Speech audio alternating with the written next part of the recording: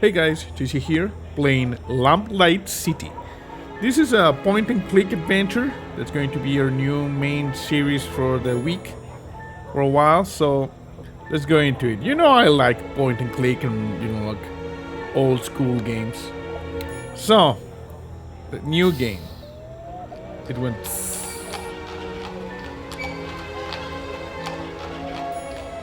Horse, carriage.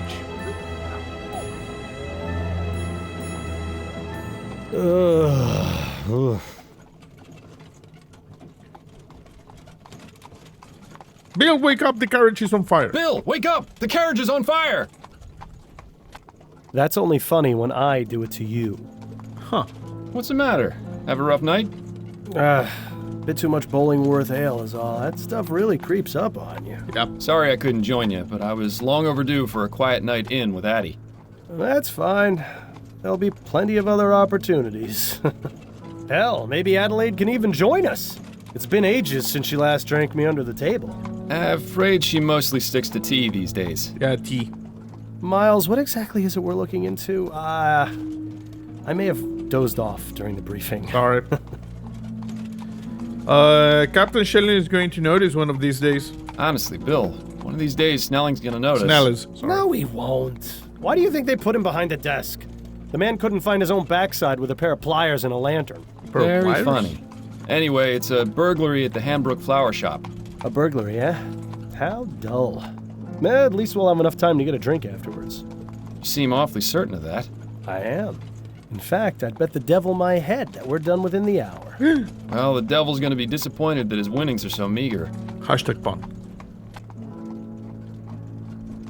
Awkward silence. Ah, we've arrived. After you, Bill. So you see, we're a couple of investigators. The city of New Bretagne, borough of Cholmondeley.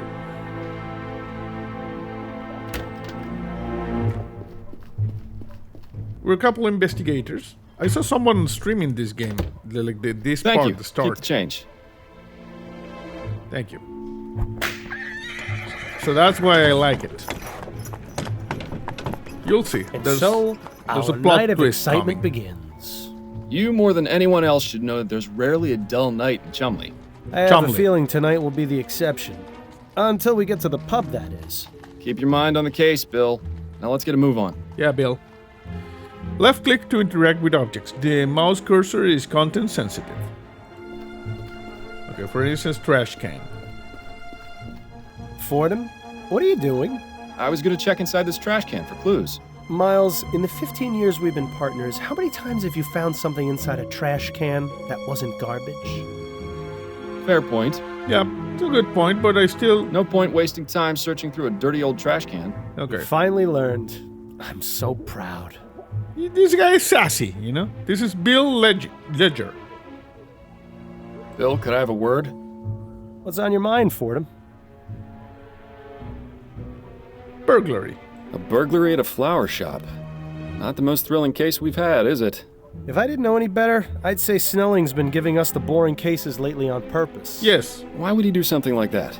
He's eyeing a promotion to chief of police. He'd sell his own mother's cane if he thought it would help. Plus, there's no secret he doesn't like us.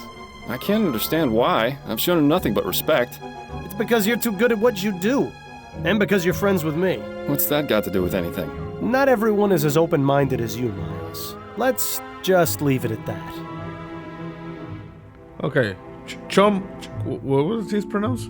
Cholmondeley. Cholmondeley. You ever miss living out here, Bill? About as much as you missed stepping in that pile of horseshit last week.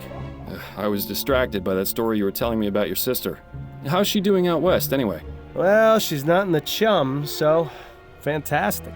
Living here was about as fun as wearing a vest made of meat to a dogfight. Huh. I'm glad we both managed to get out. Chumley. Oh, and by the way, Miles, Chumley. you didn't do such a great job of cleaning your shoes. Oh, crap. That would explain all the funny looks I've been getting. It would. Still feeling rough, Bill? Yes, but I'll feel better once this case is finished and we can go down to the Angel for a pint or four. Hair of the dog? No better medicine. Hair of the dog. When's the last time you took any time off? That's a good question. What year is this again? I think we've both been working a bit too much lately. Addie's been wanting to go visit her mother in Dixie. Maybe we can all go. That sounds nice, but I wouldn't want to be a third wheel on a visit to your in-laws. Unless... Would Adelaide's brother be there by any chance? You're incorrigible, Bill. It's one of my finer qualities. Got any opinions on the upcoming election? I'll just be glad when it's all over. Seems like the last few months have been nothing but people giving opinions and telling me what to do without a moment's peace. I know what you mean. I already saw some kids putting up Atwood posters down my street. I already drew mustaches in all the ones on my street. Mustaches. You know me too well. I always thought of Atwood as more of a Van Dyke type of man myself. I can see that. Yeah. Well, there's something to do tomorrow. Okay. You enjoying this weather? It's a nice evening for it. We're not talking too about hot. the weather I find now. a bit of fresh air always helps clear out the mental cobwebs. It's just too bad the air in the chum is about as fresh as a week-old corpse. At any rate, it'll be winter before you know it. The whole city will be shut down, and we'll be digging bodies out from under the snowbanks. Always something to look forward to. Yes.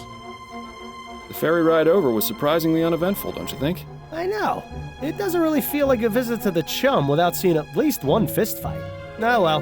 There's always the ride back. Yeah, Let's get back to it. At least All right. one, you know? Oh, we finished all the questions. Okay. So you see, this is our, what, homeless person? Poor fellow. Looks like the streets are his bed tonight. Better Oh, than this jail, guy. I suppose. He'd at least get fed in jail. True enough. So you see, this is our friend Bill. Street lamp. Glad this thing is lit. This isn't really the type of place I'd prefer to be at this time of night. Don't worry, Miles. I've got your back. HMS Ligeia. I can't believe that thing made it all the way across the Atlantic in less than a week. Don't scoff at the future, Miles. Pretty soon, we'll all be riding those things to work. Especially considering Prince Harold is their big celebrity passenger. Interesting. This is like a steampunk thing. Homeless family. An all too common sight in this part of town. Sad to say, it hasn't really changed much since I was a boy. Anything else here? Got the homeless family over there. Raving man. There's a raving. Oh, this guy over there. He's just pacing back and forth, muttering to himself. Probably one of the patients from Riverview. Seems like there's more of them on the streets than in the asylum these days. Homeless person. Window. Looks like they've had some trouble with vandalism. Pretty much every business in this part of town has. I hear someone crying? Certainly looks cozy in there. Plants have a nice way of doing that. Yeah, the plants. That reminds me. I should pick up a bouquet for Addie when we're done here. Yes. Seems like you've been spending more time with me than with her lately. I sure hope she's not the jealous type. Okay, let's go inside. Come on, Bill.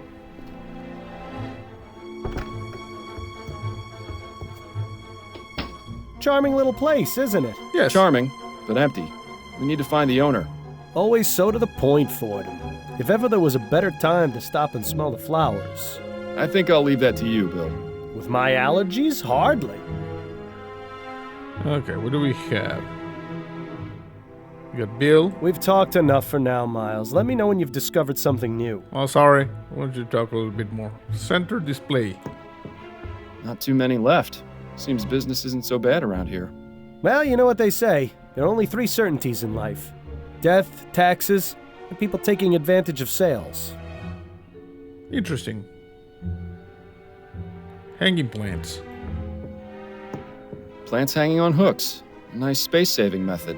I'd probably bang my head against them constantly if I had them in my apartment. Yes. Price list. These prices are pretty reasonable. The place I go in Worcester's clearly robbing me blind. If you think those are bad, don't go near the flower shops in Lyon. This is quite the selection. Come over here and take a whiff, Bill. Sure, if you don't mind me getting snot all over your coat. Oh, no, not the Myers case all over again. The what? On second thought, you can just stay over there. Sassiness there. This is quite the selection.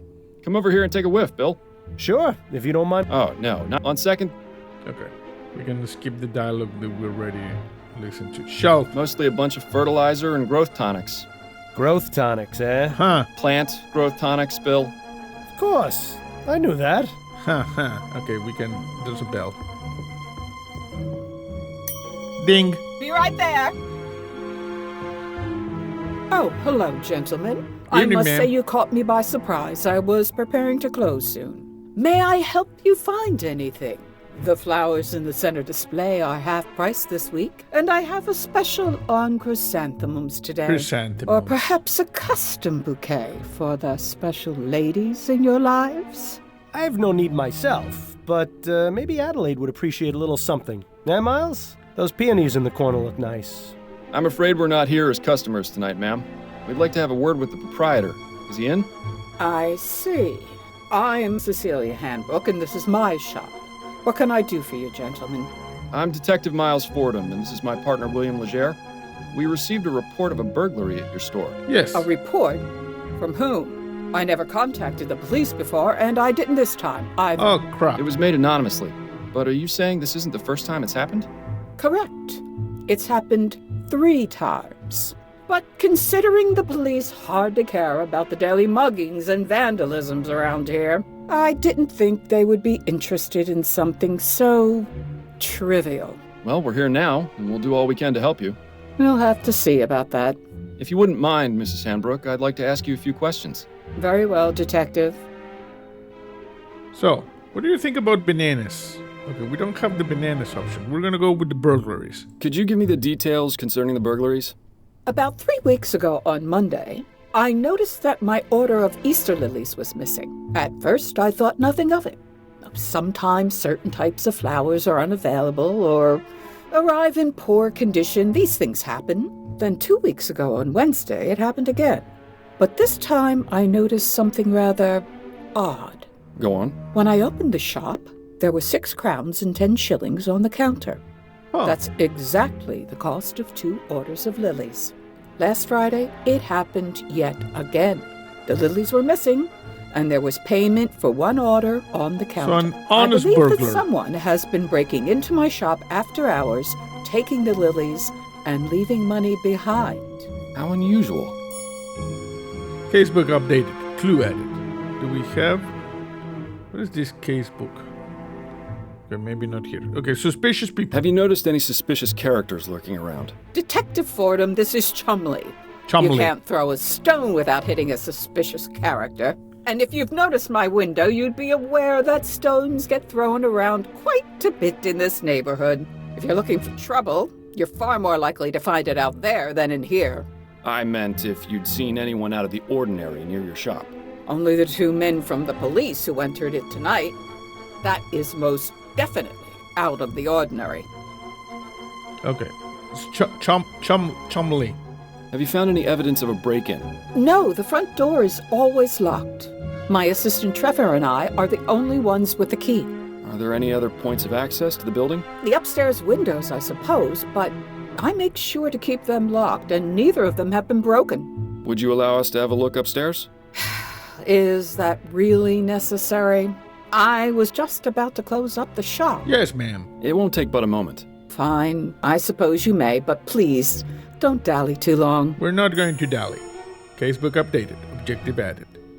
Payment. So this burglar has been paying for the stolen goods? That would appear to be the case, yes. Okay, I so really don't it's a think this customer could then. even be considered a crime. That's one of the reasons I didn't bother reporting it to the police. And the other reasons? Oh, I think I've already made those quite clear, Detective. Yes. What is the assistant you mentioned? You mentioned your assistant has the other shop key. What can you tell me about him? His name is Trevor Hastings, and he has been working for me for the past 10 years. Do you trust him? Implicitly. I've known him for ages, and he has been my full-time assistant since shortly after my husband died. F You're for the not husband. suggesting he had anything to do with this, are you? No? Not at all. I would like to speak with him, though. Where might I find him? It's Friday, so he should be on his way back from the docks right now. He'll be bringing my flower order within the hour. Good. We'll meet him here then. If that's all right with you. I suppose I don't really have much of a choice, do I? Yeah, but you were saying you were closing up shop, so, oh well, I guess he left himself in. What about you, ma'am? Have you been in business long? Yes, I opened this shop 30 years ago, along with my late husband, David. But the past 10 years, I've been running things on my own. Don't you feel unsafe being here by yourself so late into the night? Detective, when you've lived in this part of town as long as I have, it takes quite a lot to scare you. I think that's all the information I need for now. This lady's All right, hardcore. Detective. Okay, we've exhausted. Access the keybook at the top of the screen or right click. Oh, this is the thing, you see? Okay, we're gonna save. Flower shop. So what do we have here? We got the settings, save, load. Okay, I screwed up. I thought I'd lower the music volume. There. I lowered the overall volume. Okay, we lowered the music a little bit now. Lost in thought again, eh, Fordham? Hey, shut up, bro. Okay, the casebook. Current case: Honor among thieves. The Hamburg flower shop has been burglarized. Will the burglar return, or is this investigation just a formality? Find a point of entry upstairs, wait for Trevor Hastings and speak to him. What do we have here? Current case. Clues, missing lilies and points of entry. Suspects, we don't have anybody. Documents, we don't have nothing. Okay. Let's just see, do we go... Nozzles. These seem to be part of the watering system for the flowers. I haven't seen old piping like this in a while. Seems like someone's reluctant to upgrade. Interesting. Price list, flower display. I think we covered pretty much everything here. It says private. Well, that's one mystery solved. Hashtag pun. Let's go over here. Interesting choice of decor in here. Yes. Perhaps it wasn't always used as a storeroom, although I can understand why it would have been converted. Yeah, it is rather drafty in here. Heater. Painting. I would imagine that keeping a consistent temperature in here is important for the flowers. When do you suppose this contraption was last serviced? Hard to say. Definitely not recently, if the dust buildup is any indication. Interesting. A pastoral landscape. Pastoral. Definitely nowhere near here. I've never much understood art, but it would be nice to see a place like that in person.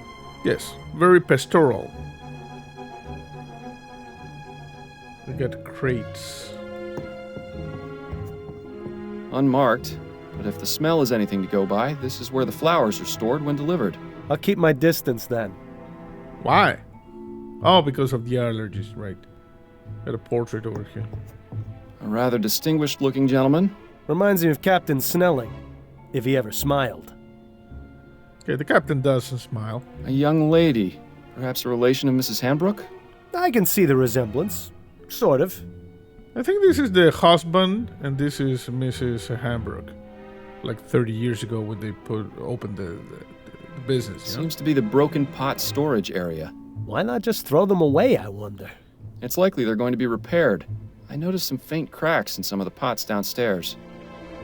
Oh, interesting. I've seen this type of device before. It's a special container for growing plants. Specific temperature and water conditions can be adjusted. Seems to be empty right now, though. And judging by the dust, it hasn't been used in a long time, if ever. It seems Mrs. Hanbrook isn't too fond of steam tech, or just doesn't understand it. Steam tech. I don't think this window would serve as a viable means of entry. It's a nice view, though. You can hardly see the vomit and manure piles on the street from up here. That's always nice. What about this small window over here?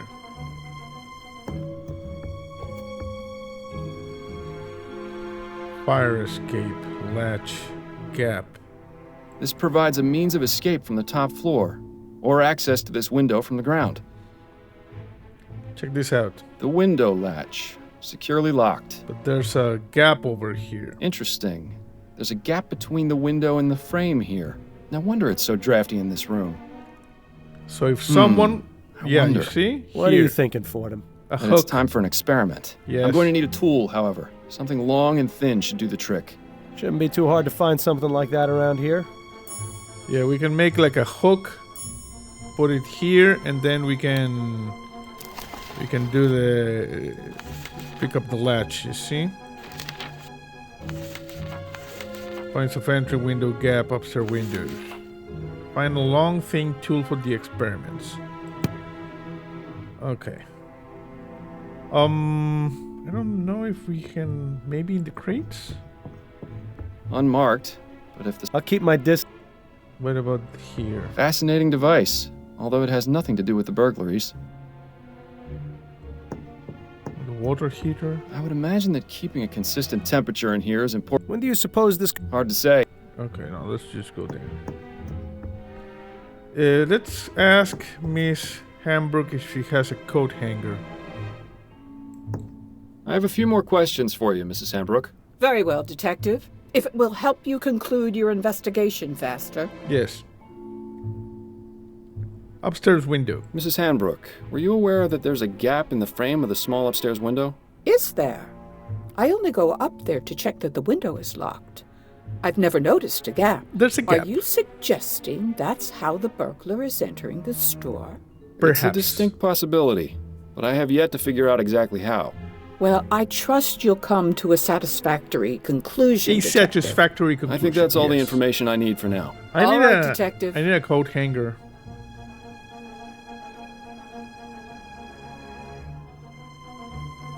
These seem to be part of the watering system for the flowers. I haven't seen old pipe... Okay. Maybe here? The hanging plants? Aha! This hook is exactly what I need. Mrs. Hanbrook, may I borrow this hook for a few minutes? It's crucial to our investigation. Is that so? Yes. I promise I'll put it back as soon as I'm done. Please do, Detective. Okay, we got the hook.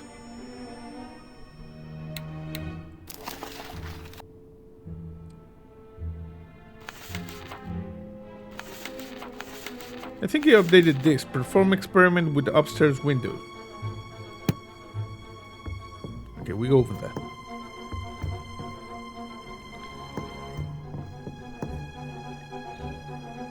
And I'm gonna save, by the way, there. Save. Confirm. Good. Bill, it's time for our experiment. And what is this experiment going to be exactly? Simple. I'm going to see if this hook can get me inside the shop. See, we're going outside. Rather dark out here. Yeah. Watch your step, then. This experiment of yours isn't worth a broken neck. I'll be fine. Now then, could you please close and lock the window, Bill?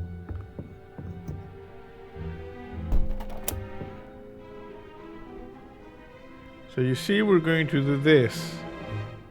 We're going to do this. There you go.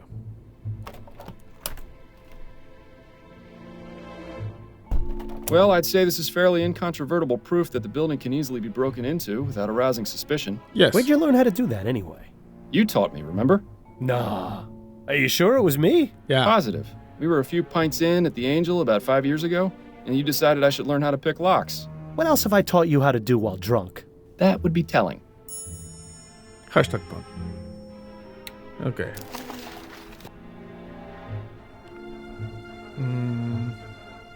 We need to wait for Trevor Hastings. Experiment results. Oh, if you click this, look at this. My experiment with a hook proves that it is possible to unlock the window from the outside by using a hook-like tool. This is most probably the way in which the burglar entered the shop. Yeah, if you click on this, you get information. Missing lilies. Okay.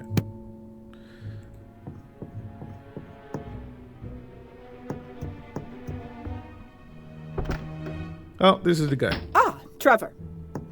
Evening, Cecilia. I've got the order ready to bring in. Trevor, these are Detectives Fordham and Leger. They say there's been a report about the burglaries, and they're here investigating. Oh. I only did it because I think it's been going on too long. As much as you Oh. want to, we can't handle this ourselves. This was the report. We can discuss the matter later. In the meantime, the detective would like a word with you. I'll be needing to bring in the flowers first, if that's all right. Otherwise, some hooligan's likely to run off with them. My partner will keep an eye on your flowers. Bill, would you mind? Ah, the glamour of police work. Yes. Keeping an eye on cases. Okay, so this guy is Now, the Mr. one Hastings, who did the, if I could ask you a few the questions. reportings. Go on, then.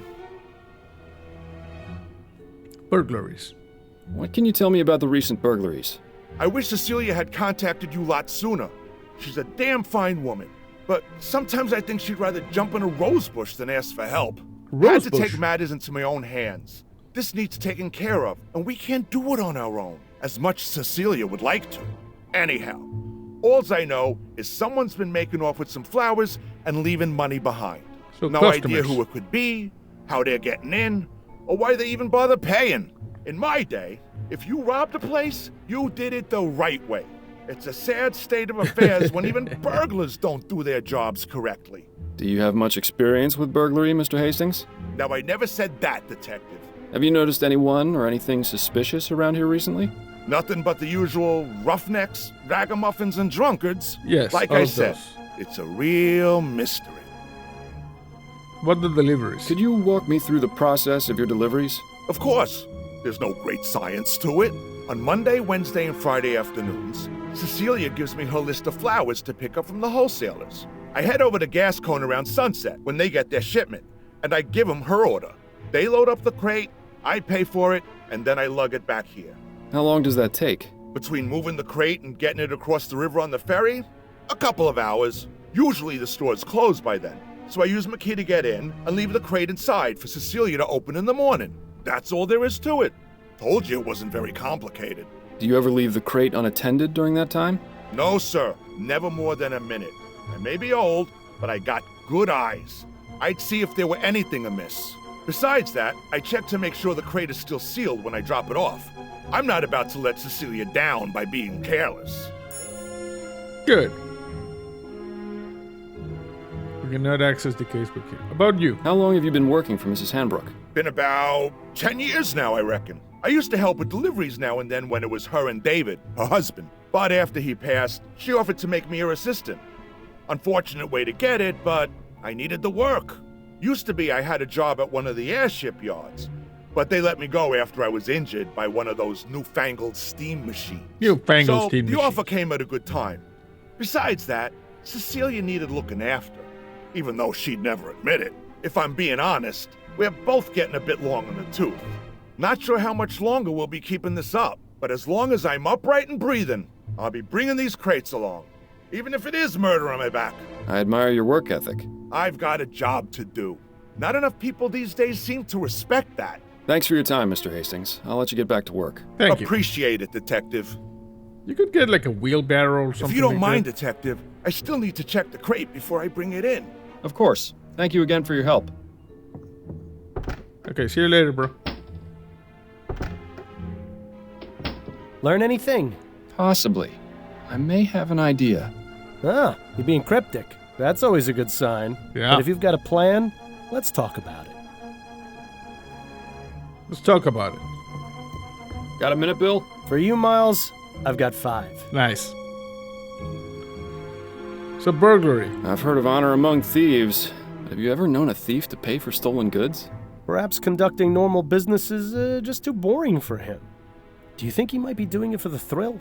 There could be any number of reasons. The best way to find out is to catch the culprit and ask him ourselves. Okay. What's your impression of dear old Mrs. Hanbrook? I like her. Good old-fashioned, tough-as-nails Chumley woman. Reminds me of my mother. Your mother was never quite so stubborn. Why do you suppose she's so reluctant to accept our help? It's a chum thing, Miles. You wouldn't understand. Yeah, Chumley? Any thoughts on Mrs. Hanbrook's assistant, Trevor? Yes, I feel sorry for him. Why? He seems to enjoy his work. Nah, it's not that. He's obviously smitten with Mrs. Hanbrook, but she won't give him the time of day. What? You only saw him for a few moments. How in the ether did you get that impression? The way he looked at her, the way he spoke when he confessed to contacting the police.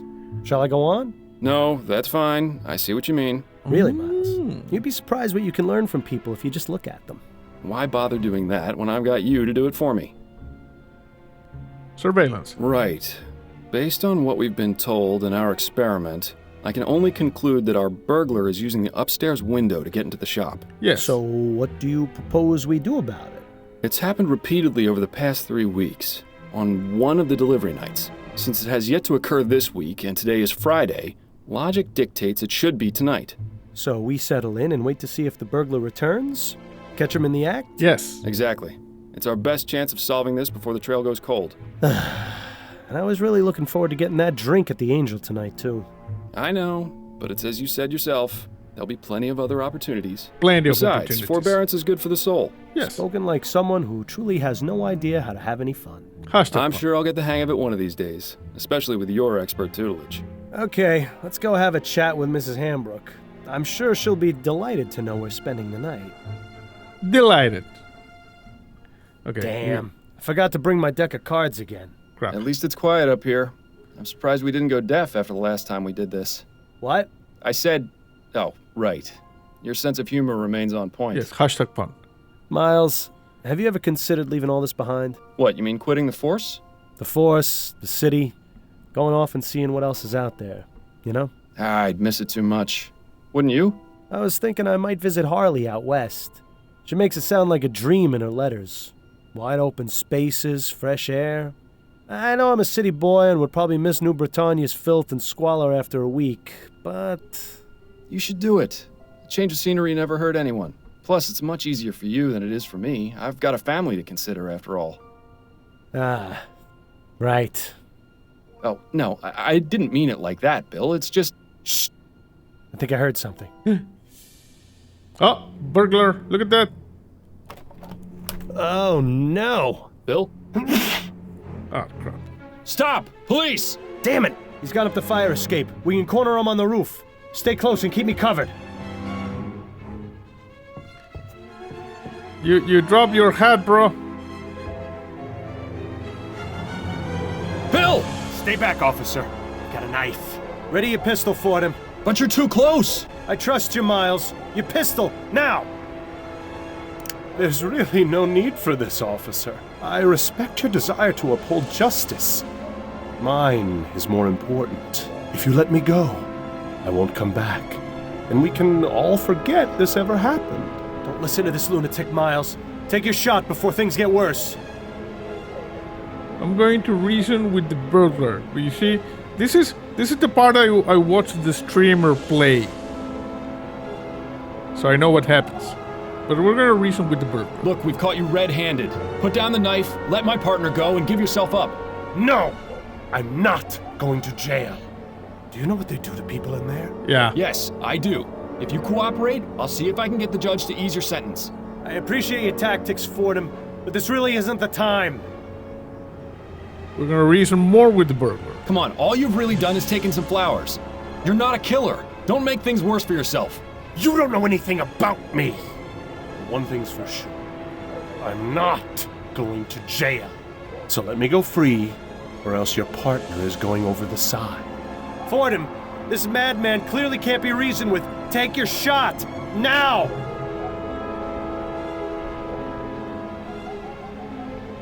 I'm going to... No, we're gonna... I think the streamer I saw took the shot, so we're gonna let the burglar go. Okay, we'll look the other way just this once. Just let my partner go.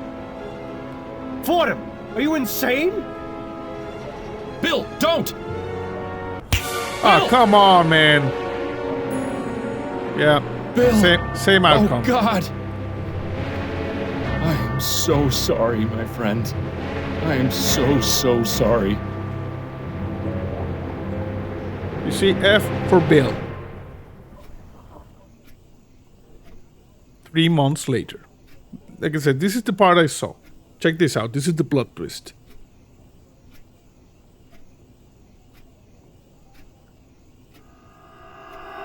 Miles, wake up! Your house is on fire! Huh? What? You see, I told you it was funnier when I did it to you. Yes. Hilarious. What's the matter? Have a rough night? Overdid it on the soporific. Why do I feel like I've had this conversation before? I'm just glad you're in the mood to converse again. Seriously, you took so much of that snake oil last night, I was starting to think you wanted me quiet for good. You see? Now we have our death's partner voice in our head. This is basically the part I saw because I was working and then I was watching a stream in the back. There were some other cases, but I really don't remember anything about them. Now we are like this with Bill in our head, and now we're going to investigate stuff. And this is the start of basically our adventure. We're haunted by Bill. I do want your quiet for good, Bill. No, I'm gonna say I just need a break now and then. It's no personal slight. I just need some quiet time, or I'll go insane. I get it. We all need our space. Yes. I know it's not easy, but there's really no need. Not easy. Bro. Bill, I've been hearing your voice since you died. You don't shut up unless I take that accursed medicine. I'd say that qualifies as a bit more than not easy. Yeah, well, how do you think I feel? You think I enjoy being trapped here, listening to you whine about how hard your life's become? You at least still have yours. I feel like you're making me go insane, so why can't you just leave me alone? I feel like you're making me go insane. Why can't you just leave me alone? If you're just as miserable, why don't you just go away and leave me in peace? Believe me, I wish I knew how. But the bottom fact is, you're stuck with me. So you can either keep living this way and ruin your life even more than you already have, or you can do as I've told you and try to figure out a way to let me move on. Yes, I know. Find the burglar from the flower shop. Right. For the 1000th time, you want me to find the burglar from the flower shop. Yes, exactly. I still don't get how that's going to help. I've told you several times, although to be fair, if you actually listened to me, I'd still be alive. At any rate, you wouldn't have been in that situation in the first place if not for him. Once the criminal has been caught and is in custody, we'll both get what we want. Justice? Justice? More than that, you'll have that elusive thing you always wanted to give others. Closure. You do realize the trail's pretty much frozen at this point. Our man has seemingly vanished into the ether. That's no excuse not to keep trying. I know the cases Upton's been giving you these past few months haven't been the most thrilling, but they've at least kept you active. So just keep at it. Something has to turn up eventually. Unless, of course, you want to wind up in Riverview Asylum. And if that happens, I'm really not going to keep quiet. Fine. Good man. Now, I suggest you stop talking to thin air, or Adelaide's going to start wondering if you've gone mental. Or just maybe, she'll stop wondering. Very funny. Hashtag pun. Okay. So. Save. I'm going to put a new one. 3 months later. I want to check something. If I go over here.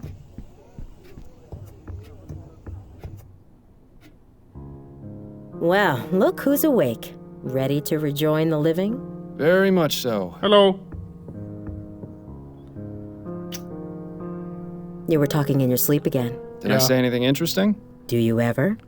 You have to admit, she's got you there. Yeah, How are you hashtag feeling? A touch groggy. I think I took a bit too much of the soporific last night. That's what I thought. When you went for your after-lunch nap, you'd barely gotten breakfast down. I saved you some bread and cheese if you're hungry. Thank you, but I haven't got much of an appetite. Jeez. You really should regulate your doses more carefully, love.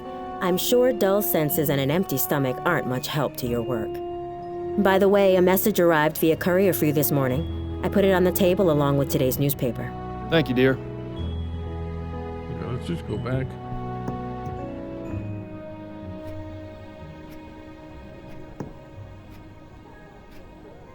Casebook. Nothing here. We save. 3 months later, save, confirm. If we quit to desktop, quit to title menu. Okay. Load game. 3 months later, load. Okay, good. Okay. I was just, doing the standard testing for when we eventually had to quit this recording session and stitch everything up together. I always liked that self-portrait of Adelaide's mother. Even if the eyes do always follow you around the room. The what? What is this? Gyroscope? That's a fun little apparatus Adelaide got you. Very soothing. Is it, Watching is it spin long enough puts apparatus? me right to sleep. I'd say that's really more the soporifics doing. Yes. I'm certain a permanent indentation in the shape of your rear is starting to form on that thing. There. Okay. Wouldn't you say it's time for a change of clothes, Miles? You've been wearing that coat for who knows how long. So? Addie gave it to me. Besides, it gives me character. Yes. Right. Brooding detective in a long black coat. That's never been seen before. What are you talking about, Bill? Never mind. Look at this. Bill's hat. You should have let me be buried wearing my hat. At least it wouldn't be gathering dust like it is now. If I'd done that, it would be dust right now. Heh. Fair point. No, it's been only 3 months. Post it. Adelaide's last performance. She could really bring the house down. Flowers. Pretty, but I'm glad I don't have a sense of smell anymore. You see, Bill is like a ghost haunting us. We need to bring it closer so we can move on. Cozy little winter getaway. That would be a welcome change from the winters in this city.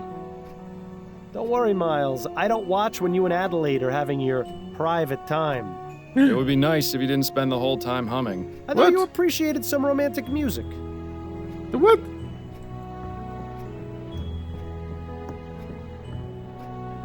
Miles, care to explain what you're doing? Just checking to make sure everything that needs to be in here still is. Right. If you start taking that stuff during the day, you're really going to have problems.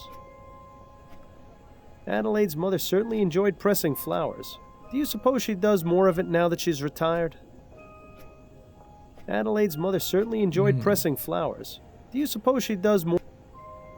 Ha, that poster brings back some memories. That's from around the time you two met, isn't it? Yes, back when Addie was singing at the Angel. Okay, so our wife, Adeline, was a singer. That's when It's we admirable met. just how organized Adelaide is. Maybe someday the same can be said about you. Hey, shut up, Bill.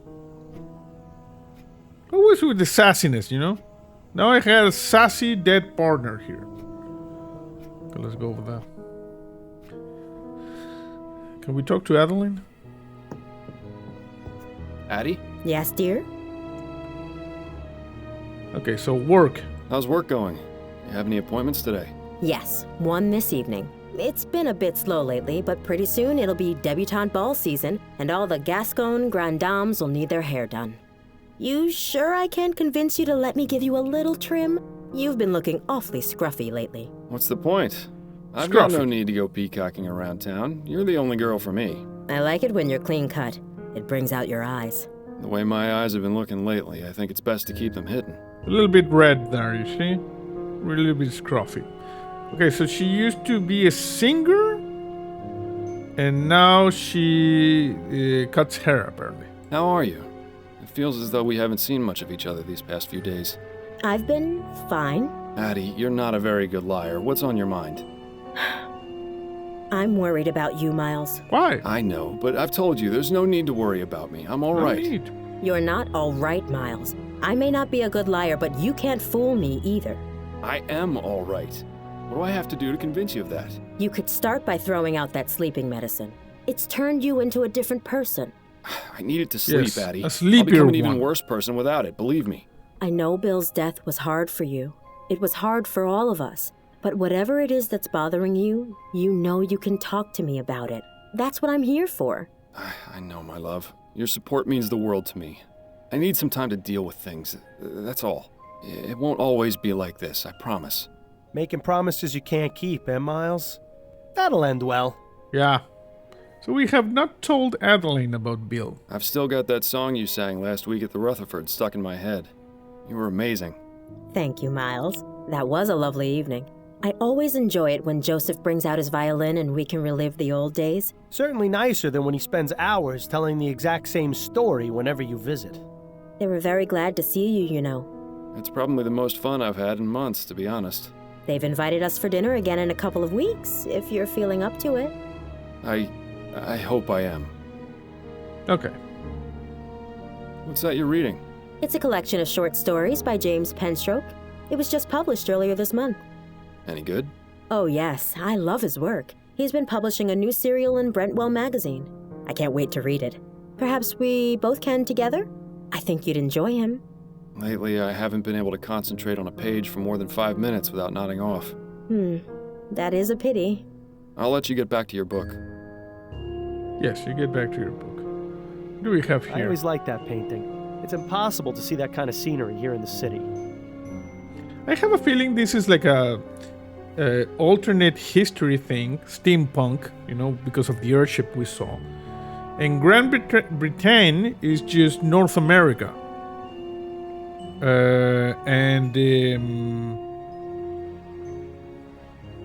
And that's why this guy says, Bill said his sister was out west, like in the west of North America or something like that. You remember how much time Adelaide had to spend convincing you to sit for this? At least these days, with ferrotype tech advancing the way it is, these portraits can be done in just a matter of minutes. Matter of minutes. How are your parents doing these days? It's been ages since you wrote them. Miles. I can see why Adelaide calls that plant Miles Jr. It's a spitting image. Shut up, Bill. Didn't I give you that clock as a wedding present? Too bad it stopped working. Well, it was cheap clock. Your book collection has always astonished me. Heaven help you if you ever decide to move. I got way more books than that. Your book collection... Okay. Adelaide's father certainly had an amazing life. Imagine being the personal barber to the Prime Minister and his family. The gossip and secrets he must have heard. That makes me wonder what old Mrs. Handbrook is up to these days. We should go and visit Mrs. Hambrook. Building those model ships was a good way to pass the time between cases. Model Hopefully it'll ships, be a you see? while before you get enough time to build another one. Building those model ships. Hopefully it'll be a while. Desk. It's been so long since you used that desk. Did you even notice when Adelaide got rid of the chair? No. Bollingworth Ale. My favorite. And a nice souvenir from the Angel. You really ought to go back there someday. No current case.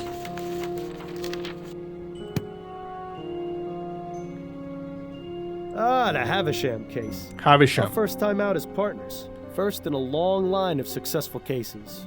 It's nice to have a memory of the good old days. Yes, and then you died. Truncheon. I'd love to see the look on Snelling's face if he ever found out you kept your old truncheon.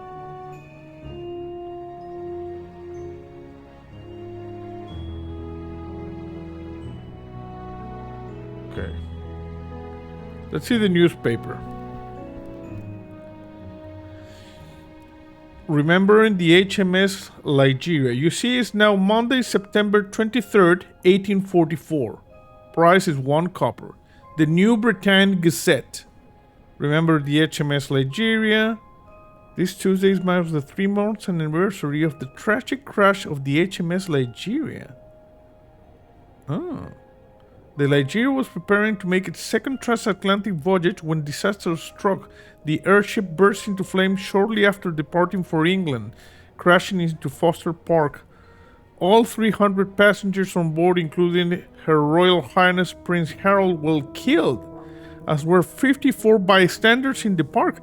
This is like the Hindenburg crash, but like more than half a century before what happened in our timeline. Despite the rumors of sabotage persist. Okay, to vow to instill stricter safety regulations going forward, and that the Nigeria sister ship, the HMS Lenore, would be extremely safe upon its completions. Interesting. Gascoigne Grand Dame dies. Madame Laura Dupree died on Saturday.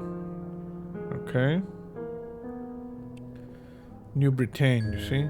Like I said, alternate history. This is North America. Look at this. Dupree was known throughout the community as a great humanitarian for her policy of exclusively employing humans rather than using automated service machines in her manner. Funeral services to be heard.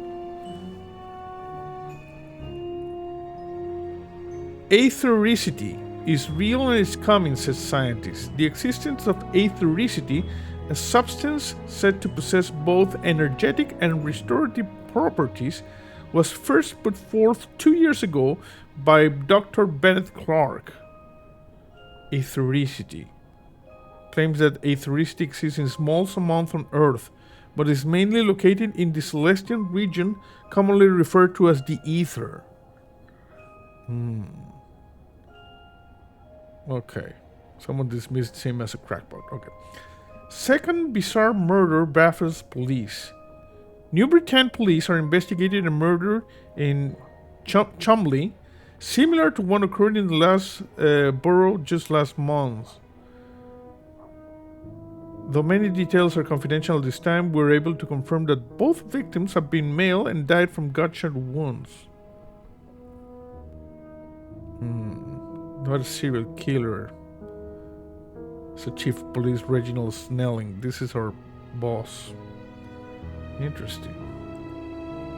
Okay, see this message.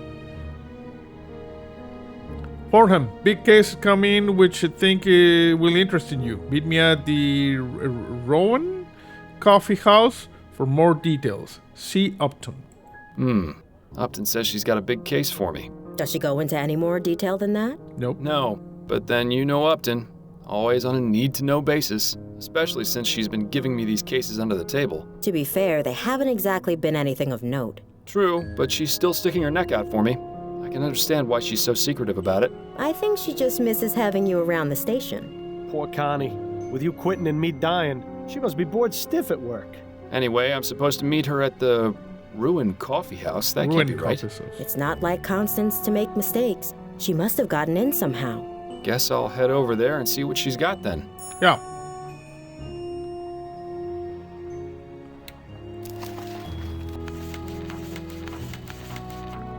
Message from Upton. So apparently we quit the force, and someone has been giving us cases on the side as maybe like an external consultant, something like that. I'm heading out for now. Goodbye, dear. Love you. Love you Okay. too. See ya. Bye.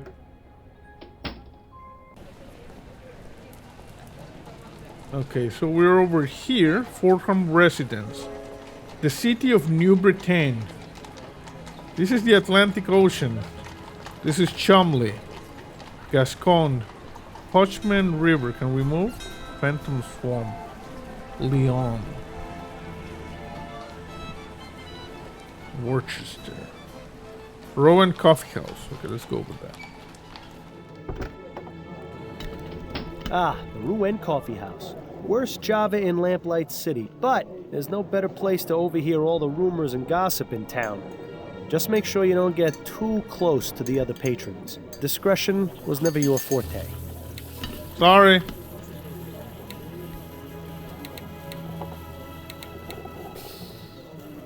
Well, we got autosaves. Okay. So, can I do a new save, or is this just these 4? Okay, let's just try a new one. I'm gonna save case 1. Painting. Self-Portrait as a Desperate Man by B. Calvert. A bit like looking in the mirror, isn't it, Miles? Shut up, Bill. Dr. W.S. Sales Wonder Tonic. The best and safest medicine for both gentlemen and ladies. Prevents consumption, general weakness, feverishness, indigestion, constipation, diarrhea, loss of appetite, flatulence, and head pain. They should also mention that it prevents breathing, heartbeats, and being alive. Hashtag pun. Dr. Tennyson's Vigor Pills. Absolutely guaranteed to restore vitality, youth, and vigor, or your money back. For use by men only. These things seem to have had a spike in popularity recently. Huh. I wonder if they're little blue pills. Green's Sulfur Soap. Beautifies the complexion and leaves you smelling fresh as a daisy. Talk about false advertising. I couldn't get a date for a week after using that stuff. I used that one. Okay. P.D. Preston's patented papier-mâché perambulat. Handsomely upholstered in silk, satin, or velvet, and hand-painted in the most artistic manner as shown in engraving. I suppose if you and Adelaide ever finally decide to have children, something like this will come in handy. Maybe. Simon Banks, professional chimney sweep. Services start at 2 coppers per hour. Inquire at 305 Merrick Lane. I'm sure he's a lovable urchin, but thankfully, your chimney is clean. Was that innuendo? Professor Xander Colt Tit III's emulsified soporific, available at all discerning pharmacies. I really don't know why you think taking that rat piss every night is a good idea for them. Because it shuts you up, bro. You've been haunting me for 3 months. Not in much of a hurry to clean up in here, are they? Nope. It's like flies. He's missing his left arm below the elbow. How do you suppose that happened? I don't know. He and his friend are having quite the conversation. I bet it's really boring. Yeah, I think this is the lady. Yeah, Constance Upton. Asleep at a coffee house. One of life's little ironies. Sack of beans. If this is how they store their coffee beans, it's probably a better idea to ask for tea. Maybe. A young woman holding a guitar. Completely the wrong way, I might add. Weird. Give me an old-fashioned tea kettle any day. Just one of many patrons contributing to the oppressive fug in here. Judging by the sooty apron, this man is either a metal worker, a chimney sweep, or just really lazy when it comes to washing. Maybe. What about this lady? She's running back and forth at lightning speed.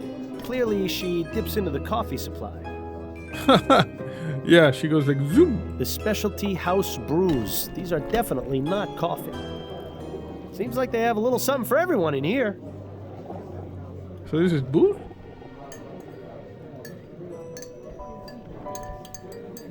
Okay, let's talk to Constance. If it isn't my old friend, up to no good. Hello, Fordham. It's good to see you. How Hey. did you get them to let you in here? It's rather simple, really. The owner and I have an understanding. He pretends women are allowed in coffee houses, and I don't report his unsavory business practices to Chief Snelling.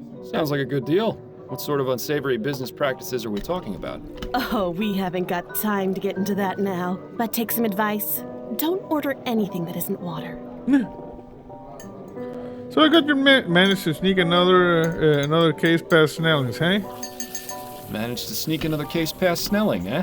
Yes, and if he finds out I did, it won't be pretty. This is a big one. We're not in Lost Cat territory anymore. So stop teasing me and tell me what it is already. Do you know Madame Laura Dupre? I think we read something over there. Laura Dupre. She's one of those Gascon Grand Dames. Oh isn't yeah, she? we That's saw it in right. the yeah. I'm surprised you've heard of her. I The didn't think you paper. cared about those types of people. She I don't, died. but Adelaide has several of them as clients. She gets paid to pretend to care about their lives, and I get to hear the sordid details. Madame Dupre died the day before yesterday. Yeah, we saw it in Her the funeral was newspaper. held this morning. My condolences. But halfway through the service, the mourners heard a loud knocking coming from inside her coffin. What? She wasn't dead? Apparently not. She's a zombie. Nearly interred alive, although her doctor swears she had no pulse. Dupre's son Andrew was quick to suspect foul play. He accused a man named Albert Martin, and the police arrested him. So where do I come in? Sounds like the case has already been solved. I strongly suspect that Martin is innocent, especially considering the talk of him having used black magic on Dupre. The police feel they have enough evidence to Magic. convict, so they're not bothering to investigate any further. You're going to look into it and see if I'm right, then find the person who was really behind this. Has Madame Dupre recovered? Has Madame Dupre recovered from her ordeal? I'm afraid not. Apparently she's been catatonic since they pulled her out of the coffin. How unfortunate. If you'd like to question Mr. Martin, he's being held at the Bow Street jail. Or you could take a look around his house. It's at 451 Compton Street in Worcester. And the Dupre home?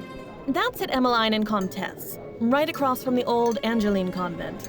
It's also possible you might run into the police during your investigation, since they're technically still on the case. Thanks for the warning. Okay. Was there anything you wanted to talk about before you get started? I have a couple of questions. Yes, actually, I had a couple of questions. Let's hear them then. So, how are you? How are things going with you? Work is hectic as usual, and I'm spending my day off in here. But considering my home life is still a shambles, maybe this is the best place to be. I'm truly sorry about that. Don't be ridiculous. If it hadn't been for you, I'd still be chained to that philandering bastard. Philandering Easy, bastard. but I'm much better off this way. Trust me. Anyway, work gives me something to focus on. I'm sure you can relate to that. Yes, and I'm grateful to you for getting me these case leads. I know you're taking a risk to do it. It's the least I can do. How about you? How's Adelaide? She's fine, although things between us could be improved, if I'm being honest. The less said about it right now, the better, I think. Yes, because of Bill. Sorry to hear that. You can talk to me about it if you need to, although I'm probably not the best person to ask for relationship advice. Because, Bill died and he's haunting me now. Don't suppose there have been any developments regarding Bill's murder. Unfortunately not. The department hasn't exactly been focusing on that case as a priority. The general attitude is that it was an accident. Bill died an honorable death in the line of duty. Would have been nice if they bothered saying that at the funeral. And of course there are still those who blame you for his death, Snelling being the first and foremost. But the man who killed him is still out there. Yes, I know, but it looks like you're on your own if you want to find him. My hands are tied. I can only ask around so much before the higher-ups get suspicious. Just don't give up. New Bretagne may be a big city, but the criminal world is surprisingly close-knit. If you find any connections or leads during your other cases, be sure and let me know. I'll do the same if I find anything out. See, she has a priority straight. You could learn a lot from Upton. So New Bretagne is a city, not like the entirety of North America. But I still think it could be like New York or something like that. I wanted to go over the case with you. Okay, what have you got? Madame Dupree. What do you know about Madame Dupre? Only what Dupre. I've read about her in the paper. She's been married thrice, which I Thrice? can empathize with, and she's extremely rich, which I can't. What makes you think this Martin fellow is innocent? The fact that the only evidence is the word of Dupre's son. I've seen this sort of thing thousands of times, and I'm sure you did too. They're just looking for a scapegoat. You're the only person I know who can put it right. Upton's intentions are noble, but she has to realize this is just a drop in the ocean. That's enough Yeah. about the case for now. Okay, That's it, I think. then you'd better get back to it. Well, I'm not entirely sure how this is going to help you find the flower shop burglar, but I suppose freeing an innocent man is a worthy diversion. Indeed. I'm just gonna go ahead and save.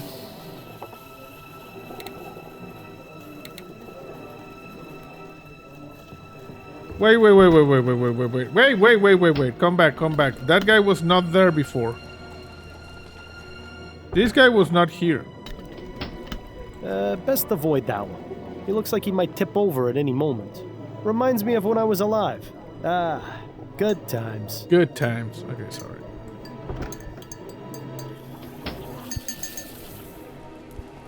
Okay, so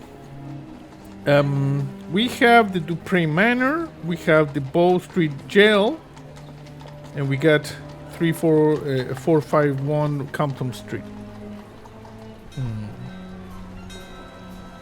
Let's go to the jail first. Fordham? Is that you? You look like something a cat spat up. Shut up. Hello, Giles. It's lovely to see you too.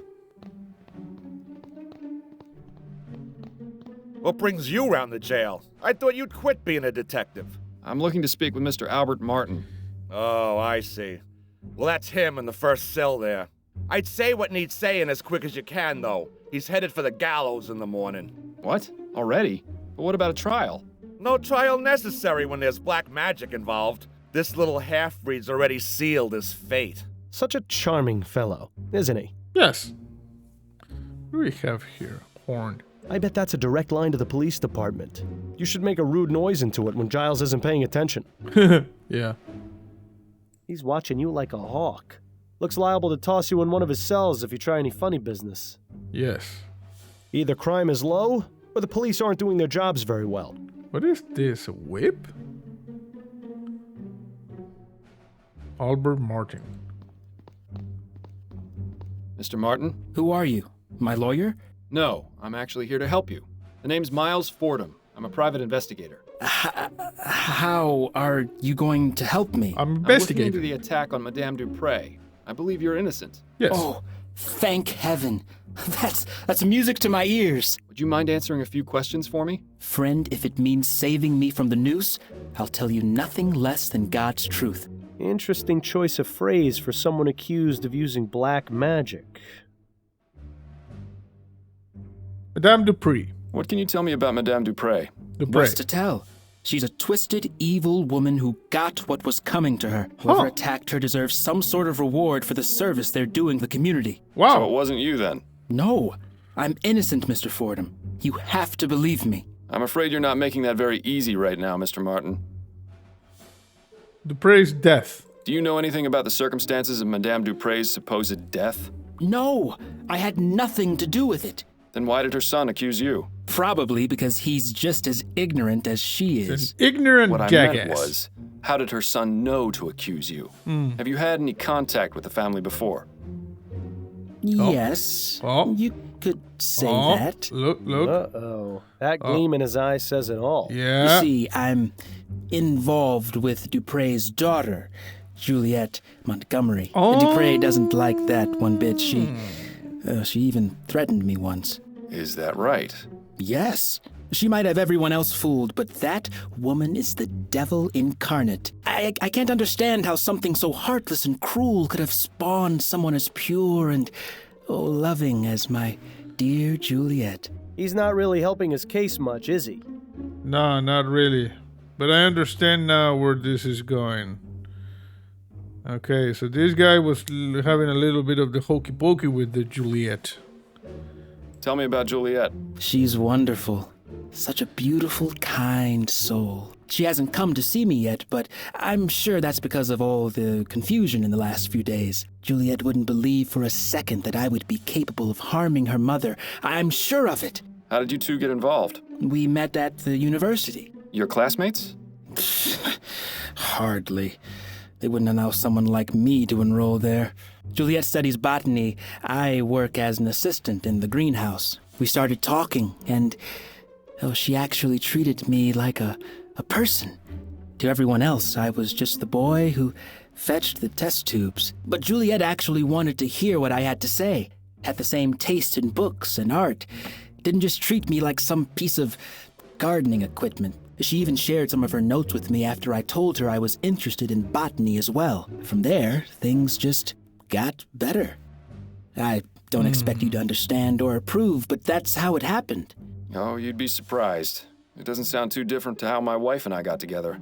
Except I was a detective and she was a singer at a bar. And she's... Yes, Mr. Martin. Anyway, back to the matter at hand. How often is Juliet in the greenhouse? Every weekday, but I doubt she's there now. She's probably trying to find out where I am and working to have me released. Somehow, I wouldn't bet on that. Okay, we got some clues here. We can check that. How did you end up in here? I was just minding my own business at home when the police showed up with no warning. They made some outrageous claims about me putting some sort of curse on Madame Dupré.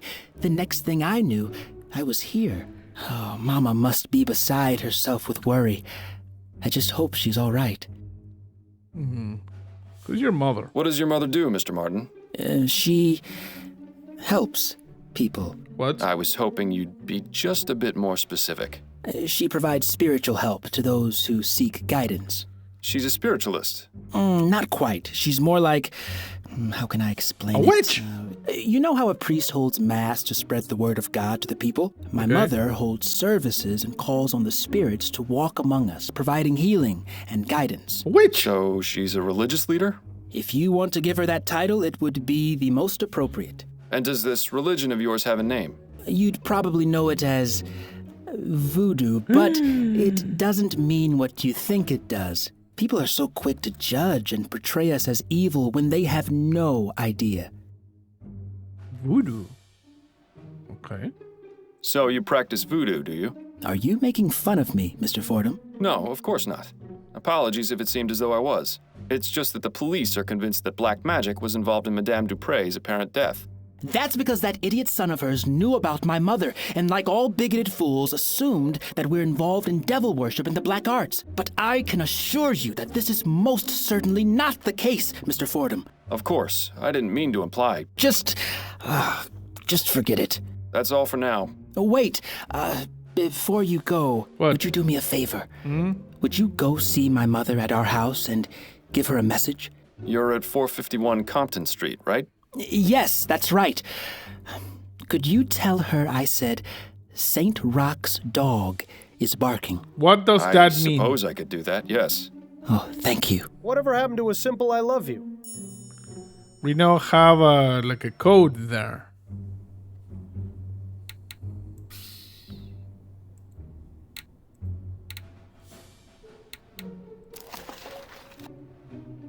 A big case has come in. No, this is not. Clues. No. Question residents of Dupree Manor. Speak to Juliet Montgomery at the university. Deliver a message to Albert Martin's mother. So what's with Nothing else to ask him right now. He hasn't got much time left. Best not to waste it. I wonder what that message means.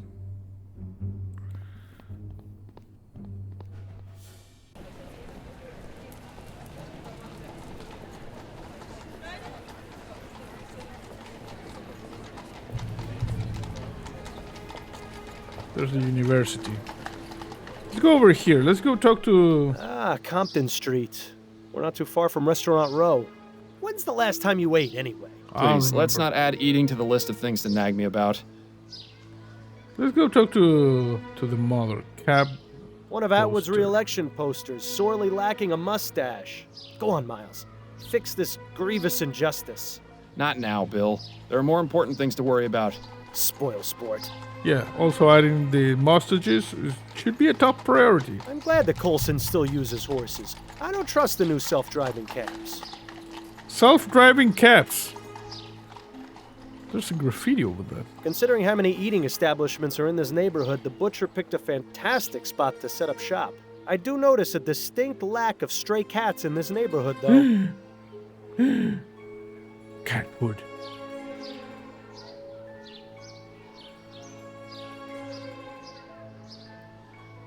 Bonbon's Restaurant.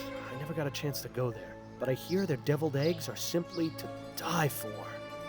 Well, you're already dead, Bill, so...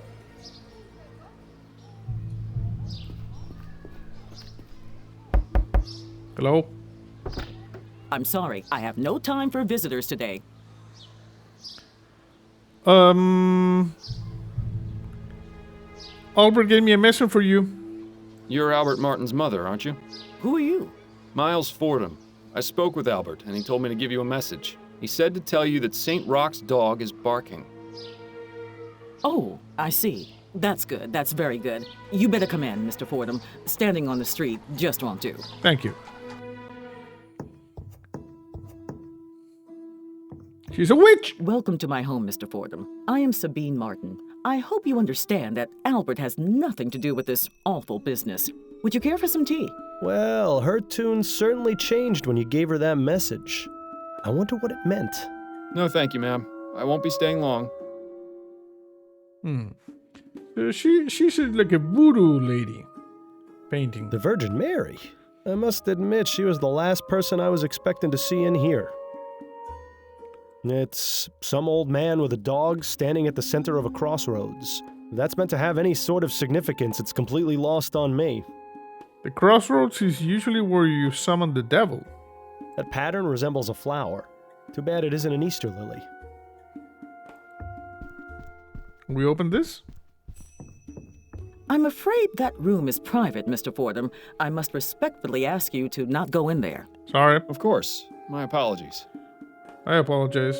There's a thing, a brazier there. A Bookshelf. rather unremarkable book collection, I'm sorry to say. That statue, on the other hand, gives me the willies. This thing? For all we know, that rider is some sort of demon. He looks like he's having a good time, at least. That's always important. Interesting.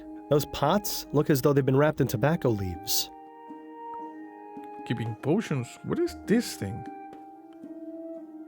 Like something inside of a bottle? Okay, let's talk to the lady. I've got a few questions for you, Mrs. Martin. I'll try to answer them the best I can. What's under that curtain over there? Do you think your son is capable of doing what he stands accused of? Never. Albert wouldn't harm a fly. That's what the mothers always say. Why don't you tell me a bit more about him then? He started working at the university laboratory a few years ago. I was so proud of him. The university is quite selective, you know. Yeah. The same for its staff as well as its students.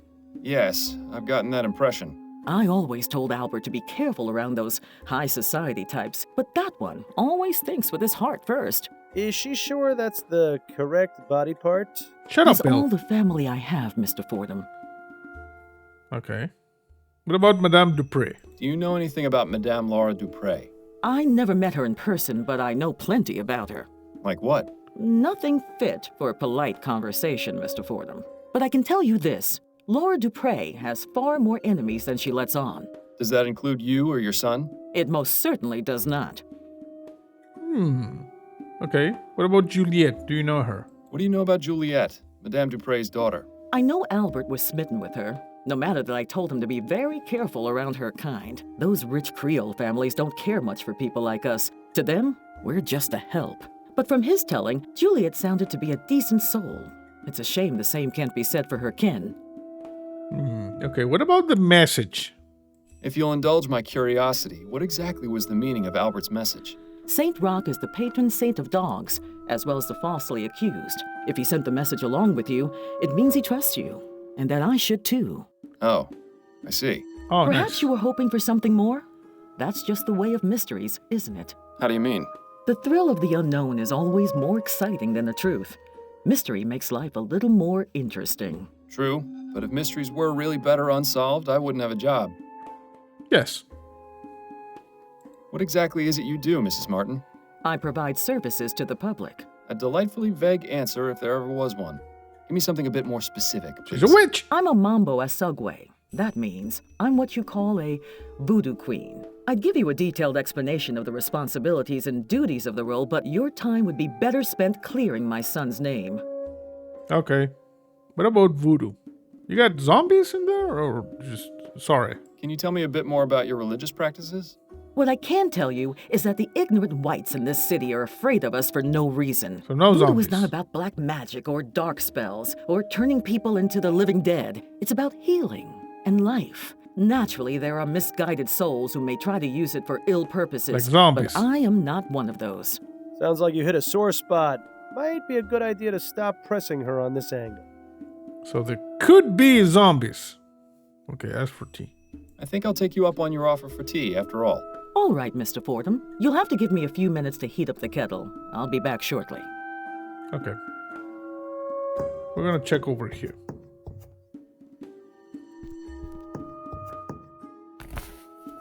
Amazing. Even more voodoo stuff back there. Why would she keep these particular items hidden from view? Good question. They obviously have some importance to her. I'd suggest asking, but I don't know if that's the best idea given how sensitive she seems to be about the subject.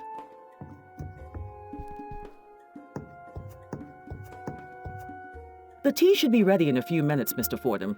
You can help yourself once it's done. Thank You're very you. kind, Mrs. Martin. I'm going to ask you. I've got a few questions for you, Mrs. Martin. I'll try to answer them the best I can. What's in the back room? About that back room of yours. I beg your pardon? I don't know about this, Miles. Is this really a road you want to go down? Yes. Press her further. I had a look behind your curtain. Care to explain what all those things in that back room are? Mr. Fordham, I was under the impression you could be trusted. Oh, crap. Clearly, Albert was wrong about you. Crap. Why are you keeping them out of view? What's their significance? I don't like people invading my privacy, Mr. Fordham. You're no longer welcome in my home. Please leave. But without me, your son won't get out of jail. Nobody else thinks he's innocent. Are you really going to put your pride over your son's life? And now you insult me? What? You're really something special. I won't say it again. Get out! Okay, sorry. You clearly hit a nerve there, Fordham. Yeah. Rather suspicious, if you ask me. Perhaps her and Mr. Martin's religious practices aren't as innocent as they claim to be. An interesting notion. We got an achievement. What can you tell me about voodoo? Got kicked out of Sabine's apartment. Okay. Yeah, something weird happened there. But you know, you get a detective. You gotta press the things. You gotta get the information. You can no longer go to the. Let's go to talk to Juliet. Oh, it's as though we've journeyed to the tropics. I don't know how you can stand to keep that coat on in here. I'm cosplaying Gabriel Knight. Those flowers are definitely not native to this area. They seem to be thriving in their glass tubes, though. Quite the assortment of plants they keep in here. I wonder if they serve any purpose or are just meant to look pretty. If it wasn't the mother, maybe it was Juliet? Quite the assortment of plants they keep in here. I wonder if they serve any purpose or are just meant to look pretty. Judging from that pipe, that contraption must be used to keep the plants hydrated. But it looks like a giant earwax remover to me. Huh. Got a bonsai tree over One of here. those cute little Japanese trees that are all the rage these days. Yes. Personally, I don't see how giving a tree a haircut is meant to be relaxing. I don't know. Pardon the disturbance, but are you Juliet Montgomery? I am. And you are? Miles Fordham. I'm a private investigator looking into the events surrounding your mother's attempted murder. Ah, of course. Have you got time to answer some questions? Yes, that shouldn't be a problem. Okay. Do you know anything about the events leading up to your mother's premature interment? No, it was a complete shock. Mother seemed to be perfectly healthy and full of life. Then, without warning, she was dead. Or so we thought. I take it you were glad to be wrong? What a ridiculous question. Of course I was. Look at What that. sort of heartless beast would celebrate their mother's death? Oh, I could name a few. Juliet definitely didn't shed any tears over Madame Dupré, though. That much is obvious. Yeah. Miss Montgomery, you don't have to lie to me. I'm not going to assume you tried killing your mother just because you weren't upset by her death. Look at the I felt eyes. terrible about it. You have to understand, I didn't want her to be dead. She did it. I just felt a sense of relief. Please, don't think me a horrible person, Mr. Fordham. It's just that Mother and I aren't currently on the best of terms. Okay, so she didn't do it. Okay, she might have not done it, but she was angry. You know, you could tell because of the eyes were looking in this direction. Why don't you and your mother get along? Because We've of never the... completely seen eye to eye on anything. Yeah. She always disapproved of anything I did. When I was younger, she used to forbid me from speaking to the servants. I saw no harm in a kind word or smile, but she warned us that if we were too familiar, they would take liberties. Then when I declared my intentions to pursue academic studies, she really went livid. In her opinion, a university education was tantamount to a chastity belt. What sort of man would want a wife with a head full of useless facts, she'd say. Science! Personally, I've always found intelligence to be quite attractive. Yes. I assume your mother didn't approve of Science, your involvement you know? with Mr. Martin? A rather forward question, Mr. Fordham. But you're not mistaken. I'm not sure how she managed to find out about Albert and me, but when she did, she nearly had a conniption. With a conniption? As I'm sure you can Okay. understand, the situation at home has been less than perfect in the last few months. I'd really rather not dwell on it. We're gonna dwell on that one. Also, I'm going to have a conniption if you don't dwell on that one. You mentioned you were friends with the servants. Yes, that's right. I didn't care that they worked for us. Everyone needs a friend. Did your mother ever mistreat them? Mistreat? No, I wouldn't say so. She was always very stern, though, and quite cold. If they ever shirked their duties or misbehaved, they were punished, of course, but nothing out of the ordinary that I ever saw. Most of the servants are my friends, but I'm closest with Amelie, the kitchen maid. Mother wasn't too happy about that. Amelie's been around as long as I can remember. She's like the aunt I never had. Emily. Okay. What about Albert? And don't lie to me. I'm gonna have the conniption. What can you tell me about Albert Martin? I'm not quite sure where to begin. Why not start by telling me what your relationship with him was? Did you We smooch met him? here at the greenhouse. He was working as an assistant, sweeping and cleaning and fetching things for the students. So, yeah, My okay. focus was on academics, naturally. I wasn't too interested in romance. In fact, I've had to turn away nearly every single one of my classmates. But with Albert, I found myself intrigued. I noticed him stealing glances, lingering just a bit too long after bringing over a book or flask, sweeping the same patch of floor near me over and over again. It wasn't too long before I had him bringing me tools and equipment, regularly. I see. Huh. As I mentioned, Mother was an absolute terror when she found The out. smooches. Do you believe Mr. Martin did what he stands accused of? I'm not entirely sure. It doesn't seem like him, but Albert can be quite passionate. If the police believe he's to blame, then they must have a reason for it. It wasn't any secret that he hated Mother. Perhaps I should have ended things sooner.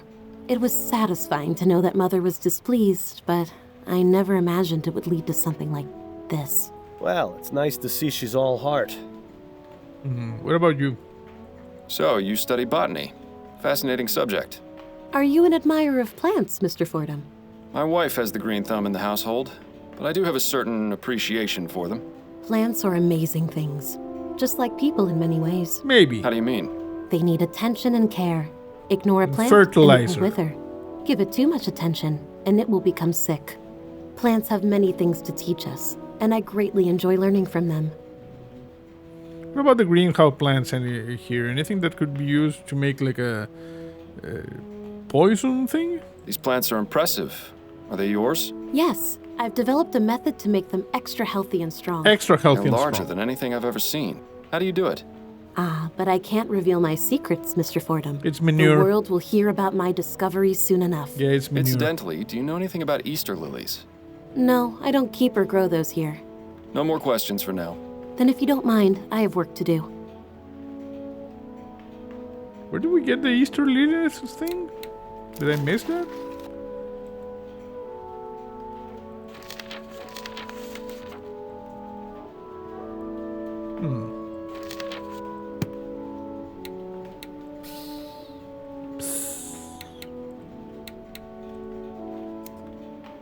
Contraption, large flowers. I've never seen a flower grow that big.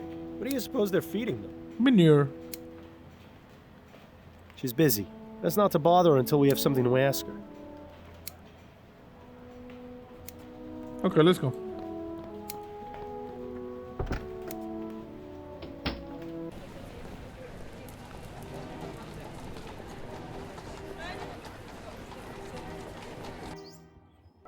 You are aware this is private property, sir? Yes, I am.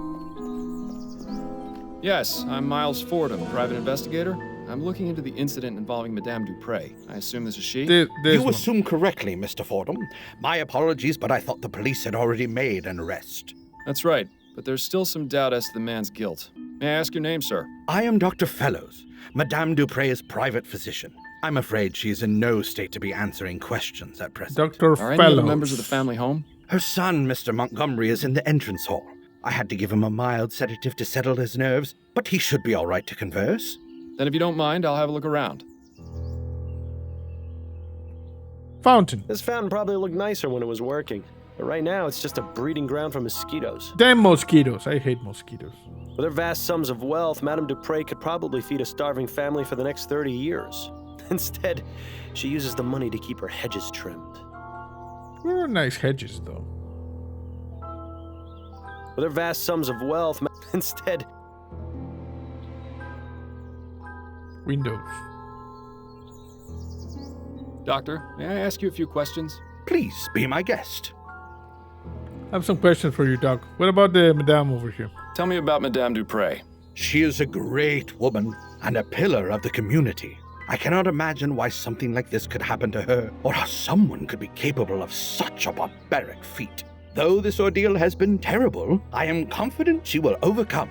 The power of her physical constitution is surpassed only by her strength of character. You think he'd say the same things if he wasn't on her payroll? I highly doubt it. Yeah, shh, Bill. Not too loud. What were the circumstances surrounding Madame Dupre's supposed death? Her son, Andrew, sent for me a few days ago after finding her unconscious and unresponsive. As I was unable to detect a pulse or breath, I had no other recourse but to declare her deceased. I judged that Madame Dupre had likely suffered a sudden cardiac arrest. It was most shocking to be proven wrong at a funeral. I can imagine. Where was the funeral held, by the way? St. Denis Cemetery. Madame Dupre wished to be interred in the tomb of her father's family, name of Chesterton. Perhaps I'll go have a look. Okay, we got another thing there. What about you? How long have you been Madame Dupre's private physician? 5 years, and I've been practicing medicine for the past 30. I still spend a couple of days a week treating patients at Riverview Asylum. Oh, good. Maybe if you're lucky, he could be your doctor someday. Shut up, 30 Bill. years is quite a long time.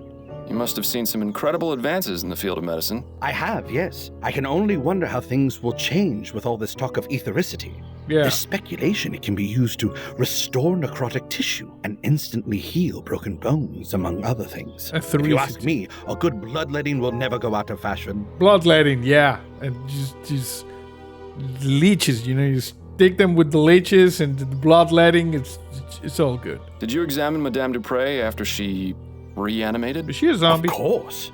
Physically, she appeared to be in fine health aside from minor dehydration. I found no marks or bruising on her body. Mentally is a different story, however. She's remained in an unresponsive state ever since. Do you have any opinions on what caused Madame Dupre to appear dead? The most likely cause I can imagine is some sort of poison or toxin. So no black magic. Poison.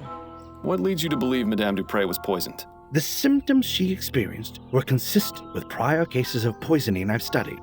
And didn't the young man arrested have ties to some kind of black magic cult? There have been reported cases of these practitioners using poisons to make people appear dead, then commanding them to do their bidding. I recall reading about a man in the West Indies who was given tetrodotoxin, that's the toxic secretion from a pufferfish, declared dead and buried. He appeared alive in his village some 20 years later. Zombies! Doesn't that seem a bit far-fetched to you, Doctor? Facts are facts, Mr. Fordham. Surely someone in your line of work can appreciate that. Okay, we got another clue. Those are all the questions I've got for now. I hope I answered them adequately. Yes. Okay, let me check the case book.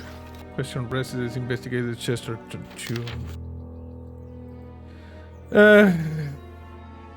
Okay. Poison.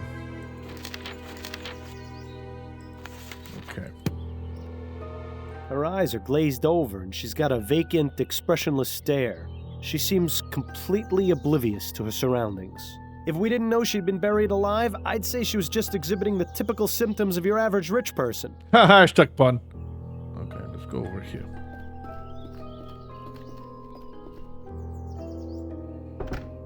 Okay, this lady's showing a little bit of the ass over there. Are you the new servant?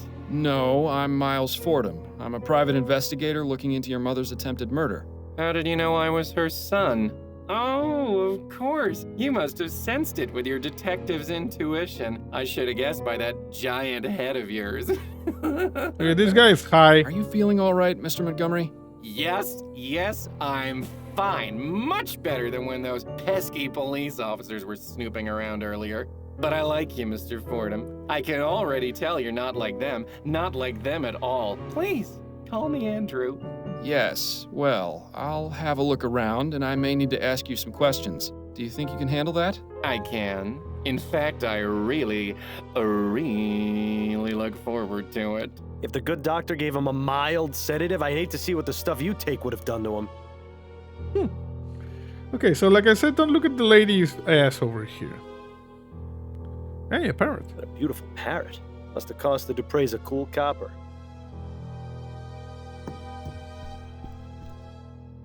Who's a pretty bird?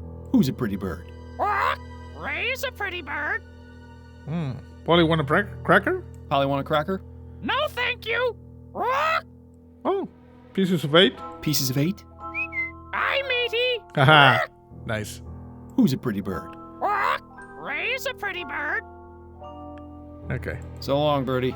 Bye-bye. Thank you. Do you suppose that's for the bird? Or perhaps so the Dupre family members can get a good look at themselves on the way out of the house? Well, it's a mirror. I don't know. Dupre looks like she's holding on to that poor bastard for dear life. Good one. To the kitchen. Upstairs. Let's talk to Andrew.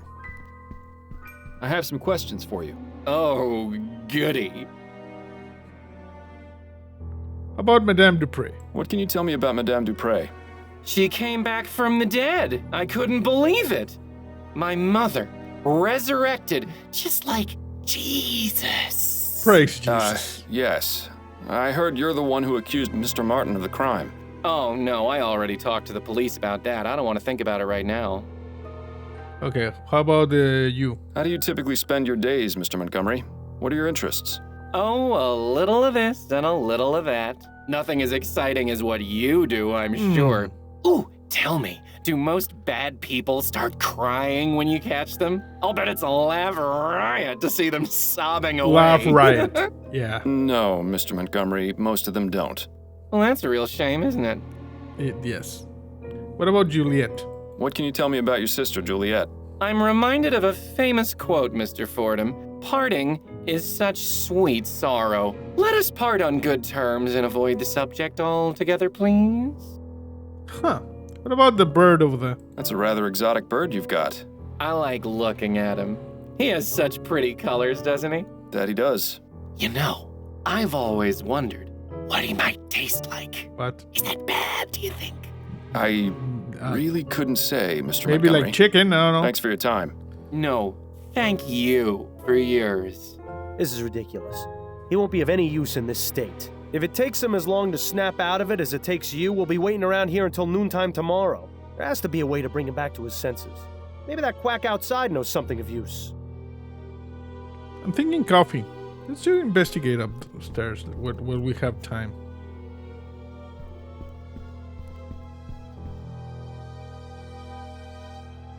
The Gascon Docks. The artist definitely took some liberties. You can't see a single person getting stabbed. Ha ha ha. Hashtag pun. A horrible little porcelain figurine.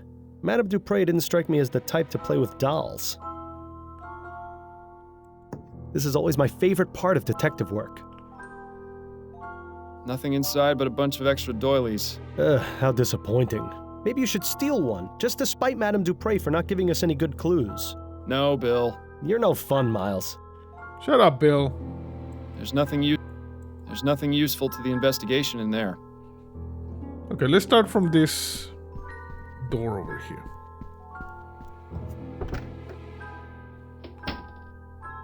You know, Bill is like our Watson, minus all the meat pies. A much younger Madame Dupre. I suppose that's a nice alternative to a mirror. That's an old uniform, from the turn of the century by the look of it. This must be Madame Dupre's first husband. Kinda strange that she'd still keep his portrait in the bedroom. Ooh, a fainting couch. You know, I always wanted one of these, but I never fainted enough to justify buying one. Hashtag pun.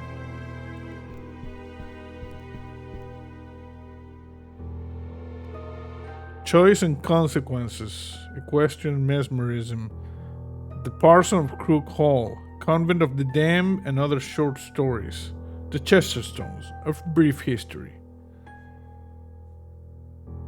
Buffalo Skinner, A Wild Man's Tale. One of those melodramatic romances. I read it a while back, and I couldn't tell you a thing about it. Okay. Now that one sounds interesting. I was always a fan of Bedletter's short stories. Doesn't appear to be very brief if there's 2 volumes of it. Wonder if anyone outside the family would find this even remotely interesting. Probably not. Doesn't appear... Choice and Consequence. Who in their right mind would write a book about that? I don't even want to know what that one's about. I read that one last year. If you ever wanted to know the intimate details of a buffalo's anatomy, I highly recommend it. Thank you. Let's see if there's anything in these drawers. Damn, nothing but personal effects and more stationery. Don't forget the first rule of detective work. If there's nothing useful inside, check underneath and between. Ah, yes, of course. Thanks for the reminder. Now this is intriguing. Oh, there's a thing. Okay, she's threatening, you know, the Well, Martin. I can't deny that the evidence against Mr. Martin is somewhat damning. If his mother was so sure of his innocence, she'd surely have explained what all those things behind the curtain were. I don't think Upton will appreciate being proven wrong. But like Fellows said, facts are facts. Okay, anything else here?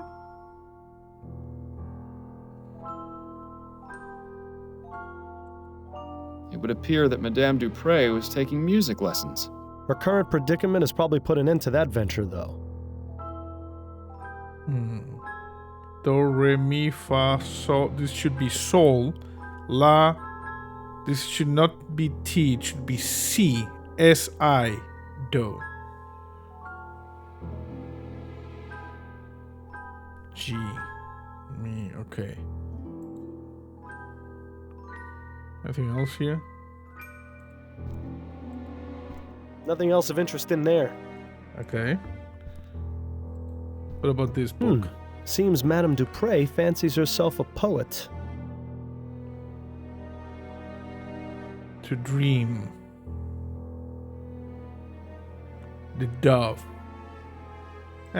Well, that was life-changing. For once in my life, I'm completely speechless. Then perhaps I should take this with me and read it more often. Haha, hashtag pun. Nah. We got an achievement. Don't quit your day job. Read Madame Dupre poetry.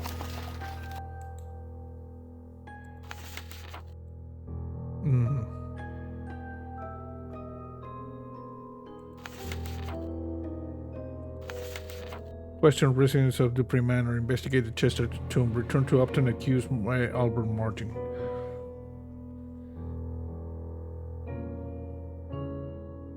This is where we need to go to the other thing.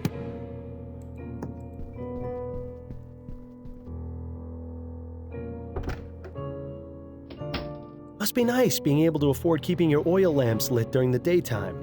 Yes. We're just investigating in this house. Okay, what do we have here? I've never seen so many beauty products together in one place. Doesn't look like they get used much, though. I've never seen so many beauty... Juliet really likes plants and flowers, doesn't she? I don't know. Well, someone's fancy.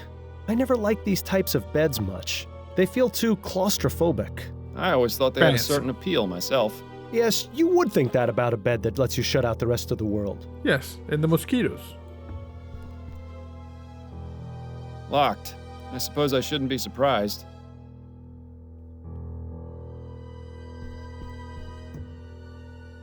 They're all empty. How unusual. Not to mention disappointing. How unusual. What about this? Let's have a look through these papers. Aha, what's this? Miss Montgomery, ultimately I've been informed of a series of burglaries in the neighborhood near the room you're renting for me at 76 Foreign Lane. Changing the locks. Please enclose a copy of your new key. Edwina Creswell. So, Juliet is renting a room in the Chum. That's certainly interesting. I can't wait to see what sort of dirty secrets she's got hidden away in there.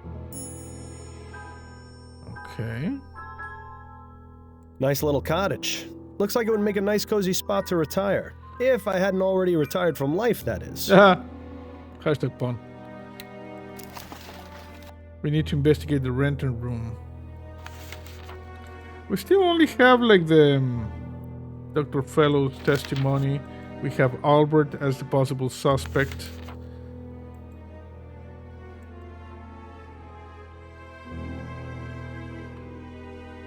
You see? This is the lady's. She was going to kill you myself. Stay away from my daughter and my house, or I'll kill you myself. Yeah, she was, like threatening Martin.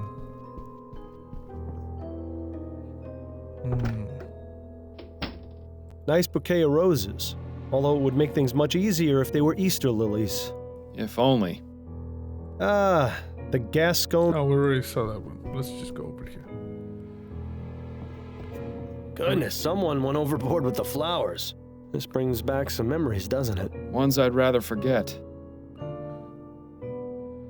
Workstation.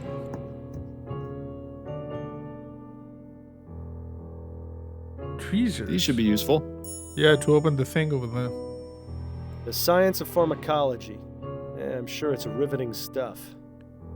I think maybe the madam was trying to do a poison to kill Albert, and maybe she poisoned herself by mistake? It looks as though this folded piece of paper is being used as a bookmark. Yes, open the damn thing. I hope remembering what page they were on wasn't too important. Looks like it's a letter for Andrew. Andrew, encloses the agreed upon fee. I wouldn't be able to concentrate on exams with his help. Without his help. Okay. Thank goodness for good people like you with home pharmacies. Sorry to hear about your mother. I'll wait a few days before passing by. The science of... I can only wonder what sort of potions Andrew concocts in this thing. Dr. Tennyson's Vigor Pills. These would make a sloth act like a hummingbird. Interesting. A gentle reminder that everyone's time is slowly running out. Decadent. What in the ether is that thing supposed to be? Actually, I'd rather not know. Is this really the best that medical science has to offer? Leeches. I can only wonder what sort of potions Andrew concocts in this thing.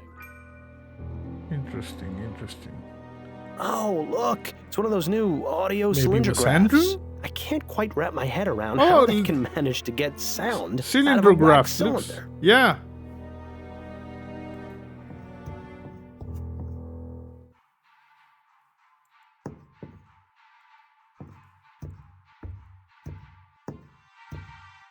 Nice.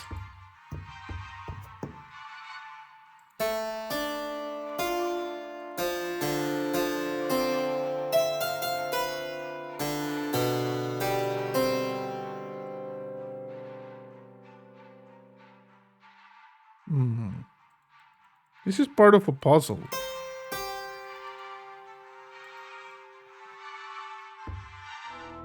Why would anyone need so many flowers in one room? Perhaps it's to mask the odors of those chemicals on the workstation. Perhaps. Could be. I don't know much about art, but I see Madame Dupre and I at least have similar tastes. Yeah, it must be a nice place to sit and listen to music.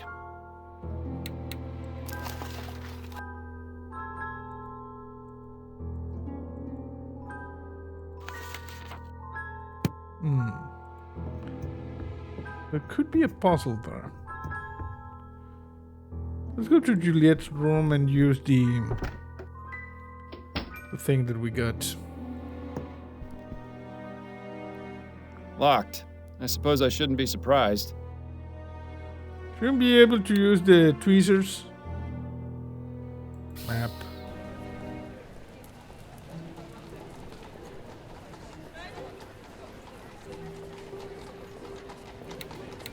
Casebook. This, you see, tweezers. Useful tool for reaching things too small for human hands to reach, or for plucking those pesky eyebrow hairs. Okay, so it's not the tweezers there. Okay, let's talk to the doctor about how we can just do something there with Doctor, Andrew. may I ask you a few questions? Please be my guest. Sedative. May I ask exactly what kind of sedative you gave Andrew? A simple tincture of laudanum. It's what I give all my nervous patients. He seems a bit out of sorts. Hot? Meat kettle. It can have that effect, but it usually wears off in half a day or so. Is there a way to bring him out of his condition sooner? A stimulant would have the opposite effect, but I wouldn't recommend mixing the two. It could have potentially harmful effects on his heart. Oh, of course. I wasn't planning on doing anything of the sort. I was just curious. It's cute how you act like you have no experience in these matters. It's almost convincing. Almost.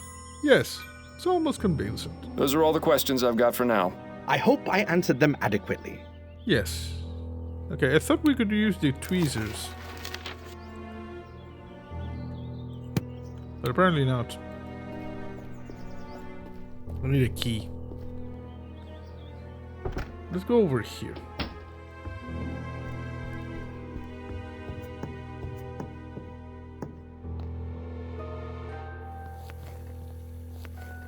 Okay, bread. Certainly no shortage of bowls or food preparation items around here. No, sir. Yeah, it looks like gumbo's on the menu tonight. I wonder how it compares with Upton's special recipe. Pobano. It's times like these make me wish I could still eat. Judging by the amount of food this family probably eats, washing the dishes must take forever. There's like 3 people. Looks like the type of spices you'd use in a stew. Most likely paprika or turmeric. Nice variety of reds and oranges. Yes, nice. It's times like these make me wish I could still eat.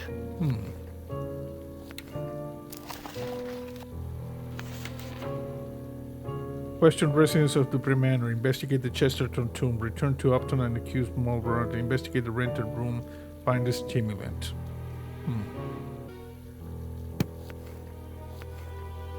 Amelie. Pardon Hello. me, miss. Hello. What? Who are you? I'm Miles Fordham. I'm investigating the attempted murder of Madame Dupre. Oh, I'm sorry, sir, but I'm very busy. I can't help you. Please.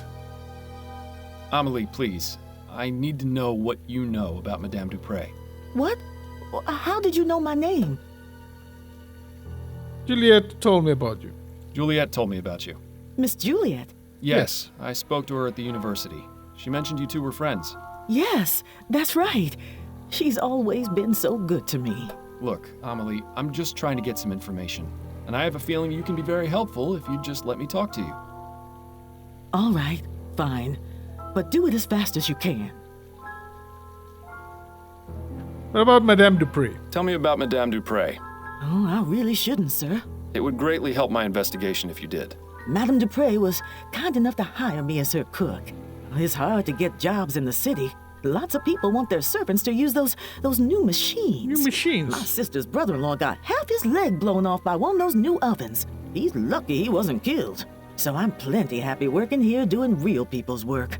But Madam can be difficult sometimes. Difficult? What do you mean by that? No, I said enough. What about her death? What do you know about Madame Dupre's supposed death? All I can tell you is that whoever did it really hated her. Do you know Albert Martin, the man accused of the crime? No, I'm sorry. Okay. What about Andrew? What can you tell me about Andrew? He ain't so bad. Kinda spoiled, but he mostly cleans up after himself. Has a whole private part of the house, but I think he only uses one room. Better for me, way less to clean. What about Juliet? What do you know about Juliet? She was always so kind to me and the others, but her mother don't like that one bit. Still, she sneaks down into the kitchen to keep me company some nights. Even though she's a good soul, I think part of her does it just to spite her mother. What about you? Are you the only remaining servant here? No, there's another one, Marcel. He's the new gardener. Marcel? I haven't seen him in a few days, though. Not since before Madam's incident.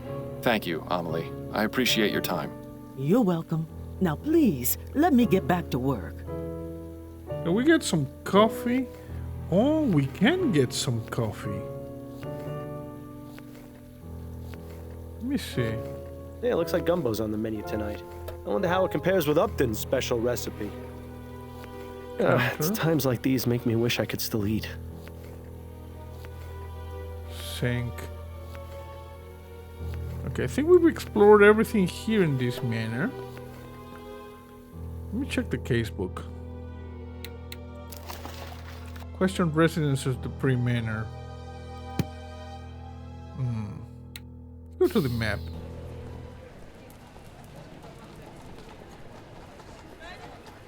I want to go to the coffee house. This lady's standing now here? She's running back and forth at lightning speed. Clearly, she dips into the coffee supply. All that metal and tubing just to serve a hot cup of coffee? I want coffee. Give me an old-fashioned tea kettle any day. Seems like they have a little something for everyone in here. I was thinking we could give coffee to... Best avoid that one. He looks to like he might tip Andrew. over at any moment. Reminds me of when I was alive. Ah, good times. But apparently not. Let's just go outside. Okay, let's go investigate the cemetery. Ah, St. Denis Cemetery. Best view in the city. It's just a shame none of the residents can enjoy it. I think I'm buried around here somewhere. Wonder how the old gravestone is doing these days. We can check it out later. The plaque says Harrison. Doesn't look very opulent, so I guess it doesn't belong to anyone important. Looks like people have left markings and offerings in front of this tomb. You may think it's a silly superstition, but I wish you'd leave a bottle of Bollingworth at my grave every now and then. I think we can do that. Nice view of the river from up here. You can hardly even see the cloud of smog over the chum. This just goes to show you can't take it with you, so you might as well spend it all on a giant tomb. Police officer. I don't know him. Must be a recent addition to the force. Well, at least he won't recognize you. If only that police officer wasn't guarding the tomb, you could go in there and raid it to your heart's content. Okay, so we need to do something to get this guy out.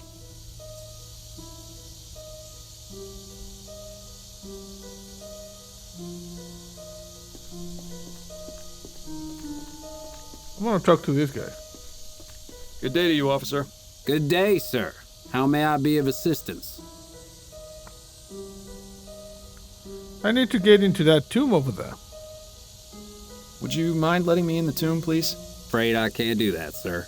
This tomb is currently part of a police investigation and ain't available for visits until further notice. I think I just saw someone being mugged at the front entrance. I think I saw someone being mugged at the front entrance. Nice try, sir, but that's clearly a bunch of bull. You're just trying to get me to step away so you can go inside the tomb. What? No, I would never do such a thing. In any case, there's another officer stationed at the entrance, so if there was somebody being mugged, he'd see it for sure. Well, at the very least, it's nice to see the department is hiring competent officers who aren't easily fooled. Yes. Good day to you, officer. Afraid I ain't got time for idle chat, sir. Please, move along. Okay. The plaque says Harrison. Doesn't look very opulent, so I guess it does. Can they move anywhere?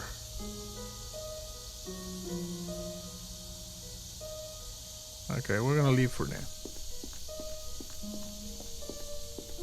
Let's go see this shady apartment in the Chumley. Egad! Is this someone's room or a jungle? Quite a fascinating array of plants in here. Not to mention the machinery on the table. Seems like Juliet is very interested in getting extra credit. Okay. I wonder what sort of fertilizer or growth tonic these plants are getting. Whatever it is, it's definitely working. It's manure. It's manure, bro. I'm guessing they're probably full of more scientific equipment or plant-related stuff. Okay, what about this?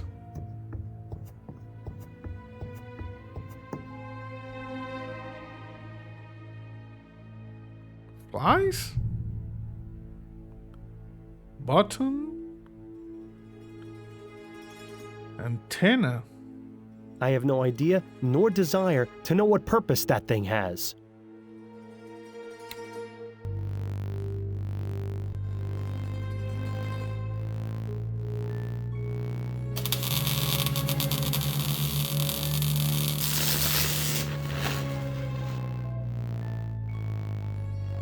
Interesting. I think this is a Tesla coil. Well now, this is interesting.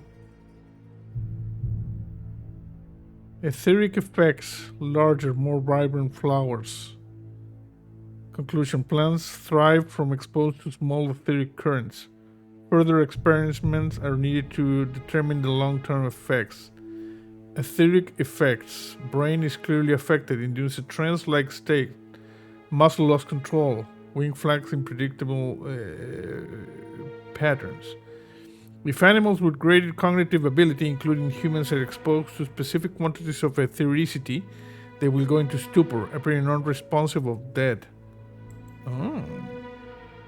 So maybe it was dead. Etheric pressure. What a bunch of nonsense. Just a bunch of technical nonsense. I can't understand a word of it. Well now, this is interesting. Oh, would you look at that? Yeah. Etheric. Check this out.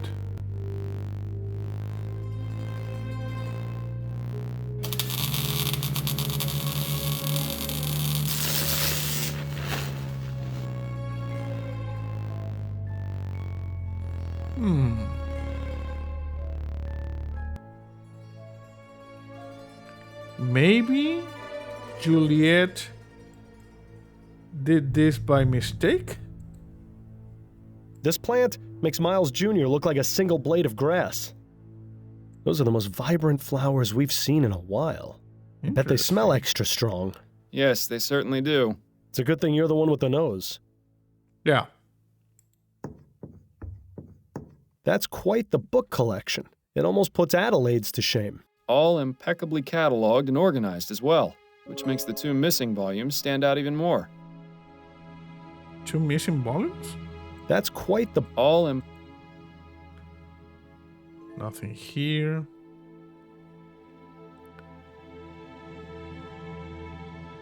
They appear to be scientific scribblings. I can't make heads nor tails of them. That makes 2 of us. Missing volumes.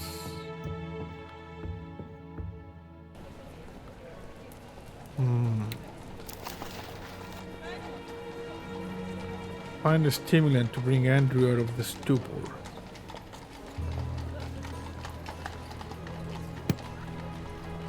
Let's go back to the Dupree Manor.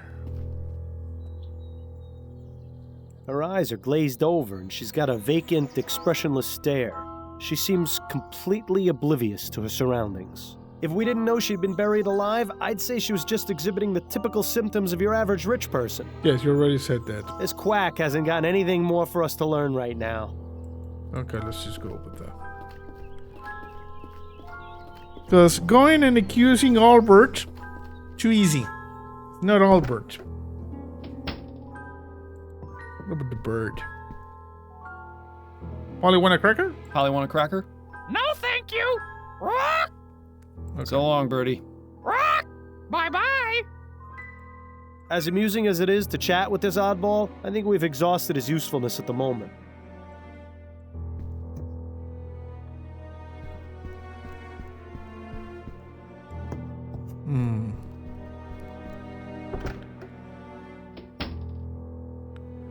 We sure we can't use the tweezers here? Locked. I suppose I shouldn't be surprised.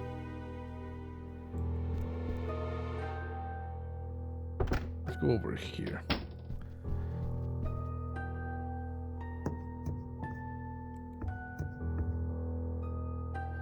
The science of pharmacology. I'm sure it's riveting stuff. Scales, vigor pills, flask, book, hourglass contraption, container with leeches.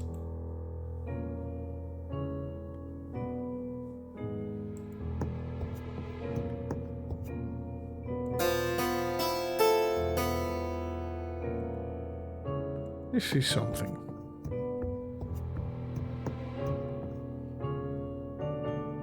Let's check over here. There might be something we need to do here. Oh, dear God, no, please, let's not expose ourselves to that drivel again. I know, sorry, bro. You see, we got the equivalent. Do, re, mi, fa, sol, la, si, do. C, D, E, F, G, A, B, C. Okay.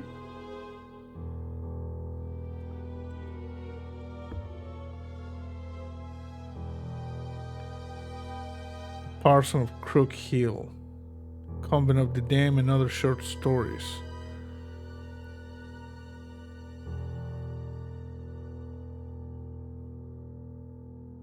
E, W, no. T, no. C, C, C, E, B. I was thinking that maybe the books here had a certain clue. One of those melodramatic romances. I read it a while back and I couldn't tell you a thing about it. Crook Hall is C. Convent of the Dam and other short stories.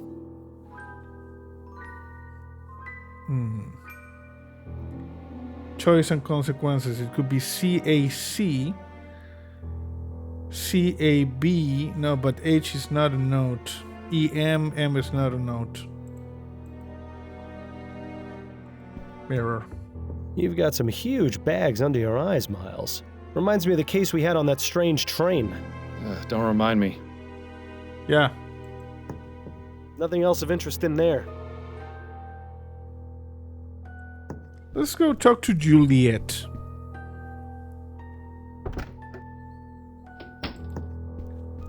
Sure, there's something there. So we get a trunk that we cannot open. We got this guy. We need to find a stimulant to give him. Certainly no shortage of bowls or food preparation items around here. It is. Can we talk to you again? Stick around. I may have more questions for you later. Don't worry, I'm not going anywhere. Stick around. Don't worry. We know that. Counter. Spice jars. Looks like the type of spices you'd use in a stew. Most likely paprika or turmeric. Nice variety of reds and orange. Yeah. We cannot just give... Judging by the amount of food this family probably... Yeah, it looks like gumbo's on the menu. Okay, let's go. I guess we need to talk to Juliet.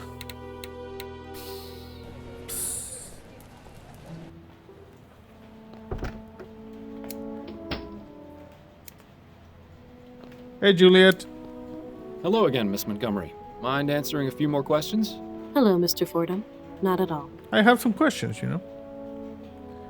What is erethicity? Do you know anything about ethericity, Miss Montgomery? Ethericity. You surprised me, Mr. Fordham.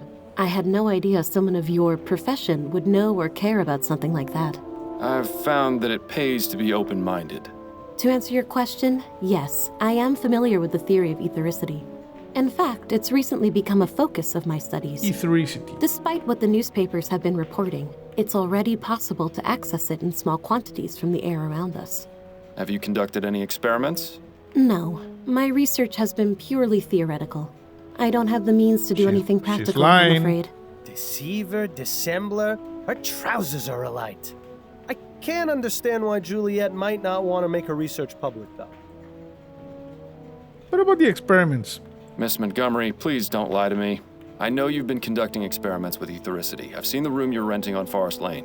What? But because how? I'm a detective lady. I wouldn't be very good at my job if I didn't find these things out. I wouldn't be very good at my job if I didn't find things out, Miss Montgomery. Now please, drop the act and tell me about your experiments. Fine. I've been researching etheric effects on living organisms. I'm planning on presenting my discoveries to the board once I make more progress. So far, I've managed to discover that plant growth is accelerated significantly. It's given me quite the advantage in class. But isn't that cheating? You have no idea how difficult it's been for me to be taken seriously, Mr. Fordham. No matter how hard I tried, my work wasn't valued on its own merits by my peers or professors. I fought hard to get where I am. I wasn't about to lose all that just because some pig-headed idiots didn't think my best was good enough. That sounds awfully familiar. What about your notes on the effects of ethericity on animals? Oh, those aren't complete. I haven't tested the effects on anything larger than flies. Those experiments were mainly to satisfy my curiosity, but they have little to do with my actual research. Curiosity? Seems like a lot of effort to go to just to answer a question. But then, I never really understood these scientific types. Did you test it on your mother? Or, I don't know, Andrew. What can you tell me about your brother? Andrew, Mama's precious little boy. If you've met him, you pretty much know all you need to. He's had the whole world handed to him on a silver platter. But he's in for a rude awakening someday. Mother can only provide for him for so long. No more questions for now. Then if you don't mind, I have work to do. Those flowers are definitely not native to this area. They seem to be thriving in their glass tubes, though. She's busy. That's not to bother her until we have something to ask her.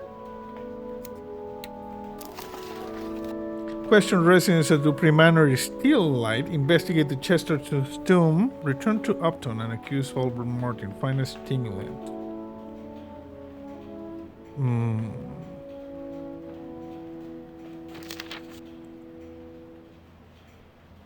We get tweezers. But not exactly sure what are the tweezers for.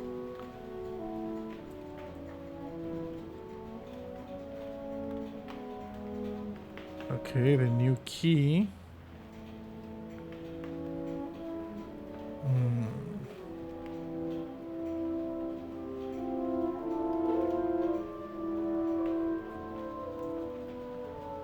Look for them in the usual spot under the Weeping Angel. What is this? Thank you, goodness, for good people like you with some pharmacies. I'll look for them in the usual spot under the Weeping Angel. Joshua. Sorry to hear about your mother. I'll wait a few days before passing by. Oh. Is Andrew like a drug dealer? There wasn't something over here? Oh no. The pre-manor. Is this a Weeping Angel? This fountain probably looked nicer when it was working, but right now it's just a breeding ground for mosquitoes. There's an angel on the fountain, but it doesn't look like it's weeping. This would probably be too risky a place to hide something anyway. Yes. We're looking for a Weeping Angel. And I'm not seeing a Weeping Angel there. Where do we have... Is this a Weeping Angel? No. What about over there? Weeping Angel. We need to look for a Weeping Angel.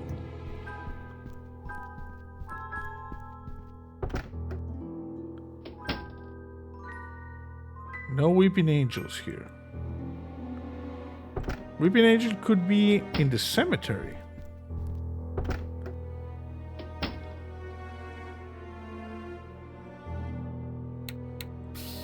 Let's just go to the cemetery. Do we see a Weeping Angel? No, we don't.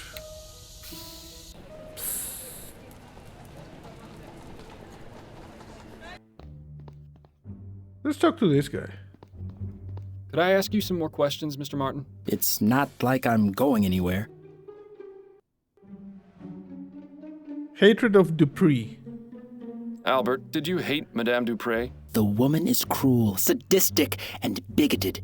When she found out about my relationship with Juliet, she sent me a letter threatening to have me killed if I got near her house or her daughter. I saw it. So yes, Mr. Fordham, I hated her, but even so, I love her daughter. I wouldn't be so cruel as to take Juliet's mother away from her, even if she hated her too. I beg your pardon? Juliet and her mother didn't get along at all. I never asked why, but it was obvious there was something going on. Intriguing. Intriguing. We get another objective. That's all for now.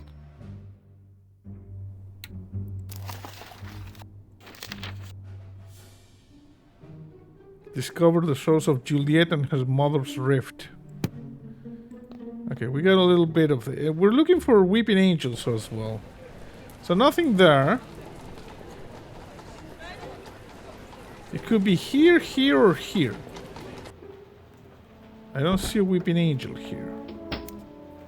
She's busy. Best not to bother her until we have something to ask her. Okay.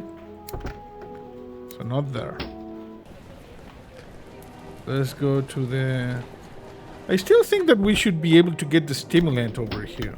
Not in much of a hurry to clean up in here, huh? Yeah, I don't know. He's missing his left arm below the elbow. Yeah, that's not it. Constance. Can we talk? Go on, I'm listening. Review case. I wanted to go over the case with you. Okay, what have you got? Cemetery officer. I seem to have hit a roadblock.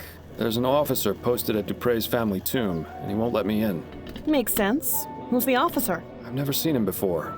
He's young, has a small scar over his left eye, and a distinct Dixie accent. Ah, yes, that would be Officer Grant. Grant. He's only been with the department for about 2 months. I don't know a lot about him, but he's already got the reputation for being the type of policeman who'd go out of his way to help old ladies cross the street.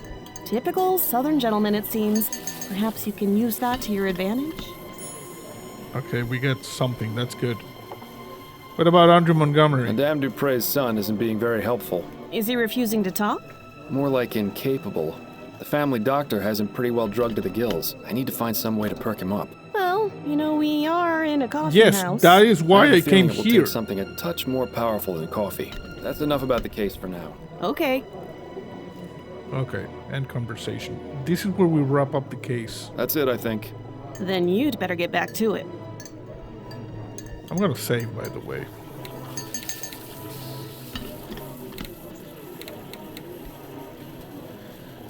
So, asleep at a coffee house. One of life's little ironies. yes.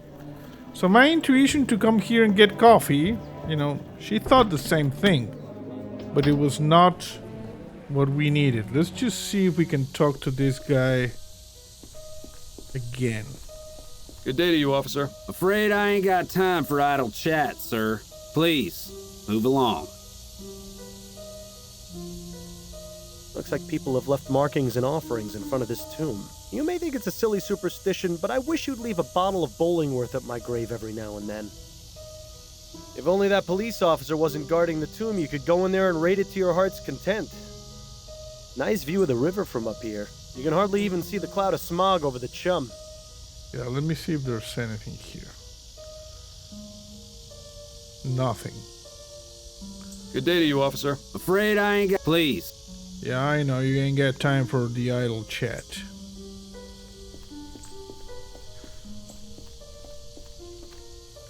See if we can talk to Juliet. She's busy. Best not to bother her until we have something to ask her. Bonsai tree. One of those cute little Yeah, I already heard that one. Greenhouse, contraption. Judging from that pipe, that contraption... Yeah, I know. Large I've never flowers. seen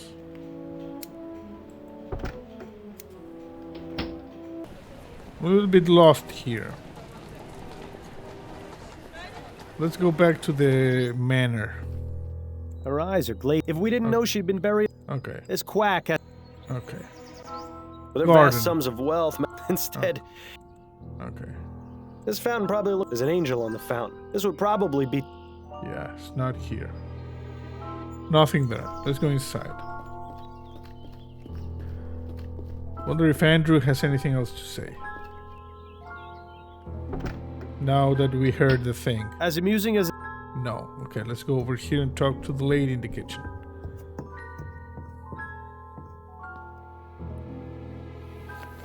Hello? Stick around. Don't... Okay. The sink. Looks like the type of spices you'd use in a stew. Most likely paprika or two.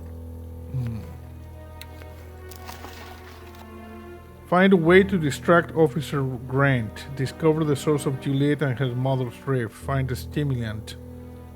Return to Upton and accuse the thing. And investigate the Chesterton tomb. Question residents of the Manor.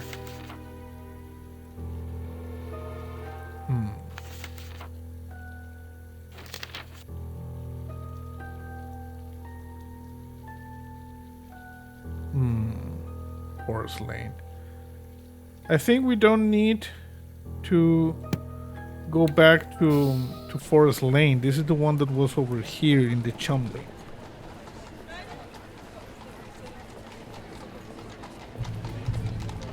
Okay, let's go by process of elimination. Let's just stay here. Look at all over the place. The contraption, no. The greenhouse, no. The specimens, Those flowers are... no. I've never seen a... No. Judging from... No. She's busy. No. One of those cute... Bonsai trees, yes. Nothing else here, okay. University is a no-go.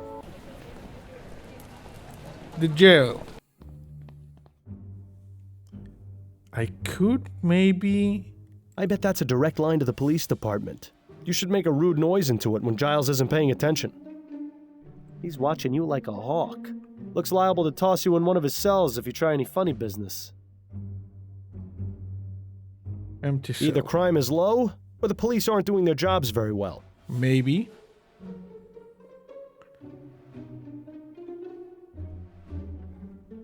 Nothing else to ask him right now. He hasn't got much time left. Best not to waste it. Okay. Yeah, nothing here either. The Dupree Manor. Fountain. Garden. Madame to Manor. Nothing here that we could see. Okay, let's go inside the manor. Excuse me, I'm going inside. We got the lady with the butt over here. We got the mirror, the portrait. As amusing as it is to chat with this oddball, I think we've exhausted his usefulness at the moment. Yes, I know. Okay, we are in the second floor. There's nothing useful to the investigation in there. Okay. A horrible little porcelain figurine. Madame Dupre didn't strike me as the type to play with dolls. Okay, and it's not a weeping angel. Let's start room by room.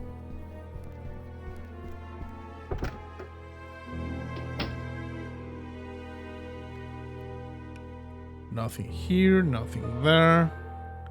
The mirror. You've got some huge bags under your eyes, Miles. Reminds me of the case we had on that strange train. Don't remind me. The strange train.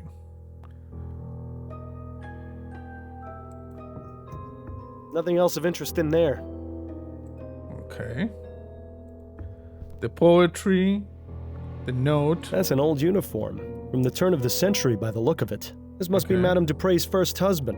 Kinda strange that she'd still keep his portrait in the bedroom. A much younger Madame Dupre. I suppose that's a nice alternative to a mirror. Ooh, a fainting couch. Yeah. You know, I always wanted one of these, but I never fainted enough to justify buying one.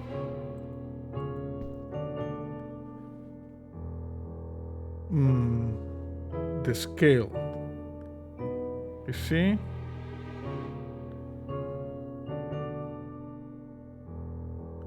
Okay.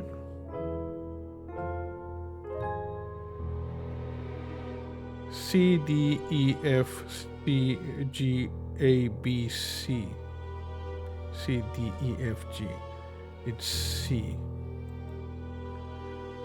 There is, I'm gonna say there's definitely something we need to do with that piano. Must be nice. Yeah. Okay, let's go to Juliet's room. Juliet really likes plants and flowers, doesn't she? Yes. I've never seen so many beauty products together in one place. Doesn't look like they get used much, though. No, they don't. But this is the vanity. Nothing there. Well, someone's fancy. I never liked these types of beds much. I always thought they had a... Yes, yeah, claustrophobic. Desk drawers. They're all empty. Not to mention disappointing. Can you check better? Papers. There doesn't seem to be much else of interest among the papers. Nice little cottage. Looks like it would make a nice cozy spot to retire. If I... Yeah, you're retired from life. The chest. Locked. I suppose I shouldn't be surprised. Yes, you shouldn't be surprised because there's nothing else there.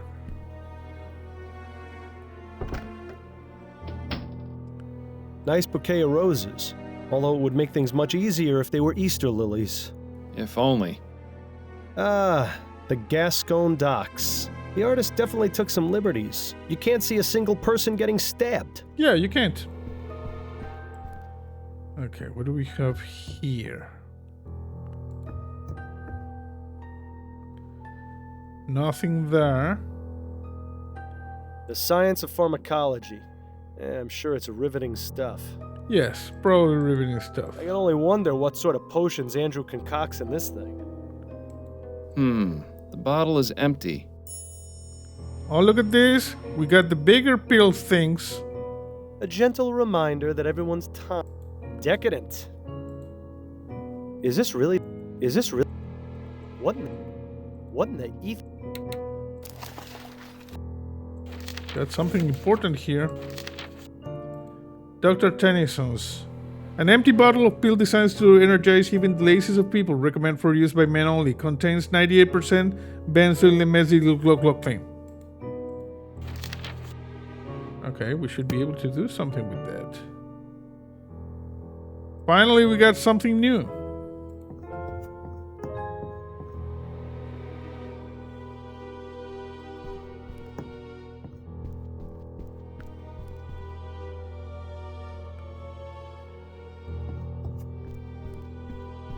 I have some questions for you.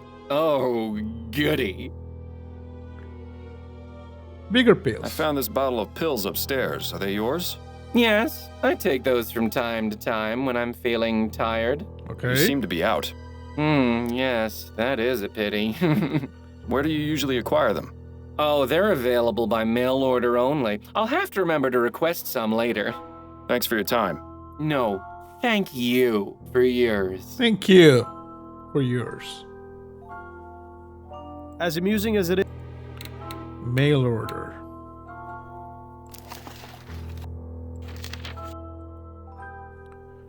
Okay, we read something about this in the coffee shop.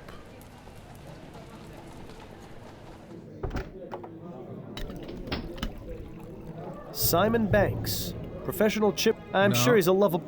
P.D. Preston's patented papier-mâché perambulat.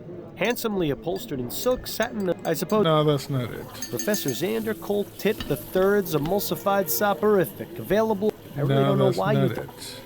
Dr. W.S. Sales Wonder Tonic. Prevents No, consumption. They should that's also not mention it. that Dr. Tennyson's Vigor Pills. This one, you see? Absolutely guaranteed. These things seem to have had a spike in Green's sulfur soap. Talk about false advertising. Can we talk to this lady? Can we talk? Go on, I'm listening. No. That's it. Then Okay, let's go. Can we talk She's to running this back. lady? No. Seems like This they- lady? No. All that.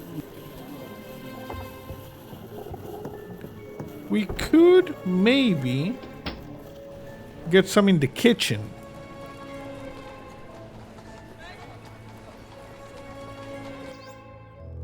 Let's go to the kitchen.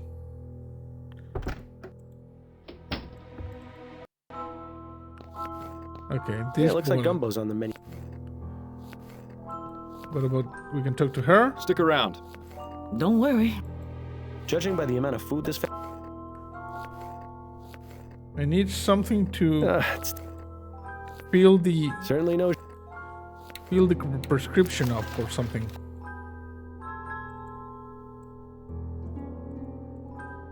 Can I double click on anything? No.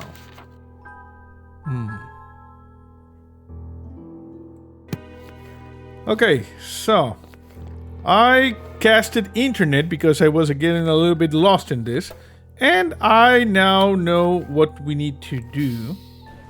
We need to go and talk to Eddie.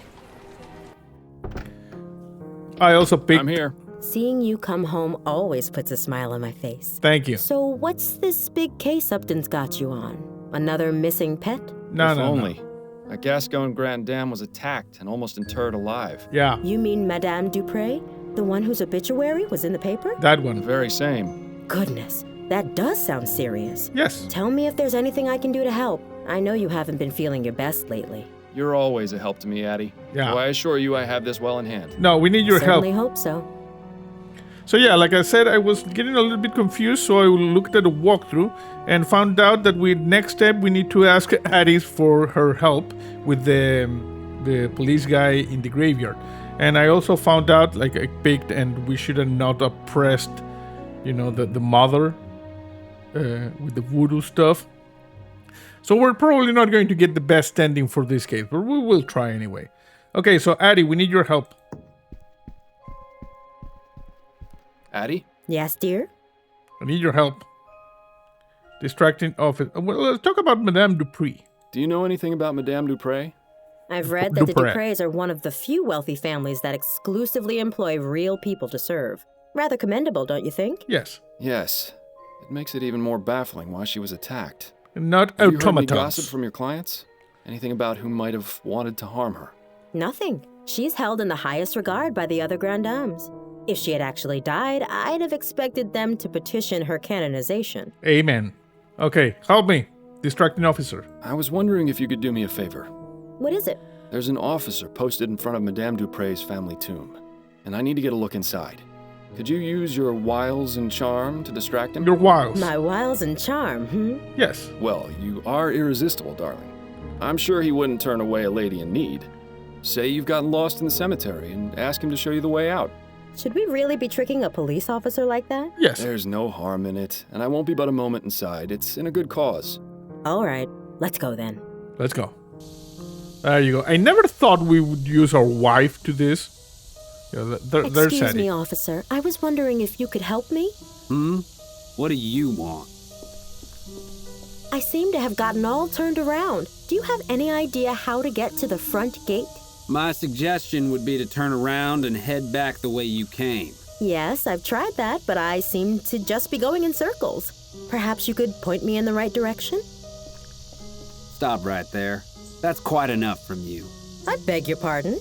Don't think I can't tell what your game is. What? You're trying to lure me away from here and into some alley where your gang of Sambos is gonna rob me blind. What? Exactly how many of them have you got lying in wait for poor, unsuspecting fools you bring them? Just one. Okay, that's another way. And he doesn't appreciate you talking to his wife that way. You know, Miles, sometimes I forget how absolutely delightful it is to watch you lose your head. Miles, was that really necessary? Sorry. I'm sorry, Addie. You know how I get with people whose minds are full of that rubbish. Let's just get him out of sight before this lands both of us in jail. That bush over there should work. Yes. I have to say, I wasn't expecting assaulting a policeman to be on today's Well, activity it happens list. sometimes. It'll be fine. When you're on the force as long as I was, you can pretty much get away with murder. Well, it's been fun, but I need to take my wiles and charm over to my appointment with Mrs. Lefebvre. I'll see you at home later, dear. Try to stay out of trouble. Okay, bye, Addie. Thank you. So we basically gave the officer a concussion, and considering the amount of time he's been out, possibly permanent damage, but it's okay. And it's in the bush somewhere. I don't know. Okay, now it's open. I didn't read the walkthrough, you know. I just got to the you go and ask Addie for help. I didn't know it was going to play like this and we're just gonna knock him out. This is the Weeping Angel. What a dramatic statue.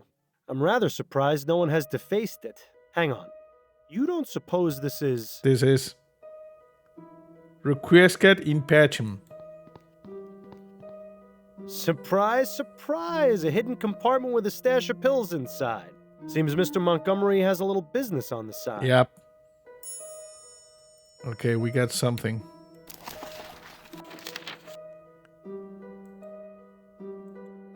Small amount of stimulant pills, handcrafted by Andrew Montgomery in his home lab.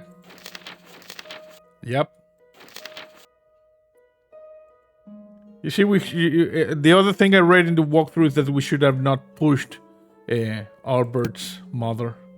Well, it's okay. Well, These crypts are reserved for future generations of Chestertons to rot in. There are only 3 left. Then let's hope the Chestertons aren't opposed to spending eternity cozied up to one another. So I really don't know the outcome of the case. My working theory is that, the daughter is the culprit. Douglas Chesterton, 1791 to 1840. Good riddance. Huh. William Arthur Chesterton, 1770 to 1837. Gone but never forgotten. Okay. John Patrick Chesterton, 1740 to 1825. Patriarch, leader, family man. Desmond Chesterton, 1745 to 1810. Strong in life, stronger in death. Weird. Celine, 1823 to 1844. Taken too soon, rest ye with the angels. Celine Dion? Jane Scott Chesterton, 1746 to 1815. Ab Eterno. Sarah Chesterton, 1784 to 1812. I told you I was sick. #pun. Dale Chesterton, 1795 to 1843. A good man. Rest in peace. Okay. I think we're good.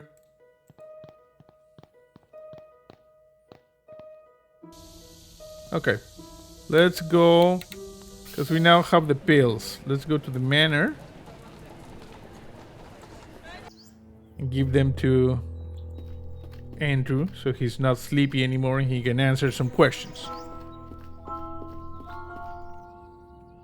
Yo, bro. I have some questions for you. Oh, goody. Bigger pills. You'll never believe what I found in your family's tomb. Oh? Was it a ghost? Yeah. No, it was these vigor pills. You wouldn't happen to know how they got there, would you? I see you really are good at your job, aren't you, Mr. Fordham? Yes. Look, Andrew, I'm in no mood for games. What you're doing is highly illegal. I have no choice but to report you to the police. I'm willing to overlook your unlawful activities in exchange for your cooperation. Just be quiet and take one of the pills. Just be quiet and take one of these pills. I suppose one would help. Thank you. Yeah, take one. My goodness, I always forget how fast those pills work. My heart is racing. Yes. You said you had questions, didn't you? Well, go on, ask them already. You mustn't waste any more time. Well, that seems to have done the trick. Indeed. I just hope we haven't doomed him to a heart attack. What about Madame Dupree? What can you tell me about Madame Dupree? I can't believe anyone would be so cruel as to do what that wretched bastard Martin did to her. Mother is kind and generous, and everyone loves her. Yeah, I know. She's even good enough to hire actual people to do the housework. Not many wealthy families do that, you know. They just use automated machines or hire servants to operate the manual ones. What about you? How do you typically spend your days, Mr. Montgomery? What are your interests? I study pharmacology at the university. I'll be graduating next year if all goes well. I just hope Mother has recovered enough by then to understand what's going on. She and Jean were so proud of me when I started university. I'd be so disappointed if she couldn't see me finish. Yeah. Who the hell is I take it Jean is your stepfather. He is.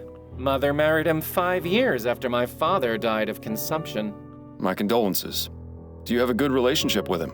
Not terribly. Truth is, I hardly ever see him. In fact, before the funeral, I hadn't seen him at all this month. Where is he now? I don't know for certain, but it seems likely he's at his hunting cabin.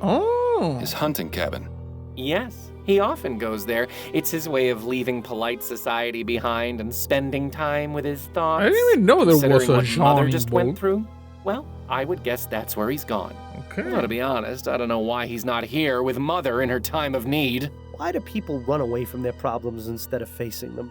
Why, Miles? I don't know, Do you Bill. know where this cabin is? Afraid not. I don't share his passions, so I never cared much to accompany him on his outings. We get a clue there. Juliet. What can you tell me about your sister, Juliet? Juliet, smart as a whip and just as forgiving. She's a fighter, that one. Despite being the only woman in her class, she's managed to rank at the top. Impressive. I only wish Mother was more accepting of Juliet going to university. Yes. But you don't want to hear about boring family matters, I'm sure. I actually do. Oh, but family matters are my favorite. It's always so reassuring to know how much worse off everyone else is. Indeed. What about Madame Dupree's death? What exactly were the circumstances leading up to your mother's supposed death? A few days ago, I arrived home from school and found her collapsed on the floor. She wasn't breathing, so I immediately contacted Dr. Fellows. He examined her and pronounced her dead. We were all completely shocked. I was devastated. She'd been in fine health. In fact, she'd just been out riding that morning. You can imagine our surprise at the funeral when she sprang back to life. What's your relationship with the servants like? Relationship? I don't have one with them. They're servants. Mother always made it clear that they weren't part of the family, just help. We've only got 2 on staff right now, though, the kitchen girl and the gardener. What gardener? How is it you know Albert Martin? He works at the greenhouse where my sister Juliet does her research. The 2 of them were involved romantically, and Mother didn't like that at all. I heard their fights. They were ghastly. What exactly made you suspect he was the one responsible for what happened to your mother? Well, I mean, it's obvious, isn't it? His mother's a notorious voodoo witch. Those people do all sorts of awful things to our kind. It's all out of spite, you know. He knew Mother disapproved of his relationship with Juliet, so he plotted to get rid of her. She's a witch! So, you're running some kind of pill business on the side? I'm providing a service, Mr. Fordham. Not everyone in this life is as lucky as I am. People pay top crown for luxuries like airship tickets and social club memberships. medicine should be affordable to all. We agree on Dr. that one. Tennyson has a patent on the energy pill formula and thus a monopoly on the market. That means he can charge whatever he wants. Students use these kinds of pills all the time, you know. Academic rigors can be overwhelming, and concentrating can be difficult without help sometimes. I've got the skills and the equipment. If I can replicate the formula, help my fellow students, and sell them at a much more reasonable price, why shouldn't I? There's the fact that what you're doing is illegal. Oh, you're starting to sound just like Mother. And just because it's illegal doesn't mean it's immoral. I can think of plenty of examples where the opposite is true. You're probably the most altruistic person I've met all month. The sad part is it's true. Yep. What about the parrot over there? That's a rather exotic bird you've got. Yes, Ray is nice when he's quiet. But get him started and it's tough to shut him up. Who trained him? I think he already knew some phrases when Mother bought him. She's managed to teach him a few new ones, though. Thanks for your time. My pleasure. Interesting. Okay, let me check the case book. So, we got this, we got the turn letter, we got the letter to Andrew. Question residents of Dupree Manor, investigate the Chesterton tomb, return to Upton and accuse Albert Martin, discover the source of Juliet and her mother's grief, locate John Priest hunting cabin. We got a new thing. Okay, so let's talk to this lady over here. See if she knows anything about the hunting cabin thing. Amelie? Yes? What is it? We mustn't be seen talking. I have a question. Do you know about this Jean Dupré character? Anything you can tell me about Jean? I hardly ever see him. Only at dinner. He's scared of Madame, and so he finds any reason to get out of the house and stay away as long as he can. Scared of her? Oh, it's true. You should see him when they're in private, like a shamed puppy that dirtied the carpet. What? Interesting. What about this fear? Do you have any idea why Jean is so afraid of Madame Dupré? If he's seen the same things we have, then yes. What kind of things? No, I spoke out of turn. Forget I said anything. Amelie, listen to me. A potentially innocent man's life is on the line. If I don't find out who attacked Madame Dupré, he's as good as dead. So if there are any facts or details you know that I don't, you need to tell me. I can't. Yes, you can. I'm not with the police. If Madame Dupré did something wrong, I'm not going to look the other way. Trust me, I'm on your side. Madam beats the servants. Beats? I think she even does it for fun. I hear the screams sometimes. I don't know how anyone else in the family doesn't. Maybe they do and just ignore it. I don't know. But if Mr. Dupré knows what she do, it explains why he's so scared of her. Where does this beating happen? Did Madame Dupré ever abuse you? No, I was lucky, but some of the others weren't. Like who? I need details, Amelie. The old gardener, Guy Dumas, and one of the maids, Celine. I saw Madame going after them the most. Don't know what they did to deserve Celine? it, but I would see her walk by in a rage, whip in one hand and a book in the We other. saw Celine. What book? Oh, I don't know. I can't read, so I don't know what it said on the cover. But it's the same color as the stew spice I always use. Don't know what she used it for, but she always had it with her, just before a beating. Maybe she'd recite them some of her terrible poetry. I'm sure that was torture enough. Hashtag pun. We got a couple of more clues. There was a Celine in the graveyard. Tell me more about Guy and Celine. They were deeply in love with each other. I used to hear them talk about how they wanted to run away together. What happened to them? I don't know. One day they were here, and then one day they weren't. Do you think Madame Dupré may have done something to them? I couldn't say for sure, but I wouldn't be surprised if she had. Please, let's not talk about this anymore. Thank you, Amelie. I appreciate your time. You're welcome. Now please, let me get back to work. Can we get the color of the spices? Looks like the type of spices you'd use in a stew. Most likely paprika or turmeric. Nice variety of reds and oranges. Reds and oranges. Stick around. I may have more questions for you later. Don't worry, I'm not going anywhere.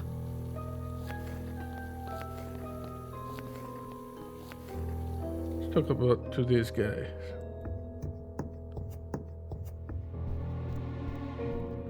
have some questions for you. All right.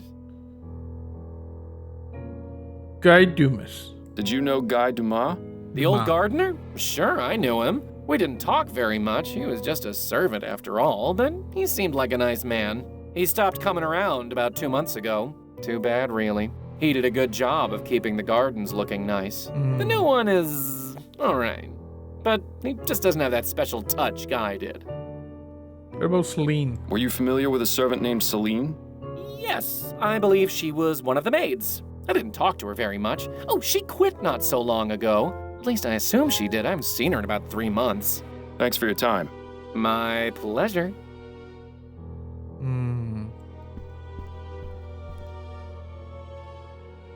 Pieces of 8? Pieces of 8? Hi, matey. Who's a pretty bird? Ray's a pretty bird. Polly want a cracker? No, thank you. Awesome. Let's go up.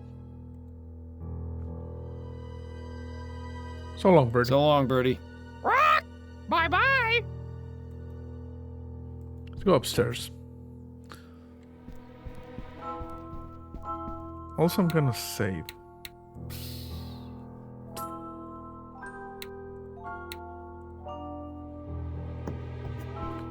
Let's see if we can see what the book was.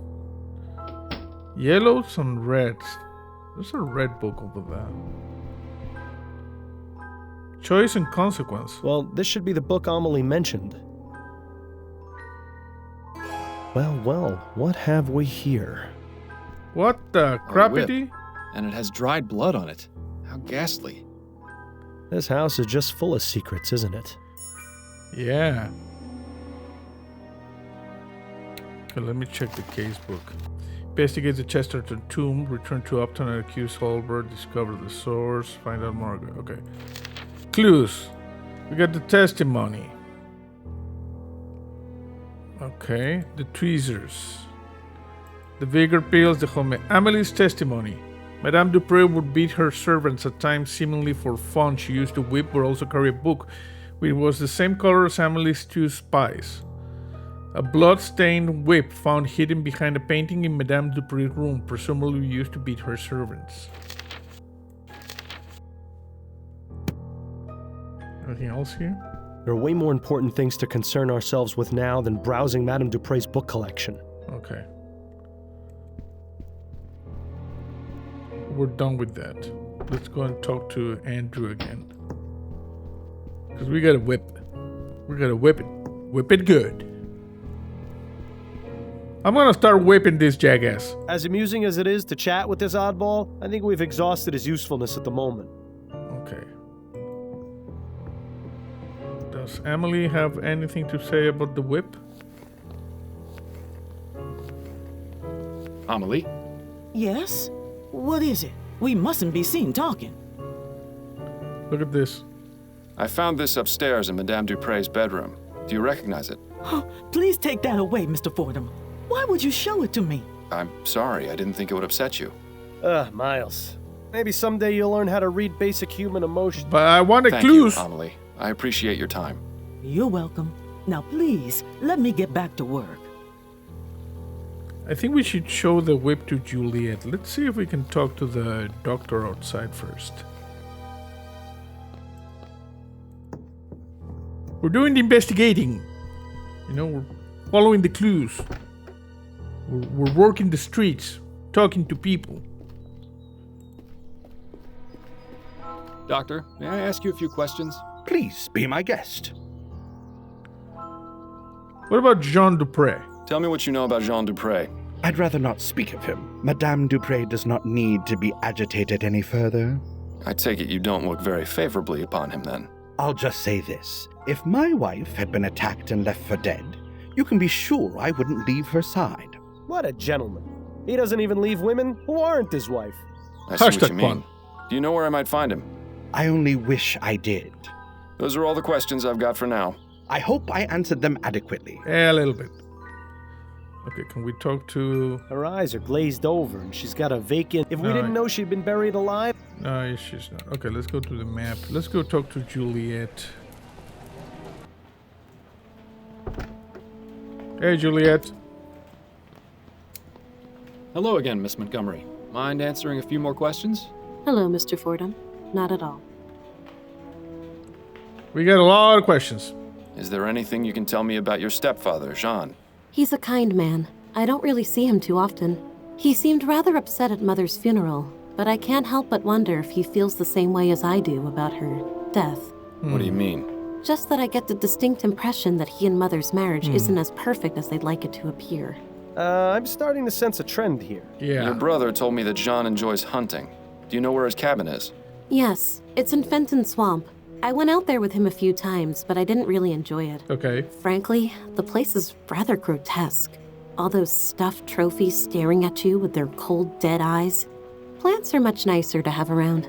Anyway, if you take the main road through the swamp about 1.5 miles, you'll come upon a small dirt path that goes northeast. Take that until you see a small cabin on the left. That's it. Thank you for the information, Miss Montgomery.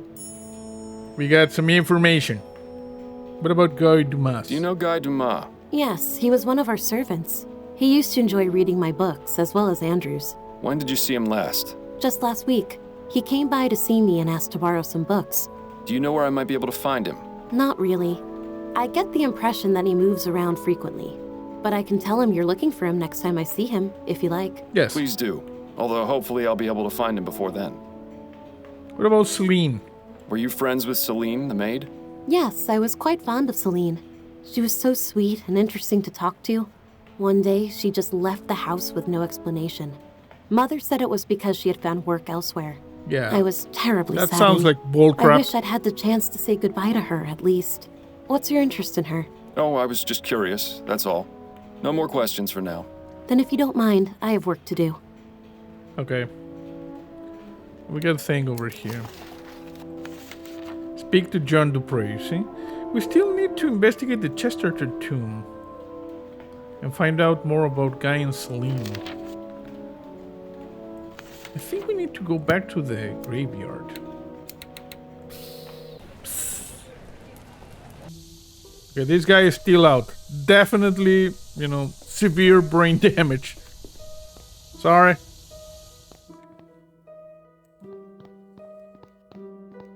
Sarah Chesterton, 1784 to 1812. I told you I was sick. Jane Scott Chesterton, 1746 to 1815.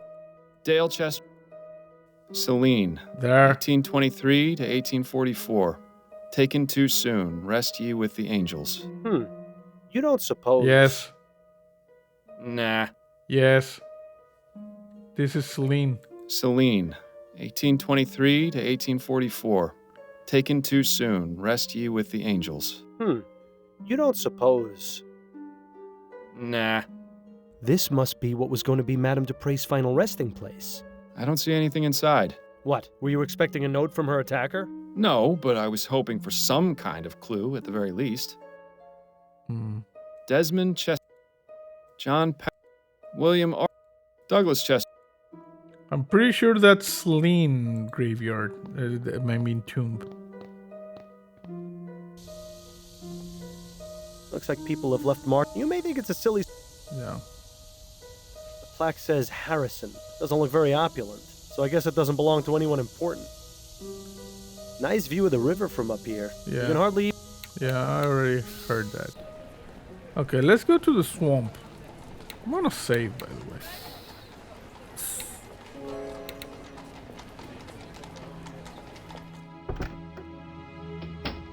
Hello?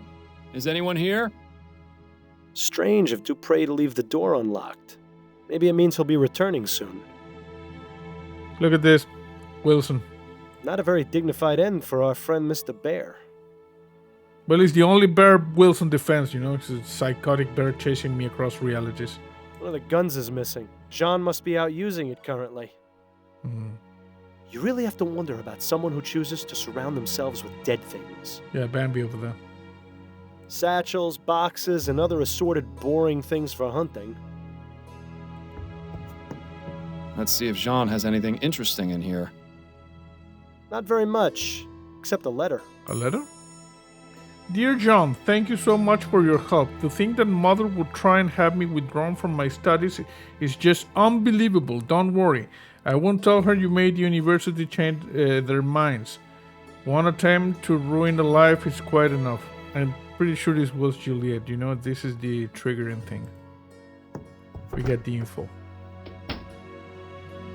Who the hell are you? What are you doing in my cabin? Jean Dupre, I presume? Yes, that's right. Who are you? Miles Fordham, private investigator. I'm looking into the attempted murder of your wife. Oh, yes. Yes, of course. Yes, thank you. Forgive my rudeness, but you startled me. Sorry. Perfectly understandable, Mr. Dupre. This is a man whose bark is most definitely worse than his bite.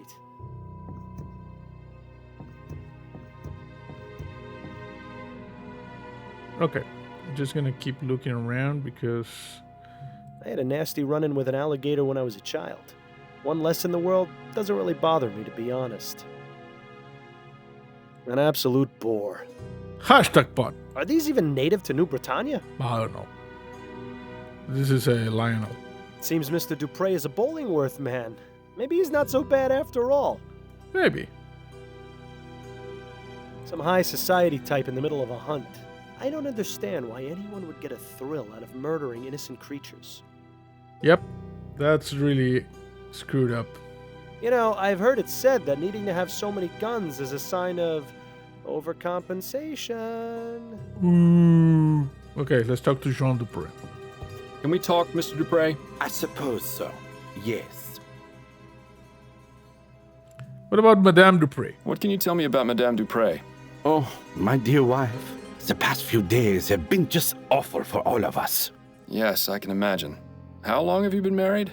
For 7 wonderful years. Laura and I are just as much in love now as we were on the day we married. Lord, does he actually expect anyone to believe that nonsense? You'll pardon me for being so frank, Mr. Dupre, but why are you out hunting and not at your wife's side? Excuse me? Who are you to lecture me on my marriage? Sorry. A fellow married man, that's who. Your wife has just suffered a very traumatic ordeal. Shouldn't you be at home caring for her? But with all the confusion at the house, with the police investigating and her being attended to by her doctor, I just needed to get away for a bit. Surely you can understand, Mr. Fordham. There's something off about this guy, Miles. Yeah. He's definitely hiding something. And for once, I don't think it's from his wife. What about you? I suppose it goes without saying that you enjoy hunting, Mr. Dupre? Yes, I do. I consider myself something of an outdoorsman, you see. It's nice to be able to go out and get some fresh air after being sat at the bank all day. What about your home life? Truth be told, I'm not at home as often as I'd like to be. I've been trying to make more time, but something usually comes up. Business is business, after all. Yeah, but what business are we talking about here exactly? What about your stepchildren? What can you tell me about your stepchildren? Andrew and Juliet? I see a bright future ahead for both of them. What's your relationship with them like? It's fine. Why do you ask? I got the distinct impression from both of them that they hardly ever see you. Yeah. Well, yes, I suppose that is true. We don't spend much time together. But they're both so busy with school, I don't want to get in their way. Not to mention my job keeps me away from home for considerable periods of time. Yes, banking. Excuses. I get the feeling Mr. Dupre avoids his family on purpose. But why? Because of Mrs. Dupre. What about Guy Dumas and Celine? Tell me what you know about Guy Dumas and Celine. I'm sure I have no idea what you're talking about. They were former servants of yours. Do you not remember them? Oh, I remember them. I just have nothing to say about them. I met some bad liars in my day, but this guy really takes the cake. We'll get him, somehow. What about Dupre's death? Do you know anything about the circumstances surrounding Madame Dupre's death? Horrible. Simply horrible. Do you have any idea why Mr. Martin might have attempted to kill her? Mr. Martin? You mean the boys they arrested? Yes. Andrew said it's because Martin and his mother are witches who prey on the well-to-do. You only need to take one look at him to see his trouble. It's a shame they put him away so quickly. I'd have liked to teach him a lesson or two, believe you me. Yeah, right. A lesson on how to cower in the corner, most likely. Gotcha. Okay, let's go into the heavy stuff. Do you fear your wife, Mr. Dupre? Do I... what? Fear. The question's quite simple. Are you afraid of Madame Dupre? Why in the easy would you think that? I found this bloody whip. I'd be afraid of someone who kept a bloody whip in my bedroom. Care to explain that? I got you, bro. You don't know her like I do. No one does. Well, no one aside from the servants, I suppose. She's cruel, Mr. Fordham. Crueler than anyone or anything I've ever seen. Just give me the cruelty details. Tell me more about Madame Dupre's cruelty. She treats the servants like animals, Mr. Fordham. She would say the most vile, awful things to them. Things I would expect to hear on the Gascon docks, not from the lips of a grande dame. And the beatings. Oh, God. The screams I would hear from somewhere in the house. I never dared find out where. Nobody else ever heard the screaming? No. She was cunning. She would do it when no one else was around. Once she knew I had heard, she threatened me. Told me she would... Yes? Kill you. She threatened to expose my secret, Mr. Fordham. And what secret is that? Our marriage is one of convenience. It's all for show. Laura has herself a well-to-do husband, and I am a normal man in the eyes of society. I see. I suppose that would explain a few things. Well, now, how was that not obvious to you? The soporific is really having a bad effect on you. Don't worry, Mr. Dupre. Your secret's safe with me. Thank you, Mr. Fordham. Okay, we got more clues. Guy Dumas and Celine. Tell me what you know about Guy Dumas and Celine. The truth. Tell me the Celine truth. had an accident. Yeah, F for Celine. What kind of accident? Laura thought Celine had been stealing her silverware. She got a bit carried away with a beating and... Dupre killed Celine? Yeah.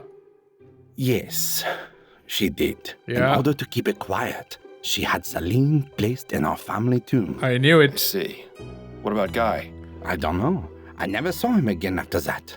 Well, this case has certainly taken a turn for the sinister. Indeed. What about the letter? Do you know anything about Madame Dupre trying to get Juliet taken out of her classes at the university? Ah, yes. Laura didn't approve of her daughter's desire to further her education. So, she sent a letter to the university requesting Juliet's withdrawal. I didn't approve of her trying to meddle in Juliet's affairs. If she wants to study, she should be free to do so. I wrote them a letter myself, without Laura's knowledge, telling them to disregard the previous request for withdrawal. That's very good of you. So disregard. Yes, well, I dislike seeing people being told what they can and can't do by others. Yet, he seems perfectly willing to employ servants at his home. Well, I suppose we're all hypocrites in one way or another. I'll be going now. Au revoir, Mr. Fordham. See you, bro. Okay, let's see. According to John, Laura Dupre was extremely cruel to her servants, beating them and saying awful things to them. He is deathly afraid of her and stays quiet lest she exposed the fact that their marriage is one of convenience.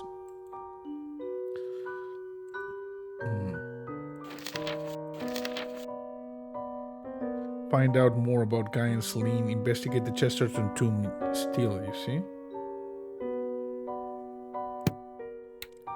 Let's go to the graveyard.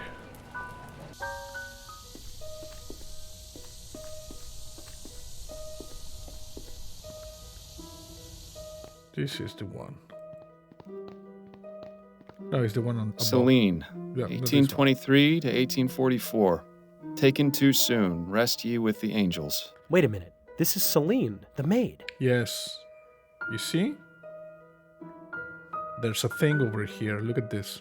Somehow a piece of paper got wedged into the side of the vault. Use the tweezers. Carefully now.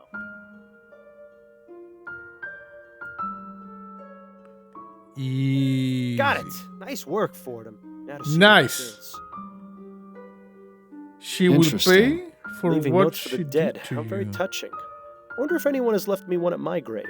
Quiet, Bill. I need to think. Oh. We know this note is likely from Guy. Now we just need to figure out where to find him. So maybe Is there Guy anything on the did other it. side of that piece of paper? Bill, you're a genius. I wouldn't give me all the credit just yet. Let's see. A receipt for an extended stay at the Stun Arms. Does that sound familiar at all? Vaguely. But I can't recall anything off the top of my head. Looks like we'll have to do a bit more searching. This is our man. This is our man. It was not Juliet.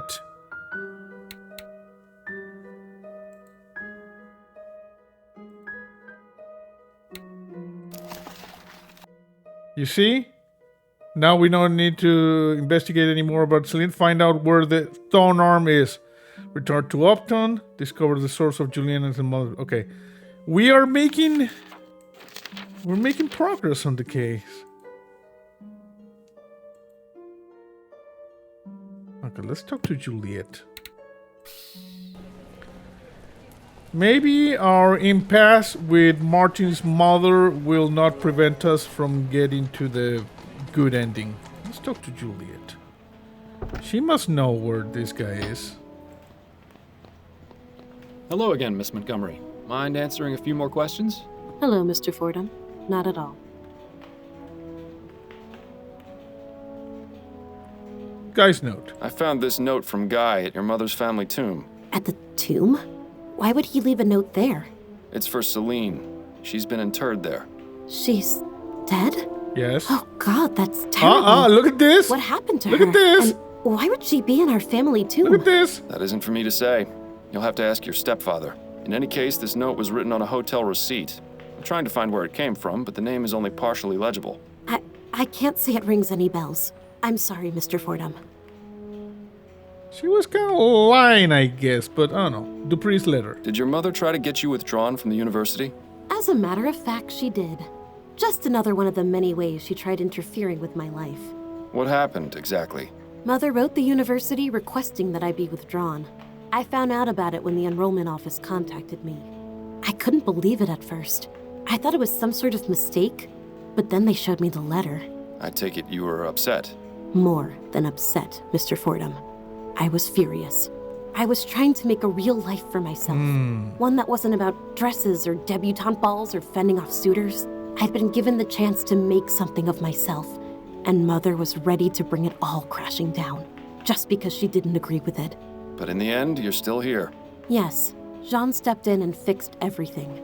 He didn't have to do it, but it was very good of him. I'm afraid that was the beginning of the end of my relationship with Mother. We never really managed to fix things after that. No more questions for now. Then if you don't mind, I have work to do. Fordham, are you thinking what I'm thinking? Wait, what am I saying? Of course you are. Yes. Madame Dupre has been interfering with Juliet's studies and disapproved of her relationship with Martin. Hence they're falling out. Plus the information in Juliet's notes about ethericity, putting animals into a death-like trance, seems awfully suspicious. It's enough to establish both means and motive. That's plenty to consider her a suspect. Yes, but I don't think it was her. I think it was the other guy.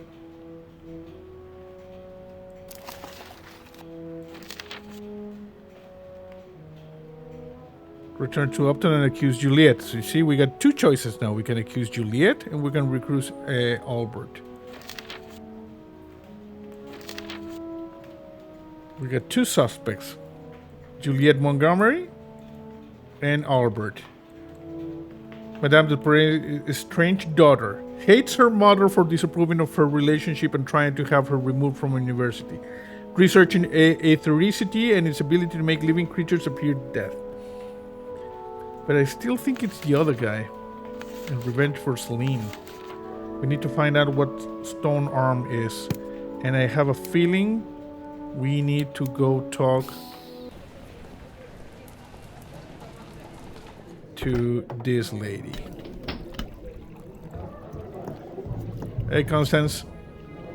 Can we talk? Go on, I'm listening. No, this is not it. That's it, I think. Then you'd better get back to it. Let me check something here. Greens, sulfur. Talk about That's false not it. Advertising. Dr. Tennis, these things That's seem to... not it. Dr. W.F. prevents... That's not You should it. also mention that it prevents... Professor Xander... I really No. don't... Simon Banks. Professional chimney sweep. I'm sure he's a... No. P.D. Preston's. Handsomely upholstered. I suppose if you... No.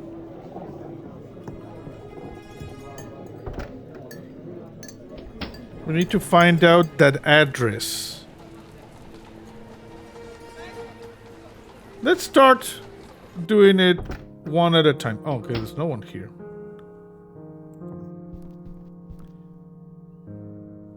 Ethericity, Bizarre Murder, Gascon, Remember the Nigeria. It's been so long since you used that desk. Did you even notice when Adelaide got rid of the chair? No, sorry. How are your parents doing these days? It's been ages since you wrote them. Yeah, let me see back here. I'm just looking around, seeing if there's anything. Ha, that post. Yes, back when Addie was... Yeah. No, let's just go. Okay, so nothing there. Let's go talk to Martin. Maybe he knows something.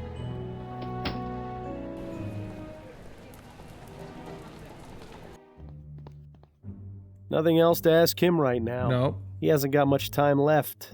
Best not to waste it. Okay, what about this guy? He's watching you like... Okay, now let's go.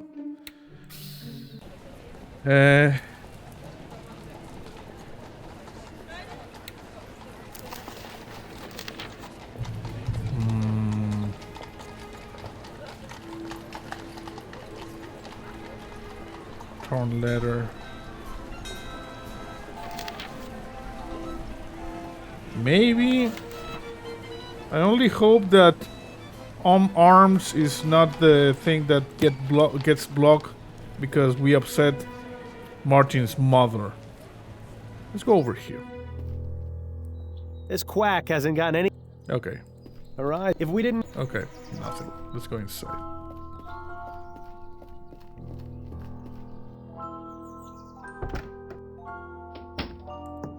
You know anything? No. So long, Birdie. Oh? I have some questions for you. All right. Guy's note. I found this note from Guy at your mother's family tomb. I don't think I understand. Who did he leave it for? Celine. She was interred in there. Celine is dead?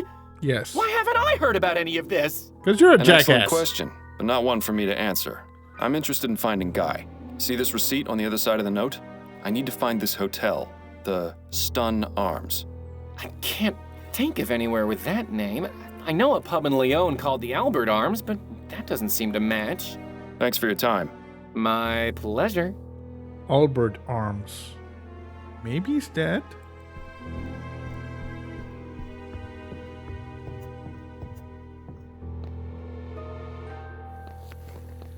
Hello? Amelie? Yes? What is it? We mustn't be seen talking. Guy's note. I found a note from Guy at the Chesterton tomb. He left it at Celine's vault.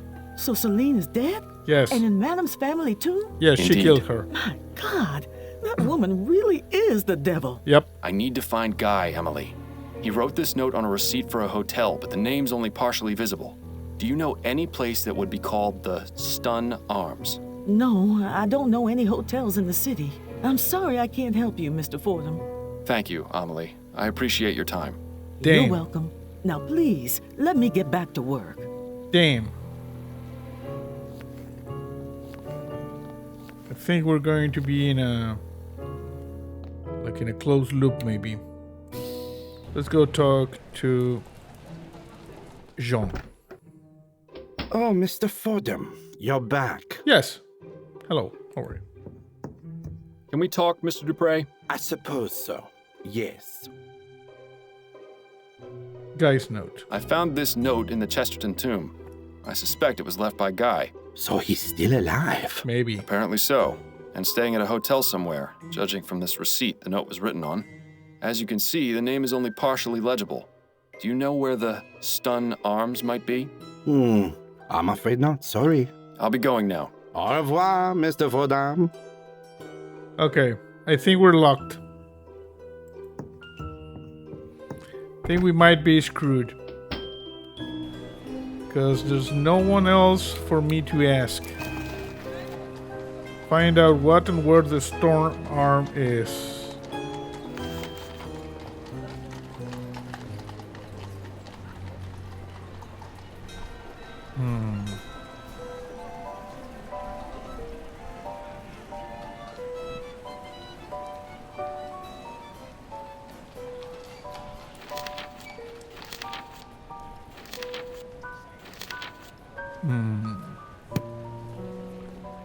So we came over here, we talked to Jean. We came over here, we talked to Juliet.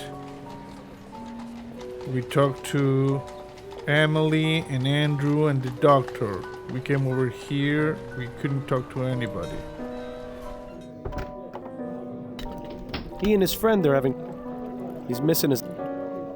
best of all, reminds me of when I was... Judging by the sooty... Just one of many... Asleep at a young woman holding a guitar.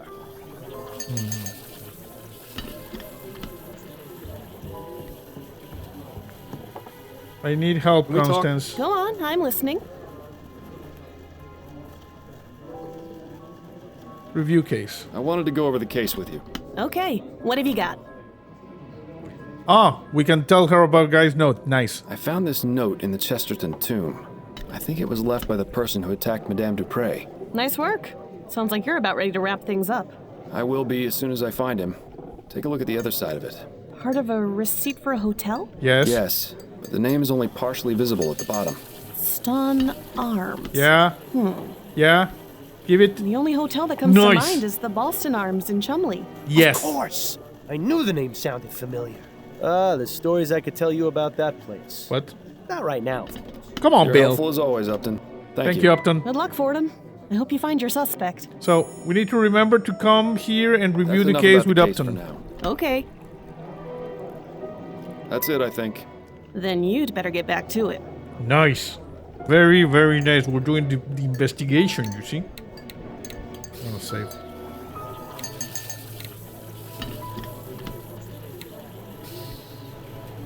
Okay, there's the new place.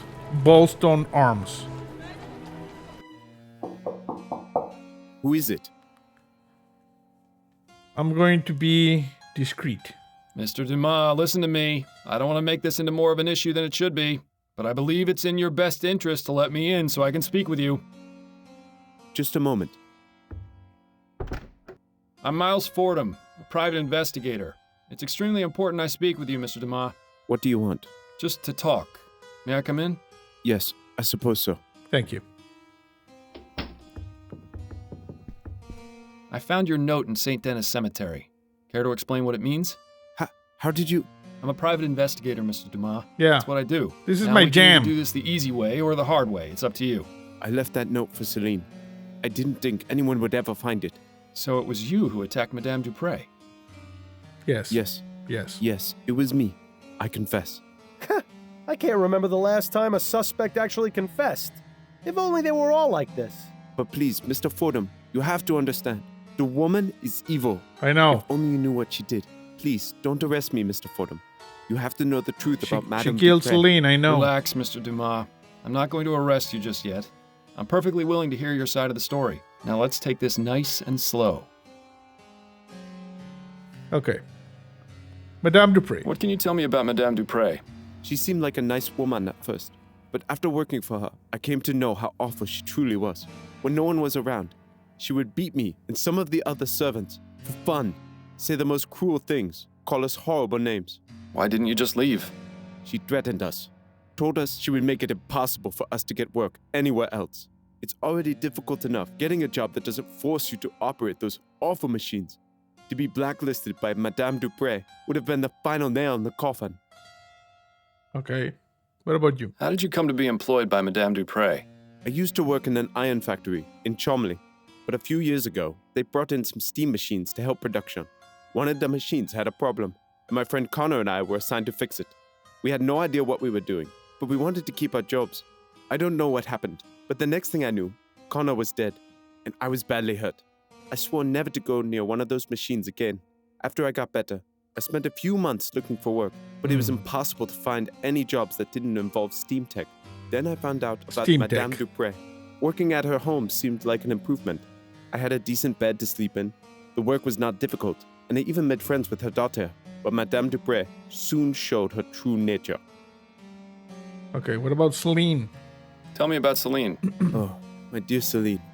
She was the most beautiful thing I ever saw. We were going to get married, you know. Then that devil killed her. She beat her to death in front of me. I was powerless to do anything. Please, Mr. Fordham, I don't want to remember. Let us speak of something else. Okay.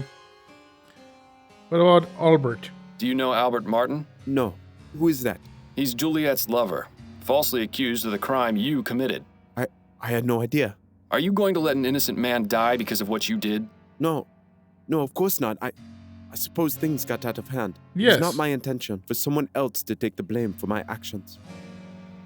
Okay, this guy is actually kind of a decent guy. So why did you attack Madame Dupre in the way you did? I knew that if I went to her home and killed her, I would be caught and thrown in jail. I needed to find a way to do it quietly and not make anyone suspicious. Also, I wanted her to suffer for what she did to my Celine. With the vengeance, I read about you know? toxic plants in Juliet's schoolbooks, and I knew a He's bit like the about that Punisher. from working as a gardener. So I decided to poison Dupre and make her appear dead so she could be buried alive and suffer the same way she made us when she would lock us away in her secret room. What secret room? Did you say secret room? Yes, Mr. Fordham.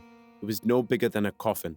She would place us inside if she was especially mad at us, with no food or water, sometimes for days at a time. We couldn't scream because she would stuff our mouths. She would also plug our ears and cover our faces. How often did she put you in there? Only a few times, but that was more than enough. I'd rather not think about it. So you have no idea where it is? None. I only remember Madame Dupre would say the same thing any time she was about to put someone in there. A perfect servant must behave. I've told you everything, Mr. Fordham. Are you still going to arrest me? I haven't quite decided yet, Mr. Dumas. If I can find this secret room, it would be enough to charge Madame Dupre with a crime. However, if you haven't been telling me the truth... I have been, Mr. Fordham. I swear it. I'll even make you a deal. If you promise me you'll try to find the secret room, I won't leave this hotel. I will try to find the thing. It's a deal. Well, at least now we can go straight to Upton and have him taken in. Unless you really do believe him about the secret room. I do. And I think I know how to get in, but we need to That's all for right now, but I'll be back. Yes, Mr. Fordham. I'll be here. Okay, good. Let me check around your room. If there's one thing I can't stand, it's crooked paintings. Damn it! Seems to be what passes for a dresser around here. Either that or Dumas is secretly a pirate. Ahoy! It appears someone is due for 7 years of bad luck. Yeah, this guy. A wash basin? When did this place get so fancy? Fancy!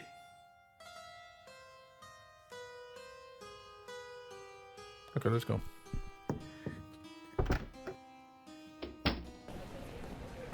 Okay, let me see in the casebook. Return to Upton and accuse Albert, Juliet. Return to Upton and accuse Guy Damas. Find Madame Dupre's secret room. That's what we need to do. We find the secret room. You see, these are all suspects. Albert, Juliet, and Guy, who is actually the one who tried to do it. But Mrs. Dupre is not a nice lady. If you remember, upstairs... Wait a second. Can we talk to this guy? As amusing as it is to chat with this oddball, I think we've exhausted his usefulness at the moment. There's some notes and there's a piano. So I'm pretty sure there's something weird going on here. Here, you see?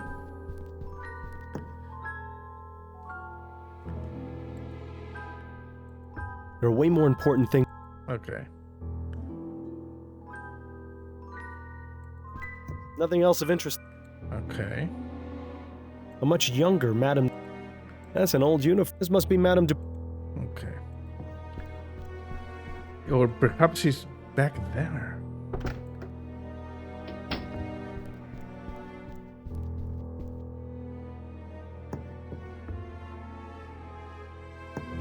The cylindrograph.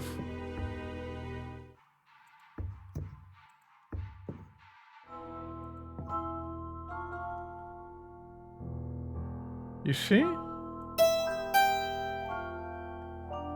There's probably something here. Let's go talk to Emily. Well, we can just go around talking to people about the secret room. Okay, either the doctor nor this guy know anything about the secret room. So to Emily. Stick around. I may have more questions. Don't. Okay, she's not that. Let's talk to Juliet. No, let's talk to Jean. He might know. Oh, Bro. Mr. Fordham, you're back. Yeah, secret room. We haven't got anything else to ask him. Okay, no, you don't know anything. Let's talk to Martin. Nothing else to ask? No, okay. Let's talk to Juliet. Is the only one we have. She's busy. Best not to bother her until we have something to ask her. Crap.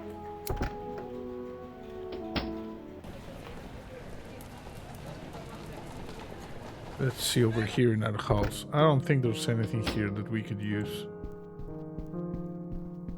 Probably not.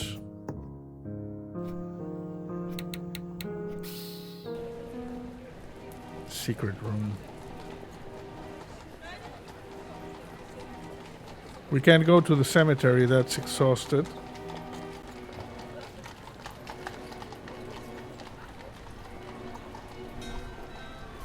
Let's see. He looks upset. Best not bother him unless you have something specific to ask about.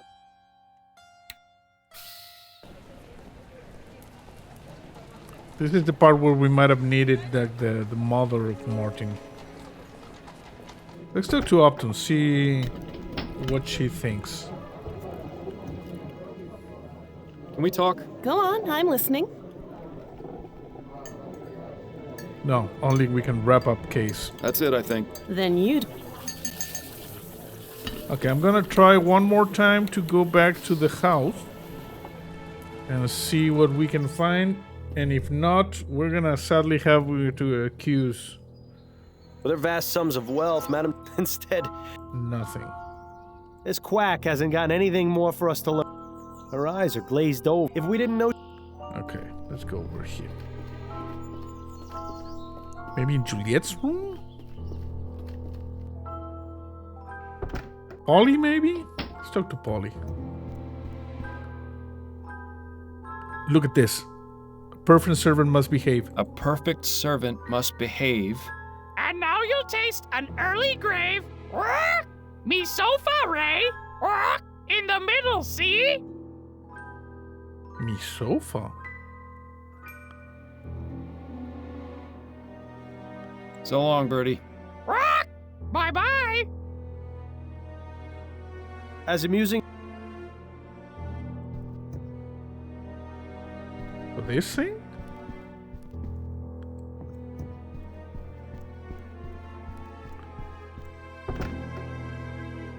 The bird knew something. Here? Nothing. Damn that bird. What the hell was he babbling about?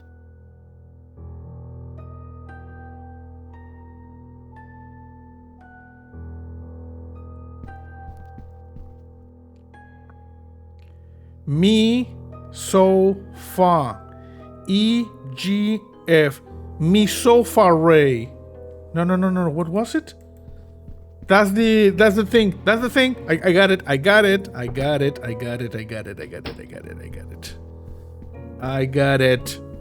I knew this was suspicious.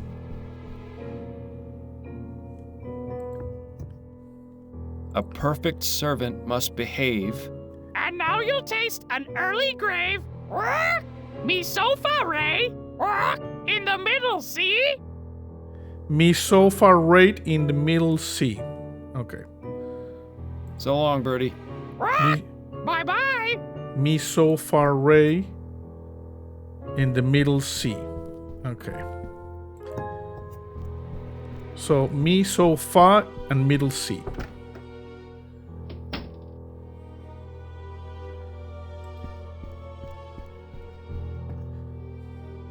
Me so far and middle C. Me so far. So E, G, F and a middle C. E, G, F, middle C.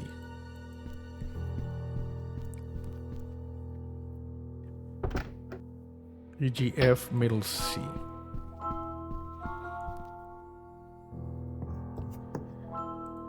Let's see.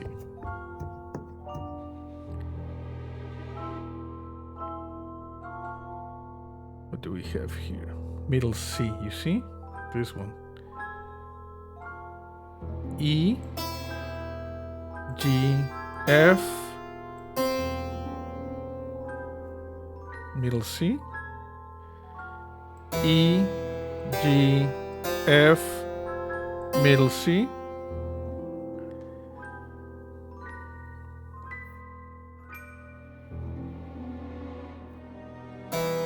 E, G, F, middle C, E, G, F, middle C,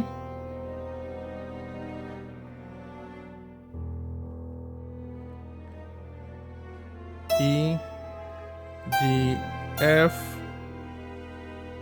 middle C, E, G, F, middle C, E, G, F, middle C.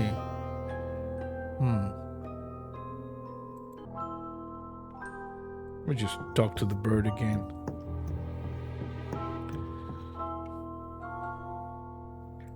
Something I'm not getting.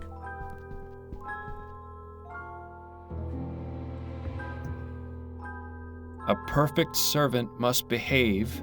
And now you'll taste an early grave. Me sofa, Ray. In the middle, see? Ray! Jesus. So long, Birdie. Bye-bye. Me so far, Ray. Damn it. Screwed up. It is me so far, Ray. I forgot the Ray.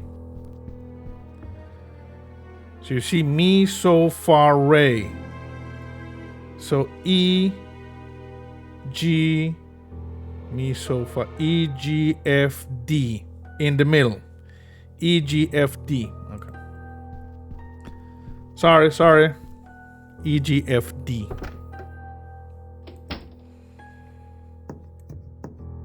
Okay. E, G, F, D. And it's in the, it says in the middle over here, okay?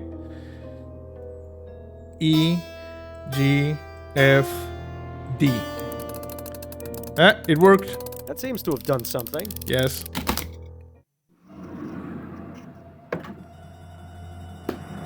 Holy crap! This does not look good. He's dead. Yep. You should inform Dr. Fellows about this right away. It seems Guy was telling the truth after all. Yes. Yes, it would probably be a good idea to let him know of this development. Okay. And we cannot go to the thing. Let's just go to talk to Guy.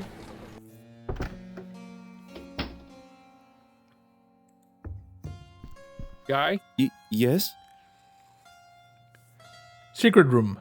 I found the secret room you told me about. You see? I wasn't lying. No, you certainly weren't. There was someone inside. A man. No. Who? I'm not sure, but I can only assume it was one Maybe of the Madame new Dupre's gardener? servants. Was he alright? I'm afraid not.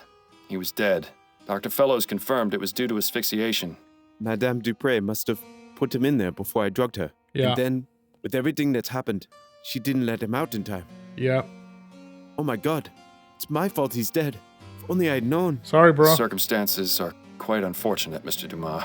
However, this has shed a new light on Madame Dupre and her cruel practices. Yes. I can't say for certain that you were justified in your actions, but I am a bit reluctant to say you were completely at fault. But the bottom fact is that Mr. Martin has been falsely accused of this crime. If I were to let you go, he would be punished in your place. Unless... Yes? I'm going to need you to write me a letter, Mr. Dumas. Letter. Of course, Mr. Fordham. Anything to take care of this mess. And then you can make a run for it. Good. Hopefully now this whole grim affair can be brought to an end. Okay, we had something. That's all for right now, but I'll be back. Yes, Mr. Fordham. I'll be here. Okay, what did we get? Guy's confession. I, Guy Dumas, of sound mind and body, hereby confess to the attempted murder of Madame Laura Dupre. Okay. So you see... I thought it was the... Okay, return to Upton and accuse Guy Dumas. Yeah, that's all we need to know. I thought it might have been Juliet, but no. Okay, let's go over here. Can we talk to this guy? Say something? Oh, Mr. Fordham, you're back. Yeah. We haven't got anything. Okay. Sorry.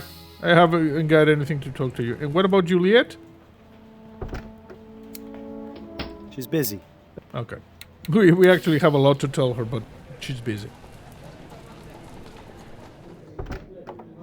Okay, here we go. Can we talk? Go on, I'm listening. Wrap up I think case. I'm ready to wrap this case up. Okay, who's your prime suspect? Guy Dumas. But we should acquit. It was Guy Dumas, a former servant at Dupre Manor. He used toxic plants to drug Madame Dupre so she appeared dead, which he learned about from her daughter's schoolbooks. What was his motive? That's the thing. I've learned that Madame Dupre is extremely cruel to her servants. She regularly beats them, and even has a secret room no bigger than a coffin where she places them as punishment. Yes. I discovered this secret room and found a dead servant inside. He had died from asphyxiation. My God. A few months ago, Madame Dupre beat Guy's lover Celine to death. He wanted revenge and intended to make Madame Dupre suffer the trauma of being interred alive. I see. Yeah. Constance, I don't think Dumas should be arrested for his crime. He doesn't deserve it. Madame Dupre, however...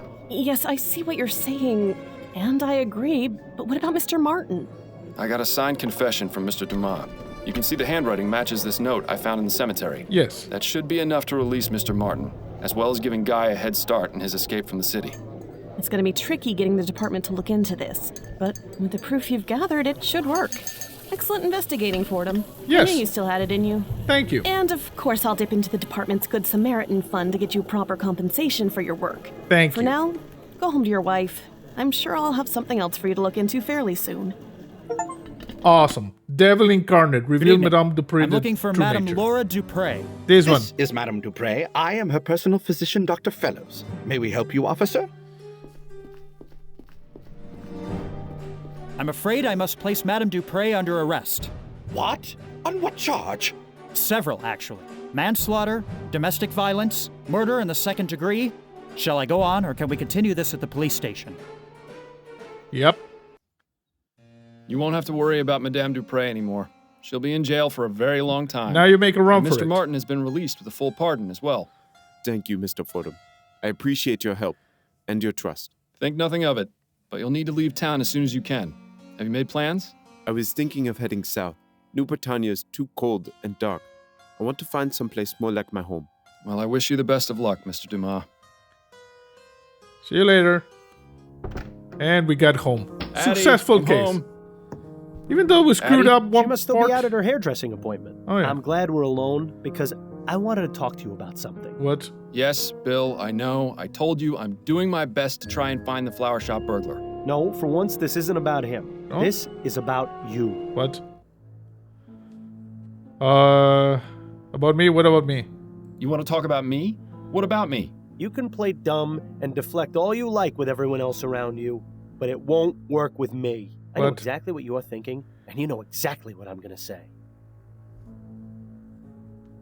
You want to talk about how this case went? You want to talk about how we did on this case? Yes, that's exactly right. Have you already forgotten the old days, Miles? Before I died, we were solving cases like nobody's business. You were one of the best detectives on the force. But ever since you started taking that soporific, your mind hasn't been as sharp as before. Sorry. If you're serious about taking on more complex cases, you need to listen to Adelaide and stop taking it. It's already had a negative effect on your performance. What are you talking about? We were able to discover the truth about Madame Dupre. Yes, but if you were working at your full abilities, you'd have come to that conclusion much sooner. Sorry. If I stop taking it, you won't let me sleep through the night. Nothing will change. Well, things would change if you found you-know-who. I thought you said we weren't going to talk about that right now. Yeah, well, I say a lot of things. Shut up, An Bill. understatement if ever there was one. Can't you just keep quiet without me having to take something? Afraid not, old friend. That's just not who I am or how this works. And I'm going to take If this you up keep me up river. all night, I'll go crazy. Things have been hard enough as it is. And if, God forbid, Adelaide were ever to find out about... Hello, Miles. Is there someone else here? I thought I heard you talking just now. Hey. Fantastic. The jig is up. And here I thought we were doing so well, too. Crap. I was just going over the caves, thinking aloud. No, I was just going over the case. Thinking aloud, you see. Ah, of course. How was your appointment? Mrs. Lefebvre was her usual bossy and overly picky self, but she gave me a very generous tip. Nice. That's good. So I stopped by the shop on the way home and bought a new deck of cards. Oh, nice. Excellent. Shall we have a few rounds of écarté? Écarté? I believe you demanded a rematch last time we played. Yes, that would be nice. Well, you certainly managed to dodge that bullet. Yes. I only wonder how much longer you'll manage before one finally hits you. Shut up, Bill.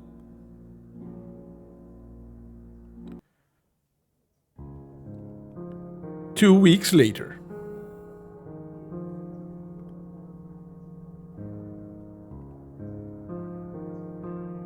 And it says here they still don't know what caused that explosion. What? I guarantee you it was sabotage. Those Redites have been causing a lot of trouble lately. Is that the group of anti-steam tech radicals? The very same. Why Redites, though? They're named after some fellow named Jonathan Red, apparently the one who began the whole anti-steam movement. It's really a rather stupid name, if you ask me. And uncreative. I'm going to call them Deadites. Well, what would you call them then? Deadites?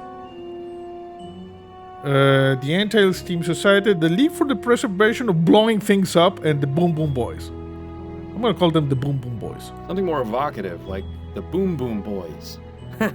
Definitely gets to the point, I'll give you that. Yes. Perhaps you'd best stick with the detecting, dearest. Your nomenclature needs a bit of work. Sorry. Well, I think it's about time I get ready for bed. All right, Miles, if you must.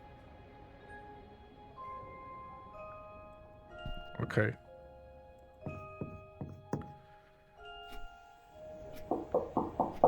Who could that be at this time of night? Good question. But Adelaide can handle it for now. I need to take my medicine. You certainly have your priorities in order. Go on then. Get that bottle of rat piss out of your nightstand and let's get this over with. Huh. No current case.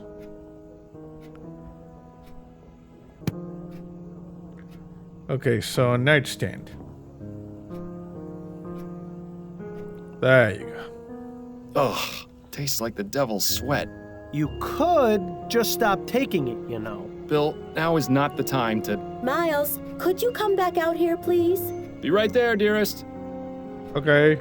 Do you know, I'm gonna just save, because this is probably the case 2. Case 2. Okay. Don't worry, Miles. I don't watch when you and Adelaide are having your private time. It would be nice if you didn't spend the whole time humming. What? I thought you appreciated some romantic music. What? Okay, anything here that we might have forgotten? I always like that self-portrait of Adelaide's mother, even if the eyes do always follow you around the room. Okay, and this one? Adelaide's last performance. She could really bring the house down. Yeah.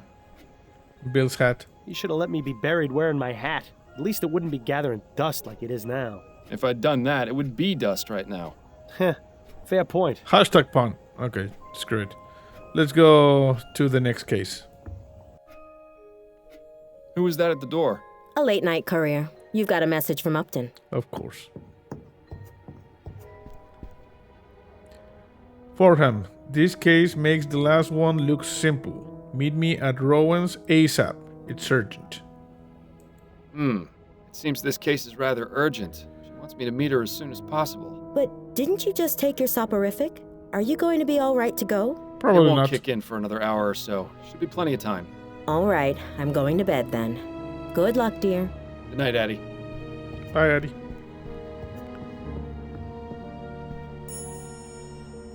Okay. Message from Upton. Okay, let's go. Anything else here? I can see why Adelaide calls that plant Miles Jr. It's a spitting image. Shut up, Bill.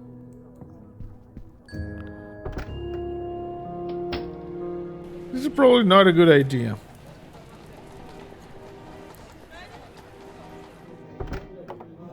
Yeah, everybody's still here.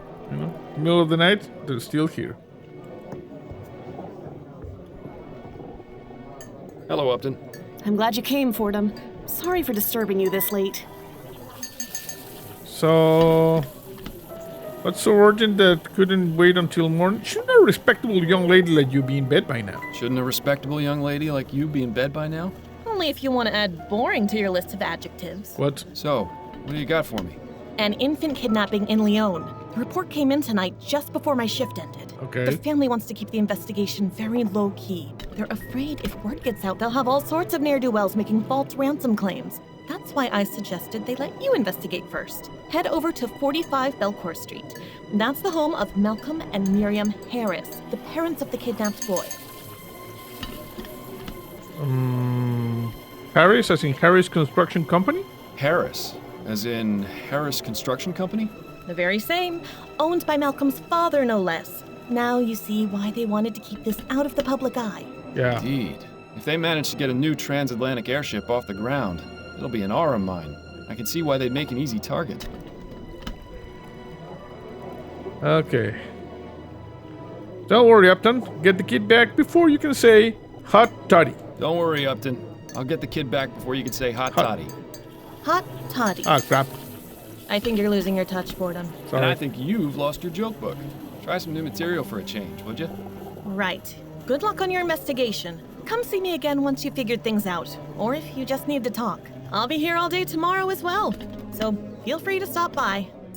Yeah, you just did here. It's okay. Asleep at a coffee house. One of life's little ironies. Yeah. Can we take some coffee? All that metal and tubing just to serve a hot cup of coffee?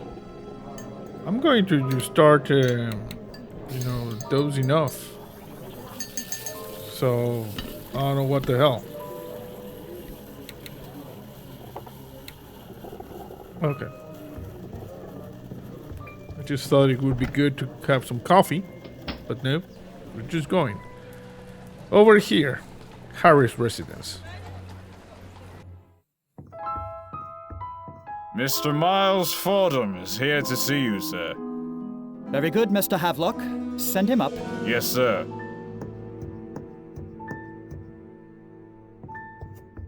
Hello, bro. Good evening to you, sir. Good evening, Mr. Fordham. I'm Malcolm Harris. I'm terribly sorry to hear about what's happened, Mr. Harris. Thank you, Mr. Fordham. You were very highly recommended by Miss Upton. She said you'd be able to solve this faster and more discreetly than the police. Of course. I admit it's a rather unorthodox approach, but we're desperate. I understand. I'll do all I can to find the kidnapper and bring your son back unharmed. If you'd like to examine the nursery, it's just through that door to the left. I'll ask you to please try and keep quiet as I just sent my wife to bed. Her nerves are rather shot, you see. Yes, of course. I was gonna start running around, screaming, but okay. So what do we have here? We got Malcolm Harris. We got a globe. I'm sure the only location the Harrises care about is wherever they are at any given moment. Okay. I wouldn't get too close, Miles. That vase is probably worth more than your entire building. Maybe. That's the bedroom. She looks like she's up to something. It's a portrait, Bill. I know the hand and waistcoat pose is supposed to look stately, but to me it always looks like the person is scratching themselves. Like this guy, you see?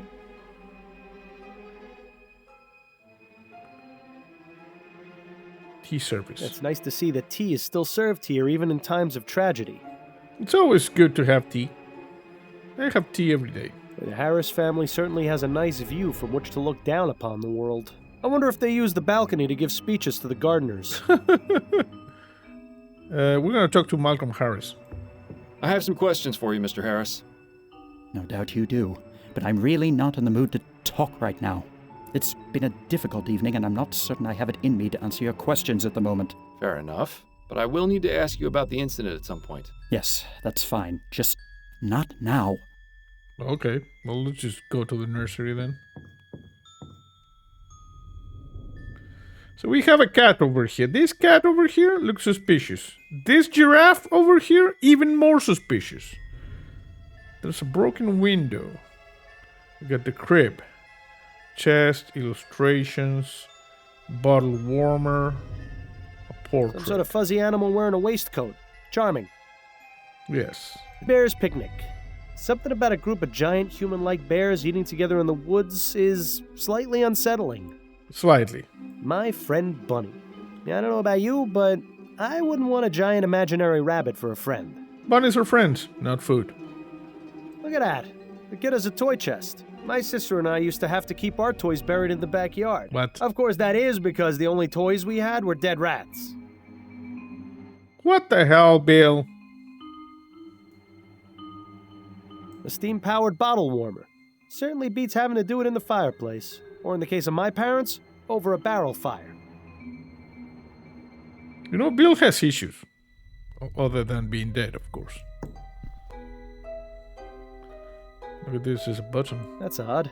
Why is there a loose button in the crib? I'm no expert on children, but it seems like it would be dangerous to have around an infant. I want to grab it. If only the flower shop burglar was as easy to find as this clue was. Current case, the Perlini progeny.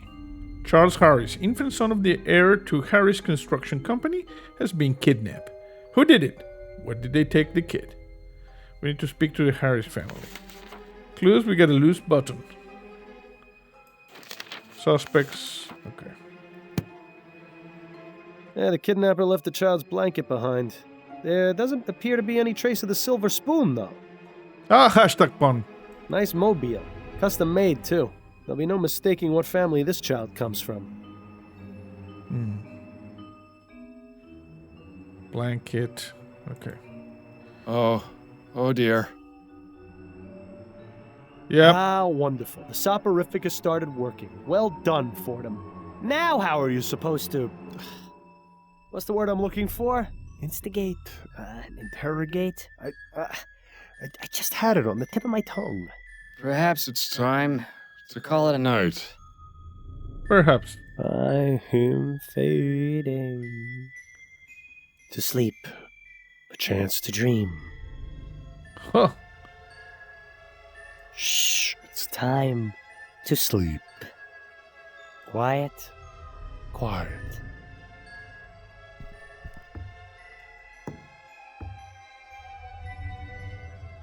No talking now. He'll know it's all wrong. And go over to the bedroom? So peaceful, so quiet, so comfortable. Okay, let's go. Well, Mr. Harris, I believe I've done all I can for right now. Did you find anything? Yes, I believe I have some leads I can pursue.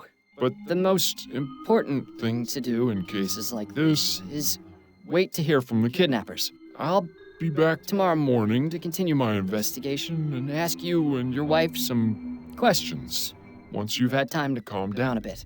In the meantime, I suggest you stay here and get some sleep. We'll all need it. Damn.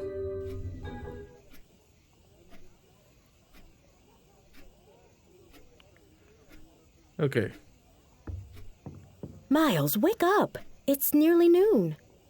Damn it. So it is. Why didn't you come to bed when you got home last night? It was late. I didn't want to disturb you.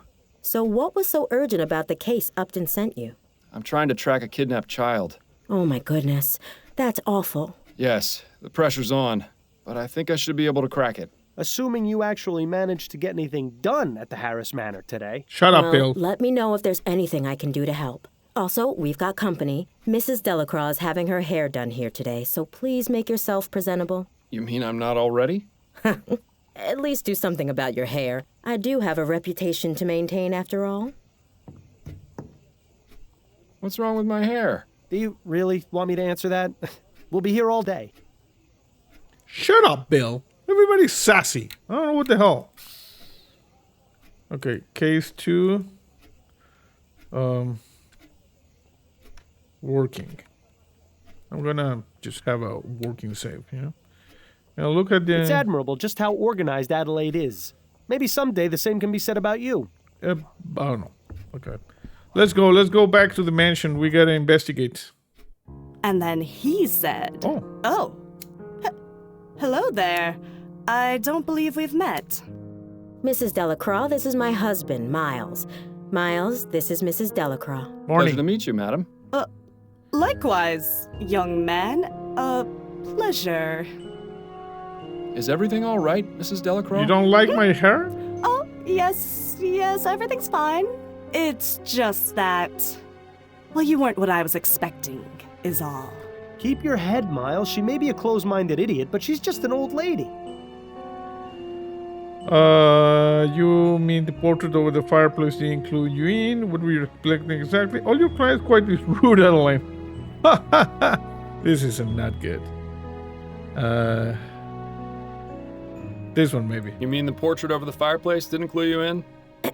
Now then, Mrs. Delacroix, what was it that you were telling me about Mr. Delacroix and his dogs? Oh, yes. So, Harold came in and said...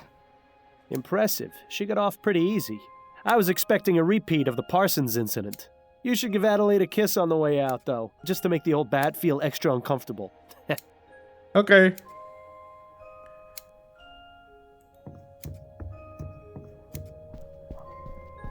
Addie?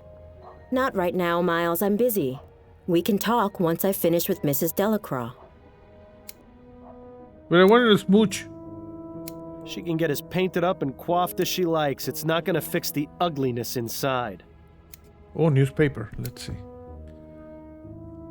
Dupree scandal shocks Gascon society. Madame Laura Dupree, the Gascon Grand Dame, reported to have died 2 weeks ago, is in fact alive.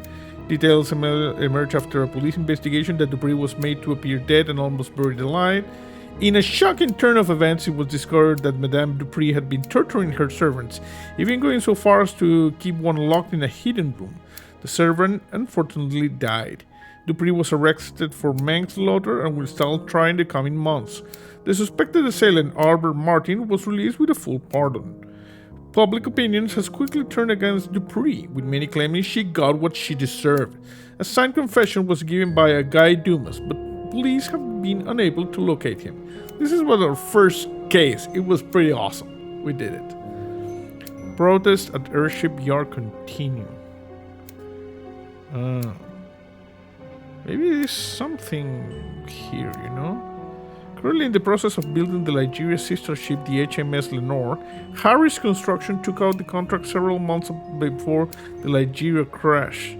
Clyde Harris, owner of Harris Construction, said while the Nigeria disaster was a most unfortunate accident, should not be taken as an indication that steam technology is in any way dangerous. Prime Minister re-election campaign intensifies. Sabotage blame for brewery explosion. It was an explosion of the Hoskin Brewery last Thursday. Okay. So no smooches. I'm going. Kiss Adelaide goodbye. Goodbye, dearest. Smooch. I look forward to your return, my love.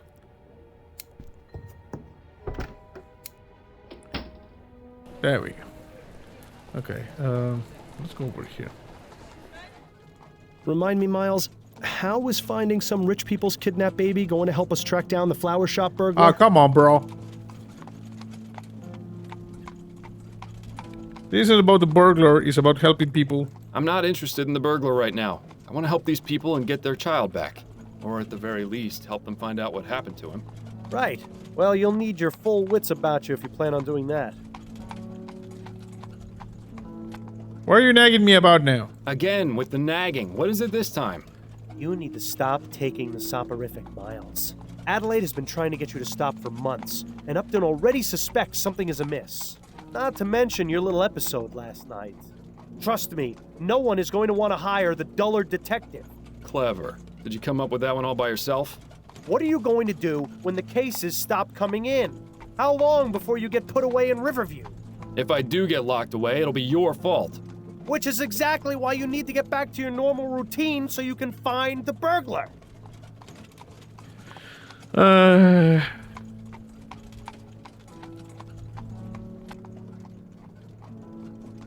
Fine, I'll stop.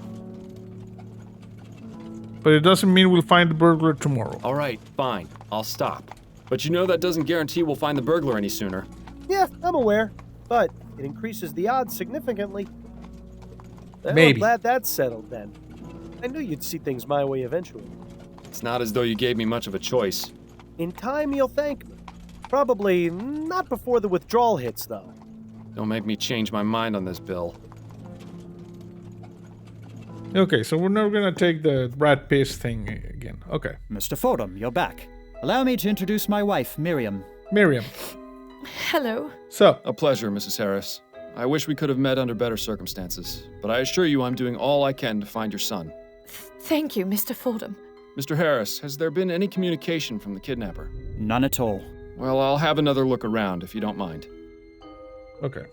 Let's just go over here first. Miles, okay. did you notice something a bit strange about the Harrises? No. Quite a few things, actually. What are you referring to? His son was just kidnapped, yet they're each on their own side of the sitting room. Not comforting each other, not crying together. Nothing. They're stuck-up rich people. Not exactly the type to show emotion. Yeah? Miles, you know I'm the most cynical person there is when it comes to their type.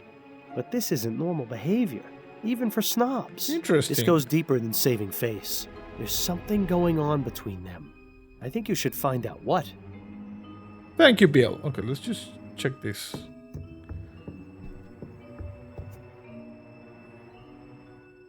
Torn fabric, broken glass, broken window. So someone broke the window, opened, entered, got the kid, ran away. There's a torn fabric. Interesting. This fabric looks as though it came from a garment of some kind. Yeah. Grab it. Huh. There's a small emblem sewn onto the side of this piece of fabric. It just says SS. Somebody's initials, maybe? Okay. Probably won't be another year or so before the child gets any practical use out of those blocks beyond putting them in his mouth. Maybe. Probably won't be another year. Okay. Be careful not to cut yourself, Miles. I don't think the Harris family has ever seen blood that isn't blue. Ah, hashtag pun. Look, you can see the balcony extends all the way around the side of the manor. That would make it rather easy for someone to access this window from the outside. No evidence of what was used to smash the glass, though. It looks rather flimsy. Let's not try sitting on it.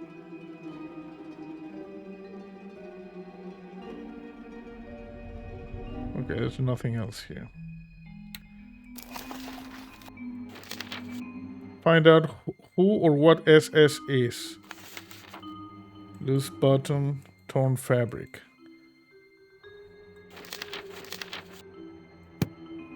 Okay, anything else here? Chair. Doesn't look very comfortable. Whoever sits here must end up with a sore backside after a while. I wonder about this cat and this giraffe. The giraffe and the cat look suspicious. Nice view of the garden from up here. Look, you can see the balcony extends all the way around the side of the manor. I know. That would make it rather easy for someone to access this window from the outside. No evidence of what was used to smash the glass, though. Okay, let's go back here. I don't think there's anything else in this room. Just gonna save. Go with that.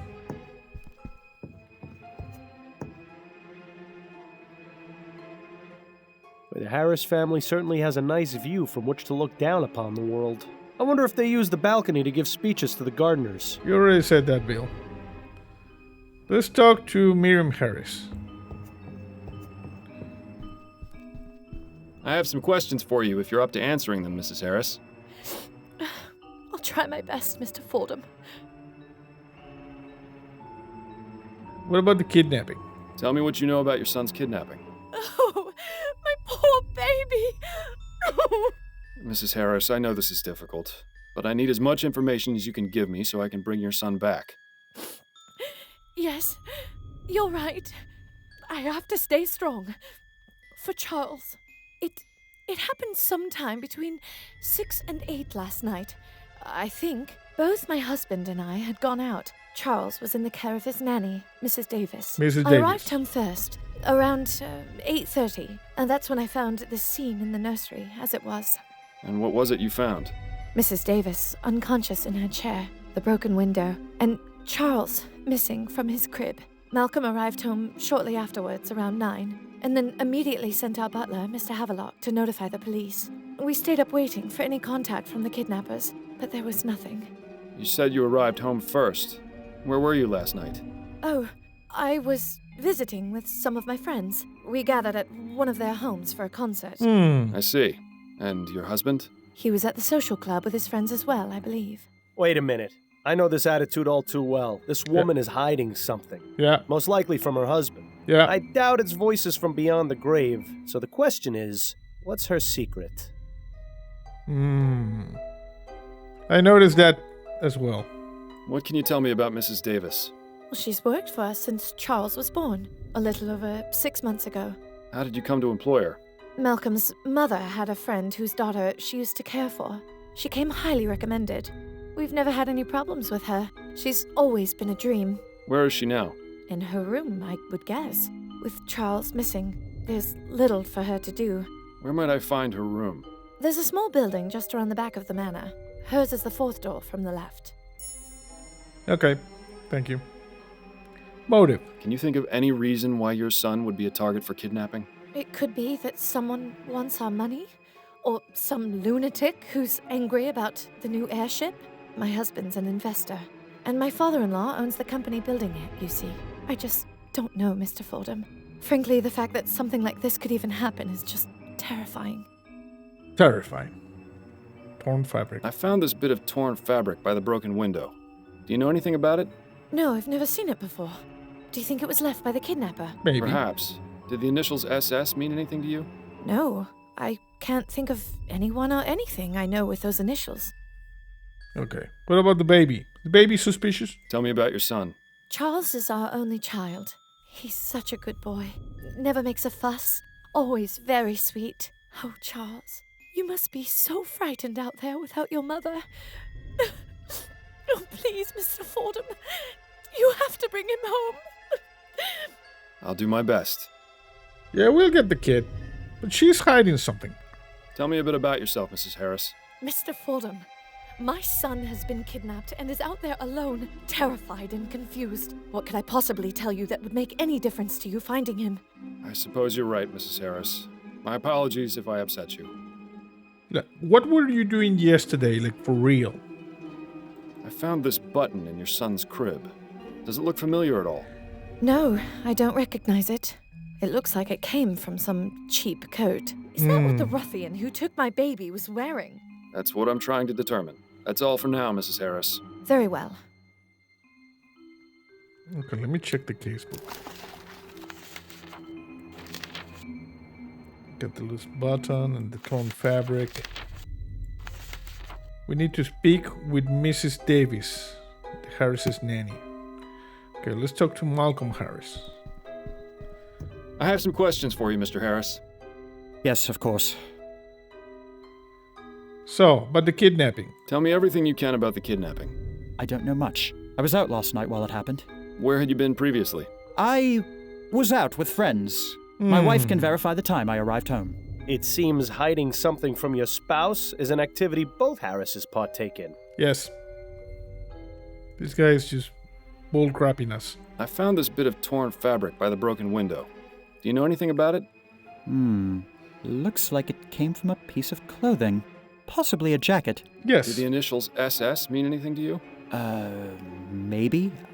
I can't really say. You'll have to excuse me, Mr. Fordham. I've got quite a lot on my mind right now. If I can think of anything, I'll be sure to let you know. You're hiding something, bro? Look, you're hiding something. What about the kid? Tell me about your son. Charles is a good boy. Very quiet. Miriam had wanted a child almost from the moment we married. You know how women are when they have their hearts set on something. I saw no need to rush, but... Nice to know you're not the only one. Hey, Miles. The first 2 times Miriam was with child, she suffered some unfortunate accidents. She was devastated, as you can imagine. So when Charles finally came along, he turned out to be quite a blessing. I can't imagine what sort of depraved madman would take him from us like this. You must find him, Mr. Fordham. I intend to, Mr. Harris. Yep. Okay. Tell me about yourself. There isn't much to tell, really. My life has been fairly well publicized in the newspapers. Let's pretend for a moment that I skip over the society pages. Well, I'm an investor. My father Clyde runs Harris Construction Company, which I will someday inherit. Any other details about me are fairly trivial nonsense, I think. Okay, what about this button? I found this button in your son's crib. Does it look familiar at all? No, not at all. Do you think the kidnapper might have left it behind? Yeah. It's a distinct possibility. Those are all the questions I had for now. All right. Okay, I'm gonna go into this bedroom.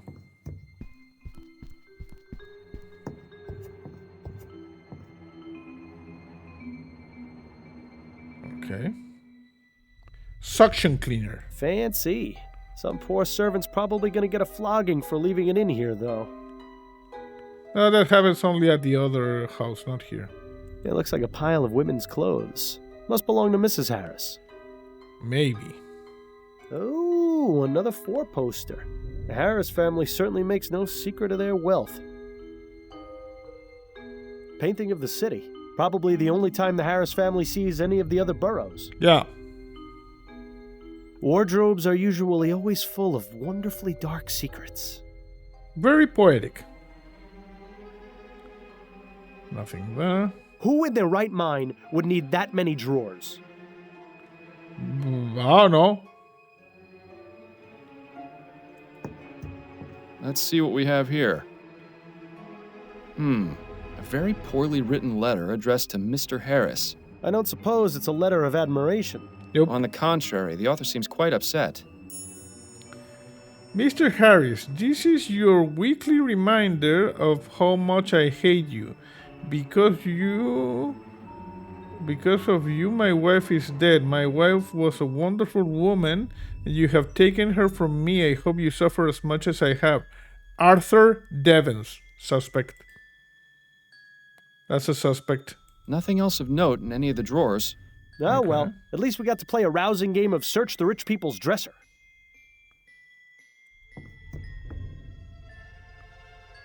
Okay. An empty suitcase. I suppose Mr. Harris must travel every now and then. Yeah. Mr. Harris's color selection is almost as drab as yours. Let's see if there's anything of interest in any of the pockets. So, Mr. Harris is a fan of the ponies, is he? I'm sure that's not causing him any trouble at all. Date of race, name of horse, bet amount, number of bets. Mr. Harris's color selection is almost... Okay. Mr. Harris... Nothing else. One thing is for certain. Mr. Harris uses entirely too much starch on his shirts. One thing is for certain. Okay, let's see. Top drawer. Yeah, it seems like this is where Mrs. Harris keeps her unmentionables. I like the ones with the frills and the stitched cat. What? Paperwork and receipts. Nothing particularly interesting here. More lacy underthings. I wonder which Harris they belong to.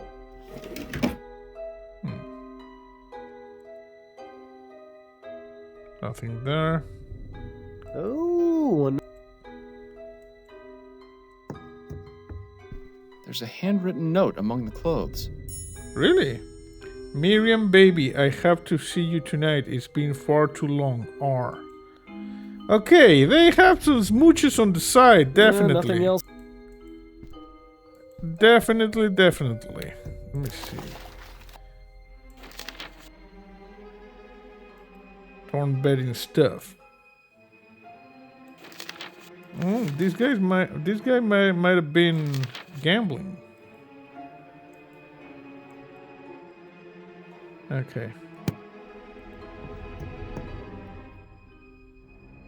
Can we talk to this? I have some lady? questions for you if you're up to answering them, Mrs. Harris. I'll try my best, Mr. Fordham. I found this note in your bedroom. What can you tell me about it? I've never seen that note before in my life. That Are sounds you absolutely sure? like Mr. bull Fordham, crap. you mentioned you valued discretion. I ask you to please exercise some now. Would it be possible to speak about this in private? In another room, perhaps? Out of the question, Mr. Fordham. I shall not leave this sitting room in the company of another man if my husband is not present. Yes, I understand. Let's put the subject on hold for now. What a life these rich people lead. All the money in the world and they're trapped like rats. That's all for now, Mrs. Harris. Very well. Okay, let's talk to this guy. I have some questions for you, Mr. Harris. Yes, of course. Angry letter. I found this letter in your bedroom. What can you tell me about it? You went through our things? Yes. I'm a private investigator, Mr. Harris. It's part of my job. Of all the insolence! Shut up. You're upset, I know, but do you want me to find your son or don't you? Yes, of course I do. Okay, now shut up That letter then. was sent to me by mistake. It was written to my father. Well, if you can even call that writing. Have I ever mentioned how much I hate rich people? Because I really hate rich people. I noticed, Bill. Father. Doesn't he own the company building the new airship? Yes, that's right. He's been receiving many letters just like that one since the Lygia disaster. But that Devons fellow in particular has sent one every week, along with a bag of chicken bones and dust. Chicken bones. Peculiar. Not only that, he leads a daily protest in front of the construction yard where the HMS Lenore is being built, trying to halt production. My God! How did I not see this before? See what? Devons! He has a grudge against this family because of what happened with the Lygia. I'd put money on him being involved with the kidnapping somehow, as a form of retaliation. Maybe. I'll just have to speak with Mr. Devons and see for myself. You see? It was a good thing that I was just doing the thing. What about this? Mr. Harris, what can you tell me about these? What? How did you... Listen, I'm trying to help you and your family. I can't do it if I don't get the entire truth. Do you think we could discuss this somewhere more private? Maybe. I suppose we could. Good. Let's move to the nursery then. Okay, go over there, you. Okay, can we talk now? I have some questions for you if you're up to answering them, Mrs. Harris. I'll try my best, Mr. Fordham. Handwritten note. Right. Your husband's not around to hear you, so tell me about this note. Fine. I got that note last night from Roland. Roland. Okay, who the hell is Roland? Who is Roland? Roland is a special friend. Special. I see. Oh, don't you judge me, Mr. Fordham. You have no idea what my marriage has been like. Marrying Malcolm wasn't my idea, nor even his. The whole thing was orchestrated by our fathers. They thought merging the two families would be a good business arrangement. Is your marriage an unhappy one, then? It wasn't easy at first, and it didn't get any easier as it went on, either. So then, why not end it? Mr. Fordham, we are a respectable family. There are certain considerations. Yeah, like Roland. Besides, I had no legal grounds.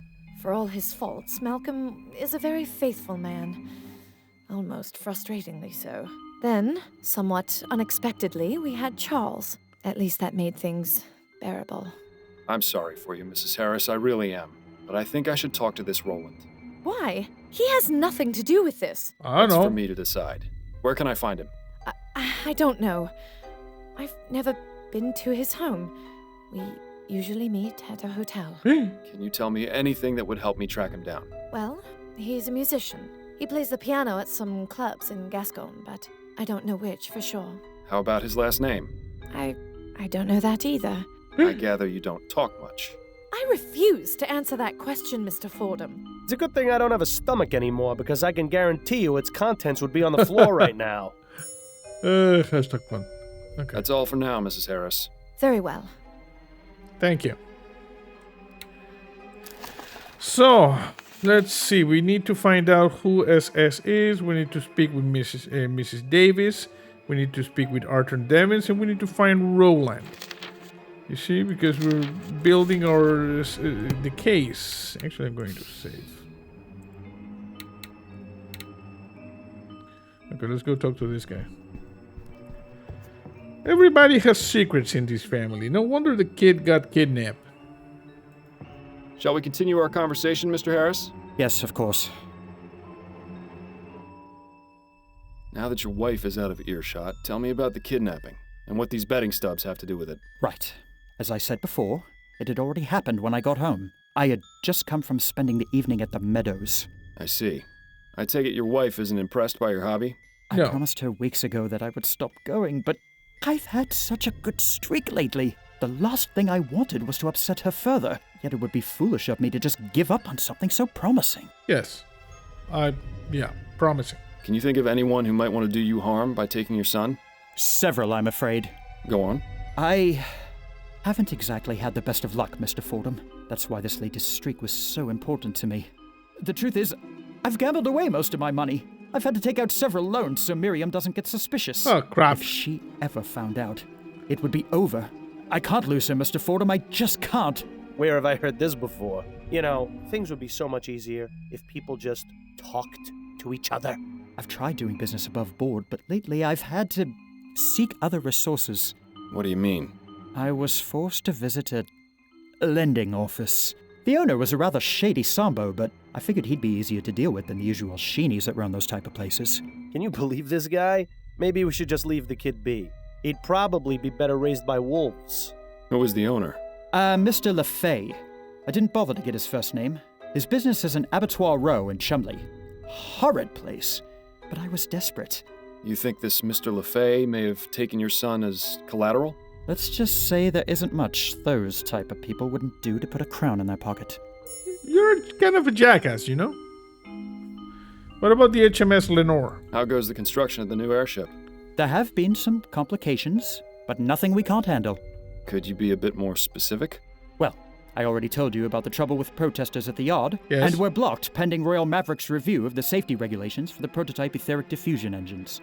Agitators and red tape aside, we should still be on schedule to have the Lenore finished and in the air by the end of the year. But really, Mr. Fordham, what the deuce does this have to do with finding Charles? He has a point, you know.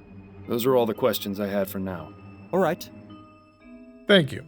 If you don't mind, Mr. Fordham, I'm going back to the living room. I don't want Miriam getting suspicious. Yeah, don't go gambling, bro.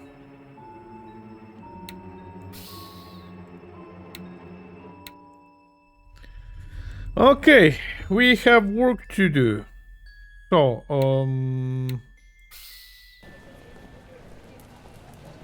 Mrs. Davis' quarters. Come in. Good day to you, ma'am. I'm Miles Fordham, a private investigator. I'm looking into the kidnapping of Charles Harris. Are you Mrs. Davis? I am. Oh, bless the spirits. They've sent someone to help at last. Yes, the spirits. Boiler. Seems like that boiler's the only thing in here that's less than 10 years old. Oh, hush up, Pon. My mother had a pewter teapot as well. Always made the tea taste funny. Another Harris hand-me-down, no doubt. You'd think they would have washed it first. Another Harris... It's a spirit reaching out to a very frightened man. Possibly the fakest-looking photo I've ever seen. Okay, so this lady believes in spirits. A boy taking a nap under a tree while his dog runs around in the distance. That brings back some good memories. Yeah. Books. These are all books on spiritualism and the occult. Mrs. Davis doesn't seem to have many other hobbies. That chest is full of undressed dolls? What the hell is wrong with this old bat? But I don't know. Probably the dolls are haunted. This looks like a mourning portrait of a young woman. Probably a relative of Mrs. Davis. Painting of a tower on a Scottish moor. I wish I'd been able to make it over there. Painting of a misty forest with a cemetery in the background. Cheery stuff.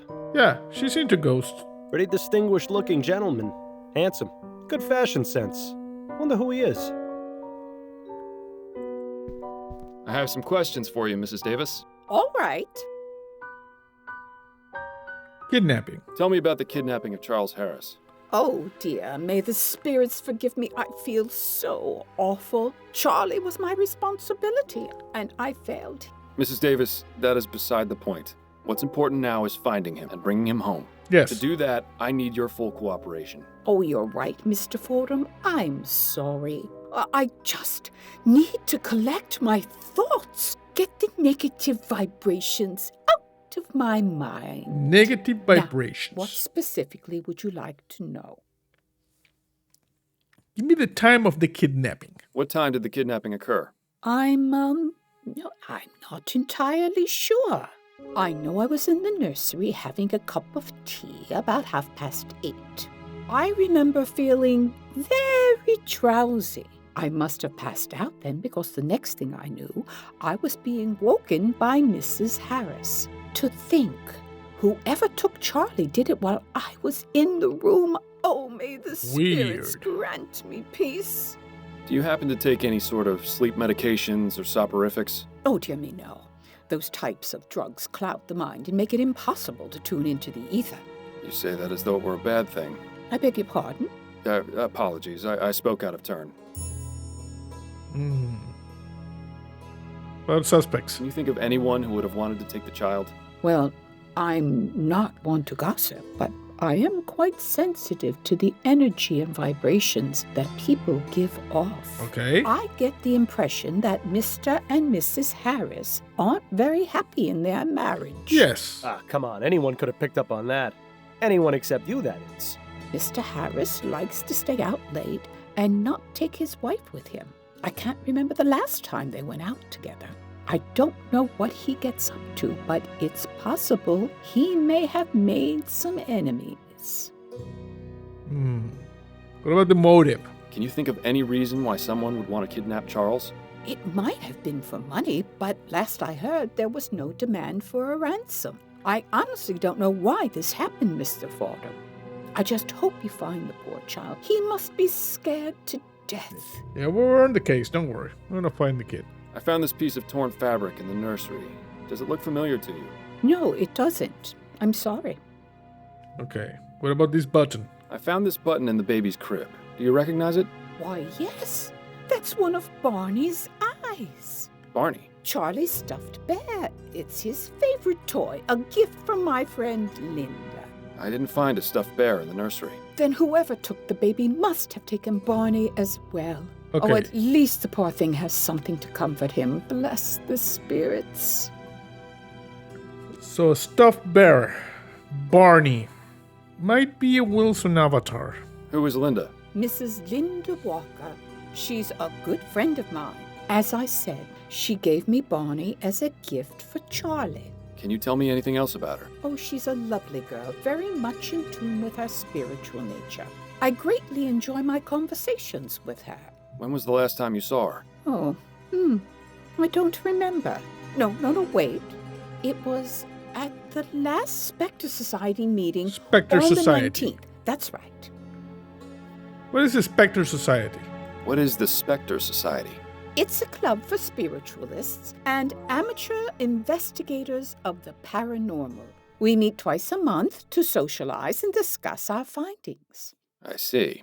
Sounds fascinating. Yeah. Well, I don't expect you to share my beliefs, Mr. Fordham. Oh, I have a bit more experience than you'd think with regards to the spirit world. Yeah. You can say that again. Yeah. Where exactly do these meetings take place? At a private residence in Gascon. May I have the address? Why, yes, it's 325 Rue Jameau. Are you going to seek spiritual guidance to find Charlie? Maybe. Perhaps. You never know what might be worth looking into. Okay, we keep getting notes and stuff.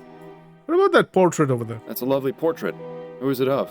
That is my late husband, Jonathan. I thought so. He used to attend meetings of the Spectre Society with me, bless him. I tried to get him to be more in tune with the other side, but I think he was just humoring me. He was a good man. Everyone at the society cared for him very much. Okay. Linda's address. Do you have Linda Walker's address?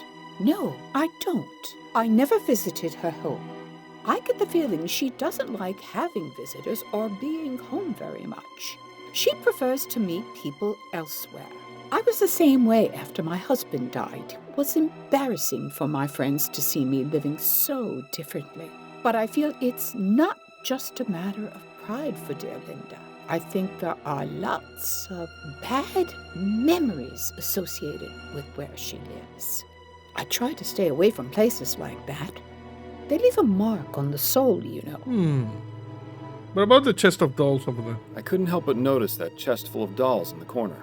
Oh, that. Oh, I know it must look a bit strange, but I pick up old and broken dolls so they can be repaired and donated to orphanages. It's my way of giving back to the community and helping poor children who have nothing to play with.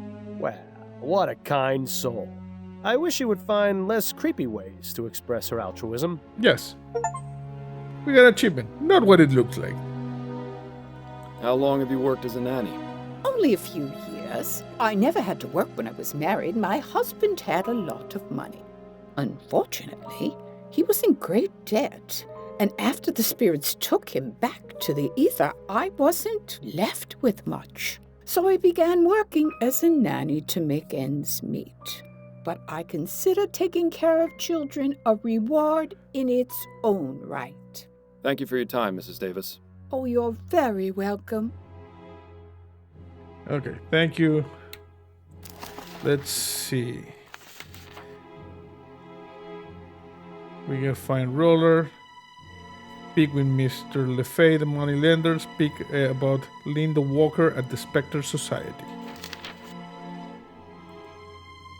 Mrs. Davis says she was drinking tea in the living room at around 8:30 p.m. Then passed out. Was awoken 2 hours later by Mrs. Harris. Heard the sound of mashing glass.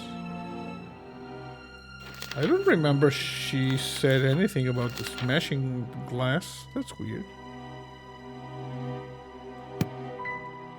Okay, let's just save. So I don't think there's anything else here. The Harris family doesn't seem to hold the comfort of their servants in very high regard. I think a bed of nails would be an improvement. Okay, let's exit. I'll be going now, Mrs. Davis. May the spirits guide your path. Thank you. Okay, so we got a couple of options over here. We got the lending office. We got the Harris Construction Yard.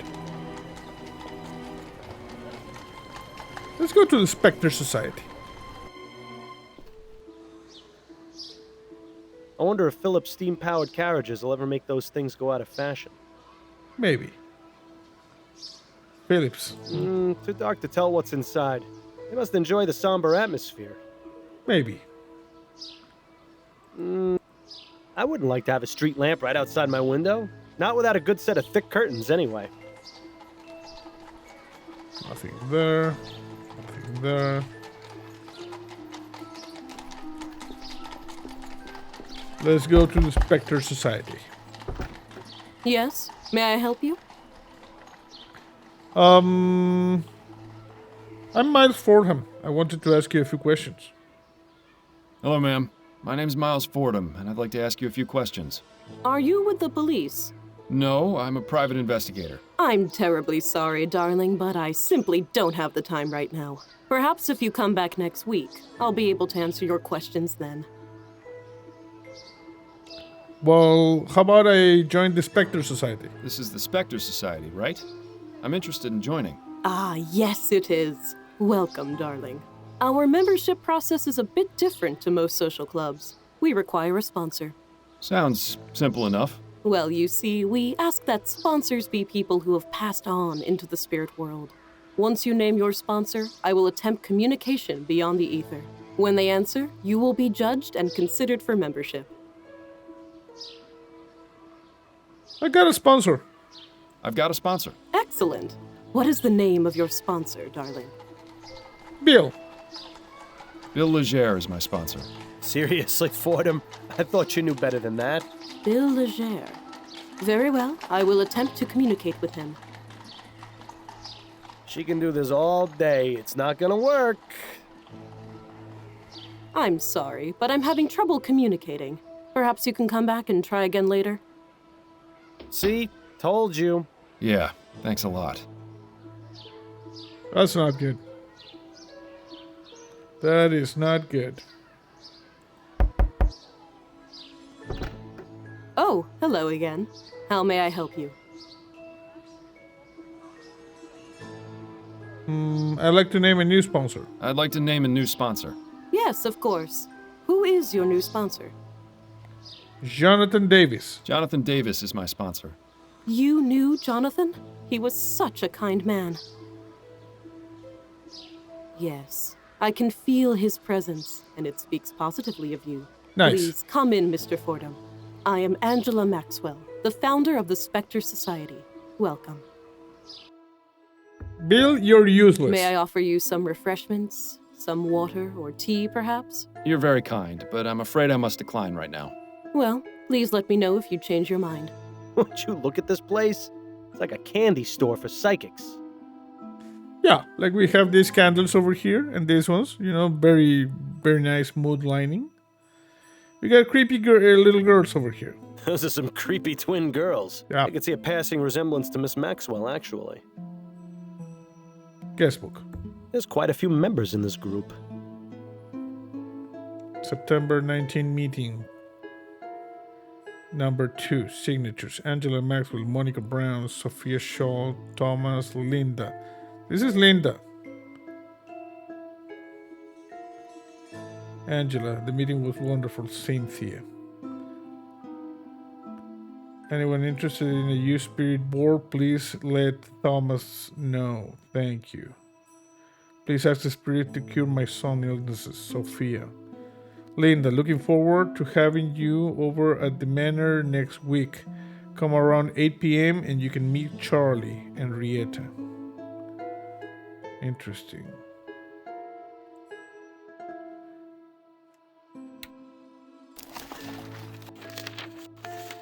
We still don't have suspects. What do we have here? Spirit I think board. I've seen one of these before. What does it do? It's a spirit board. We use it to contact spirits, and they in turn spell out a message with the letters on the board. Well, I've got a message from Miss Maxwell if she ever tries to use a spirit board around me. That's probably the storage case for the spirit board. Probably. Ooh, spooky. That ghost between the two people almost manages to look convincing. Well, you're a ghost, Bill, so it could happen, Members are free to borrow books as long as you check with me first. It's nice of Miss Maxwell to let people borrow her books, even if they are all just a bunch of nonsense. And coming from me, that's really saying something. Yeah. Secrets of Astral Projection. Okay.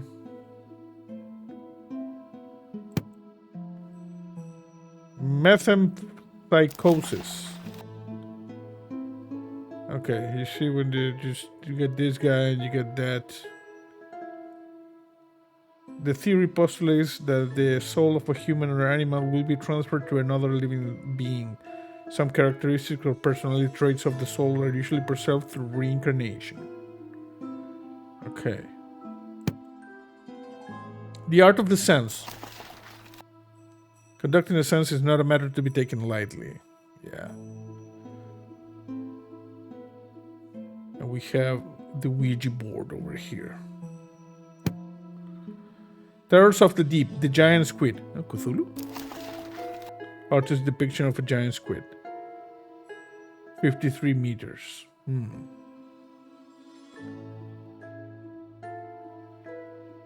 Okay. Voodoo in New Bretagne. Sketch of a common grease pouch. This over here. Okay. Interesting. We angered the mother of the guy who was wrongly accused in the last chapter, and she was a voodoo priestess. Mediums, gateways to the spirit realm. Illustration of a medium channeling a spirit. You see, like that. Okay. What lies beyond the veil? I ask you, is it madness to gaze upon the face of the others, those who can provide us with the cosmic knowledge of the ones who came before us, where we are headed, what purpose we serve? The others, those powerful beings who built the Oblivion Gates. Mysteries of spontaneous combustion. Spontaneous human combustion. Okay, victims of chronic alcoholics, usually elderly females, handsome females, usually fall off. What? Fire has caused very little damage to things around the body. A residue of greasy and fetid ashes is left behind. An illustration of two men finding a victim of spontaneous human combustion. It's a product of alcoholism. Weird. The Secrets of the Tarot. The Magician, the Lovers. Okay, I don't know if this is going to do anything. Spirits and the Ether. The Ether, which is to say the other world, is the primary channel through which spirits can travel and communicate with the living. This unseen dimension exists in conjunction with ours. It can only be accessed by people gifted with the sight, special communication tools. So, how do we talk to Bill?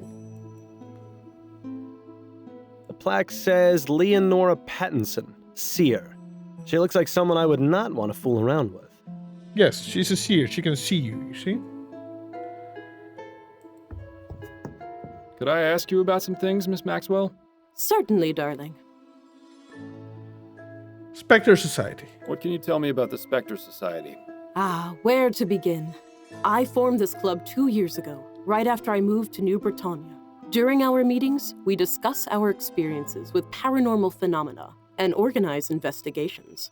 What sort of investigations? We look into places all around the city which have been reported as haunted. Nice. New Bretagne is teeming with the spirits of those killed during the French and British takeovers of the city.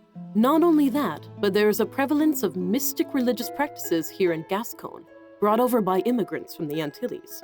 Fascinating. There are plenty of books on the subject over there in the bookcase, if you're interested in learning more. Yeah, I peruse the books. What about the kidnapping? Do you know anything about the kidnapping of Charles Harris? I'm afraid I haven't heard anything about any kidnappings, darling. If you wish, I can commune with the spirits and see if I can help locate your missing person. That won't be necessary, Miss Maxwell, though I appreciate the offer. What about Linda Walker? I spoke with Henrietta Davis, and she mentioned one of your other members, Linda Walker. Can you tell me anything about her? Linda. Poor dear. Of all our members, she is the one I feel for the most. Why is that? She's had a tragic life, but I believe the Spectre Society has helped her greatly. Not only has she made a good friend in Henrietta, she's also dealt with her grief in a positive way. She has devoured my collection of books, educated herself on many subjects. I would say she's become an expert on clairvoyance and metempsychosis. It's always nice to know that the club can help those who have suffered. Do you see her often? Yes, she comes by about once or twice a week. What is, that she suffered? Did she perchance lose a child and would want to, replace said child? What can you tell me about Linda and Henrietta's friendship? It's so lovely to see them together at the meetings. They're practically inseparable. It's quite sweet. They often leave messages for each other in the guest book. When Linda found out that Henrietta was taking care of an infant, she even gave her a toy bear for the child. I remember Linda lighting up with excitement when she asked about him. She really loves children. It's such a terrible shame about... But please, let's discuss something more pleasant, shall we, darling? What is this metempsychosis? I'm sorry, what was it you said? Madam Psy... what? Metempsychosis, darling. It's a philosophical term which comes from ancient Greece. It refers to the transmigration of the soul after death. Is that anything like reincarnation? Essentially, yes. There's a book on the subject over in the bookcase, which can tell you far more than I possibly could. Yeah, I saw it. What about Linda's past? What's this tragic story about Linda you mentioned? Oh, dear. I probably shouldn't say. Knowing more about Linda could help me find a missing child. Miss Maxwell, I'm going to be frank. I'm investigating a kidnapping, and Mrs. Walker is a person of interest. I need to know as much about her as possible to help me solve this case. Do I make myself clear? Well, if it will help. Maybe. Linda was married to a man named Thomas. Together, they had a son named Alexander. Thomas revealed himself to be a terribly cruel man. When he gave himself over to the drink, he would fly into rages and beat both Linda and the boy. One day, She came home to find both her son and husband dead. Oh, crap. My God, what happened? The police ruled it a murder-suicide. Poisoning, apparently. Linda has been trying to make contact with Alexander's spirit for the past year or so, but has had no luck. It really is a terrible tragedy. Okay, Linda's a suspect. What's her address? Do you know Linda Walker's address? I'm afraid not, darling. Linda has always been somewhat private, and that's not something I consider to be crucial information. Do you know any way I can find her? You could always come back for our next meeting. It will be the first Thursday of next month. By then, we'll have completely lost track of Charles. There has to be another way of finding Linda. Yes, we could. Because of the murder-suicide thing, we should ask Upton. What made you decide to start up this club? I began communing with the spirits at a very early age. My twin sister, Rachel, died after falling into an icy pond when we were 8 years old. I'm very sorry, Miss Maxwell. Oh, I appreciate your sympathy, darling, but don't feel too bad. Rachel began speaking to me shortly after that. She has served as my spirit guide ever since. Spirit guide? You mean you still speak with her? Oh, yes. Every day. In fact, I was just speaking with her before you arrived. As I grew older, I realized there were others in the world who were also able to communicate with spirits, and those who had an interest in what lies beyond the ether.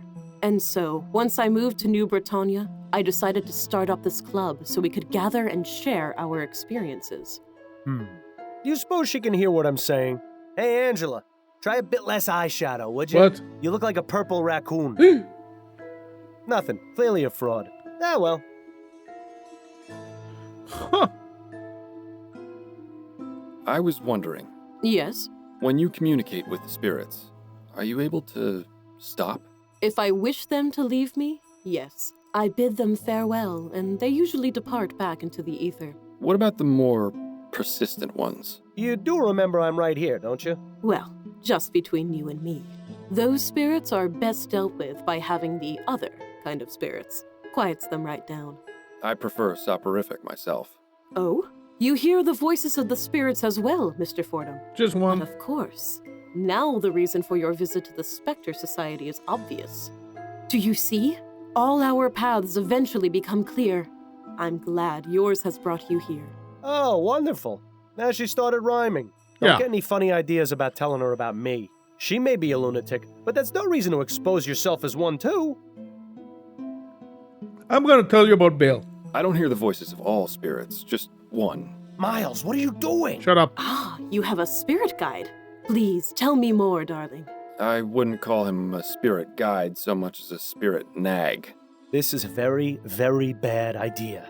Do you know who this spirit is? Yes. Yes. It's my former detective partner, Bill. Bill. He died on our last case together because of me. What happened? He was on a roof being held at knife point by a burglar. Bill wanted me to shoot, but they were too close. I couldn't risk it. There was a struggle. Bill lost his footing and fell to his death. Oh my, you poor darling. Is he angry with you? Yes. Well, he is now. He doesn't think it's a good idea to tell others about him. But normally, he's the same as he was in life. He just wants me to find the man responsible for his death. I've told him I'm really the one responsible, but he insists it's the burglar. I see. This is quite the unfortunate situation. My advice to you is this. Spirits often know best. You do well to listen to him about keeping his presence to yourself. Not everyone is as open-minded as we members of the Spectre Society. Maybe I misjudged her. I know. It's been hardest keeping this from my wife, but I can't drive her away. She's all I've really got left. Your story has touched me, Mr. Fordham. I will do everything I can to help you and your spirit guide find peace. Awesome. If I find anything out which might help you, I will contact you personally. Thank you, Miss Maxwell. Excellent. I appreciate it. Well, that could have turned out much worse. I'm warning you, Miles. Tell anyone else about me, and I won't be so forgiving. Thank you for the information. It was very You're an achievement, a kind ear. It was my pleasure, darling. Okay, that was actually good. Let me just save real quick. And so, find out who or what SS is. Find Roland. Speak with LaFay. Okay, we don't have the speak with the lady thing. Linda Walker's tragic past.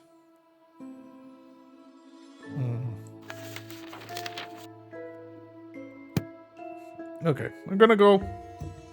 See ya. Oh, wait. May the spirits guide you to. Okay, sorry. I want to come back again. Welcome back, Mr. Fordham. Yes, hello. What is this? I never much cared for all that mystic stuff. Why should your life be dictated by a bunch of cards? I agree.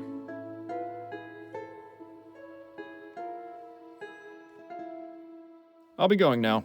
May the spirits guide you to that which you seek. Let's talk to Upton.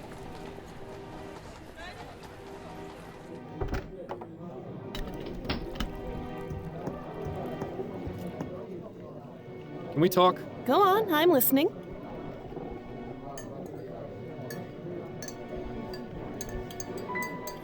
Review case. Other case. What's the other case you mentioned? The one you said was a higher priority. Well, it seems we might have a mass murderer on our hands. What? You don't say. That's right. I didn't say because I shouldn't say. But so far, we've had 3 murders with a very similar MO in the past 2 months. Snelling is trying his hardest to keep it under wraps since the newspapers already caught wind of the first 2.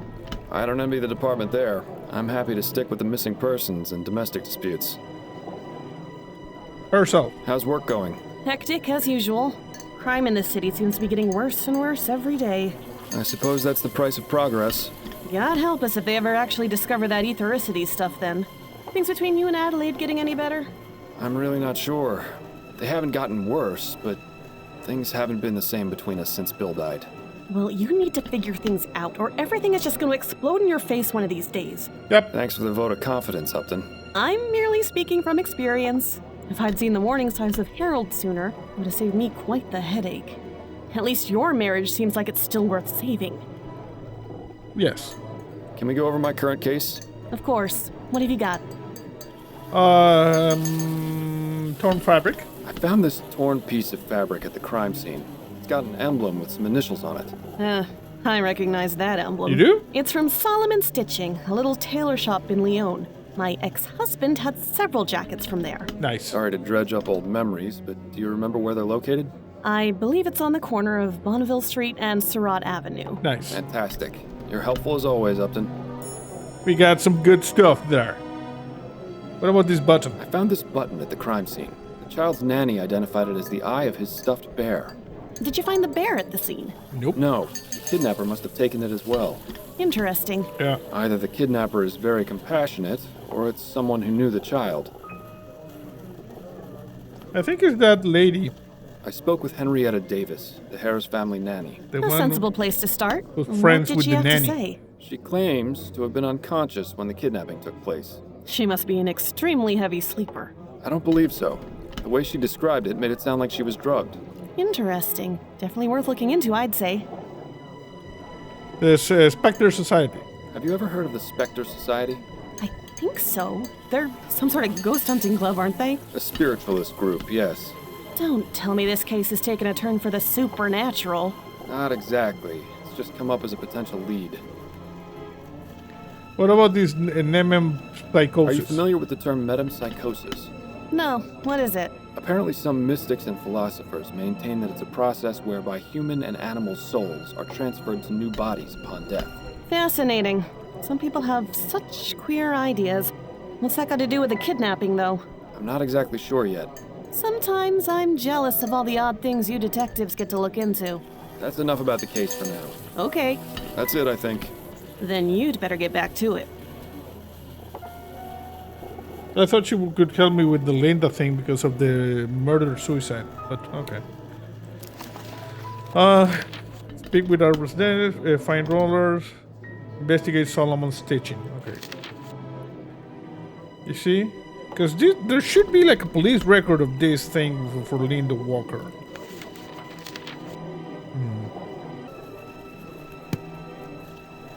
Let's go outside.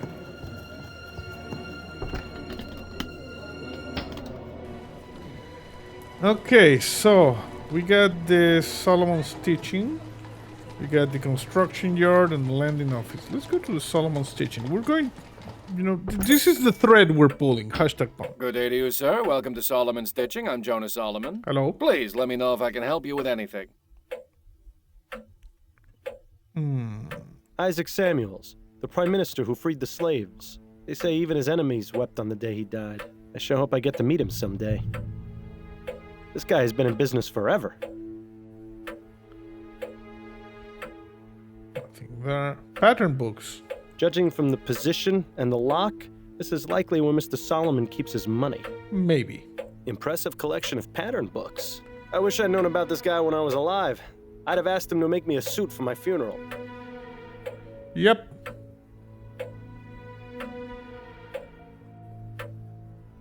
That cloth will be a garment soon. A vest, by the looks of it. Or maybe I'm completely wrong, and it's a treasure map. Maybe. It's quite the selection, but I doubt the typical clientele of this place buys off the rack. That coat is so dull. I always prefer the ones with a bit more color. Okay. The design of that coat looks awfully familiar. Huh. My grandmother had one like that.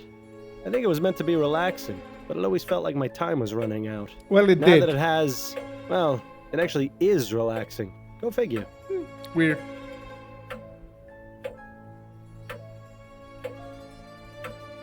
Okay, let's talk to Mr. Solomon. Hey, bro. Mr. Solomon? Yes, sir. How may I be of service? Oh, let me guess. You're looking to replace that old coat. It looks like it's got quite a few stories it could tell me. You should listen to the man, Miles. He clearly knows what he's talking about. Shut up, Bill. Not today, I'm afraid. There's still a few more stories it has left to tell. Actually, I was wondering if I could ask you a few questions. Questions? Very well, but if they aren't about tailoring, I don't know how much help I'll be. Taylor. This is a nice shop you have.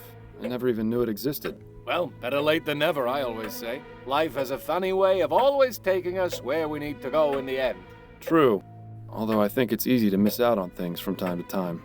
Oh, of course, it's easy to overlook the details, but in the grand scheme of things, you'll end up where you need to be. And in this case, you ended up here. Yeah. So, please, feel free to take a look around. Let me know if you find anything you like.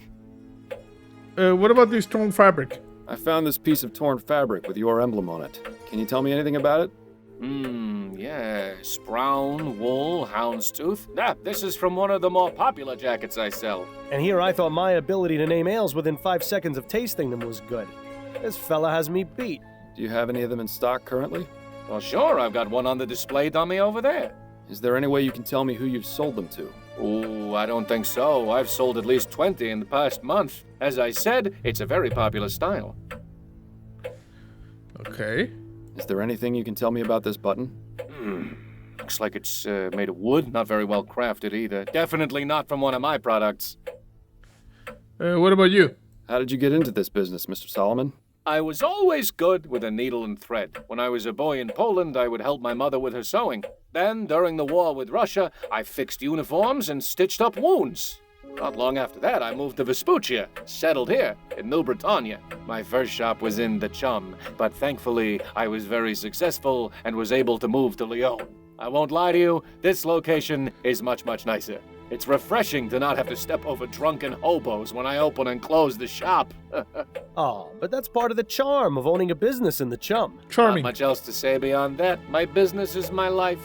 You seem very dedicated to your craft. That's right. You won't see any of that newfangled steam-powered nonsense in here.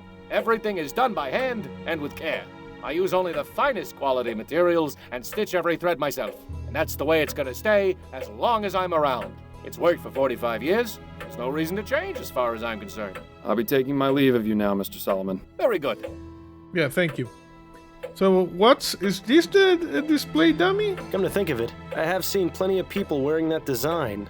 No tears in this one, though. Yeah. That coat is so dull. I always prefer the ones with a bit more color. We need to look for people with this kind of coat. Okay. We still have investigated Solomon's stitching.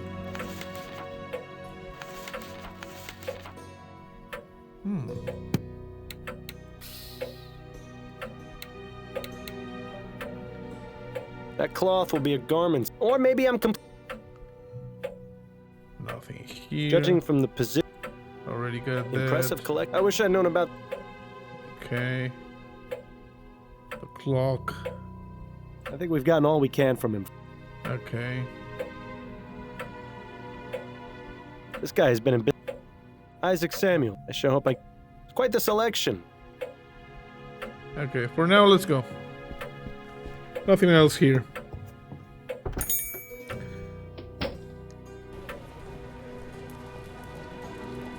So, let's go to the lending office. Hello, sir. Welcome to LaFay Lenders. I'm the owner, Chester LaFay. Are you looking to take out a loan? Not today, I'm afraid. I'm Miles Fordham, a private investigator. Look, I don't know what you've heard, but I run a clean business here. I don't need any trouble. And I'm not here to cause any, for the moment. Just keep your nose where it belongs, and we should get along fine.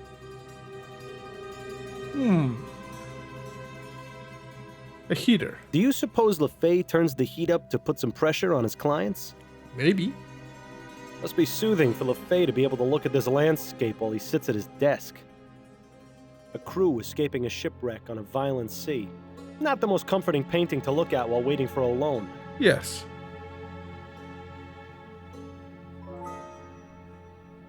He actually has a degree in business from the University of New Bretagne? What a waste.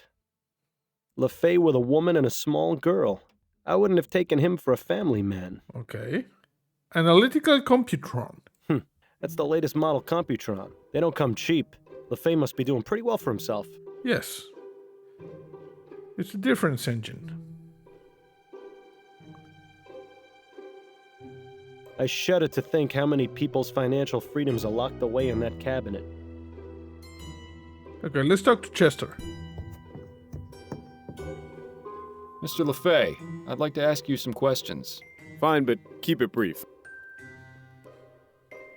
What about Malcolm Harris? Tell me what you know about Malcolm Harris. Ah, Mr. Harris. Took out a loan about a month ago. Still hasn't paid me back. In fact, he sent along a letter yesterday saying he was having an emergency and needed more time. I probably should have refused to do business with him. As soon as he walked through the door, I could tell his type. What type is that? Upper class, bored with his life, trying to escape and doing it through vice. In his case, gambling. This guy is good. Maybe you can pursue money lending if the whole private investigator thing doesn't work out. But for some reason, I pitied him and decided to give him the loan anyway. Compassion isn't exactly an asset in this business, you see. Nothing to worry about in your case, then. Aside from that, I don't know anything about him. I prefer to keep how much I know about my clients to a minimum.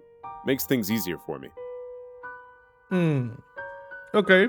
Are you aware that Malcolm's son, Charles, was kidnapped last night? I had no idea he even had a son. As I said, I don't ask my clients too many personal questions. Though now you've told me, I suppose that would explain the emergency he mentioned in his letter. Poor guy. When did he send you this letter? Like at one time? After the kidnapping or before the kidnapping? Exactly how much did Mr. Harris borrow from you? Is that relevant to your investigation? Yes. It would help to have an idea of exactly how much he owes you, yes. I don't feel comfortable telling you the exact amount, but I will say it was over 500 crowns. A considerable sum. Like I said, I probably shouldn't have done it, but I'll get the money back one way or another. Okay. What's your policy regarding people who don't pay their loans back? There are a few options. For the first 3 months or so, I'll send them a letter reminding them. After that, I start to threaten them with legal action. You wouldn't believe some of the things people do to avoid paying back their loans. One client went so far as to fake his own death. Do you ever employ any more unusual methods? Now wait just a minute. I see where this is going. Mr. Fordham, I'm a family man myself. If you're implying that I would stoop to kidnapping someone's child as collateral... I never said that, Mr. LaFay. Look, I have a family to consider. I'm not about to go getting my hands dirty when there's plenty of legitimate ways to handle the situation. Yeah, this guy's not our man. Take a look at this piece of fabric. Does it look familiar to you? Sure, it looks like it came from a jacket. In fact, yes, it's the same fabric as the jacket I'm wearing. This jacket. Would you mind if I took a look at your jacket? Sure, not a problem. Here.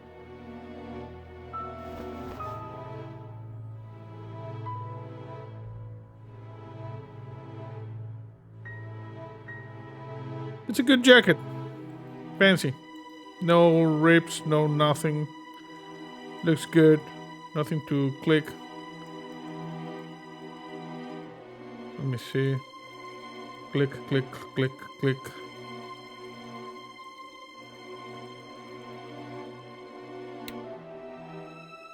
Okay, we can rotate it. But as you can see, there's no rips in this. No tears in mine, huh? Nope. Not a one. You clearly take good care of your clothing. I don't mean to discourage you, Mr. Fordham, but I've seen a lot of people with this style of jacket. Yeah. Hell, even Malcolm has one. I remember he was wearing it when he came in here. I see. Thank you for the information, Mr. LeFay. That's a good piece of information. I'm suspecting the Malcolm guy. I've got some more questions, Mr. LeFay. Go ahead, then. What about you? Tell me a bit about yourself and your business, Mr. LeFay. What's to tell? I lend people money, they pay me back. Surely it's not that simple. Well, of course I charge interest. Otherwise, I'd never make a profit. I know people don't look upon the service I provide very favorably, but without my help, there would be a lot more unhappiness in the world. How did you go about starting up this business? I didn't. My former employer, Mr. Roth, left it to me when he passed. That was rather good of him. Yes, well, he didn't have any heirs, and he considered me to be the son he never had. He was fond of my family, too. I try and keep my work and home life as far away from each other as I can, though. There's a lot of things in this line of work that my wife and daughter are better off not knowing about. I think that's all for now. Okay. Nothing here. Thank you for your time. But I think I have my suspect now.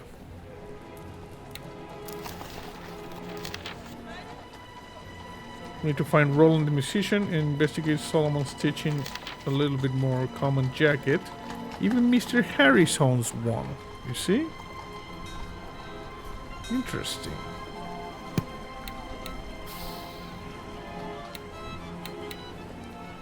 Okay, let's go to the Harris construction yard. Murderers. And so we say to Harris and his cronies, no, we will not stand for this. Too many have died to allow this to continue. Steam tech must be stopped. No steam tech. The time has come to reject steam machines.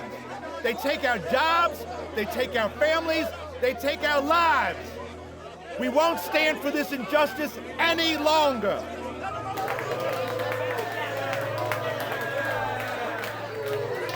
Clyde Harris has no concern for the people who died aboard the Lygia or their families. The only thing that matters to him is lining his pockets with the misery of others. To this we say no! Okay, it's a pretty, strong protest here. Well, someone certainly wasn't shy about making their opinion known. Yeah. Lads, we will not just stand by and watch another bringer of fiery death hover over us. Mark my words, the HMS Lenore will not fly! Yeah. Well, someone certainly wasn't shy. Well, rich people really do like making others aware of what's theirs, don't they? Yeah. And so we say to Harris and his cronies, no, we will not stand for this. Too many have died to... Now that is an impressive piece of machinery. This thing over here.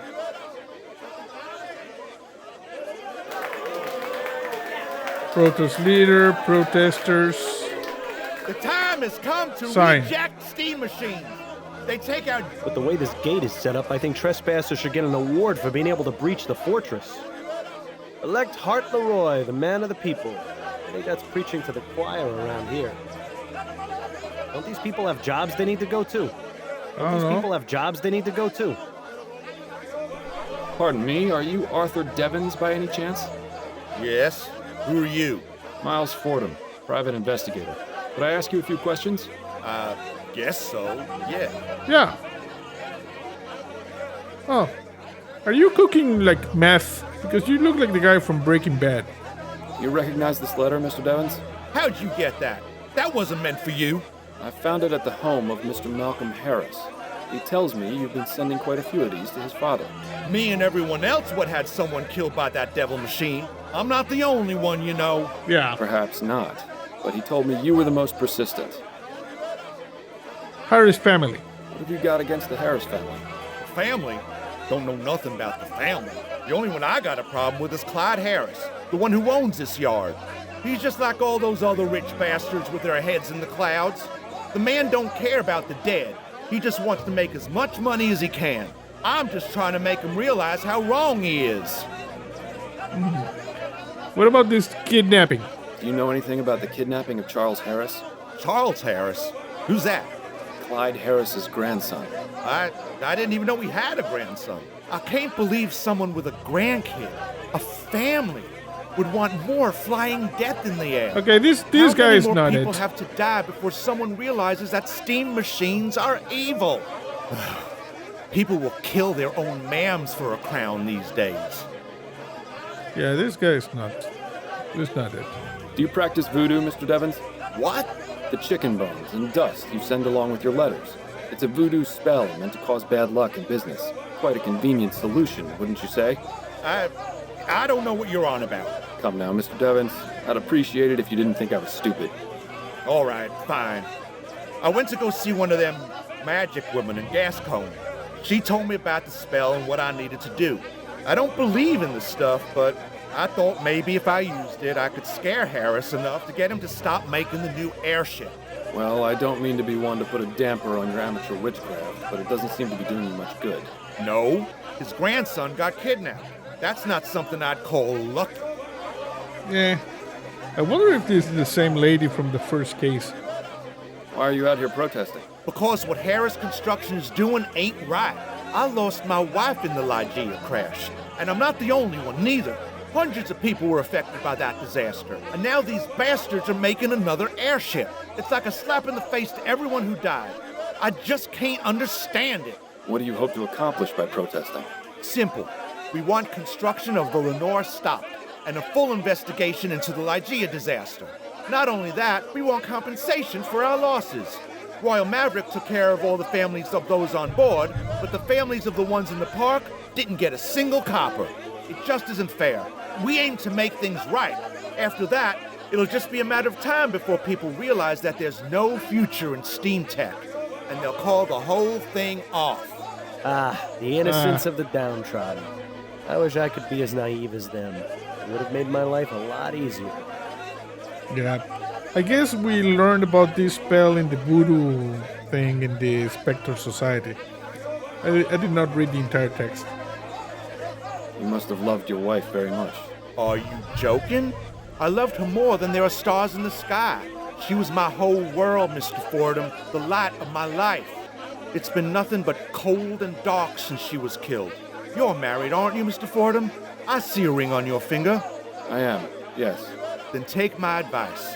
Appreciate every moment you have with her. You never know when she'll be ripped out of your life, leaving you with nothing. You know, this fellow was actually pretty wise. Maybe we misjudged him. Okay, what about this torn fabric? Does this piece of fabric look familiar to you?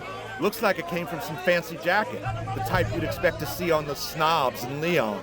I could never afford clothes like that in a million years. Yeah. What about this button? Do you recognize this button? Can't say I do, but it looks handmade. I wonder how long it will be before the poor soul who crafted that button gets booted into the street and replaced with some steam-belching contraption. Wow. What about you? You seem very dedicated to your cause. I'll take that as a compliment, Mr. Fordham. There's quite a lot of people who are against steam tech, aren't there? Yes, the movement is gaining ground and growing rapidly, I'm pleased to say. I've heard stories about some more extreme members. Do you know anything about that? You mean the Redites? The Sure, Deadites, I've heard of yes. them. Even met a few. But if you think I'm telling you anything else beyond that, you're sorely mistaken. Are you a member of the Redites, Mr. Devons? Are you a Deadite? I prefer more peaceful methods of making my voice heard. Now, if you don't mind, I think we should drop the subject. Good day to you, Mr. Devons. You too, Mr. Fordham. Okay, I don't think stand for there's this anything injustice else here. any longer. Roland and Solomon stitching.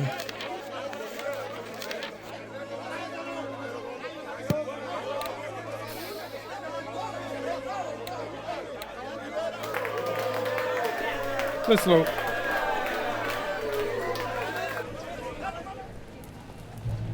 Okay, so let's talk to Addie. See if she's here. Ah, home at last. Good to see you've made it back in one piece. Thank you.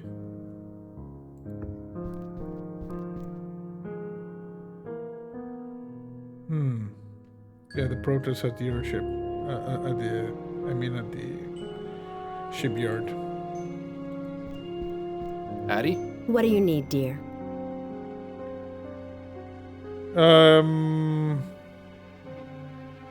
Hairdressing. You weren't kidding about business picking up. You're averaging what, about 3 appointments per day? More like 5. I told you, debutante ball season's busy. Doesn't it get tiresome? Not really. You'd be surprised at the sort of gossip I hear from my clients. Nice. I don't know what it is, but they just open up to me and tell me all kinds of personal things. Come on, informant. You sure you don't want me to give you a trim? I'm fine for now, dear. Thank you. I'm gonna compliment you. You look nice. I'd forgotten how good you are at écarté. You absolutely destroyed me the other night. As I recall, you used to hold your own pretty well. We should have another match soon. That way I can hone my skills.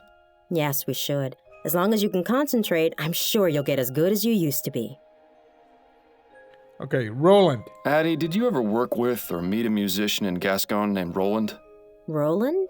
Yes, a piano player. Oh, of course. That's gotta be Roland Devereaux. Yes, I know him. I'd just as soon never hear the name again, if I'm being honest. That bad, huh? He's just an arrogant little twerp. Completely full of himself, thinks he's God's gift to music. He really isn't very good.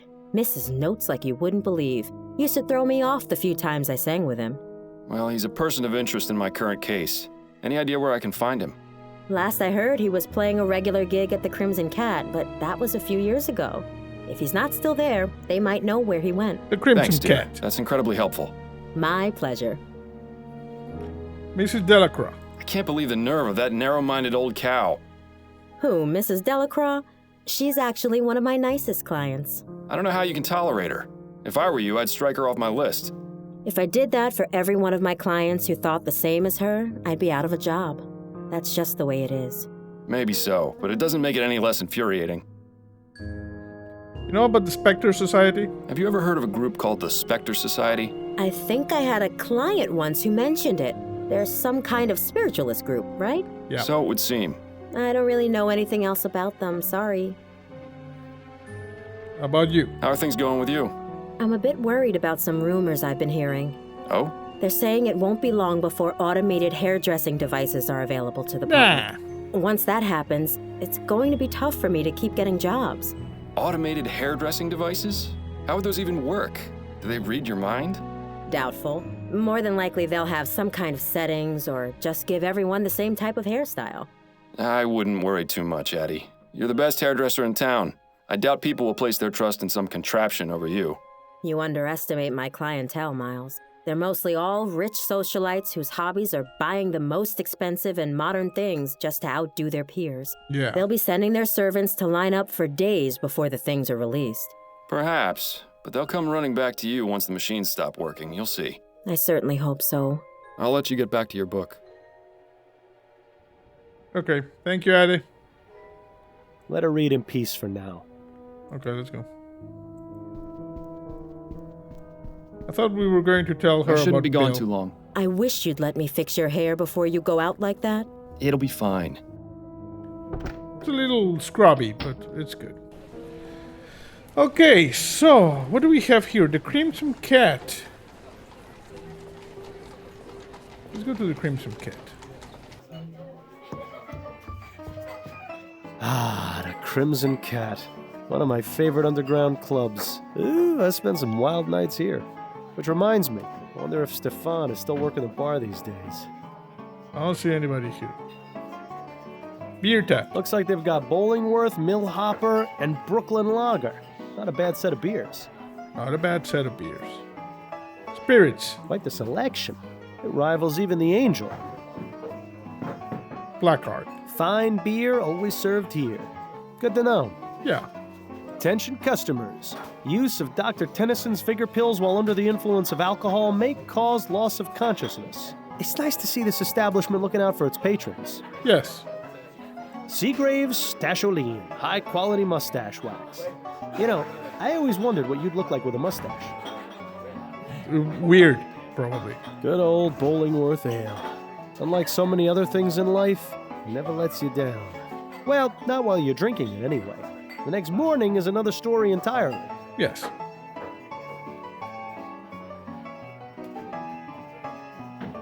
This place has been around for quite some time. That well-dressed feline is Red, the This official one. mascot. Yeah. Looks like a view of Claremont Street with St. Denis Cathedral in the background. Okay. Call me old-fashioned, but I've always felt the piano should be played by an actual human. These automated ones just don't have any soul. You can talk to this guy. Excuse me, are you Roland Devereaux? Who's asking? Miles Fordham, private investigator. I wanted to ask you some questions. Sure, whatever you say. Ha! Look at the face on this guy. Are you acquainted with a woman named Miriam Harris? Sure, acquainted. That's definitely a word you could use. But then, I'm also acquainted with about 20 other women in this borough alone. Fascinating. Could you tell me about Miriam, please? Sure, that woman could talk the ear off a cornstalk. Oh? She said you didn't talk much. That's right, I don't. She talks plenty for the both of us. Always going on about how sick she is of the phony high society types, how glad she is to be with someone real. But hey, she's loaded. And she's pretty good in bed, so it's a nice little thing we got going on. You know, I have two suspects. The Mr. Harris, so he could, I don't know, try to get some ransom paid by his father, something like that, to pay the debts. Or the Linda lady, because, you know, she misses her kid. Those are my two suspects. Are you aware that Mrs. Harris's son was kidnapped last night? What? Kidnapped? Yes. Do you know anything about it? No, not at all. I mean, I knew she had a son. She wouldn't shut up about him. Why would anyone take someone else's child voluntarily? Are people that desperate to have their own little brats? Okay, this guy is just inconsequential to our investigation. I assume you're not a fan of children? Let's just put it this way.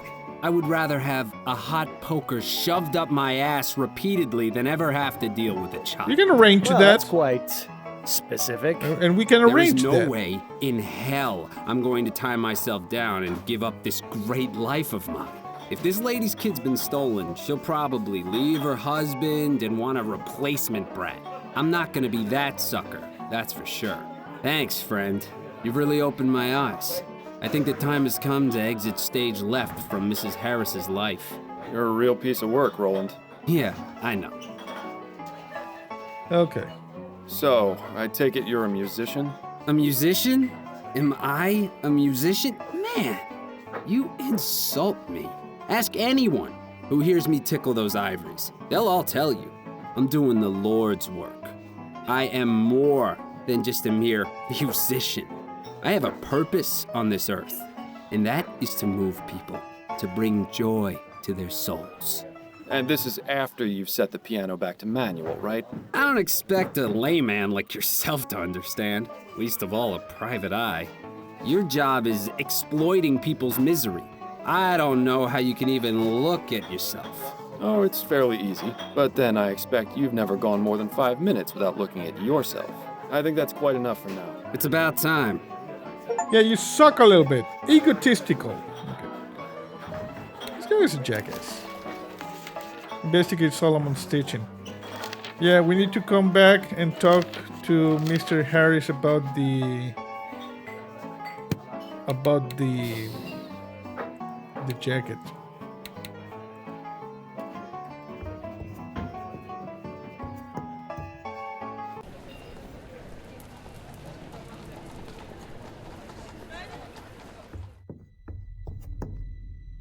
Oh, Mr. Fordham. Oh, thank God you're back. What's going on? Our butler just brought this in. He found it stuck to the gate outside. Harris family, we have your son. If you ever want to see him again, you must stop building the new airship. We are not joking. What? I think this guy is trying to imitate the other. I have some questions for you, Mr. Harris. Yes, of course. Ransom note. What is your opinion of this ransom note? It's obvious who sent it, Mr. Fordham. Why are you wasting your time here? Go arrest Mr. Devons! Those are all the questions I had for now. All right.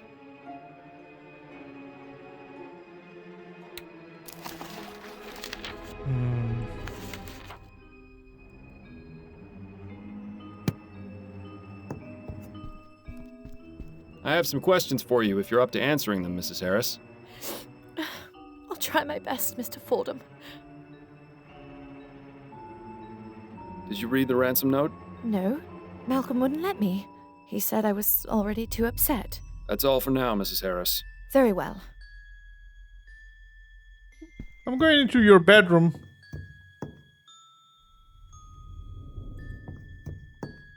I'm gonna check something. You don't suppose... Yes.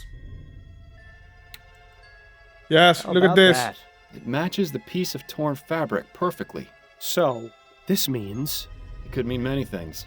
The only thing that's certain is that a piece of this jacket ended up on the floor of the nursery. Seems like something worth asking Mr. Harris about. Yep.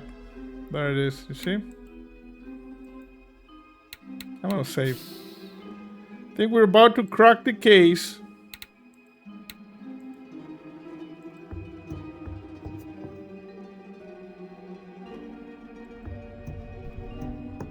Bro. I have some questions for you, Mr. Harris. Yes, of course. Mr. Harris, do you recall the torn piece of fabric I found in the nursery? Yes, what about it?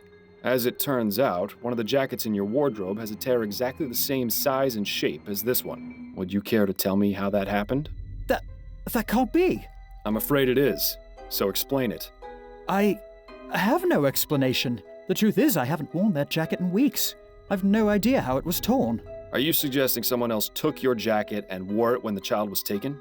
I don't know. Perhaps someone is trying to make it look as though I... But that's absurd. Why would I kidnap my own son? Why indeed, Mr. Harris? You really think he kidnapped his own son, Miles? Seems more likely he was set up. But he also doesn't strike me as a terribly good parent. Maybe it would serve him right to be blamed for this. We've done our part. The police can handle the search for the missing baby. Those are all the questions I had for now. All right.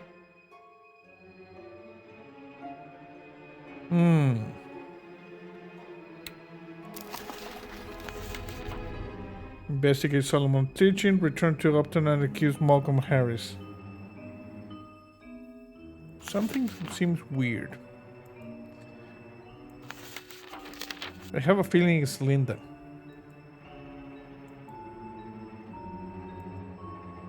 I have a feeling it's Linda. Sit tight, Mrs. Harris. I may have more questions for you later.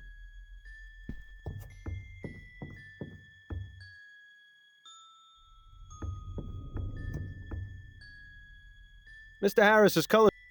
Mr. Harris. Mr. Harris. Mr. Harris. Mr. Harris. Mr. Harris. Mr. Harris. Mr. Harris. Mr. Harris. Mr. Harris. An empty suitcase. An empty suit. One thing is for... Yeah, it seems like this is where Mrs. Harris keeps her unmentionables. I like the ones with the frills and the stitched cat. Yes, it's nice.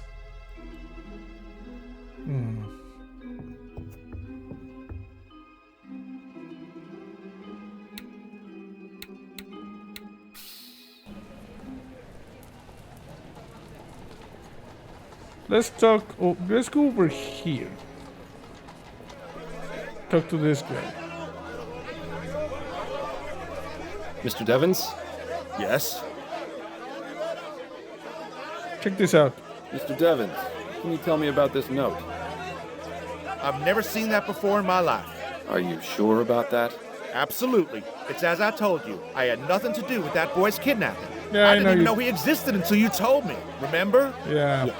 And that note conveniently showed up right after you had that conversation.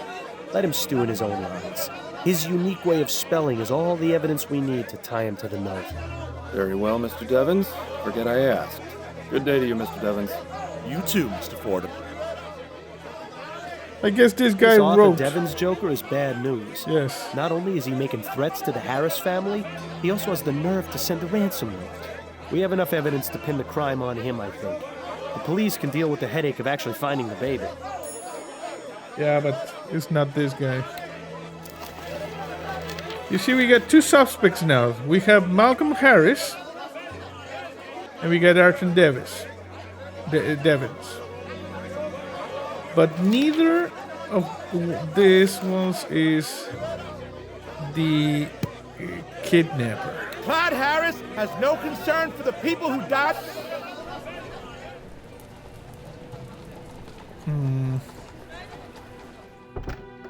Let's see if we can Hello talk to her again, again. Mr. Ford. Hello. I have some questions for you, I Mrs. Davis. really need to find Linda. Mrs. Davis, have you ever had Linda visit you at the Harris Manor? Oh, no, of course not. Then would you care to explain your note to her in the Spectre Society guest book? Please, Mr. Fordham, I didn't mean to lie to you. It's just that it gets so lonely by myself in the house at night. So every now and then, I invite Linda to come over for tea and some company. I see. And when was the last time this happened? Yesterday? 2 nights ago.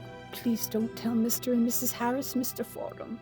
If they found out what I was doing, they'd have me dismissed without a reference. I need the address. I won't, but I'd very much like to speak with Mrs. Walker.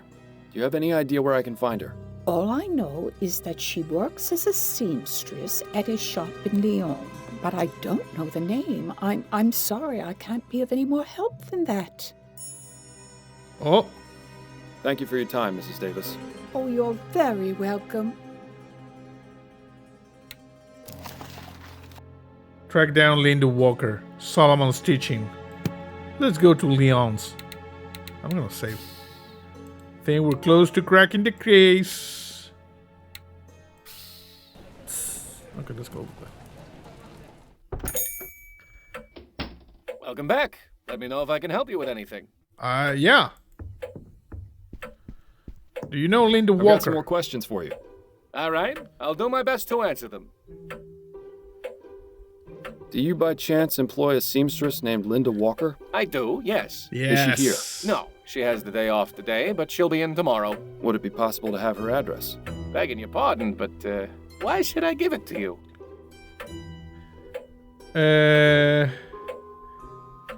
I'm a private investigator, and it is crucial to this case. I'm a private investigator, and it's crucial to this case. Well, as I said, she'll be here tomorrow. You can ask her then. It really is a matter of some urgency. I'm sure it can wait a day. No. But if it were really that urgent, I would think the police would be involved, not a private investigator. I'm not obligated to tell you anything, so please, let's move on before I lose my patience. Linda Walker. Please, Mr. Solomon, it's extremely important that I get Mrs. Walker's address. So you said, but why should I?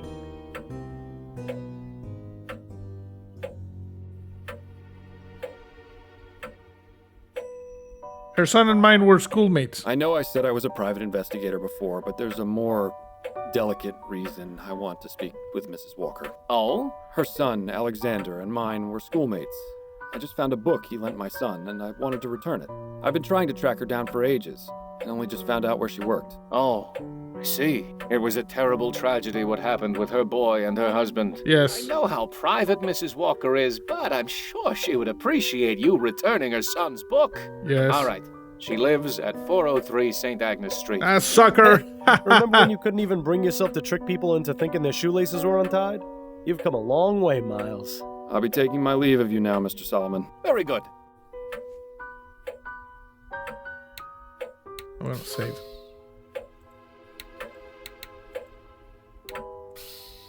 So, there it is. Walker residence.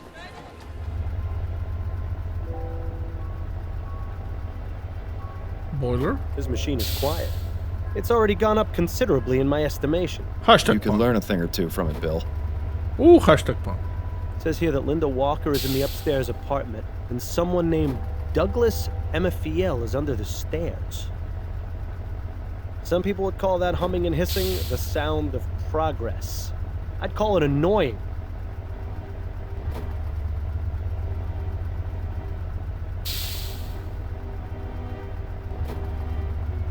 Nothing here. SB plus CS.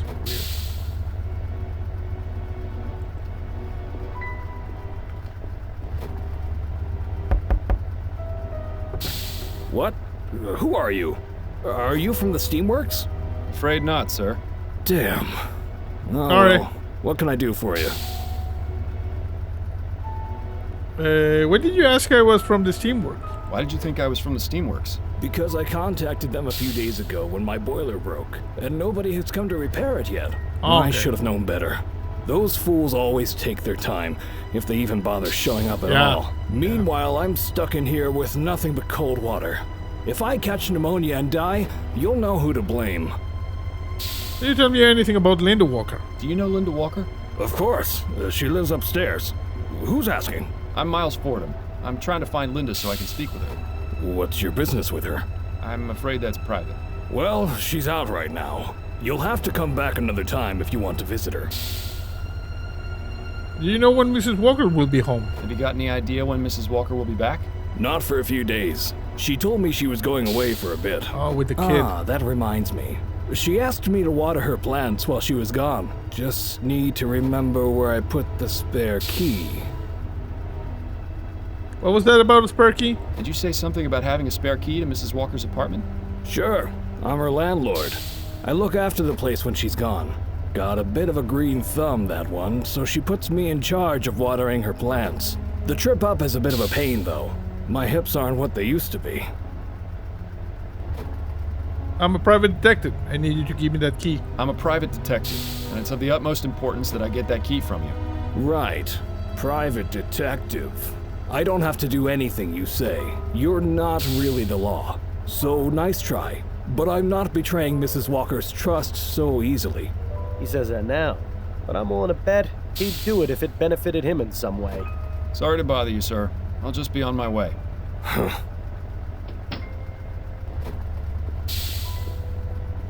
about we do something with the Steamworks? Nobody home. Now what?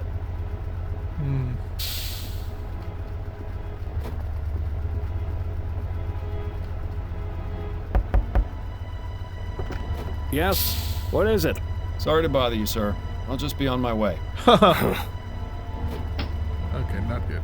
Says here that Linda Walker is in the upstairs apartment, and someone named Douglas Emafiel is under the stairs. Okay, let's go to the map. So where should we go? Mrs. Davis.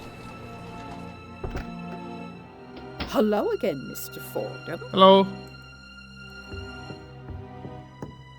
I'll let you know if I have anything else to ask, Mrs. Davis. Okay, nothing All here. right.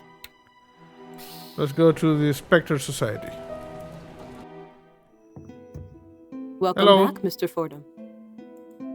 I don't think there's anything she can help with right now. Okay, so it's not here. Let's go talk to Upton. Keep forgetting her name. I think it's Compton, talk? but it's Go not on, Upton. I'm listening. No. That's it, I think. Then you'd better get back to it. Okay, it's not here.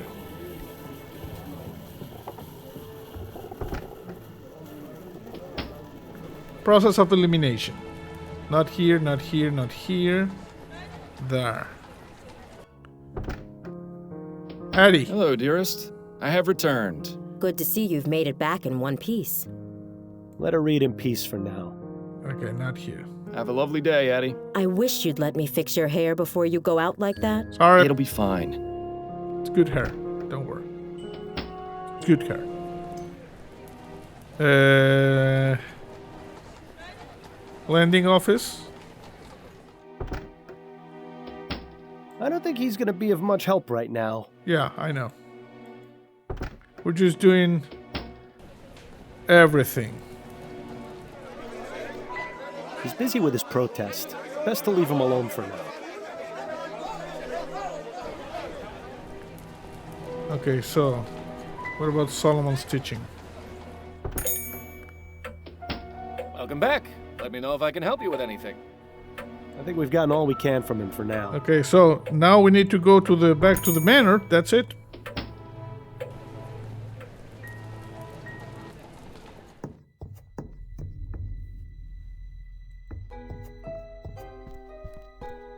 Sit tight, Mrs. Harris. I may have more questions for you later. I'll let you know if I have any more questions, Mr. Harris. Okay, I'm missing something. No one wants to talk to me anymore. And we're missing something. Doesn't look very comfortable. Whoever sits here must end up with a sore backside after a while. The steam-powered bottle warmer. Certainly beats having to do it in the fireplace. Or in the case of my parents, over a barrel fire. Track down Linda Walker. We got the loose button. We got the torn fabric. Linda Walker's tragic past. The common jacket.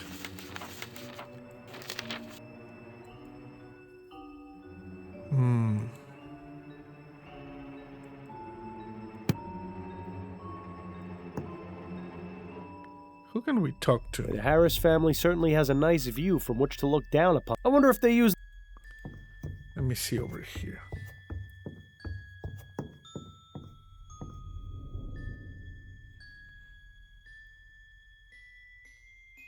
Where is Linda?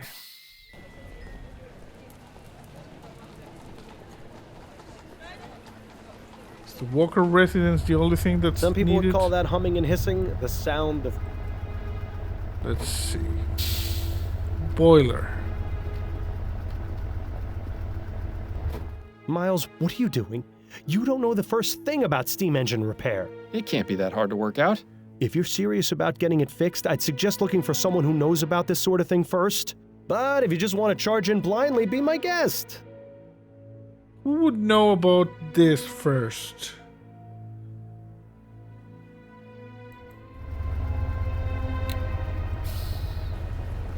Steam engines. Over here? Well, someone certainly will. The only Harris, thing that maybe? matters to him. No, don't these people have... Don't these people have... Elect Hart Leroy, the... No. Don't these people have... He's busy with his... I said one is a great... And the other... Okay. Let's go talk to this guy. See if you know anything. I'll let you know. No, you don't know anything. Okay. We're gonna YOLO it. We're gonna save first. Case 2, working.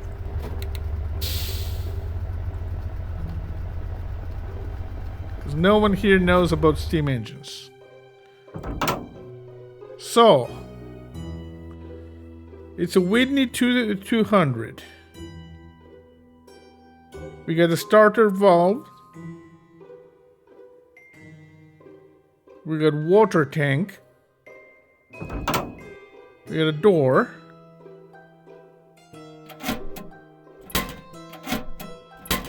Okay, lighter.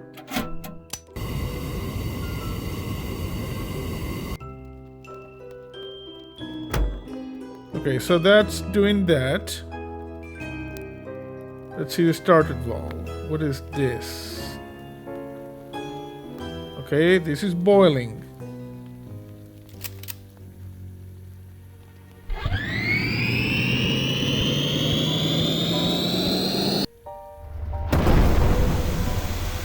Holy crap! What the? My boiler! What have you done? I do apologize. You're one of those saboteurs, aren't you? One of those Deadites. Yes. No, I'm calling the police, you no-good troublemaking bastard. Now you've really done it, Miles. Best not to stick around here too long. You really made a mess.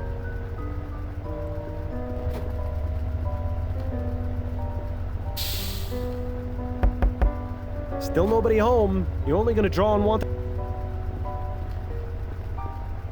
Yeah, let's see. He's not Excuse me. answering. Better not push your luck. Okay, let's go.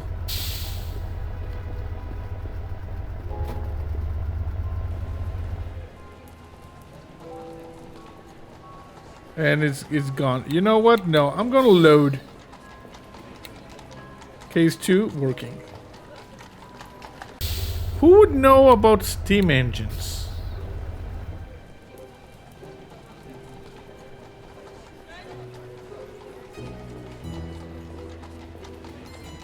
Let's see if anybody knows about steam engines first. He and his friend, he's missing his... Yeah. Best reminds me of when I was... Judging by the sooty. No. Just one No. asleep at a... No. Do you know anything about steam engines? Can we talk? Go on, I'm listening. Review case. Can we go over my current case? Of course. What have you got? Boiler repair. You wouldn't happen to know anything about repairing boilers, would you? Oh, sure. I fix 10 of them every day before breakfast. Just thought I'd ask. That's enough about the case for now. Okay. That's it, I think. Then you'd better get back to it. Okay. So no one knows here. We need to find someone who knows about boiler repair. Maybe this lady? Hello again, Mr. Fordham. Hello. Do you know about boiler repair? I'll let you know if I have anything else to ask, Mrs. Davis. All right. Okay, you don't. I'll be going now, Mrs. Davis. May the spirits guide your path.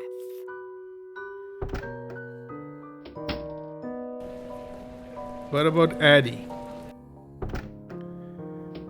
Honey, I'm home. You know, I've always wanted to say that. Seeing you come home always puts a smile on my face. Nice. Do you know about boiler repair? Addie? What do you need, dear? Addie, you wouldn't happen to have any manuals on repairing steam engines in your library, would you? Thinking of changing careers? No, there's just a boiler that needs repairing and I need to figure out how to do it. A boiler? What kind of engine is it? I'm not sure, but it had Whitney 200 embossed on the side. Oh, of course. That's one of the most common steam engines around. Oh, used nice. in practically everything. In fact, the player piano at the Firkin and Fryer had one, and that thing was always going out of alignment. Okay. If that's all that's happened with this one, I know how to fix it. Used to have to do it all the time. Nice. Adelaide Fordham, you are just full of surprises. Where is this boiler? Not terribly far. It's a townhouse on St. Agnes in Livingston. Let's go then. I could use some fresh air. Nice. Not you- quite a player piano, but it shouldn't be too tough. You fix would you like this me thing, to walk okay? you through it, or would you prefer I fix it myself? Yeah, I'll let you handle it. You'll fix it. I think I'll let you handle it, dearest. Machine repair isn't my specialty. All right. Let me have a look. Yeah, you fix that thing. Just as I thought. It's out of alignment. This will only take a moment. Okay. There. Just like the old days. Thank you for your help, dear. You're welcome. Boilers are a lot like people, you know. Let too much pressure build up inside them, and an explosion becomes inevitable. You'd do well to remember that, dearest. Now, I have to be getting to my appointment with Mrs. Lapone. See you tonight. Thank you. It's chugging along and making noise again. Wonderful. Nice. I'm gonna save. I'm gonna save a working 2, you know? Just in case something weird happens. Sir, Yes? What is it? I fixed your boiler. I fixed the boiler for you. What? Are you serious? Yes. It's pretty pathetic when some yahoo off the street does a better job than the people paid to do this sort of thing. I owe you, friend. Might I take you up on that offer and get that spare key to the apartment? Oh, right. You said you were a private detective, didn't you? I am. Did Mrs. Walker do something wrong? Is she in trouble? Maybe. I'm not entirely sure yet, which is why I need to take a look inside her apartment. I see. Well, I wouldn't normally do this, but you did me a great service by fixing the boiler. I can't just give you the spare key, but I can let you into the apartment. That'll be just fine. Thank you. You can stay here. Oh, crap. What in the ether? Jesus Christ. Cripes, did a tornado come through this place or what? Looks as though she definitely left in a hurry. I wonder if she planned on ever coming back. I'll be waiting for you in the kitchen, Mr. Fordham. Just let me know when you're done looking around. Okay. Yeah, this is definitely, we are on to something. I'm gonna use the case working. Okay, so plants. I don't know about you, but I'm starting to have my fill of plants and flowers. Yeah. There's a handwritten note here. Valerian mixed with chamomile, sedative effects, deep sleep. Seems Mrs. Walker's an amateur herbalist. Yes. Maybe not so amateur. I'd love to see the look on Mrs. Davis's face if she knew it wasn't a spirit that possessed her. In fact, let's go tell her, so I can see it. You've gotten fairly misanthropic in your death, Bill. Have I? I hadn't noticed. We got a thing. These will make great evidence in Linda's trial. These will make. Okay, let's see. Linda's notes about plants. You see? Perfect sedative. So, what do we have here? Sewing machine. A fairly recent model. Linda must have spent a good portion of her wages on it. Sewing patterns. Nice patterns. I wonder if Linda makes all her own clothes. Maybe. Nice. Okay. Daguerreotype. It's a boy. Can't be more than 7 or 8 years old. If that's Linda's son, why would she leave this behind? Good question. Because she has the baby. Well, at least that painting cheers the place up a little bit. Maybe. Trash pile. I thought my apartment was messy. Wallpaper bulge. There's something there. And the books she left behind are all trashy romance novels. Why wouldn't she take those? They're clearly the best ones. Huh. Torn apart. She took most everything. Well, it doesn't appear she had much to take. Torn apart. Okay, let's check this. That bit of torn wallpaper looks almost deliberate. It is. Let's go. What do you know? She hid a book behind the wallpaper. Looks like a journal. Okay, April 5th. I don't believe it can be true. Tonight's meeting, I struck a conversation with Henrietta Charles Harris. Charles Harris was born the day Alexander died. And he has blue eyes. Okay, she thinks Alexander is the reincarnation. Charles Harris is the reincarnation of Alexander. That is why she did it. I know I shouldn't jump to conclusions, but this is too perfect to be true. Maybe this old bear. Okay. Charles loved Barney. Henrietta told me she's never seen him react with such joy to any other playthings. Yep. Charles Harris is the reincarnation of my beloved Alexander. It was the lady. Had the nightmare again last night. Alexander cries out, "Why did you do it, mother? We're nearly too much to bear." When I have him again, I can finally explain that I couldn't do anything to stop him. Thomas was a monster. I was at my wit's end. Yeah. Dear Samuel had helped me so much, and there was no turning back once he had consumed the tainted pie. How was I to know Alexander's friend would take it and he would arrive home early? Would take ill and would arrive home early. Watching my boy share the poison meal with his father. She killed the husband, and Alexander's friend was ill, so Alexander arrived home early and ate some of the poison pie. Samuel's instruction on the nature of plants has been the key. I will visit Henrietta's tonight at the Harris residence. Okay. Wow. Well, this is pretty damn incriminating. Yeah. I'll say. Now we just need to figure out where she's gone, as well as how she managed to drug Mrs. Davis. No, we know she did it Oh, with we this. got you now, Linda. Thought you could be clever and get away with the baby, did you? Bill? Well, you thought wrong. With Fordham and Legere on the case, the only thing you're getting is a one-way trip to jail. Bill? Bill? The worst part is how sloppy she was. I mean, really, she couldn't think to pick up a button? She might as well have left a signed confession in the crib for all the good it did her. Bill, chill. Would you just shut up, for God's sake? Huh? Is everything all right? Yes, everything's just fine. I just stubbed my toe on the bed frame. You ought to be more careful, Mr. Fordham. Sorry. Sorry, Miles. You know how I get when we're close to solving a case. You always do this. I need to concentrate, and I can't hear myself think with you yapping away. Right. Sorry. I'll keep it to myself. Thank you.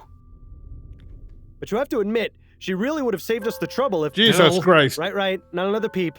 As you were. Okay. First, we're gonna save. Now let's see. Track down Linda Walker. We don't have anything else. Linda Walker's journal. Okay. So anything else here? The books she left behind, they're all trash. Nothing there. We have this. And the book... It's a boy. Because she thinks she's got the real thing again. Yeah, that's why. Nice pattern. You're actually gonna dig through that mess? Yes. Sure hope it's worth it.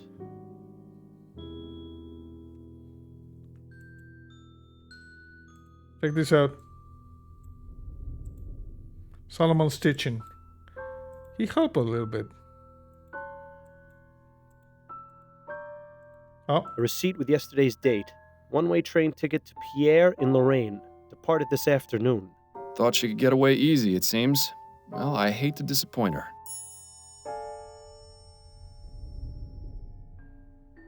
A receipt with yesterday's date. Thought she...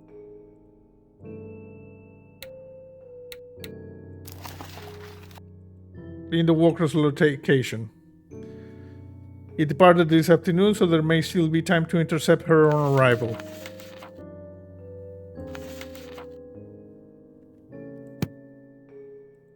Okay. Exit. I hope you were able to find out what you needed. Yes. Thank you for your cooperation. Thank you for your cooperation. Okay, do we have a thing with the train? No. Let's go to the coffee.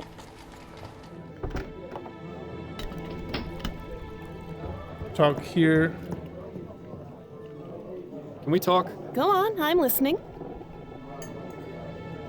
Okay. That's it, I think. Then you...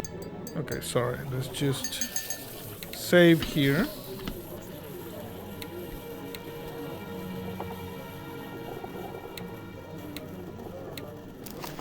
Let me see.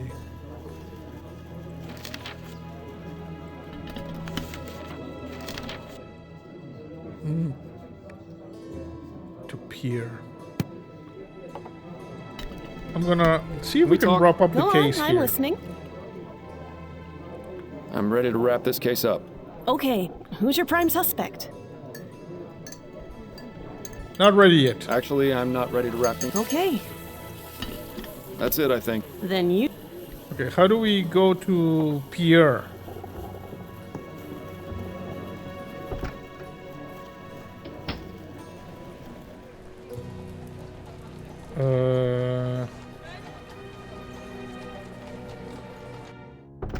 No one here? Hello? Okay, I guess we maybe go to the mansion. Talk to this guy. I'll let you know if I have any more questions, Mr. Harris. Talk to her. Sit tight, Mrs. Harris. Okay, no.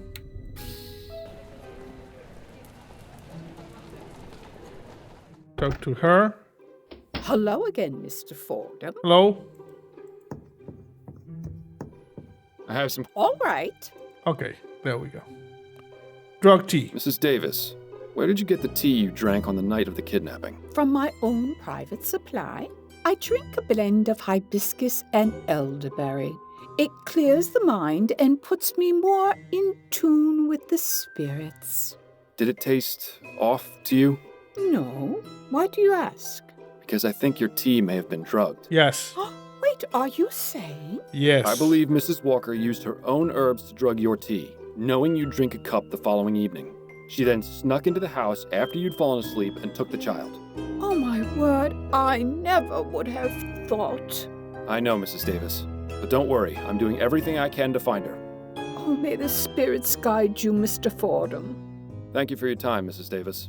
Oh, you're very welcome.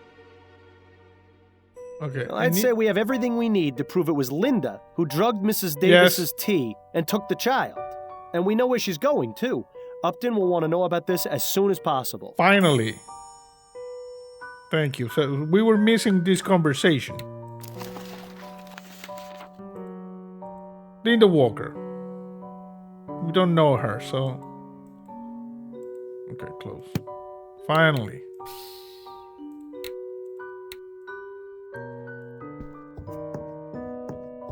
I'll be going now, Mrs. Davis.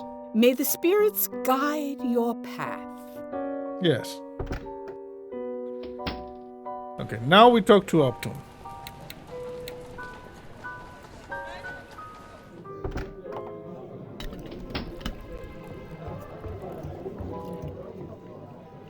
Can we talk? Go on, I'm listening. Wrap up case. I'm ready to wrap this case up. Okay, who's your prime suspect? Linda. It was Linda Walker, Who is she? a seamstress who befriended the Harris family nanny. She took the child because she believes he's the reincarnation of her deceased son, whom she accidentally poisoned. My God. You'll find a journal explaining her motive at her apartment, as well as the plants she used to drug Mrs. Davis. Yes. But what about the broken window in the nursery? All part of a false crime scene she set up to draw our attention away from her. Excellent work, Miles. Did you manage to find out where Mrs. Walker is now? I did. Yes, I found a receipt for a one-way train ticket to Pierre, which departed this afternoon. Fantastic. We can send a telegram to the train station and have her arrested upon arrival. You've done extremely well, Fordham. Snelling could only hope to have a detective as good as you again. You flatter me. Then I'd better stop before your head gets any bigger. All right, Miles. I'll go through the proper channels and report your information as an anonymous tip. And of course, I'll dip into the department's Good Samaritan fund to get you proper compensation for your work. Thank you. For now, go home to your wife. I'm sure I'll have something else for you to look into fairly soon. Nice. It's a Welcome bump. to Lorraine. Okay, there we go. Awfully cute baby you got there. Oh, thank you, sir. This is my son, Alexander. Alexander. That's a good name. Strong name. Yes, thank you. I don't mean to be rude, but I'm in a bit of a hurry and I need to get to my hotel. Of course. I won't keep you any longer, Mrs. Walker. Thank you. Wait. How did you know my name? I didn't. It was a lucky guess. But now, seeing as I know your name, allow me to tell you mine. I'm Sheriff Zeke Dollarhide. Linda Walker, you are under arrest for the kidnapping of Charles Harris. Surrender the child and come with me. No, you've got it all wrong. This is my son. This is my Alexander. Ma'am, please don't make this difficult. Come along to the station and we'll get this all sorted out. And we did it. Wrong side of the tracks. Addie, are you home? Still at her appointment, it would seem. You know, Miles, I have to say, I'm proud of you. Why's that? It's because you actually listened. So does this mean you'll keep quiet until morning? I said I was proud of you. I didn't say you were getting a reprieve. Then I need to figure out how I'm going to sleep through the night without the soporific. You worry about that too much, Miles. You can sleep when you're dead. You don't ever seem to. That's because I slept quite enough when I was alive. In any case, I need to clear my head. The best way to do that after a case was always going for a drink at the Angel. The Angel? But you haven't been there since... Since you died. But perhaps getting back into old routines will help. Perhaps. It would be nice to see old Patrick again at the very least. Then it's settled. A drink or two at the Angel, for old time's sake. We're gonna have a beer. I have to say, it's been a real pleasure having you back, Miles. I was worried about you. I appreciate your concern, Patrick. The past few months have been a bit rough, but it's good to be back in familiar territory. Miles, can I ask you something? Yeah. What is it? Well, it may be none of my business, and you can feel free to tell me to stuff it. Stuff it. Enough with the preamble, Patrick. Just ask. I know you quit the force, but why are you still working as a private investigator? Why not leave all that detecting stuff behind? I don't know how to do anything else. It's all I know. My grandfather was a cop, my father was a cop, so I became a cop. That's just how it went. Oh, I hear ya. I come from 3 generations of butchers myself, but I broke the streak because I can't handle the sight of blood. If only that had been true in my case. Now then, will you be wanting another drink? I'm not sure. I've already had 2. I should probably be getting... Wait a minute. Patrick, do you hear something? No, Miles. I don't hear anything. Neither do I. Another gin, if you please. Coming right up. We're gonna get drunk now.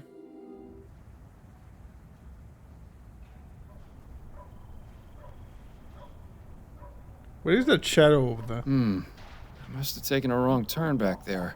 Hopefully Addie won't hear me come in. There's a shadow here.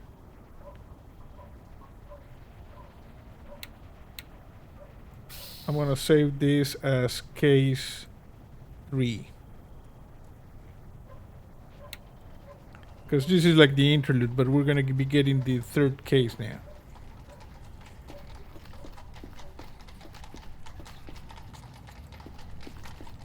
Excuse me, sir.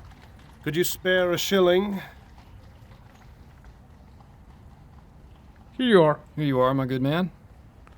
You always were willing to help the less fortunate, weren't you? Perhaps you should start thinking about helping yourself. I beg your pardon? Just look at yourself. I may be a beggar, but even I feel sorry for you. Your voice sounds very familiar to me. Your voice? I've heard it before. Yes, that's right. I'm your biggest failure. What are you talking about? Come now, Miles, you're not completely stupid. You think finding and catching me is going to make things better? It has to. I can't continue like this. Yes, I owe it to Bill. Yes, I do. I owe it to Bill, and that's enough to make it worth doing. That's very touching. But you need to face reality. Let's say you do find me, and this grand chase finally ends. What do you do the next morning? Keep going. You still have a dead partner, no real job. Your wife knows you've been keeping things from her. Even if you solve 100 cases, it won't relieve that empty feeling inside. What's your point? I'm all you've got, Miles. Once I'm gone, there'll be nothing left. So just admit it. You don't want to find me. Not really. Yeah. Bad dreams? Bad. You could say that. My head. How many drinks did I have last night? You're asking the wrong person. I was out after the first one. It seems Miss Maxwell was right about the effects of spirits. Go figure. Yeah, well, let's not make a habit out of it, all right? Yeah, maybe. Okay, so nothing. And we're going to save because this is the real start of case 3. And I guess we go here. So, you're up at last. Yes. Is something the matter, Addie? Oh, I see. You don't remember last night, do you? I guess I shouldn't be surprised.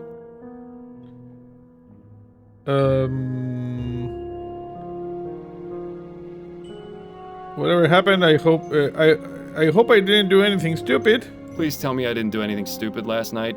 No, I wouldn't use the word stupid. Oh, thank God. Disgusting and shameful would be more appropriate, I think. Oh, crap. Oh. What did I do exactly? It was nearly 2 when you burst in here, soused to the eyeballs from God knows where. I imagine you've probably forgotten that, too. You were muttering something about peace and quiet and then proceeded to relieve yourself on my begonias before stumbling into bed. Charming. I salute you, O Vice Admiral of the Narrow Seas. Shut up, Bill. Good God. How embarrassing. I'm so sorry, Addie. I don't know what came over me. I don't either. I've never seen you in such a state, and I pray that I never will again. A bit of more than I could chew. It won't happen again. I just bit off more than I could chew last night. I promise you, it won't happen again. What possessed you to go out and get so drunk anyway? I decided to stop taking the soporific. It was interfering with my ability to focus on cases. I thought perhaps having a drink or two would help me sleep, and I got a bit carried away. I screwed up. I see. Well, I'm at least glad you've stopped taking that terrible medicine. But trading it for alcohol? This had better really be a one-time occurrence. Yeah, sorry. Anyway, you got another message from Upton. It's there on the table, if you're feeling fit for the world now. Yeah, I'm going to save now. Save case 3 working. No, it's good to have like a save at the start of the case in case it says screw everything up. Because this game has a nasty habit of apparently being able to lock you out of the right path if you screw up too badly. Let's see the newspaper. Harry's baby found, suspect in custody. Charles Harris, infant father of Malcolm and Miriam Harris, was kidnapped days ago from his crib at the Harris family manor. Police investigators determined that Linda Walker, friend of the baby's nanny, was the kidnapper. Awesome. This is the good thing, you see. Gascon Grandin found burned to death. Desiree Latham, age 63, was found burned to death in her house yesterday morning. Police were called to the scene by a neighbor who smelled smoke, only to find the grisly scene. Miss Latham in her bed, body burned to ashes. Okay. Third mysterious murder has police on edge. Yet another murder in Chumley as the New Bretagne police scrambling to quell rumors. Okay, we got another murder. The Gazette has learned that the latest victim is Ini Bowditch, a construction worker. They found him with a single gunshot wound to the head. Interesting. Prime Minister campaign heats up at election looms. Okay. Let's check the thing here. Fordham, new case has come in. The police are already investigating. Details are made their way into the newspapers. Won't be able to meet you at Rowan. So here are the details. The deceased is Desiree Latham. Her apartment is at 840 Right Way. Oh yeah, What does Upton say this time? That she can't meet me, and that I should go straight to the scene of the crime. Yeah. I wonder if that means the police have started to suspect that she's giving you these cases. She also says news of this case has been made public. Yeah. The police are already investigating. We saw it here. Explains the article in the newspaper. Yeah. Which one? The one about Desiree Latham, the woman who was found burnt to death. Ugh, that sounds absolutely dreadful. Where's the crime scene? 840 Right Way. It's not too far from here, thankfully. You're sure you're feeling up to this today? Yeah, I'm I'll good. be fine. The mental exercise will get me back to normal in no time. Okay, we got a thing over here. Well, this is shaping up to be quite the investigation. I should probably get a move on before the police ruin the crime scene any more than they already have. Good luck, Miles. And stay away from the bars, would you? Yes, ma'am. Okay, let me see. Current case. Burning Desires. Desiree... Oh, you see, hashtag pump, because it was Desiree's the Desire Latham was found burned to the ashes under mysterious circumstances. Was it an accident or something more sinister? Investigate Desiree Latham apartment. No clues, no suspects, and we only got documents the message from Upton. Okay. I'm just gonna save. Okay. Bye, Addie. Sorry about the I shouldn't be gone too long. Goodbye, dear. Love you. Love you too. Yeah, about the peeing in the petunias or whatever it was. Sorry. Okay, so we go over here. Oh, look at this. Ashes. Looks as though we've arrived fashionably late. Yes. Excuse me, sir, but this is an active crime scene. We can't allow members of the public. Oh, this isn't just any member of the public, Kane. This is Miles Fordham. He used to be one of us until he got his partner killed. Shut up. Wonderful. Officer Parsons is on the scene. It's a shock the apartment isn't in a shambles. Good day to you too, officers. Fordham? What are you doing here? I'm investigating, Chief. Ah, Captain Snelling. What a pleasure. That's Chief Snelling now, Fordham. I don't expect you follow the workings of the department much these days, but I'd appreciate the proper address. Chief. So nice to see the power hasn't gone to his head. My apologies, Chief Snelling. You haven't answered my question. What in blazes are you doing here? I saw this in the newspaper. I figured investigating the crime would actually give it a chance of being solved. I read about this case in the paper. Thought I'd have a look. Story was front page news. I couldn't resist coming to have a look for myself. There's no respect for police business anymore. Damn meddlers. Sorry. This is an active crime scene, Fordham. Leave the premises immediately.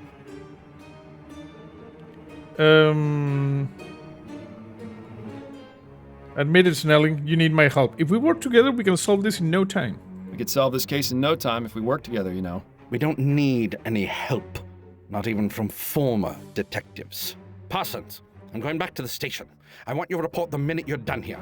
Understand? Yes, sir. Now, don't get any funny ideas, Fordham. If you so much as breathe on anything in here, I'll have you arrested for tampering with a crime scene. Do I make myself clear? Yes, Chief Smellings. Yes, sir. Yes, sir. I'm glad that's settled. So I dubbed the Chief Smellings. I suppose it's reassuring that even in this crazy, ever-changing world, you can always count on Snelling to be a complete ass. You heard the chief. No snooping around. The sooner you get out of here, the better for all of us. He's an ass. So I'm going to talk to Officer Kane. Begging your pardon, officer. Yes, what is it, sir? Do you know about Desiree Lathan? Is there anything you can tell me about Desiree Lathan? I'm afraid not. You don't have clearance in this investigation. Oh, crap. And there's nothing I can say to convince you otherwise? My superiors would be very upset if they knew I was breaking the rules. I'm sorry. I think the operative phrase in this instance is if they knew. We need to find a way to get Parsons out of here. Maybe we should visit Upton at the station. That is a good thing. How about you? How long have you been on the force, officer? 2 months, sir. And how's it treating you so far? This is where I was meant to be. That's good to hear. Parsons mentioned you used to be a detective? I was. I was, yes. For 15 years. It wasn't always easy, but I loved every minute of it. Parsons goes on about how he's got his eye on becoming a detective, but I don't know if I'd be able to handle it. He's a jackass. Is that right? Yes. He's up for review. I think he's trying to impress Snelling to improve his chances. Parsons wants to be a detective? Now I've heard it all. As if he needed more of a reason to be Snelling's lapdog. What about Parsons?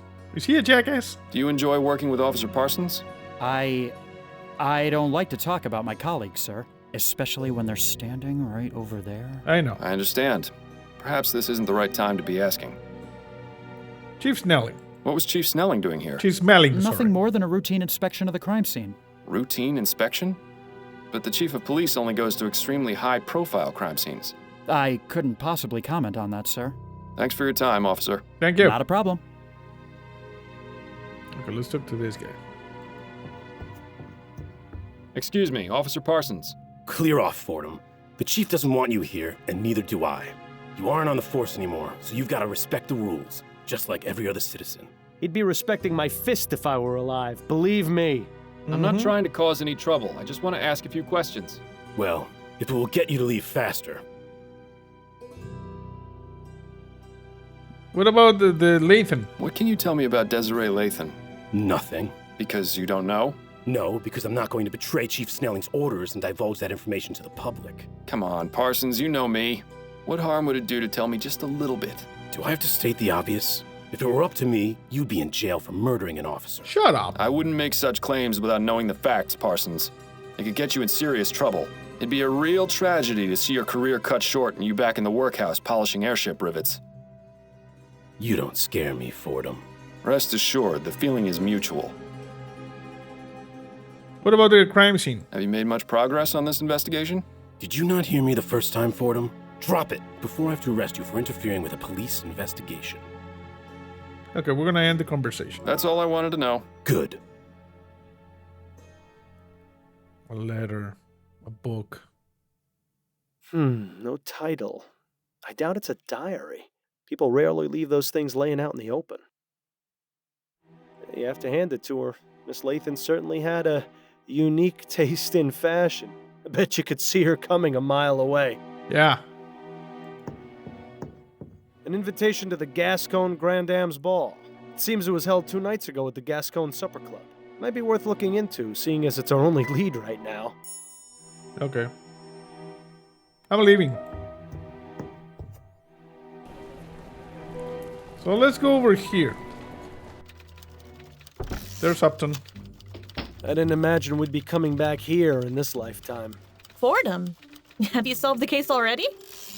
Not yet. Don't I wish? I haven't even gotten started. Well, I'm here if you need anything. Just be sure not to let Snelling see you. Is he back yet? He arrived a few minutes ago.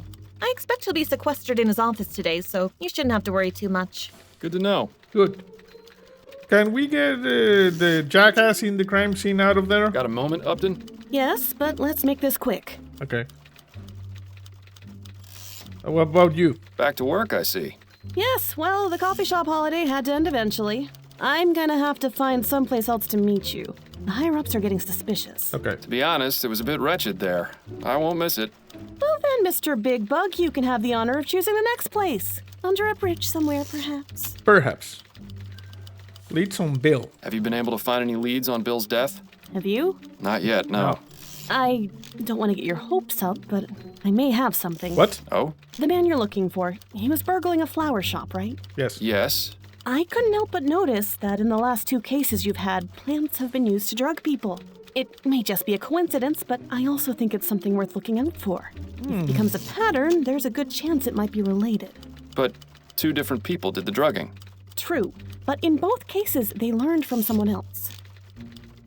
It's a stretch, but it's better than nothing. I'll take it into consideration. I will take it into consideration. What about Parsons? I'm having some trouble with Officer Parsons. You and everyone else who's ever met him. What's the problem? He's a keeping me jackass. away from the Lathan crime scene. Of course. He's one of the most loyal to Snelling. Them Any smelling. suggestions for how I might get him away so I can look around? I might have an idea. Okay. There are several reported crimes that haven't been assigned yet, and Parsons is itching to prove his investigative chops. He'd probably abandon his post for a good enough lead and a chance to impress Snelling. Upton, oh good, you impress me. Department politics are something of a specialty of mine. Nice. About getting Parsons away from the crime scene? All right, these are the, as of yet, unassigned crimes. The body of a young man was found in the Hodgman River by the Gascon docks this morning. Okay. A woman in Chumley reported hearing a single gunshot in her neighbor's apartment last night. Okay. There was a deadly explosion at a factory in Worcester that may be linked to sabotage. Okay. And that's it for right now. Any of those strike your fancy?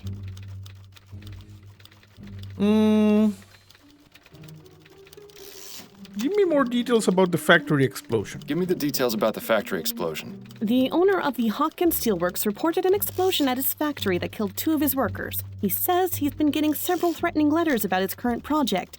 And so he suspects someone has sabotaged the operation? Yes, likely the Redites. The Deadites, You think Parsons yeah. will be interested? Let's go with that one. Sounds good. Let's go with that one. All right, I'll send out the report as soon as we're done talking. Nice.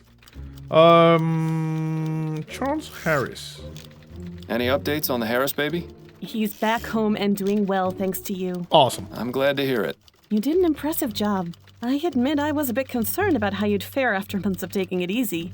But I suppose detective work is like riding a bicycle. It's a guaranteed way to end up with a broken arm. Shut up, Bill. Mass murderer. I see the Gazette has caught wind of this supposed mass murderer. Yes, Snelling has been positively fuming about it. Between that and the Lathan case being publicized on the same day, it's been a nightmare for the department. Any idea how they got the information? I don't think anyone in the department has spoken to the press. Maybe they just have some very good reporters. So is it serious? No. Should we be concerned? 3 murders is nothing to sneeze at, but all the victims have been men in Chumley. If that changes, then things might start getting urgent. Isn't that just the way it is? You can bet they'd have already caught the bastard if the first body had turned up in Lyon. Review the case. Have a moment to go over my current case? I'm afraid you're on your own this time, Fordham. The walls have ears around here. If they find out I'm helping you, it won't end well for either of us. Understood. Understood. I'll still be here when you've solved it, though. That's it for now. Better get back to it, then. Okay. I'm just gonna go ahead and save in working.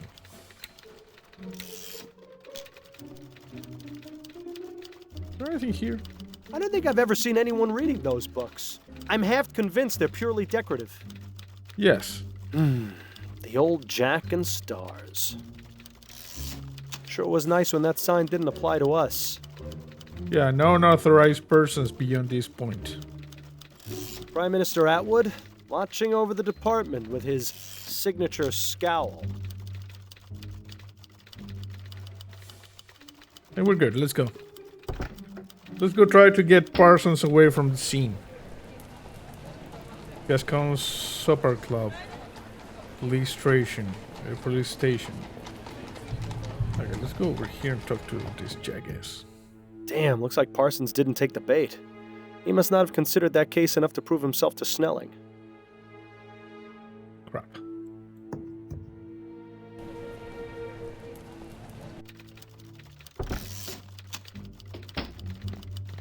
Got a moment, Upton? Yes, but let's make this quick. Parsons. Unfortunately, Parsons didn't take the bait. Nothing worse than a picky investigator. I wish more people were like you. Thank you? Thank you. All right, these are the, as of yet, unassigned crimes. The body of a young man was found in the Hodgman River by the Gascon docks this morning. A woman in Chumley reported hearing a single gunshot in her neighbor's apartment last night. And that's it for right now. Any of those strike your fancy? The Chumley gunshot. Let's hear about the gunshot. Ethel Williamson reported hearing a sound she described as a single gunshot coming from her neighbor's apartment last night. She said she had been hearing arguments over the past several weeks, and there may have been domestic violence involved. Okay. When she knocked on the door, she got no answer, but she said she noticed the distinct smell of flowers. Intriguing. Do you think Parsons will be interested? Let's go with that one. Sounds good. Let's go with that one. All right, I'll send out the report as soon as we're done talking. That's it for now. Better get back to it then. Okay. Let's see if Parsons took the bait. Because we got to the Gascon Stripper Club. It's a supper club, but I'm gonna start calling it the Stripper Club. Police station and the ashes. Oh, he took the bait. Looks like Parsons took the bait. Yeah. Now maybe we can finally have a look around the crime scene. Nice. Okay, let's just save.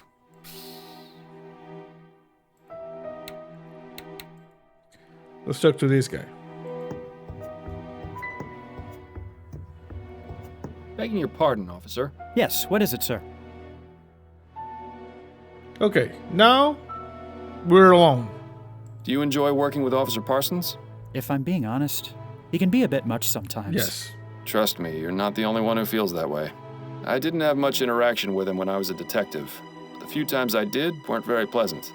I could tell he doesn't seem to care much for you. Although I don't think he cares much for anyone except the chief. And that's only because he's the one who gives out the promotions.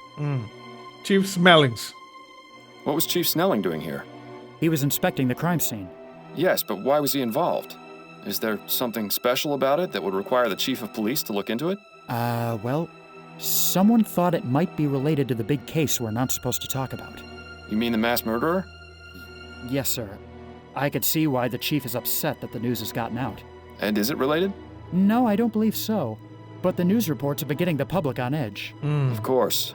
The less information there is, the easier it is for rumors to start spreading. Exactly. Chief Snelling has a lot of fires to put out. If that's the case, it's too bad he didn't get to Miss Lathan in time. Okay, what about Desiree Lathan? Is there anything you can tell me about Desiree Lathan? I couldn't really say. Come now, I'm trying to help this investigation. Any small detail would be useful. Well, I haven't really looked over the crime scene too much. It's rather gruesome, you see. Is the body still here? Yes. What's left of it, at any rate. Miss Lathan was only identified by the tattoo on her foot. I see. Let me go into the crime scene, bro. Has there been much progress here? Snelling and Parsons examined the scene, that's all I know. Do you think I might have a look, now that the initial investigation's been conducted? I'm afraid that's out of the question, sir. I have my orders. There may be something that was overlooked. Officer Kane, I'm trying to aid this investigation. There may have been something overlooked by the others. If Parsons were to catch you, my career would be over. Trust me, he won't be back for some time. I swear on my honor as a former member of the New Bretagne police. Come on. All right. I suppose you can go in for a moment, but please be quick about it. Okay. Thank you, Officer Thank Kane. you. I promise, this'll stay between us. I just love rookie officers. They're so gullible. Shut up, I Bill. once got one to shine my shoes for a week after convincing him it was department policy. Good times. Thanks for your time, officer. Bad person, Not Bill. a problem. Okay, good. We're gonna quickly save as well. So, bookcase. Judging by these books, Miss Lathan was quite the fan of poetry. Let's just hope her taste was better than Madame Dupre's. Judging by these books, let's just hope her taste... Definitely too young to be Miss Lathan. Perhaps a relative? Maybe. You have to hand it to her. Miss Lathan certainly had a unique taste in fashion. Unique. Bet you could see her coming a mile away. Maybe. We already read this. Okay, let's go inside. Gonna be gruesome. Whoa! That's certainly a pungent aroma. I can see why the officer stuck to the living room. Surprisingly modest quarters for a grande dame. You'd never guess she could buy out the likes of you and me 1,000 times over. Look at this. Burned remains, ash pile. Okay, let's start the investigation. Nothing here on the floor? No. Fireplace, As painting. much as I like this painting, this isn't the time for art appreciation. Okay, what about the fireplace? Doesn't look as though this fireplace has been used in a long time. I suppose we can rule it out as the source. Okay, what about the waste bin? Some crumpled up letters. They look to be of the romantic variety. Romantic? They're from the same person. One Peter Andrews. It's always sad to see a case of unrequited love. I'm thinking we should find out who this Peter Andrews is. Yeah. Good idea. Now, are you finally willing to admit that looking through rubbish does yield results sometimes? Fine, you win. But I don't think I envy your prize. Okay. We got one from July and one from September. I offer you my hearth, though I'm sadly unable to offer you my hand. Oh, that circumstances were different. This is a married man? Why must life and love both be so cruel? I must continue to love and admire you from afar. I can only hope these feelings are mutual. Once again, I must declare my love for you, though you have not yet responded to any of my letters. I maintain hope that you care for me as I do for you. Remain ever faithful, call upon me, and I will rush to your side. We will embrace as Mr. and Mrs. Andrews at long last. What? It said I am sadly unable. So this guy divorced between July and September?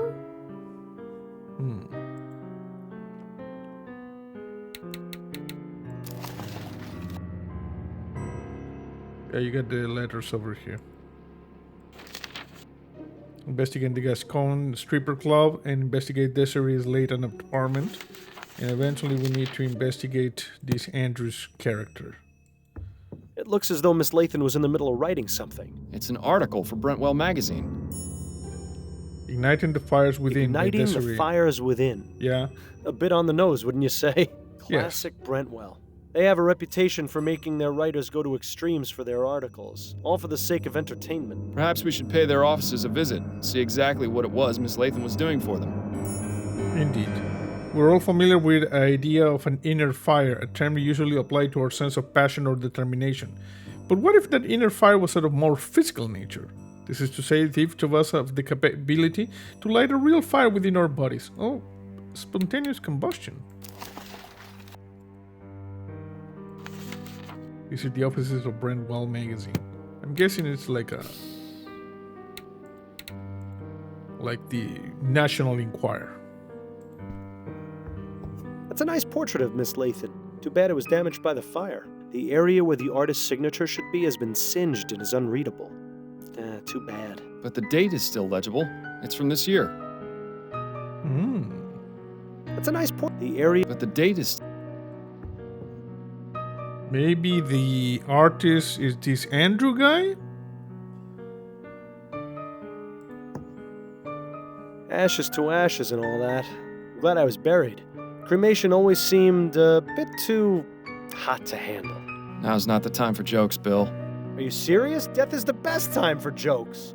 Otherwise, it's all just a bunch of boo-hoo-hoo this and wah-wah-wah that. And trust me, there's plenty of that in life. Hell, you'd know better than anyone. All right. Just shut it for a bit while I look over the crime scene, would you? I need to concentrate. Left leg, right leg, hand. The left hand is missing. Skull. Alas, poor Desiree, a woman of infinite riches, of tastes most fancy. Where's all your money now? Come to think of it, that question might be worth answering. Interesting. Ugh, greasy, fetid, stinking ashes. Who knew the human body was capable of producing such a disgusting byproduct? I'm surprised the coroner hasn't taken the body away yet. Probably because there isn't much of a body left to take. Either that or Dr. Edwards knows better than to deal with something like this. That's extremely unlike him. He'd jump at the chance to examine this body. Perhaps we should allow him the pleasure. I hope you're not suggesting what I think you're suggesting. Go talk to that guy? I don't think Desiree will be able to give us a hand with this investigation. Hashtag fun. Bill? What? I thought it was funny. There's a tattoo on her ankle. It says, "Dancing through life." Hate to break it to her, but that dance is over. This one's clean. Well, aside from the fact that the rest of the leg is burned off. It's a very hot fire, but the bed is not burned. This is so weird.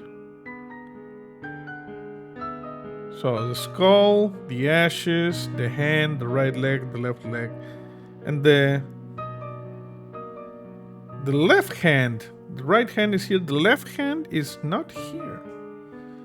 Maybe whoever burned... I'm thinking this is a homicide, and someone took the hand because it's missing, you see? What about the ashes? Odd. Another pile of ashes under the bed. Looks as though whatever she kept underneath got burned too. Or it could be that whatever was under the bed is what caught fire in the first place. Although, there's no evidence of what started it. All that's left is a small piece of cloth. Might as well take it. Yeah, let's just take the evidence. The cloth appears to have some oily residue on it. Interesting. Yeah. There's a letter in here. Dear Miss Lathan, this letter just keeps getting more and more interesting. The law firm of Usher and Price isn't too far from here. I think it's definitely worth paying him a little visit. Yeah. This letter is to inform you that we have received your request to make changes to your beneficiary as indicated in your last will and testament. Please come to the law offices so we might renew the document and make necessary edits. Review the... Okay. Jonas Usher. Speak with attorney Jonas Usher. So she's changing... Yep. She was murdered. Most likely... I got two suspects. Maybe the artist was obsessed with her and the one from the... maybe the letters. And also whoever we did the New Testament. Looks like this one barely managed to survive. Pity. It looked like a nice work of art. Yeah. The last will, the last will, and testament. Maybe there's a new beneficiary, and that's why she was killed. Okay. I don't think there's anything else here. Burned remains, the nightstand. Okay, I'm just gonna go ahead and save real quick and leave. I think we got everything we need.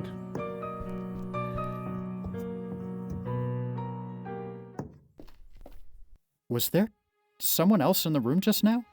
I thought I heard you talking. I was talking to myself. Oh, no. It's just sometimes I think aloud when investigating crime scenes. I see. Yeah. Good save. We don't need any more police officers thinking you're insane. Okay, thank you, man. You're a real one. Let me check something. Burned cloth. The burned remains of a piece of cloth. It appears to have traces of some oily residue on it. Okay, see you later. No, I'm not going to... Oh, Jesus. I left. Let's see if we can talk to... Nothing new to ask him about right now. Oh, okay, we're good. We leave.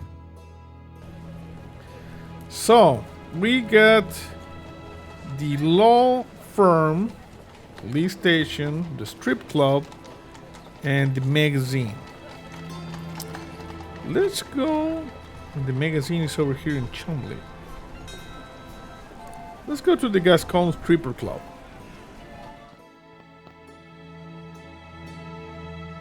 There's a woman there. Tankard. Nobody's bothered clearing this table yet, it seems. Yes. The bridge to Lyon overlooking the House of Parliament. I suppose that seeing that helps the patrons of this club put on airs. Uh-huh. Yep, a little bit. That painting depicts a hand dropping a bunch of blood-soaked silver coins into another hand. Definitely sets the bar for the type of people who come here, I'd say. Hmm.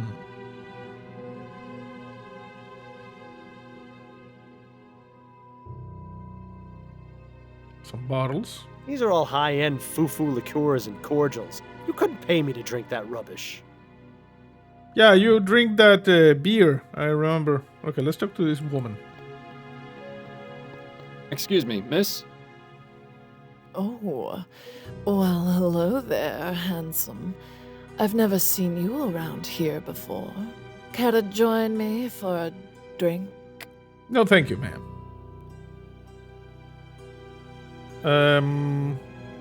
Sorry, need to keep a clear head while I'm on duty. Thank you, but I'm on duty. On duty? What are you, a cop? Private Force of investigator. habit. I'm a private investigator, actually.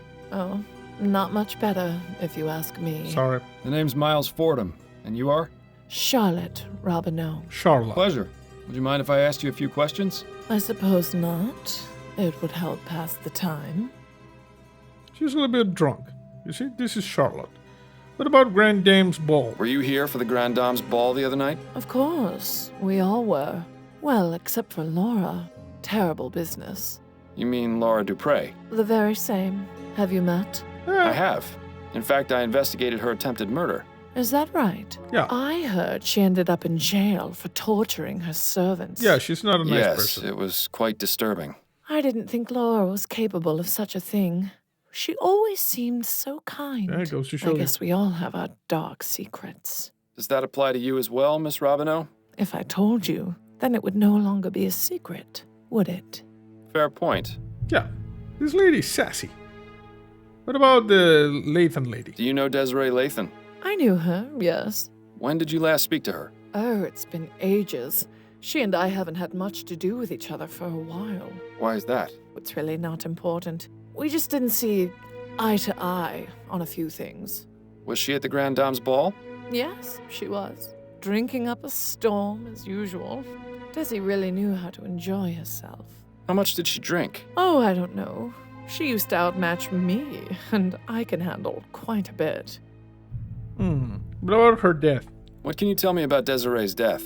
Just what I've read in the papers. She burned to death. It's horrible. She certainly didn't deserve to die in such a gruesome way. Gruesome. Did she have any enemies? Anyone who might have wanted to do her harm? No. Everyone loved her. Except you? Mr. Fordham, I said we haven't had much to do with each other. That doesn't mean I didn't care for her. Now please, let's drop the subject. What about yourself? Tell me a little about yourself. Why, Mr. Fordham, I hardly know you. That said, I'm always open to making new friends. Yeah, see? Sassy. Ooh, watch out, Miles. I think she's getting ready to pounce. Yeah. Compliment her. You have the most radiant smile. Can I just say you've got the most radiant smile I've ever seen? Oh, why, that's very sweet of you, Mr. Fordham. It's true. Not many women your age still have all their teeth Oh, crap. intact. You screwed I up. beg your pardon. You screwed I up, didn't bro. know you were such a master of the high kick, Miles. You got your foot in your mouth in record time. I just meant... You know what? Never mind. Is the name Peter Andrews familiar to you? Peter Andrews? Is he still around? I'd be able to tell you that if you told me who he is. Yeah, I don't know who Desperate. That's who he is. A lovesick fool who is obsessed with Desi. Sent her love letters all of the time. Well, you know where I can find him. Why would you want to? Because I want to question him about Miss Lathan's death. Yes. I suppose that makes some sense. All I remember Desi telling me is that he worked at the Bank of Vespuccia, A clerk or some such. Imagine. Yeah, imagine. Thank you. That's very helpful. Okay, we got some information. I'm gonna compliment you again.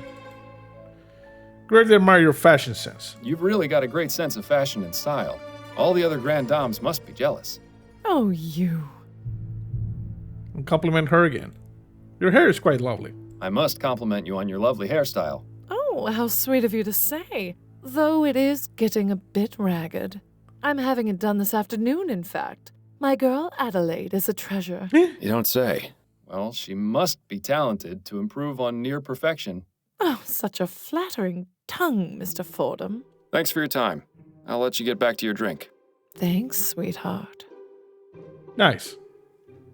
Okay, we screwed up one time. I may have more questions for you later. I can scarcely contain my excitement. I may have more... I can scarce... Okay. She can scarce contain the excitement. Let's go with working 2 over here. So she's going to visit Addie.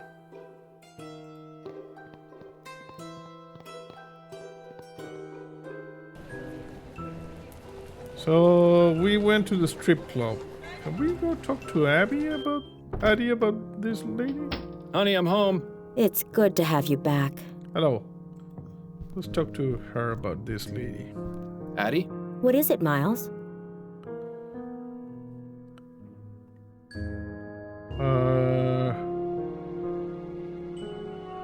Charlotte Robineau. You've got an appointment with Charlotte Robineau later today, don't you? Are you using your detecting skills on me now? I spoke with her at the Gascon Supper Club, and she mentioned you. Turns out she knew Desiree Lathan. Makes sense. That social circle is tiny. She wasn't very forthcoming, though. Do you think you might try and persuade her to talk? Persuasion shouldn't be necessary. She usually just sits in the chair and starts gossiping up a storm. Nice. I think I know more about all the Gascon Grand Dames than anyone should. That's good. That's very good. Here's what I want to know. Not quite ready. I think there's a few more things I need to clear up before I'm ready. Okay, just let me know when you are. Okay, what about yourself? What have you been up to lately? Nothing particularly exciting. My usual clients have been scheduling appointments, and I've been trying to get some new ones as well. In my free time, I've been catching up on my reading. Nice. Anything good? Yes, the conclusion to the dissembling mechanism was just published in Brentwell magazine last week. What's that? James Penstroke's latest serial. I wanted to read it to you, but you haven't been around much lately. Perhaps I'll take a look now that I can actually concentrate again. Yes, you could read it to me. I wouldn't mind hearing it again. It would certainly be a nicer way to spend your time than going out drinking. Okay, sorry. Addie, please know that I'm deeply sorry for my behavior last night. I'll do everything I can to make it up to you. Would you like me to get some new begonias? I don't need pretty flowers or pretty words, Miles. I just want things to go back to how they were. That's really all the apology I require. Okay. So, let's just end I'll let here. you get back to your book. Let's just go over here.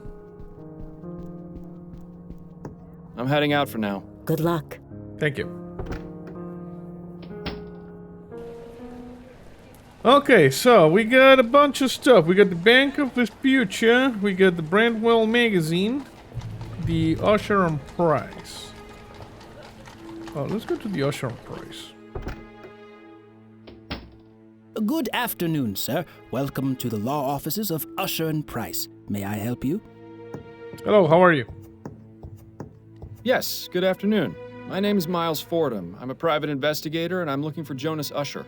Oh, I'm sorry, sir, but Mr. Usher is not seeing anyone today. If it's a matter of urgent legal importance, you could see Mr. Price. This sounds suspicious. What do we have over here? There's nothing here. The plaque says it's a portrait of Thomas Usher. Looks like a real go-getter. He's, hiding a gun or something. Pneumatic tube. Pipe. That pipe really clashes with the rest of the decor in here.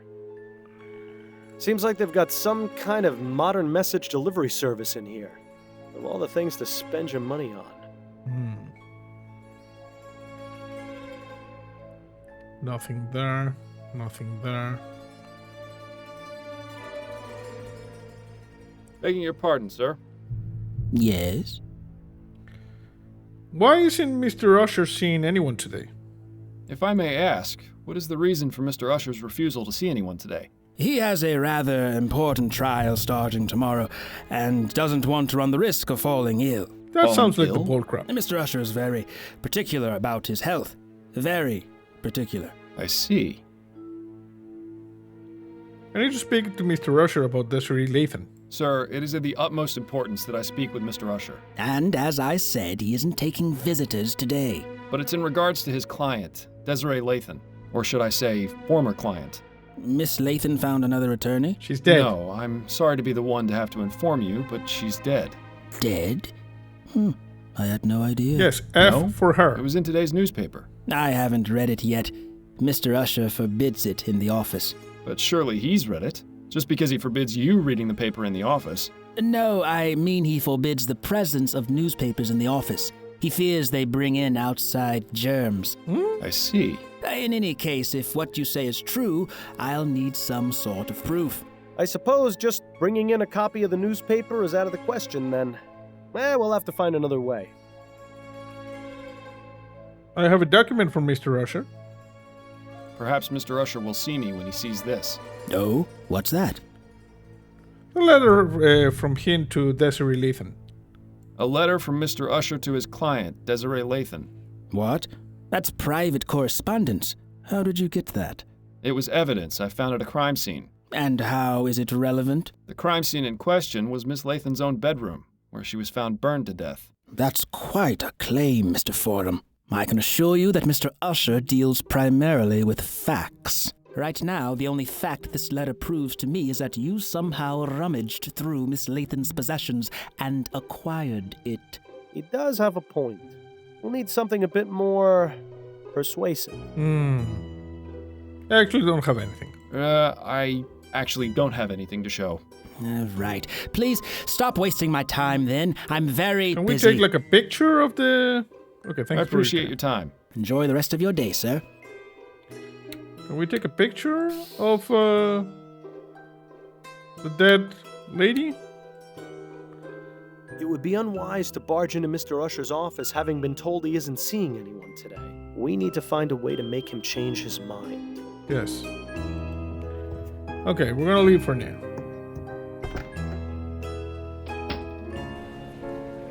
So let's see. Brentwell Magazine. Ah, hello there. Are you here to drop off an article? No, actually, I'm a private investigator. Yes. My name's Miles Fordham.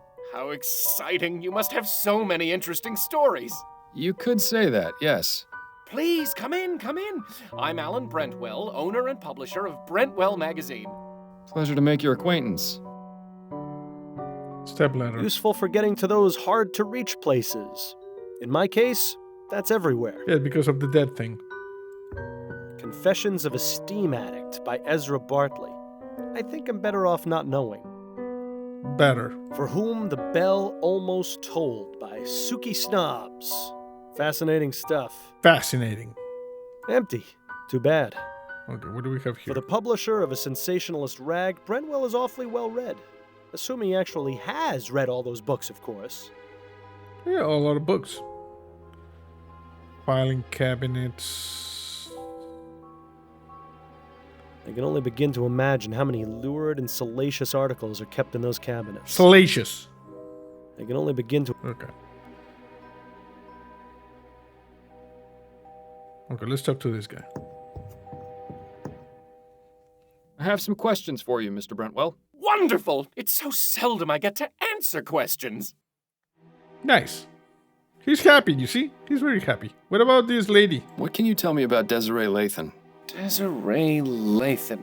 Oh, why, she came to me a few weeks ago in response to an ad I took out requesting articles. She told me she had an idea readers would love. We agreed on 3 crowns per paragraph, and she was on her way. Come to think of it, I haven't heard from her in a few days. She's kind of dead. She's kind of dead, you know? Were you aware that Miss Lathan is dead? What? no, I had no idea. What happened? I'm not exactly sure.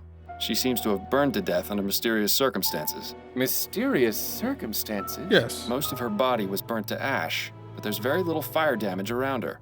It's as though she herself just caught fire. Oh, that sounds positively ghastly. Oh, She likes that. Is something wrong? I just remembered. The article she was writing. Yeah. Dear God. I hope she didn't go too far with her research. Yeah. About, self-combustion. What exactly was Desiree's article about? I'm not entirely sure. She merely came to me with the proposal. She didn't tell you what that idea was? She did, but I wasn't sure what to make of it. Please, Mr. Brentwell, stop stalling and tell me what she was writing about. It was about spontaneous human combustion. Yeah.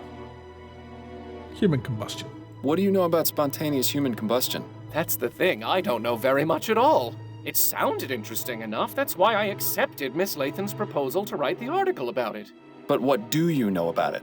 Only that it's a mysterious phenomenon in which a person catches fire spontaneously and burns to death. Yeah. Sounds exactly as you described Miss Lathan's condition. Do you know what Miss Lathan's research on the subject involved? Only the one contact I gave her, a Miss Angela Maxwell at the Spectre Society in Gascon. The Spectre Society. The Spectre Society, huh? Shouldn't be surprised to hear that name again. Are you a member? Actually, I am. Yeah. Then I suggest you do some research there. There's bound to be something relevant in that curious library of theirs. Thank you. Perhaps I will. We're going back to the Spectre Society. Tell me about Brentwell Magazine. We're a monthly publication focusing on both fiction and non-fiction pieces. Ah, yes, you're publishing that serial, aren't you? The Dissembling Mechanism? You're a subscriber! Tell me, what did you think of the conclusion? Quite astonishing, wasn't it?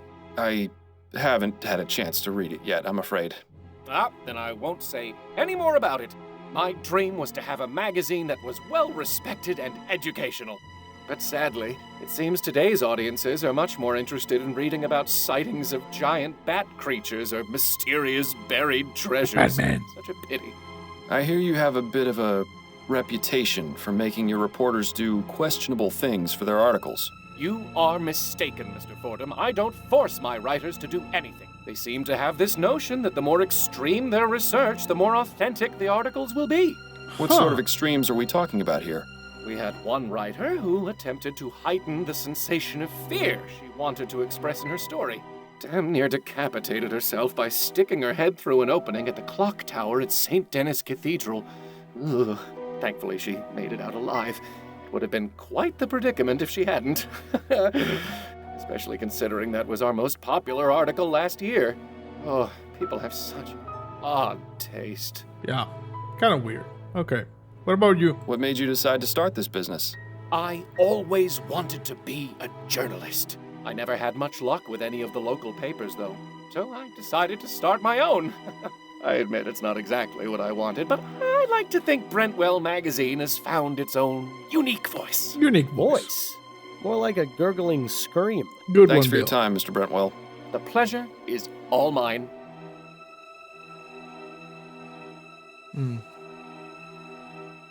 I don't think there's really anything else worth asking him about right now. Okay, let's leave.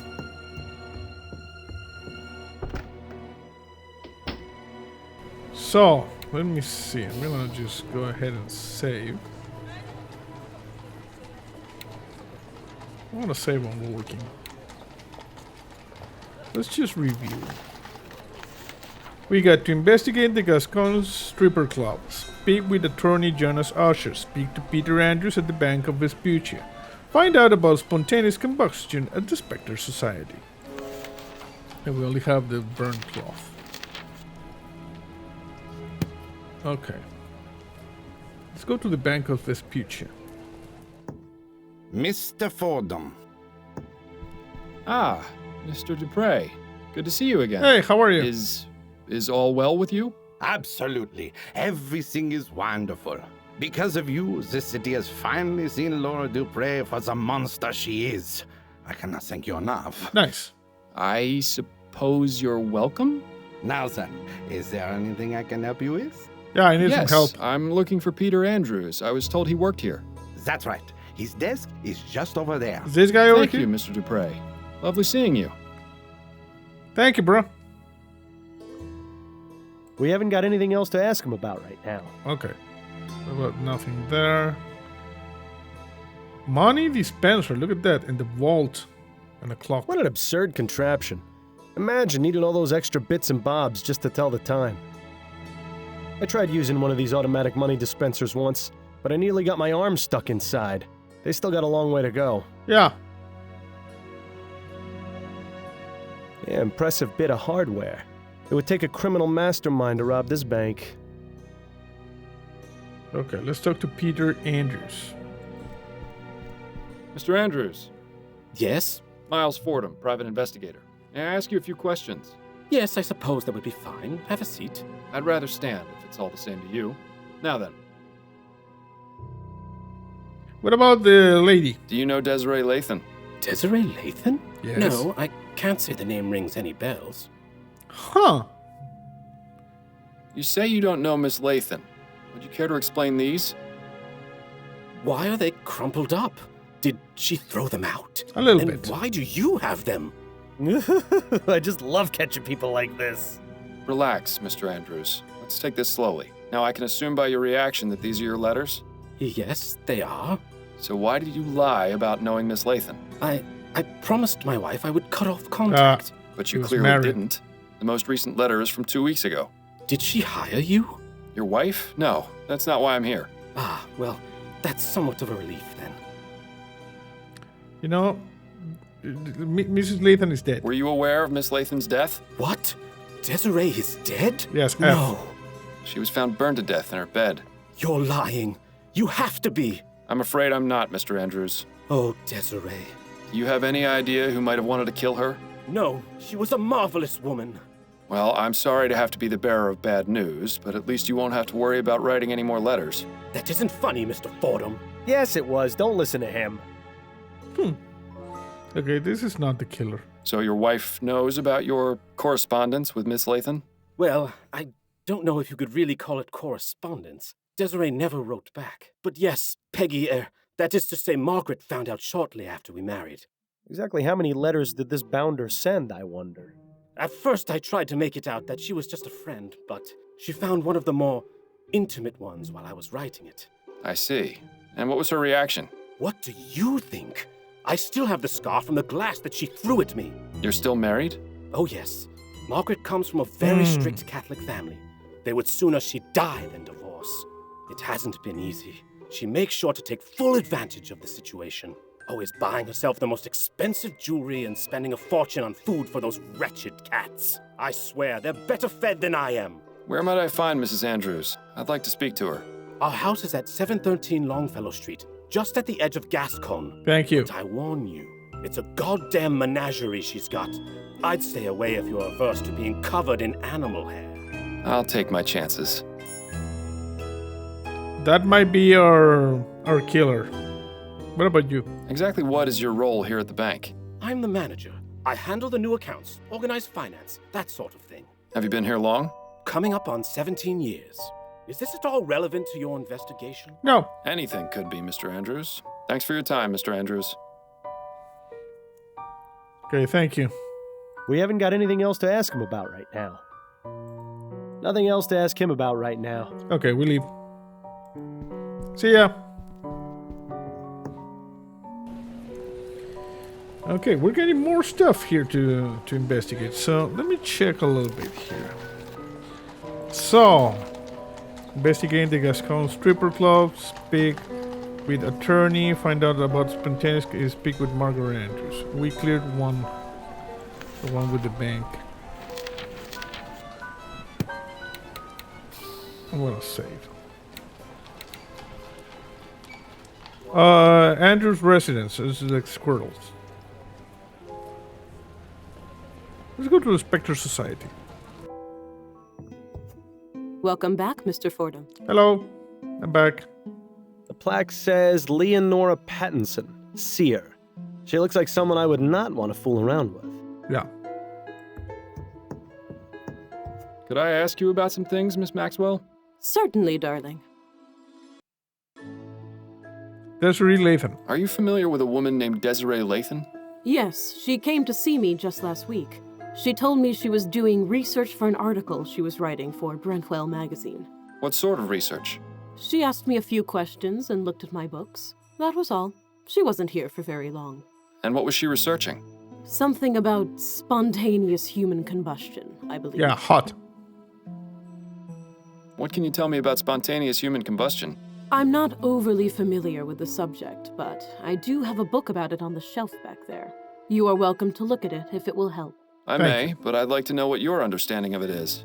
Well, I believe it is when the human body inexplicably catches fire and burns. It usually occurs among elderly women who drink to excess, and very little fire damage is caused around the body. Weird. That's really all I know, darling. It's not a very agreeable subject for study now, is it?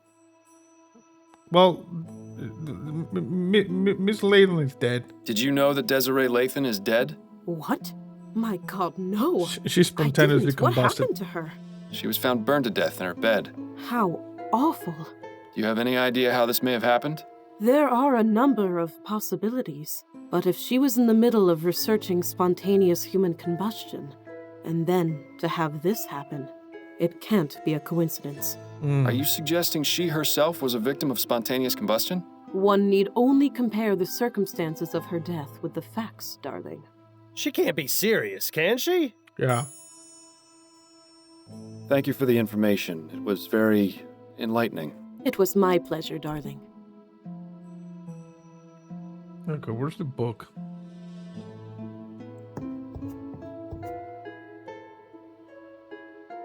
The Mysteries of Spontaneous Combustion. This all sounds strangely familiar, but spontaneous human combustion can't be real, can it? Then again, sometimes the simplest explanation is the correct one. I don't know. Spontaneous human combustion is a highly controversial subject. Remains popular among scholars and aficionados of the occult and the unexplained. The term refers to death from a fire originated without any apparent source of external ignition. The fire is believed to start within the body of the victim. In 1823, book Medical Jurisprudence states the commonalities in recorded cases of spontaneous human combustion, including the following characteristics. The victims are chronic alcoholics. They are usually elderly females. The hands and feet usually fall off. And we have one hand that's missing. The fire has caused very little damage to the things around the body. A residue of greasy and fetid ashes is left behind. Most physicians and investigators strongly believe that spontaneous human combustion is a product of alcoholism. Interesting. There's an illustration over there. Weird. So weird.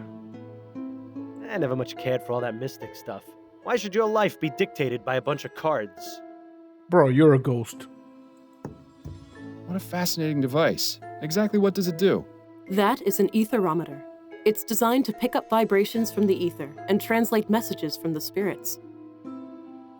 A great man once said to me, Bill, you aren't going to get very far in life just staring at balls. He's dead now. But then again, so am I. Yeah.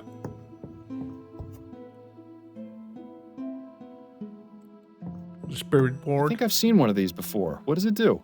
It's a spirit board.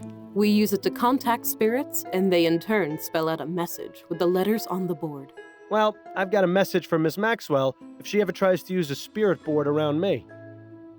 Don't be sassy. That's probably the storage case for the spirit board.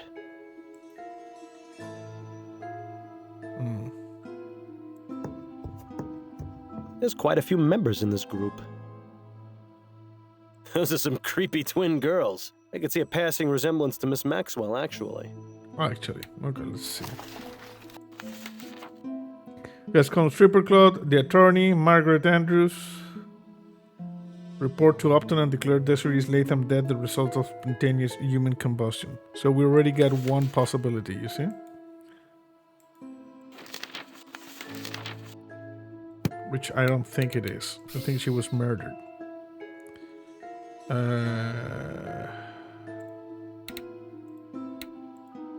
We talked to her? I don't think there's anything she can help with right now. Okay. We're leaving. I'll be going now. May the spirits guide you to that which you seek. Okay, bye.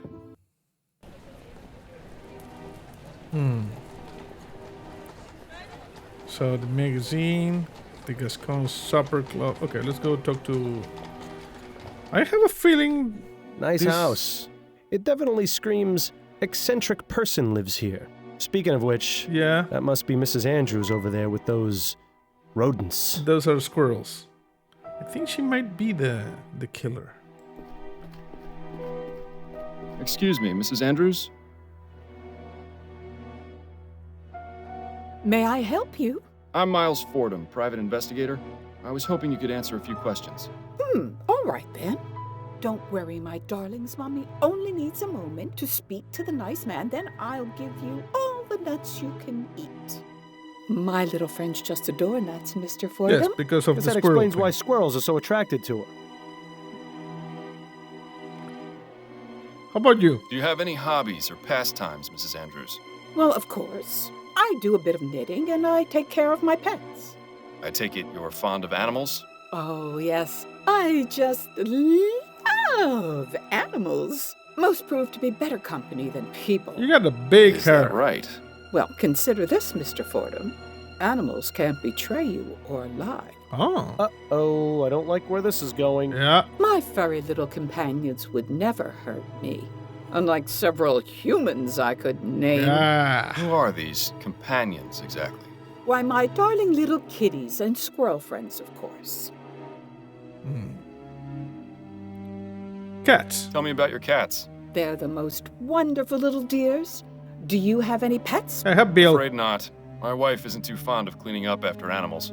Pity. Cats make wonderful pets. They're good company and are independent, unlike dogs. Hey, dog Edgar rules, and lady. Hubert are my pride and joy. Cats suck. I give them only the best of everything, and they in turn give me their unconditional love. That's delightful.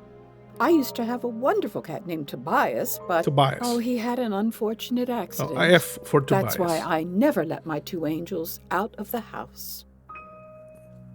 What about the squirrels? Your squirrel friends are quite tame. Oh, aren't they just the sweetest? And so smart, too. When I feed them, they come up and put their little paws on my hands as though they were giving me little squirrel hugs. Squirrel! And the way they look into my eyes, I can almost hear them saying, "Thank you for the nuts." Thank you for that. Well, at least you can be grateful that it's only my voice you hear and not some rabid squirrels.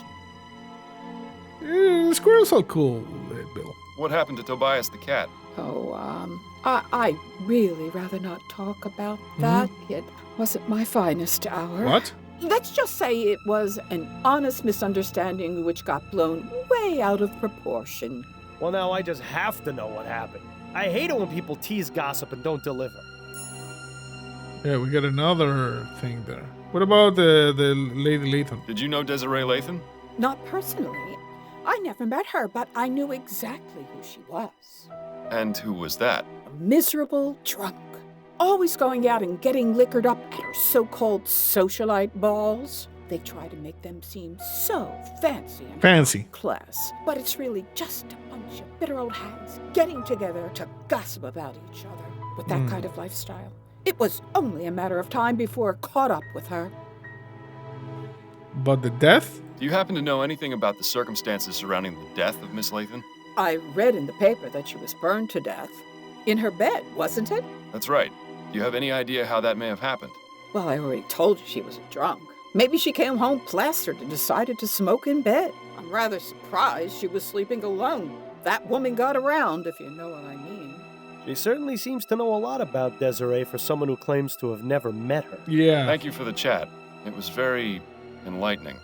Oh, my pleasure, Mr. Fordham. Now, if you'll excuse me, I need to get back to tending to my little darlings. I still think that our best bet, she might be the murderer, but I don't think so. I think it has to do with the will and testament. Is there anything else here? No.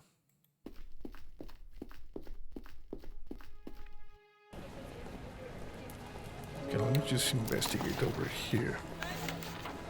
Gascon Stripper Club, speak with the attorney. Find out what happened to Tobias the cat. Okay, let's just go to the bank. and talk to this guy again. Mr. Andrews. Yes? What happens to the cat? Is there anything you can tell me about your wife's old cat, Tobias?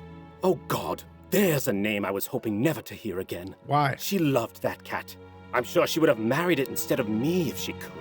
Mangy little bastard was always leaving a mess and knocking things over, but he was Peggy's little angel. Then one day I'd had enough, so I let him outside, and... Yes? The stupid thing managed to get itself killed. Then things got ugly. How so? Peggy got a bit carried away, and, well, let's just say I never imagined a cat could earn someone a criminal record. The plot thickens. Or perhaps sickens.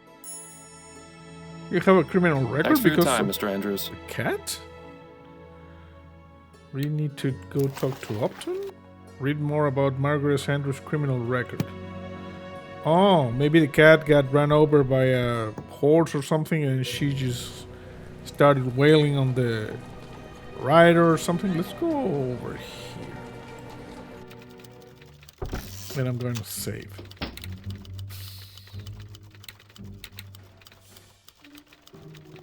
Got a moment, Upton? Yes, but let's make this quick. I need to know about the criminal record of Margaret Andrews. I need some information on one Margaret Andrews. Apparently, she has a criminal record. Margaret Andrews, eh? Give me a moment to look her up in the archives. Yes, here we are. Margaret Andrews was brought in for questioning 5 years ago in connection with a fire at a theater in Worcester. Fire, you say? Yes. Nothing came of it, but she was briefly a suspect. Oh, there's more. She also had a prior conviction for arson. What? You don't say. The file says she set fire to a cab after the driver ran over her cat. Okay. She served 6 months in prison for that. This was back in 1835. Fascinating. Thank you for your help, Upton. This has been extremely valuable. So, Margaret Andrews has a jealous streak and a penchant for setting things on fire. Seems a likely culprit to me. Yeah, but it's too easy. That's it for now. Better get back to it then. Yeah, it's too easy. I know how these guys think, in this game.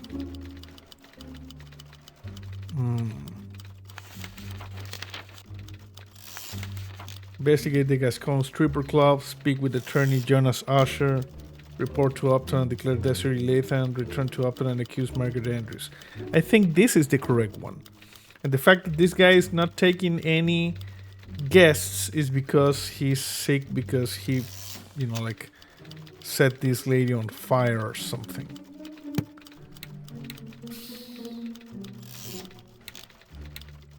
I think that's the correct one.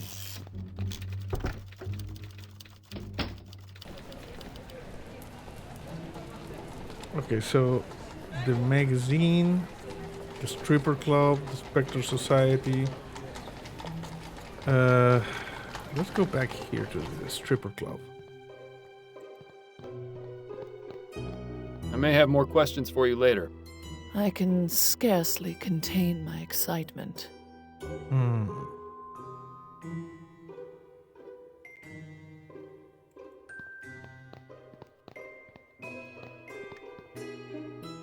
So we cannot talk to her.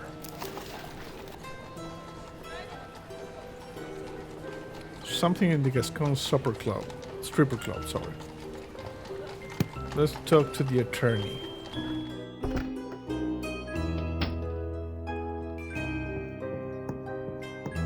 Begging your pardon, sir. Yes?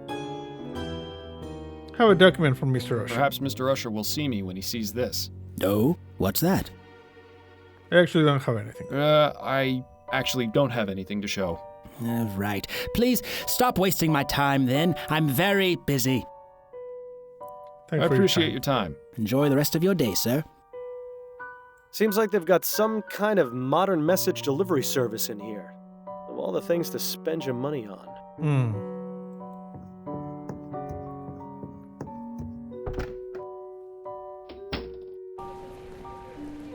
I'm gonna save on working too.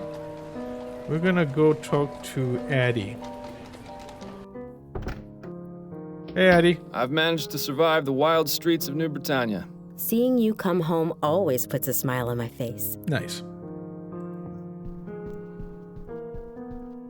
Addie? What is it, Miles? Desiree Lathan. Was Desiree Lathan a client of yours by any chance? No, but plenty of the other grand dames used to gossip about her. What sort of things would they say? Usually they'd comment about how much she'd had to drink the night before. I got the impression she was quite the tippler. I hope you're not planning on following her example. No, I'm not. That would require me to burn to death in our bed. Then I stand by my previous statement. Yes. What about Charlotte? About your appointment with Charlotte. What about it? Here's what I want to know. Right. These are the things I want you to ask her about. So you want me to take off about an inch, but keep enough for your curls? Yes, that's right. You know how I like it, Adelaide. Any new suitors cut your eye? Has anyone special caught your eye recently? Ha!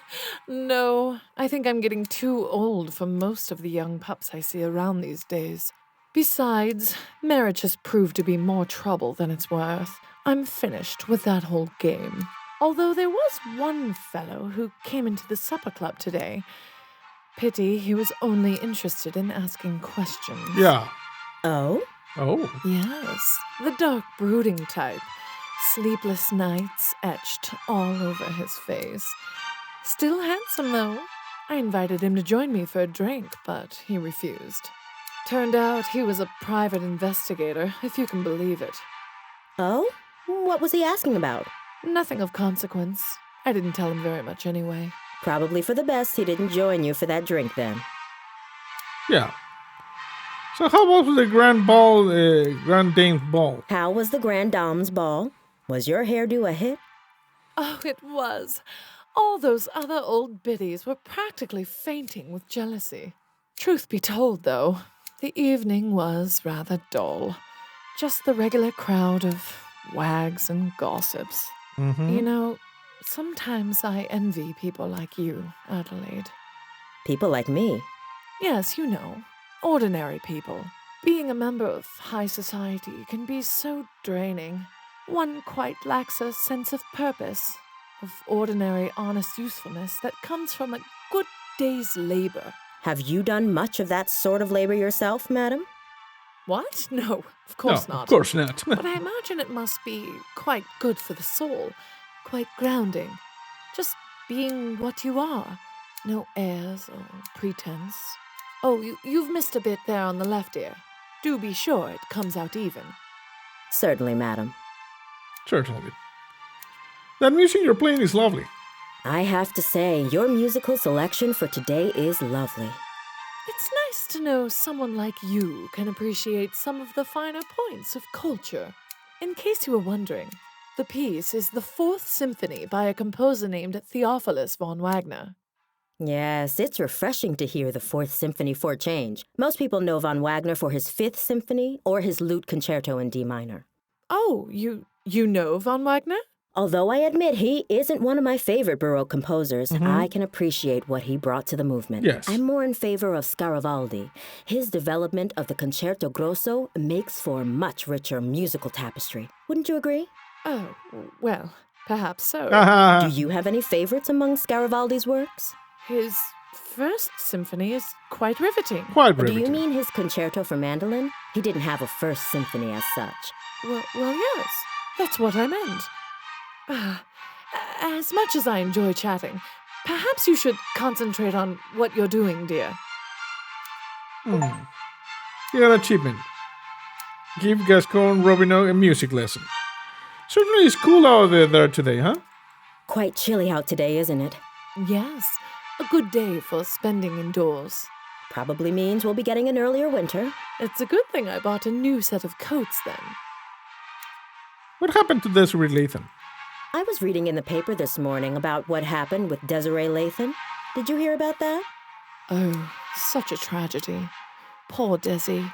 We hadn't talked in a long time, but how terrible to think of her dying in such a horrible way. Uh-huh. My condolences. Thank you, dear. Were you and Desiree friends? Did you and Desiree used to be friends? Oh, we were like sisters at one point. Uh-huh. What happened? What else? A man got involved. You were both after the same man? No, quite the contrary. We both enjoyed being unattached and had vowed to keep it that way. Okay. The spinster sisters, we used to call ourselves. But I fell for a man a few years ago. We got married, and Desiree stopped speaking to me. That's a shame. Yes, especially considering the marriage only lasted a few brief months. I lost both my husband and my best friend. I'm sure there's a lesson to be learned in that. I heard that Desiree had her portrait painted. I heard someone mention that Desiree had her portrait painted recently. Yes, I heard that too. I think it was Caroline who told me. Caroline? Yes, that was it. Caroline. She was looking for a portrait artist and told me Desiree had found one. Roger DeVay, I think she said his name was. Nice. Who is this Roger DeVay? Sounds mysterious. Roger DeVay? Sounds mysterious. Who is he? Well, I don't know about mysterious. He's just an artist. Not a very good one either, from what I hear. Oh, he didn't do a burn. good job on the portrait? Oh, no, he did fine. I just meant he hasn't really taken off. His paintings aren't worth very much, you see. But Desiree took a liking to him very quickly. Even went as far as giving him an extra key to her apartment. This is the guy. If there was anything more going on between them, I couldn't say. But she could have done a lot better, if you ask me. I mean, he's barely even an artist now. I heard he took a teaching position at the university. Now, who would want their likeness immortalized by a lecturer? Yeah, that would suck. I see. Well, I hope he makes it in the world someday. Miracles may happen. We got something. Good job, Addie. Good. I think that's all finished. Thank you, Adelaide. It was a pleasure, as always. Likewise, Miss Robinow. I'll see you next week. And she didn't tip very well either. I'm sorry, dear. She sounds positively dreadful. No more than the other Gascon Grandames. I just hope you managed to get something useful from Yes, them. I did. I got exactly what I needed. I'm gonna save on working. Addie? What is it, Miles? I'll let you get back to your book.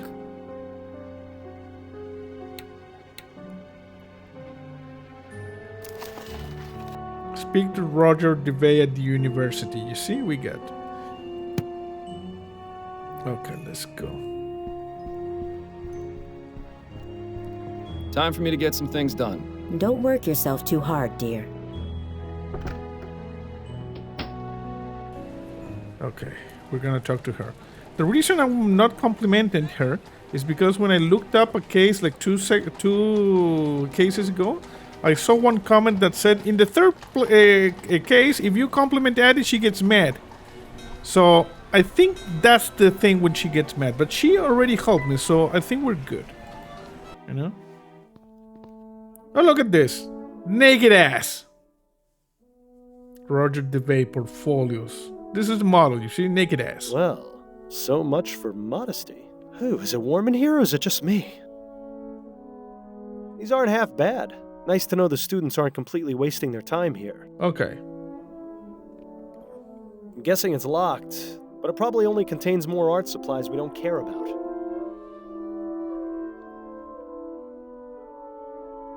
Portfolios? Where dreams go to die.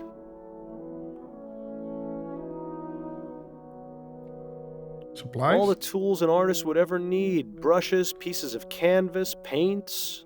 I feel as though this could be relevant, but I can't really see how. Excuse me. Yes? Are you Roger DeVay? I am. Miles Fordham, private investigator. I have some questions for you if you aren't too busy. Will this take long? This isn't exactly the best time. It shouldn't, no. All right then. Quickly.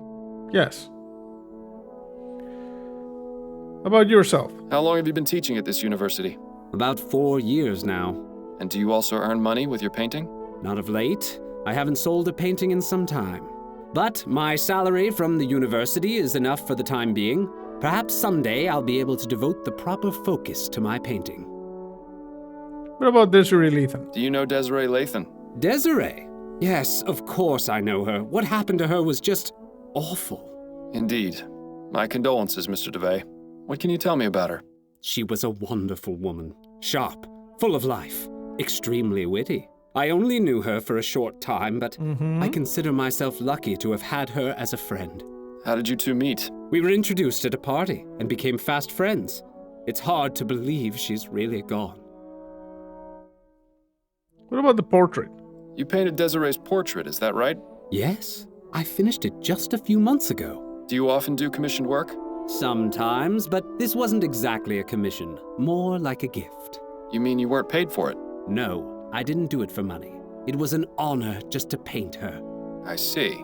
And did she like the result? Well, she had it hanging in her bedroom and not in her attic, so I assumed she liked it well enough. It was a rather nice portrait, I must admit. Oh, so you've seen it? Yes. Indeed I have. Regrettably, I can't comment on the likeness, never having seen the subject in life. Ah, yes. Well, she used to say that standing in front of it was like looking into a mirror. I tried my best to do her justice.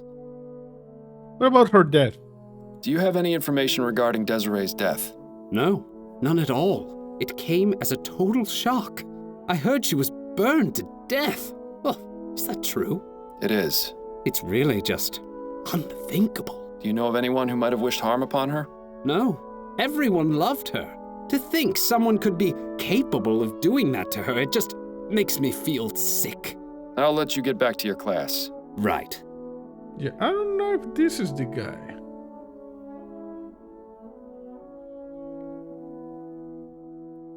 Drawings. All the tools an supplies. artist would ever need. Brushes, pieces of canvas, paints. I feel as though this could be relevant, but I can't really see how. Probably best not to disturb his class if you've got nothing new to ask about. I'm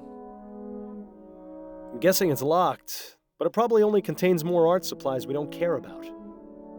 Okay, let's go.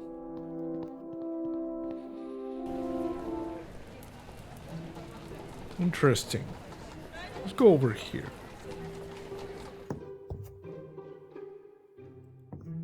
An invitation to the Gascon Grand Dame's Ball. It seems it was held 2 nights ago at the Gascon Supper Club. Yeah, I know that. No title. I doubt it's a diary. People rarely leave those things laying out in the open. We read it? No? Okay. Judging by these books, Miss Lathan was quite the fan of poetry.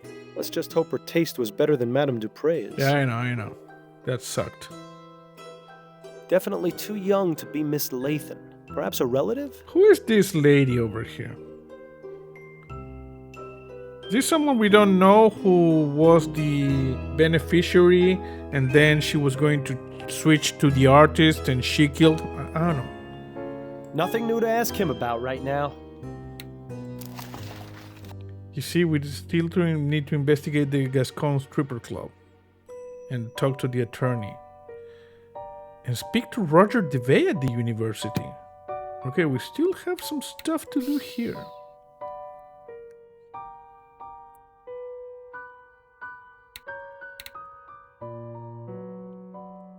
Let's go.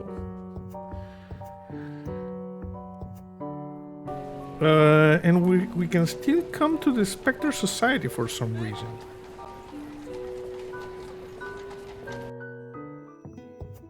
Welcome back, Mr. Fordham. Hello. I don't think there's anything she can help with right now. Okay. The plaque says Leonora Pattinson, seer. She looks like someone I would not want to fool around with. I know. Let me check back the books over here, see if there's something. Secrets of Tarot, Spirits and the Ether. Mediums, The Art of the Sense. Secrets of Astral Projection.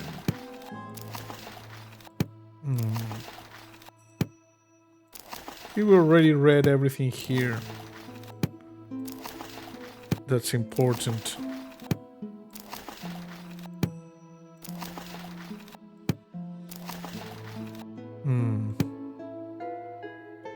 It's nice of Miss Maxwell to let people borrow her books, even if they are all just a bunch of nonsense. And coming from me, that's really saying something. Yeah, because of the dead thing. Must be for the Cross. more traditionalist members. I don't think there's anything she can help with right now. Okay, so nothing here. I'll be going now. May the spirits guide you to that which you seek. Thank you. Let's go to the stripper club. Oh! Okay. Well, if no one's cleaned up, you might as well do them the favor. Get a clue added. Pewter tankard. An unwashed mug from the Gascon's stripper club. Still has traces of liquid at the bottom.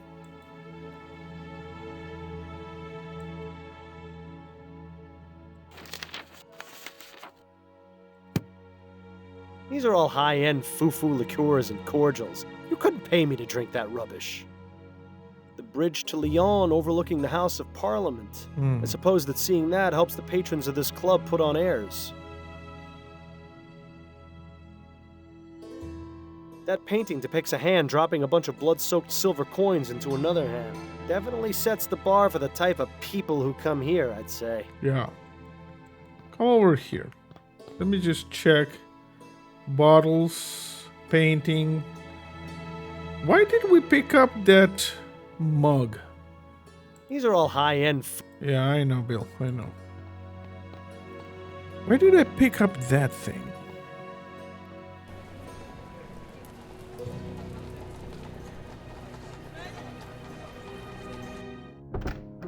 I want to save. I've managed to survive the wild streets of New Bretagne.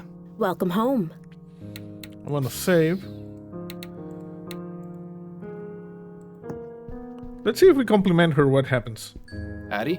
What is it, Miles? I want to see if she gets angry. You're looking especially lovely today, Addie. Miles, don't flirt with me. Not now. I wouldn't push my luck with her, Miles. She hasn't completely forgiven Yeah, me. you see, this is the thing. Okay. I'll let you get back to your book. Okay, she's not mad. Good. Newspaper.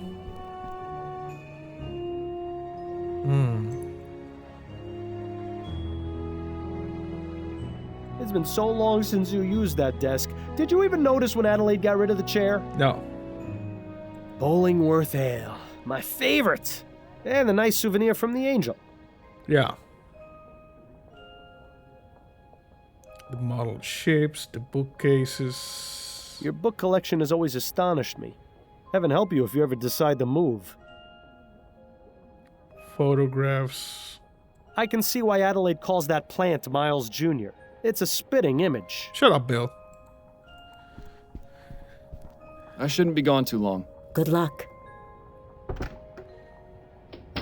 Yeah. Okay, like I said, we didn't have to push her. That's the only thing I read that was important. Let's go to the Brentwell magazine. Talk to this guy. I don't think there's really anything else worth asking him about right now. Okay. I can only begin to imagine how many Okay, we're already... I can only Yeah, we saw that. For the publisher of a... Empty. Useful for getting to those... Confessions of a steam addict. Okay. For whom the bell... Brentwell has a front row seat to all the horrible things he might want to write about in his magazine. Okay, this is not it.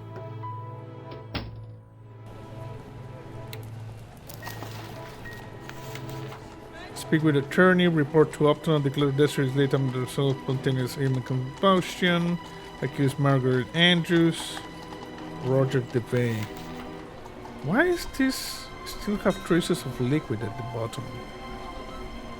Gascon's stripper club.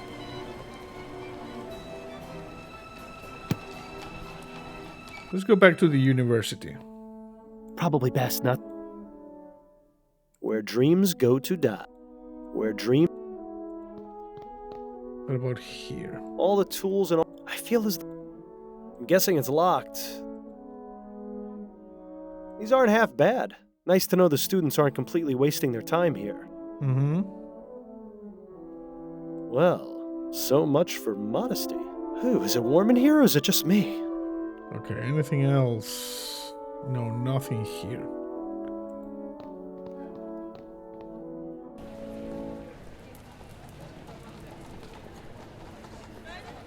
Okay. We're going left to right. We haven't got anything else. Okay. Nothing else. What an absurd. Nothing. I tried using one. Nothing. Yeah. Nothing. Okay. So the squirrels. Nothing more to ask her. Rats with fluffy tails. How anyone can find them endearing is beyond me. There's squirrels, Bill. Shut up. Nothing else here. You're just living in the other direction. Okay. Let's see, in the police station. Maybe we can talk to Upton. Can we go over here? Miles, are you crazy? If you go wandering around the department for no good reason, Snelling will have you thrown in the jail. I know. Got a moment, Upton? Yes, but let's make this quick. No, this is wrap-up case. That's it for now. Better get back to it then. Okay, something we're missing. So, it's not here. What about the Spectre Society? Welcome back, Mr. Fordham. Hello. I don't think there's any... Okay. A great man, he's dead now. What a ridiculous contraption. What a ridiculous... never mind. Nothing here as well. I'll be going now. May the spirits guide you to that which you seek. Okay, let's go to this place. Seems like they've got some kind of modern message delivery service in here. Of all the things to spend your money on. Yeah. Begging your pardon, sir. Yes? I have a document? Perhaps Mr. No. No, I don't have anything. Okay. Nothing. I appreciate your time. Enjoy the rest. It's just that... That pipe really... Yeah, I know. The plaque said... Anything here? No.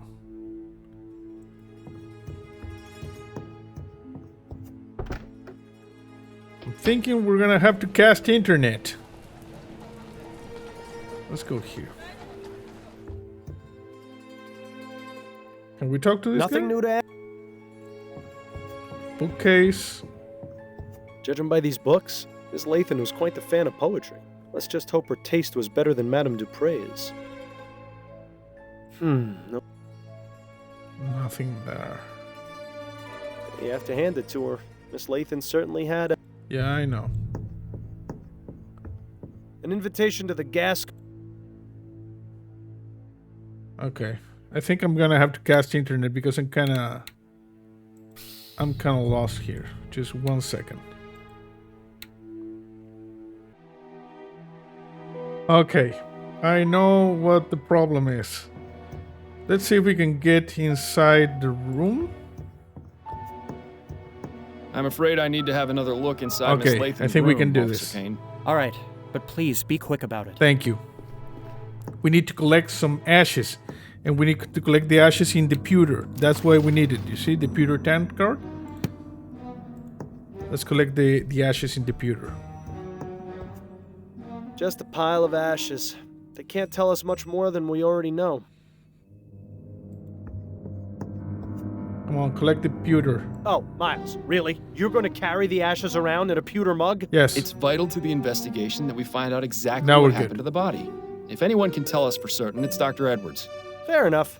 I suppose this isn't the most unpleasant thing you've carried around before. Remember Hush that the time we had to go looking for that murder victim's missing head? I'd really rather not, actually. Now we got it. Okay, good. Yeah. Exit. Okay, let's leave. You think I thought we could be able to... Ugh. The smell from the bedroom is getting worse. I don't know how much longer I could stand it. Yeah, sucks a little bit. I thought we would have to get back here, but since this guy was standing over here, I didn't think we could. But yeah, we could. Okay, let's just save.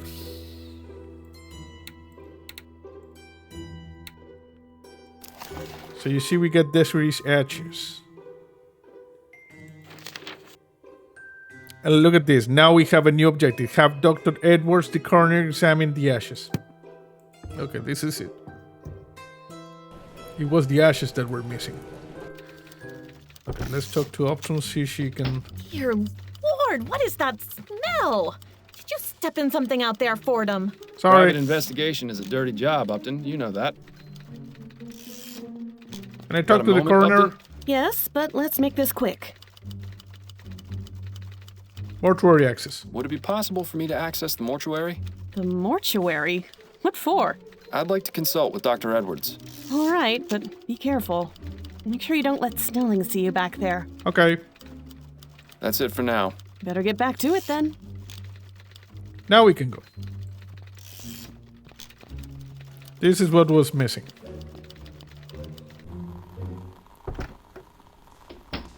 Dr. Edwards' lab was always a fascinating place to learn about death. A bit less so now that I'm quite the expert. Yes. Oh, did I miss cleaning up some bit of that last corpse? Oh, Hey, Doc. Fordham, what brings you down here? Hello, Edwards. I was wondering if I could pick your brain. Yes, of course. There's one in a jar over there, and I may have another one around here somewhere. Hashtag pun. That coroner humor never gets old, does it? Anyway, let me know what you want to discuss. This fellow's not going anywhere. Yeah, he did. Over here, F. Look at the skull. Well, at least he died with a smile on his face. Sort of. Sort of. Brain. It looks rather fresh. There's a plaque at the base of the jar that says H. Putnam. Scale. I'm pretty sure I saw Edwards weighing his lunch on this once. Well, maybe. I remember when Edwards used to keep his collection of preserved reproductive organs on this shelf. He must be getting soft in his old age. Or perhaps that's exactly what happened to his collection. What? A fine example of well-developed deltoids, latissimus dorsi, and gluteus maximi. The boat. Assorted lab equipment for setting things on fire or causing explosions. You know, the perfect way to pass the time. Yes. The brain is truly a fascinating organ. If only more people used it. Hashtag pun. I wonder if Edwards ever got around to fixing this typewriter. The letter E being out of alignment always made his reports a nightmare to read. You've seen one dissected torso, you've seen them all. Yeah. It sure is a lot of rubbish crammed inside our upper bodies, isn't there? Yeah, a lot of stuff. It's important to keep your hands clean when dealing with dead bodies. After all, you never know where they've been. Until after the post-mortem exam, anyway. Yes. This provides the room with just the right amount of heat. Unlike the incinerators in the crematorium. Talk about overkill. I'd say being hooked up to that machine was the worst experience of my life. Except I was already dead at the time. Imagine a giant mosquito sucking out all your blood and then replacing it with formaldehyde. Not very pleasant. Not pleasant. Nice pair of legs. Hashtag pun. Edwards keeps assorted bottles and specimens in there. Nothing too remarkable that I can see. Okay. I feel sorry for the poor slob who has to clean that out. Drains. Yeah. Seems to be empty for now. That's most definitely a good thing. Yeah, the bucket. Edwards must have some very good friends in the department who have gotten this custom-made table. It does suit the room, though. Yeah, with the skulls. Not a stitch of clothing on him. As if having your torso ripped open and poked around inside weren't bad enough. There truly is no dignity in death. No. Okay, let's talk to the doctor. Pardon me, Edwards. Yes? Okay. So. I've got these human ashes from a crime scene. Straight to the point. I knew I liked you for a reason, Fordham. Who do they belong to? Desiree Lathan. She was a Gascon Grande Dame. Yeah. Oh, of course. I heard about that case. She was found burned in her home, wasn't she? That's right. I meant to go over there later today. Well, then I suppose I've saved you the journey. Would you have a look at these? Does this mean you're officially on the case? No. Not as such. In fact, I'd appreciate it if you didn't mention I'd been here. Ah, clandestine operation. Sneaking around under Snelling's nose? Yes. I don't have much of a choice. I'm pretty much persona non grata around here these days. Well, you're always welcome in my mortuary. Preferably while still breathing. Thank you. Anyway, I'll just take those ashes off your hands. I'm sure your social life will soon improve. Yes, I was making quite the impression. This is an Interesting choice of container. It was either that or carry them around in my bare hands. Well, I'm a bit busy right now, but I should have something for you within the next couple of hours. Good. But you do realize the information won't be exclusive to you. I'll have to pass it on to the detectives on the case. Naturally. That just gives me more of an incentive to work quickly. What about this burned cloth? I found this piece of burned cloth at the crime scene. Could you take a look at it for me? This is from the Latham case? Yes. It is, yes. What do you need me to look at exactly? It appears to have some oily residue on it. Interesting. I'm afraid I have my hands full right now, but you can feel free to use my workbench if you'd like. To do what exactly? Surely they taught you something about basic chemical analysis when you worked here. Nope. Yes, well, I always let Bill handle the more technical aspects of our cases. A real pity I'm not around to help you anymore, isn't it? But I'll have a look and see if something comes back to me. What about you? Keeping busy down here, Edwards? Oh, you know me. I've always got my hands in someone. Edwards always did have a way with words. Yes. This postmortem was just a formality, really. The victim died of a gunshot wound to the head. Oh. Last week, though, we had a real kicker. An old man was brought in, and though he appeared quite dead, I was told that he'd been in a trance for over half a year. Apparently, he was hypnotized right at the point of death, and somehow managed to remain alive, in a fashion. What? In any case, when I began performing the exam, his entire body decayed into a putrefied mess within minutes. It was fascinating. What? Should you really be giving me these details, Edwards? That's a Lovecraft Oh, hell, I tale. don't mind telling you, Miles. It's not like you're going to go tell Snelling. Besides, you're the only one who's come to see me all week. Dead people make lousy conversationalists. Hey, I take offense to that statement. Sorry, Bill. That's a Lovecraft tale. Pinkerman, something like that. Chief Smellings. So, Snelling got promoted to chief, did he? Yes, not too long after you left. Personally, I think he took advantage of your situation to change things around here. Was it really that much of a shock? Bill and I weren't exactly the most well-liked detectives on the force. But you were respected. You two solved over 350 cases in 15 years. You were an institution. Damn right we were.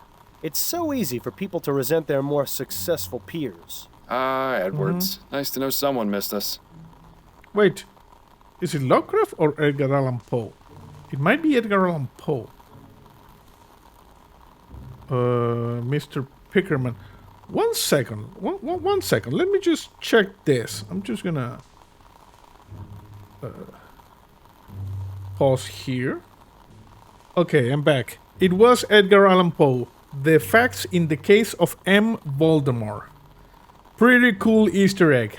Okay, let's continue. Bill. You didn't examine Bill after he died, did you? Yeah. He wishes. No? No, there was nothing inconclusive about his death. He died from impact after falling from the roof of a building. Yeah. Why? Was there something else I should have looked into?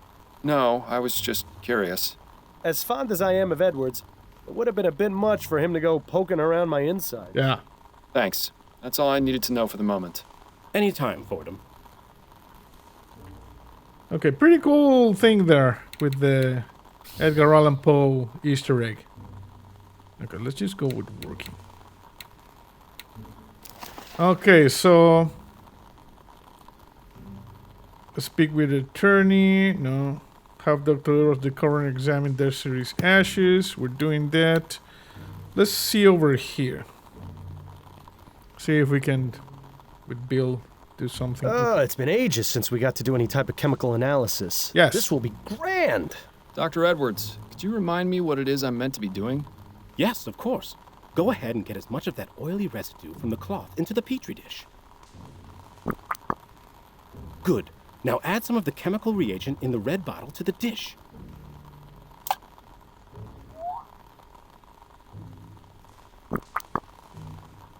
Aha! The oil turned orange.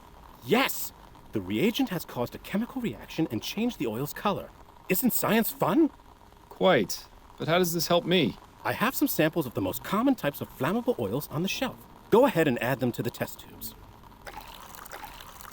Good. Now simply check each one with the reagent to see if you can find a match. And if I don't find one? Then I suggest going out and looking for more oil samples. Okay. So if we put this one. Now this one.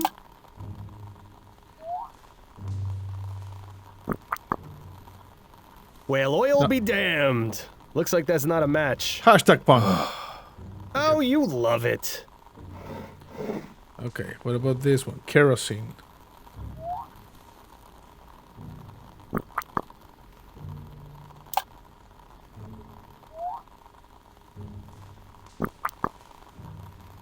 So much for kerosene being the culprit. It's not. What about this one? Coal oil.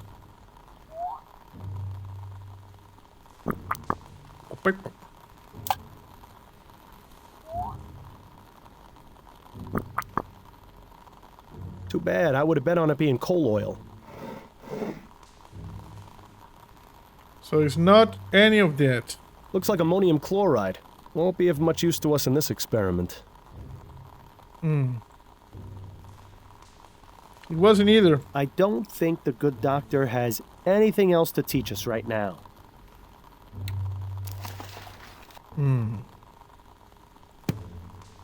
Okay, we go. We're gonna see if we can find more oil. Got a moment, Upton? Yes, but let's make this quick. No. That's it for now. And I have a Get back to feeling. it then. I have a feeling I know where to get the oil. Let's go back to the university. Pretty sure these painting guys are men. All the tools an artist would ever need. Brushes, pieces of canvas, paints. There's also several jars full of clear liquid. Interesting. Probably best not. Where dreams? I'm guessing it's locked, but it probably... The clear liquid. Huh. This is linseed oil. It's used as a drying agent for oil paintings. It would be a good idea to take a sample of this, Miles. Especially now that nobody's looking. Do it. Okay.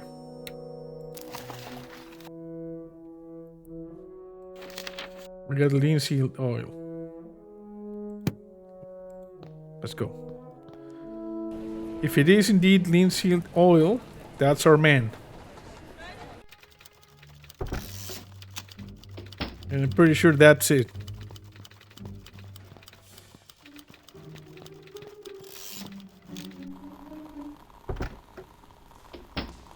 Okay, let's do this.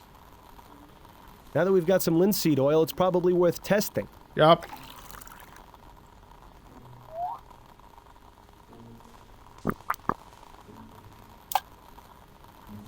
Come on. Well, I'll be damned. We've got ourselves a match. It is. I wonder if Edwards knows anything pertinent about this stuff. Good. Good. Okay, let's talk to Edwards. Pardon me, Edwards. Yes? Linseed oil. What do you know about linseed oil? It's an oil made from flaxseed that has many uses. Most commonly, it's used to dry things like varnish or oil paints. Some people even eat it for health benefits. I hear it goes well with a bit of quark. And it's flammable? As most oils are, yes. Where are you going with this? The oily residue on that rag is linseed oil. Fascinating. But I found no trace of anything used to light a fire at the crime scene. Uh-oh, he's getting that gleam in his eye. Yeah. Wait just a moment. Linseed oil. Of course! Anytime linseed oil is used, extreme caution must be taken to dry cure rags that may be soaked in it. Yes. That's because when linseed oil dries and oxidizes, it releases Creates heat. I knew a this. pile of rags soaked in linseed oil in a confined space runs the risk of spontaneously combusting. Yeah. How long would this take exactly? A few days, at least. Interesting. It's a rather uncertain means of murder, but it's excellent for appearing accidental. It's certainly not the most far-fetched conclusion you've ever come to. I knew about this because I've used linseed oil and it said that you need to be very careful when drying the rags you used with that. Have you had a chance to look at those ashes I gave you? Yes, I have. Unfortunately, there isn't much I can tell you. The victim burned to death at a very high temperature.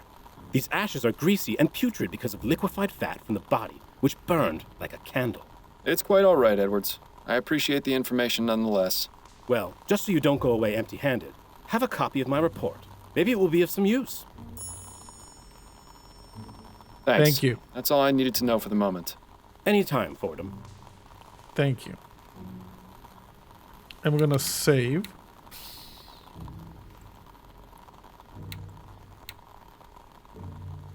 And the other thing, when I was looking about going over here, it says something about washing hands. I'm thinking we need to do this because of the lawyer. It's important to keep your hands clean when dealing with dead bodies. After all, you never know where they've been. Until after the post-mortem exam, anyway. Okay, can you use it? It's important to keep your hands... It's important... Okay, well, I guess we're going to be using it later then. Or maybe it was someone commenting and I didn't get it. I don't know. I just saw the tankard and the doctor and the ashes, and that's all I saw. But I'm pretty sure this guy is the artist is our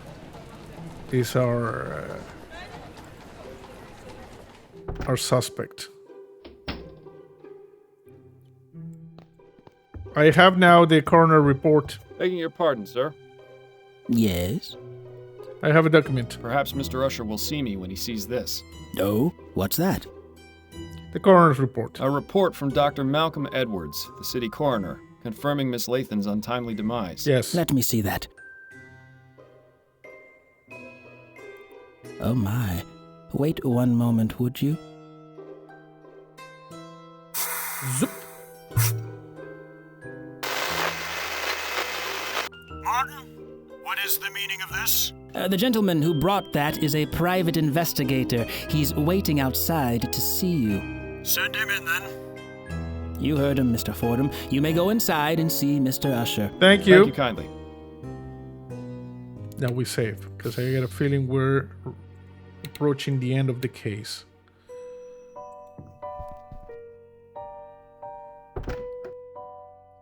So, a private investigator, are you? Yes. That's right. Miles Fordham is my name. Jonas Usher, a pleasure to make your acquaintance.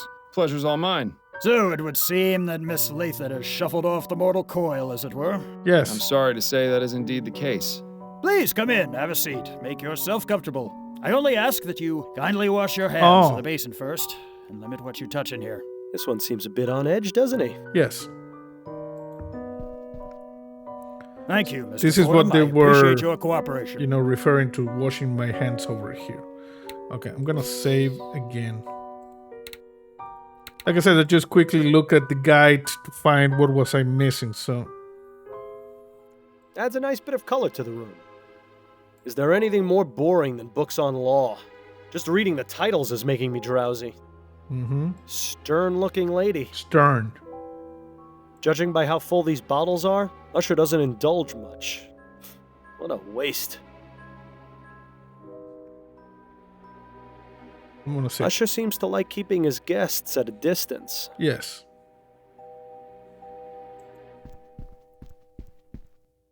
Mr. Usher, I have some questions for you. And hopefully I have your answers. Yes. Desiree Latham. What can you tell me about Desiree Lathan? She was a lovely woman. Mhm. I'm saddened to hear of her unfortunate passing. Yes. How long had you been her attorney? She retained me some 10 years ago, I believe. That's quite a long time.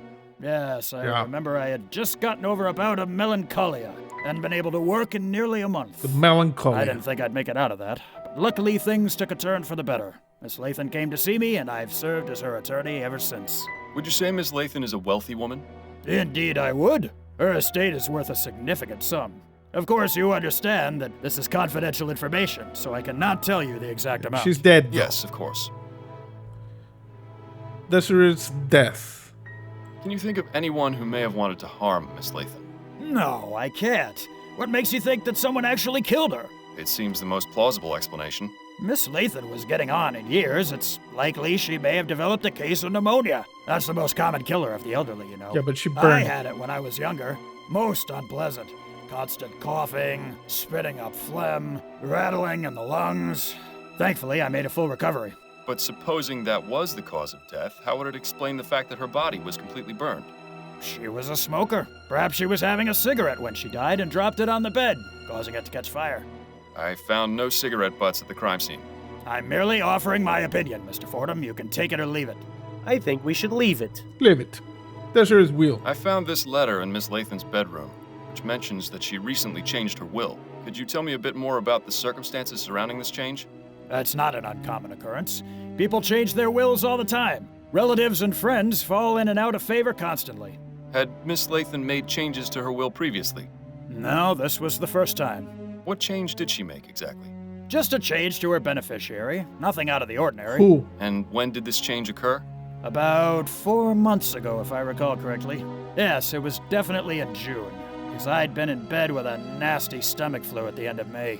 That was no fun, let me tell you. I think I lost nearly 6 pounds from the constant trips to the WC. Because of the Couldn't pooping. keep a thing down, and whatever did stay down soon came out the other end, if you get my meaning. I'd say his meaning is regrettably impossible to avoid. Indeed. Who's the beneficiary? Who did Miss Lathan name as her new beneficiary? Mr. Fordham, please. You know I couldn't possibly tell you that. There is such a thing as attorney-client privilege.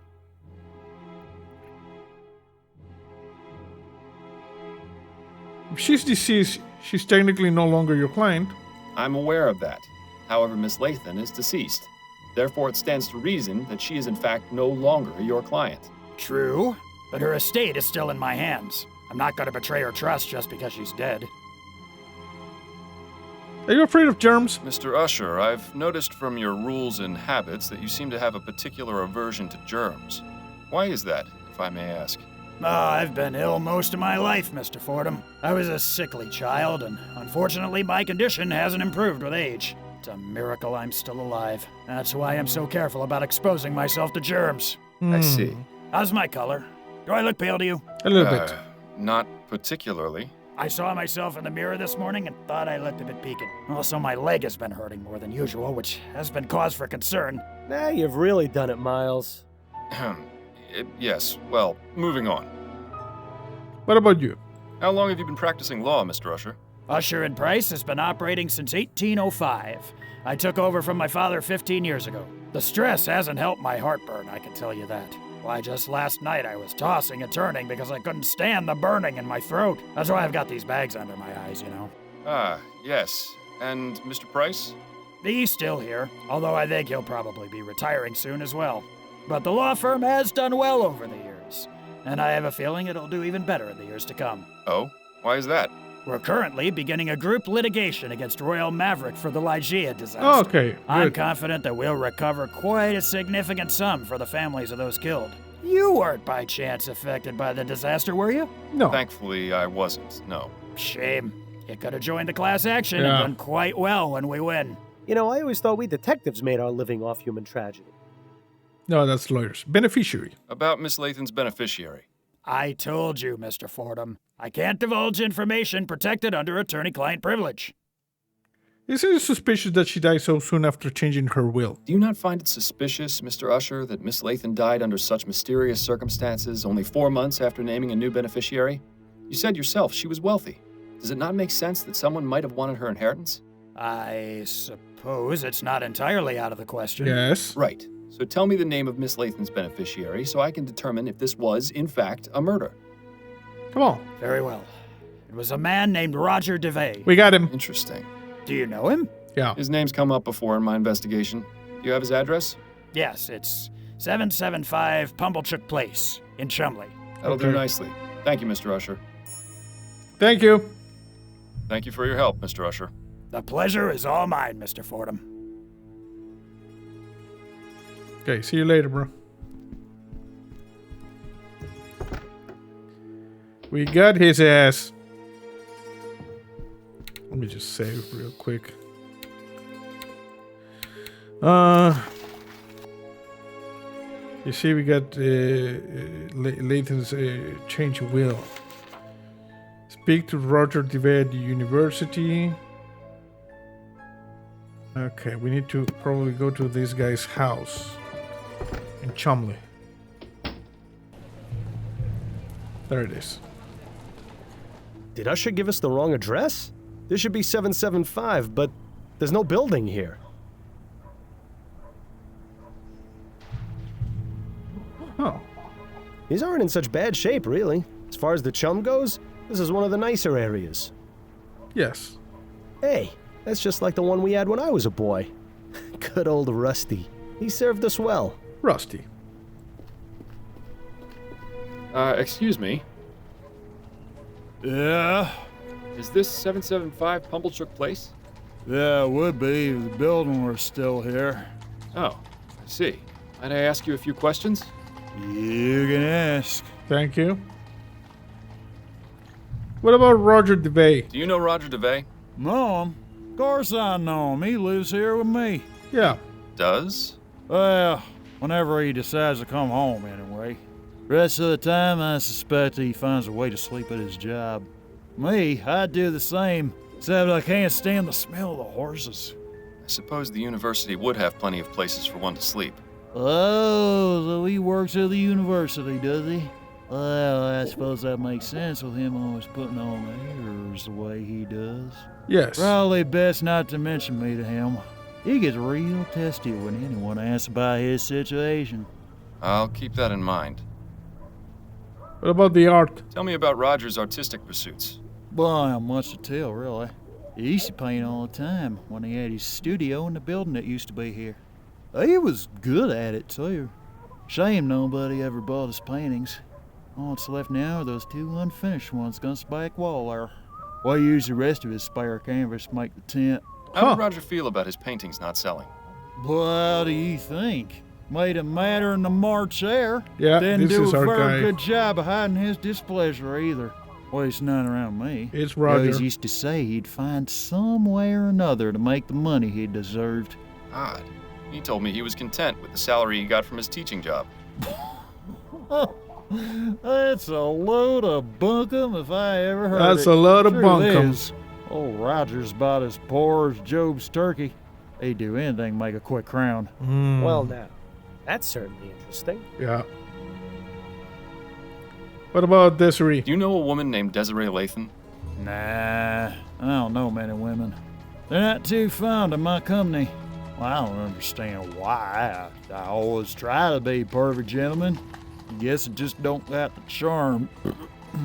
Yeah, I've the asked Roger to burping, give you me know? a few pointers. He's a big hit with ladies, you know. Is that right? Oh, yeah. He no sooner looks at 'em than they're falling at his feet. Real natural, that one. Never brings it back here, though. Always winds up staying with him, getting a free meal and a soft bed out of it. Ah, well, the bohemian lifestyle. ain't for Bohemian everyone. lifestyle. Maybe someday my luck will change. I'm sure it will change the day he decides to take a bath. Maybe. What about yourself? What's your name, sir? Me? I'm Herman. Herman Shaw. Herman Shaw. How long have you been living here? Oh, I've been here for ages. Since before the building got condemned and was torn down. They pretty much forced us out, you see, but a couple of us came back and set up here. Okay. Seemed like a good idea. And I had nowhere else to go. That's not so bad, except for when it rains. And I guess we'll have to bundle up a bit more when it gets cold. But other than that, it's like the place was still standing. There's some of that classic chum ingenuity. Or maybe it's just delusion. What about the former building? What happened to this place? Why was it condemned? The building was old, in a pretty sad state, so the inspectors came by and said it was unfit for living. There was a whole lot of us here. Most were able to pick up and go, but a few of us stayed. Why don't you go to a workhouse? You wouldn't be asking if you'd ever been inside one. It's wall-to-wall people, children crying, sick folk coughing all over you. But there's plenty of that out here, too. Well, sure, but out here, there's freedom. Nobody telling you what to do except the odd copper. Not even many of them in this neighborhood. Besides, this is my home. Just because it's missing a few walls don't mean I ought to abandon it. I agree. Protest. You look somewhat familiar. Didn't I see you protesting outside the Harris construction yard? Yeah, I was there. What of it? Were you affected by the Ligeia disaster? Well, nobody I know was killed, if that's what you mean. Okay. So why were you protesting the construction of the Lenore? That Devons fella promised he'd buy us a meal if we stood in the crowd. Okay. And for a free meal, I'd do just about anything. I thank you for your time. Maybe give us a shilling or two for the trouble? I'll consider it. We will consider it. Yeah, those aren't half bad. Too bad they aren't finished. I wonder if they're going to be used to keep the fire going. Maybe. By chum standards, that's practically a four-poster. I used to draw funny pictures of rich people on walls too when I was a kid. Never did a lick of good, but it would always make me feel better. Okay, so speak to Roger DeVay at the university. Let's go. See you later, bro. Oh, save.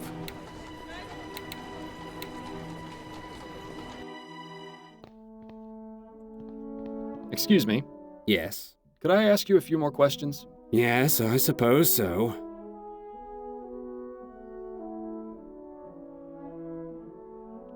How about Herman? I've met your roommate, Herman. I'm sure I have no idea what you're talking about, Mr. Fordham. I have no roommates.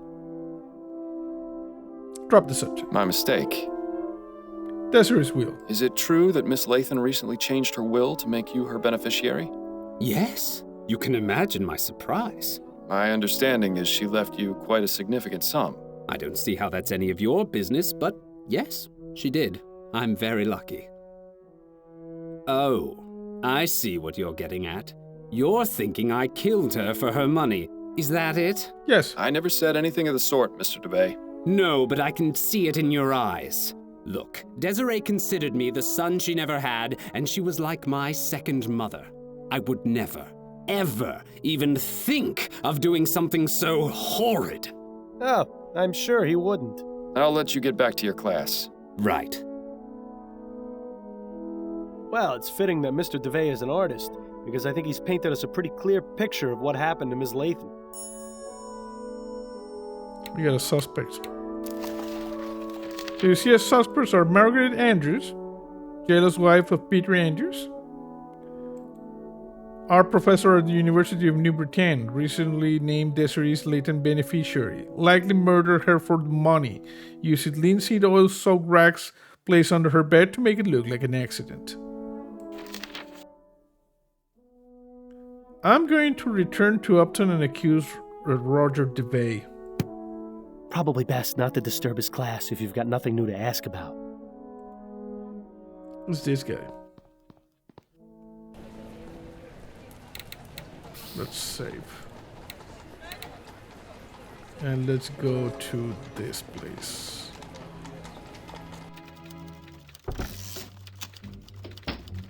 I can wrap up the case. Got a moment, Upton?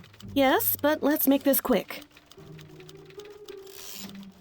I'm done with the Lathan case. Oh? What have you got? Roger DeVay. She was murdered by Roger DeVay, a professor of art at the university, in order to claim her inheritance.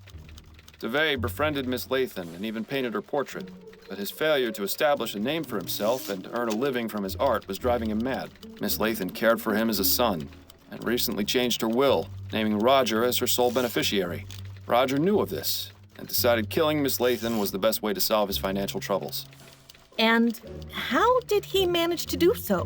Desiree had given him a key to her apartment. While she was out at the Grand Dame's ball, he entered and left a pile of rags soaked in linseed oil under her bed. Yes. She arrived home drunk and passed out, unaware that the rags were growing hotter by the minute. Eventually, the oil burst into flames, burning the rag pile as well as poor Miss Lathan. How awful. Well, I'll certainly pass along the information. What an astounding series of events.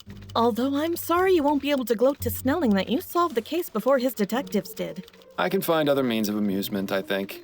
Good work, Fordham. As usual, I'll send anything else your way as soon as I get it. Thank you. You got an achievement, the art of murder. Roger DeVay?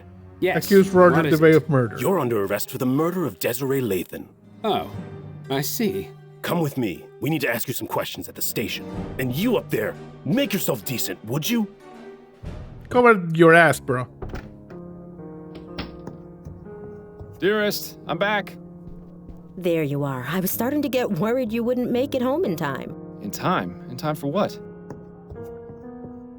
For dinner at the Rutherfords. I told you about it the other night, don't you remember? I'm terribly sorry, dear. It must have slipped my mind. How you haven't yet been presented a prize for Husband of the Year is beyond me. There's still time for you to get ready if you hurry. Much rather spend a quiet evening in with you. Why don't we spend a nice quiet evening in together? I'd much prefer that. We've had a quiet evening in every night for the past 3 weeks. I need to get out of the house. Then go ahead without me. Please give Anne and Joseph my regrets. So you're just going to sit here at home by yourself? I'll probably just catch up on my reading or try and get some sleep. Maybe I'll get around to reading that story in Brentwell's. All right, suit yourself. I shouldn't be home too late, but don't wait up. Have a wonderful time, my love. She's gonna be mad. Ah, alone at last. If only I were.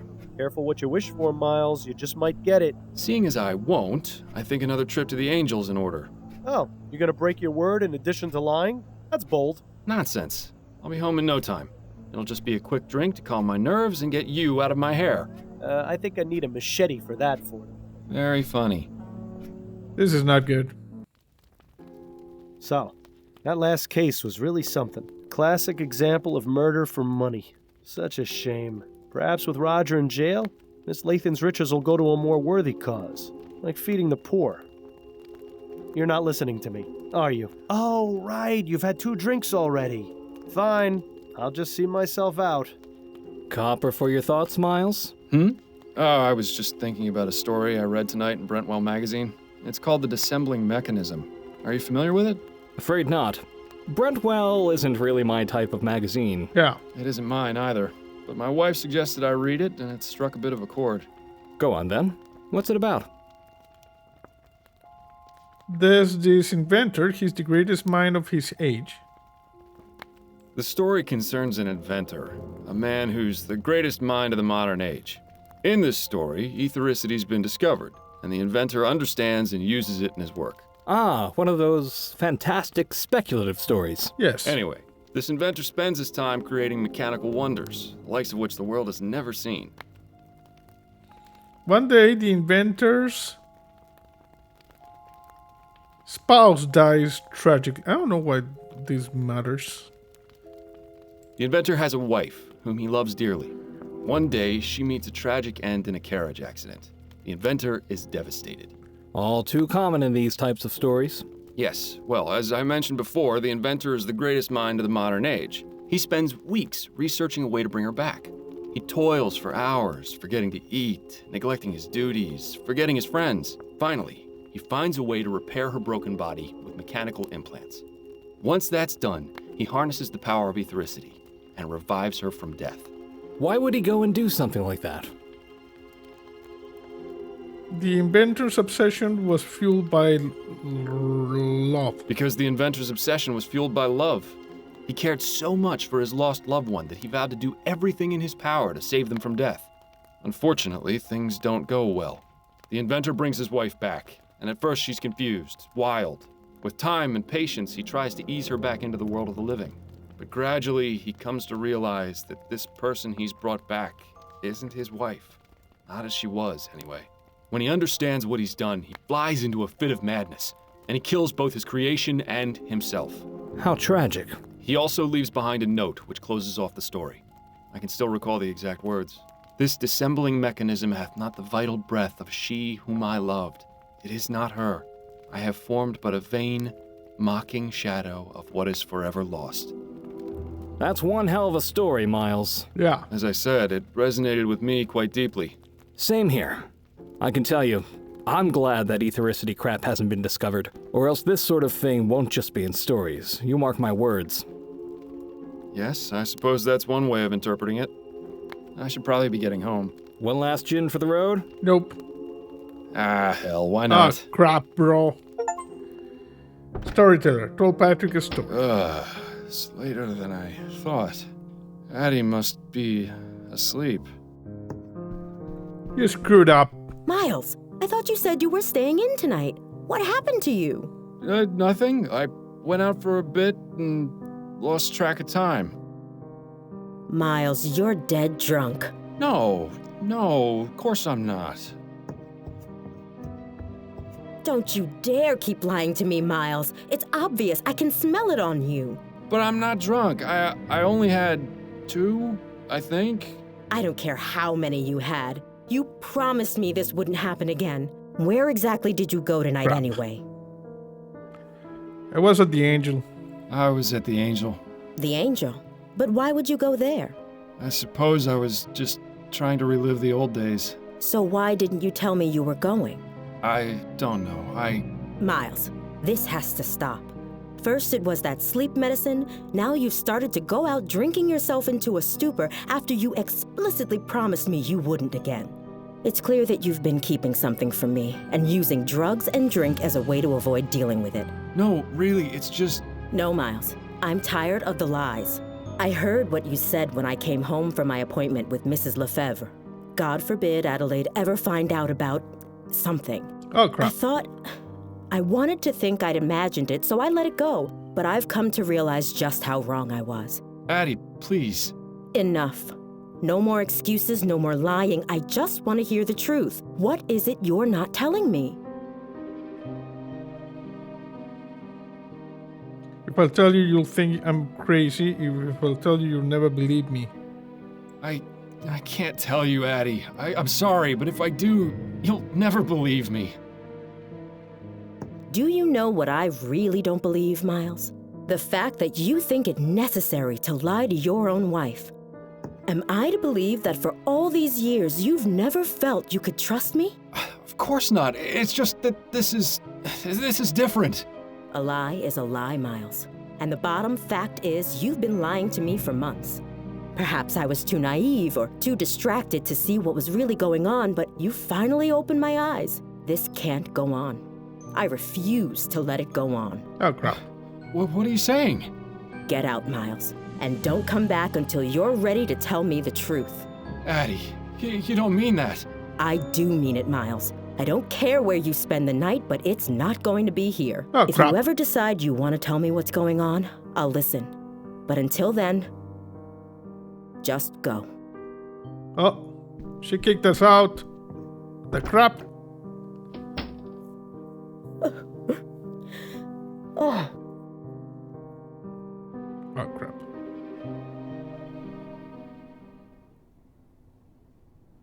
Where are we? Take me away from all my troubles. So far away from all the worries in my life. Who in the ether is calling at this time of night? Oh, okay, good. Oh, Miles! Please come in. Hello. It's so nice to see you outside of work. Oh, I get a hug and a kiss? Is that how it works now? You put up your rough and tough attitude, but I know deep down you're really a kitten. Upton, are you drunk? No, of course not. I admit I like to have a glass of wine or 6 to unwind after work, but I can hold my own. Yeah, well, she's I'm drunk. glad you're not, because I am. Wait, what's going on? Is everything all right? No, I screwed up. No, I'm afraid I've made a mess of things at home. Addie threw me out. Yeah. Oh, Miles. I'm terribly sorry to hear that. Not as sorry as I am, believe me. What happened? It's really not worth getting into. Let's just say I need to figure some things out about my life. Don't we all? Constance, I hate to impose, but... Of course you can stay here, Miles. As long as you need to. Thank you. I won't need much space. That chair in the corner should do Yeah, nicely. I'm gonna sleep over Are you there. sure? You won't be uncomfortable? No, it's okay. I can sit there. I've slept in worse places, believe me.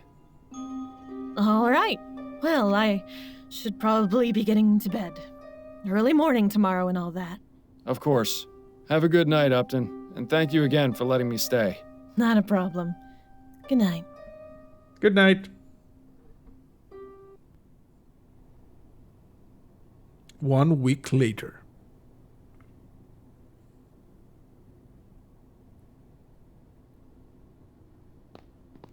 Election night. The perfect opportunity to switch out one rich swindler for another. Don't know why you're wasting your time. It's not as though the Prime Minister actually does anything. It's oddly quiet in here. Maybe my mustache drawing campaign had an effect after all. Good evening, sir. Are you registered to vote? Yes, I am. Here's my registration card. Very good, Mr. Fordham. You've come at an excellent time. Go ahead and step inside a booth. Take as long as you need. Thank you, young man. Yeah, thank you. Okay, we are in case 4 now then. So let's just save case 4.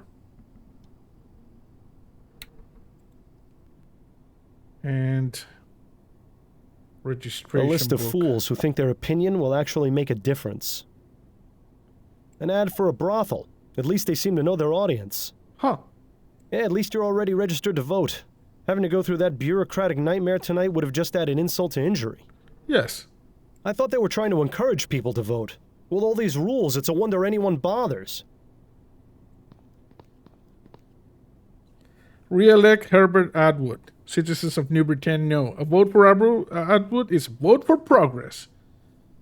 The truth of the matter, the STEAM technology is a necessity in our modern lives. My Prime Minister Atwood vows to fund aetheric research and build a better, prosperous future for Vespuccia and his people. Don't be fooled by the lies and confusion of the ignorant masses. Bring Vespuccia into the future. Citizens in New Britain, do you want to be replaced by a machine? Have you or someone you love been injured or killed by STEAM tech?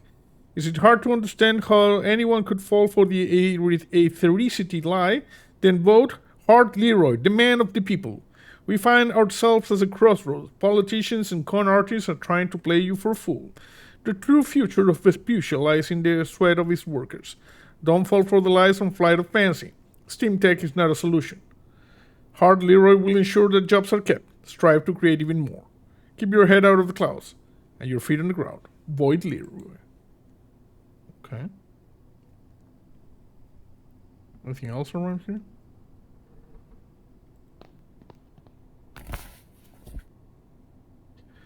We're gonna vote for Hart Leroy because the STEAM tech is doing bad. Well, that's taken care of. Thankfully, the Angel isn't a polling place, so we can still have a nice quiet evening. You got an achievement. Civic duty. You voted.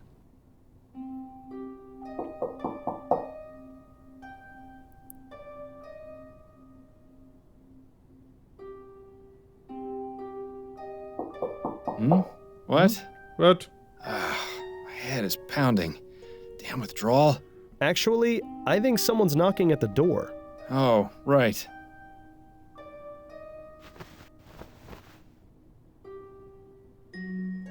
What do we have here?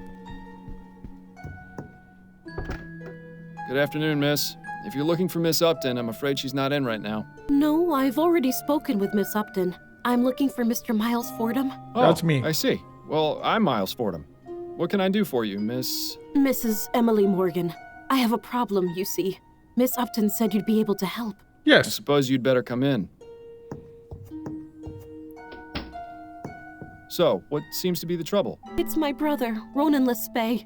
He was murdered 4 nights ago outside a tavern in the Chum. 4 nights ago on election night? On election night? Yes, I suppose it was.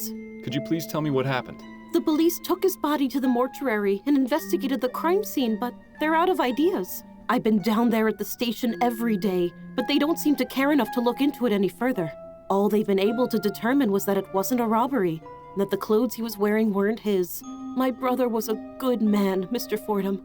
He would never have willingly gone to that part of town. I need to know why he was murdered, and I want whoever did it to pay for it. Very well, Mrs. Morgan. I'll take your case. Oh, thank you, Mr. Fordham. I just need to know where your brother was killed, and where I might be able to contact you. He was found outside the Silent Raven. It's on Alewife Avenue, on the west side of the Chum. Here, take this. It's a photo of Ronan. It might help your investigation. Okay. And if you need to speak with me, you can come to my husband's bakery. It's here in Worcester, at 15 Drummond Street. Very good. I'll begin my investigation right away. Thank you again, Mr. Fordham. You have no idea how much this means to me. Okay.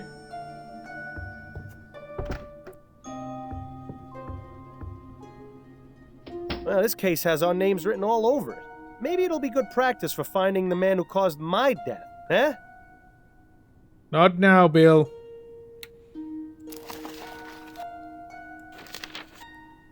Current case, the good man. Roland Lespay was found murdered in a part of town he never went to in clothes that weren't his. Was he leading a double light? Investigate Ronald Lespay's murder site. The photo. Photos of a young and remarkable looking man. Okay. And now save, and we're going to save a case 4.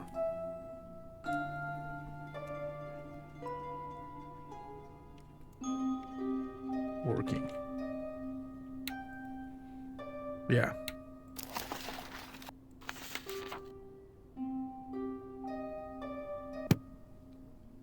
Okay, let's take a second to investigate Upton's apartment. You got a painting? Not a very inspiring piece. Hell, I could probably paint it better. Maybe. A chair? It looks pretty similar to the one in your bedroom. I like the color of this one better, though. Yes. Bookshelf. Mostly cookbooks. Yeah, at least you won't have to worry about starving while you're staying here. We need to talk to Addie. She kicked us out.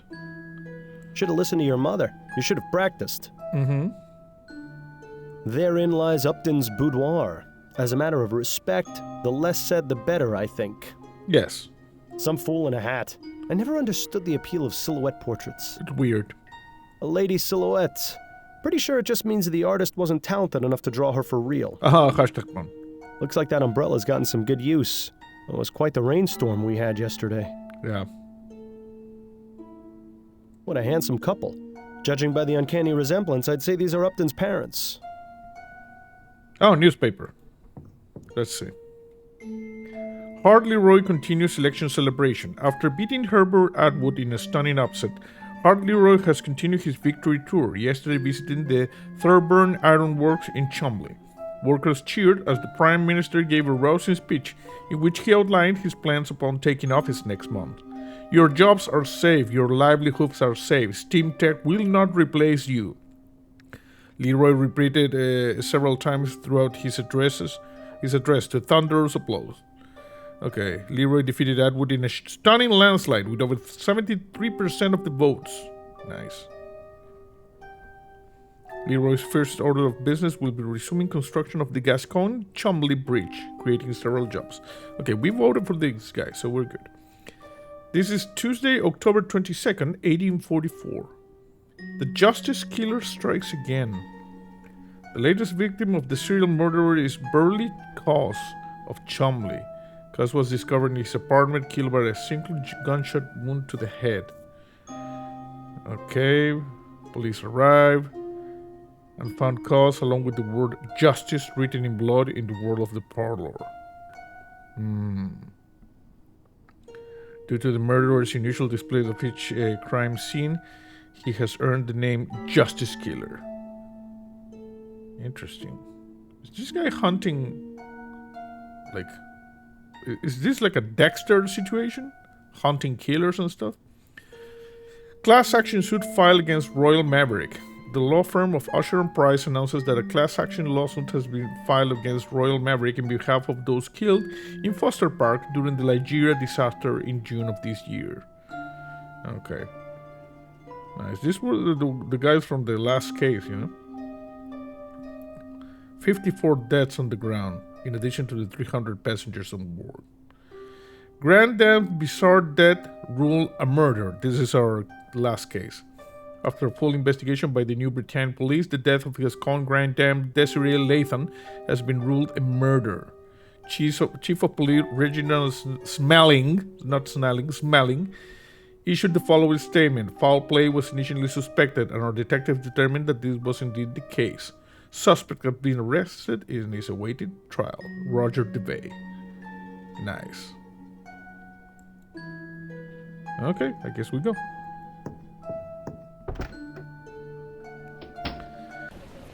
So, this is Upton's apartment, Morgan Bakery, and the Silent Raven.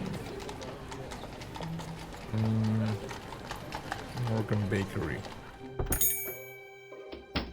All right, Mr. Chavez. The cake and muffins come to a total of 3 shillings, 10 coppers. There you are, Mrs. Morgan. And thank you again. Barbara is going to love this. My pleasure. Enjoy. Hey, what's Pardon up? me, sir. See you later. I'm sure Barbara will enjoy them, the cow. What? Oh, Mr. Fordham. Welcome. Thank you, Mrs. Morgan.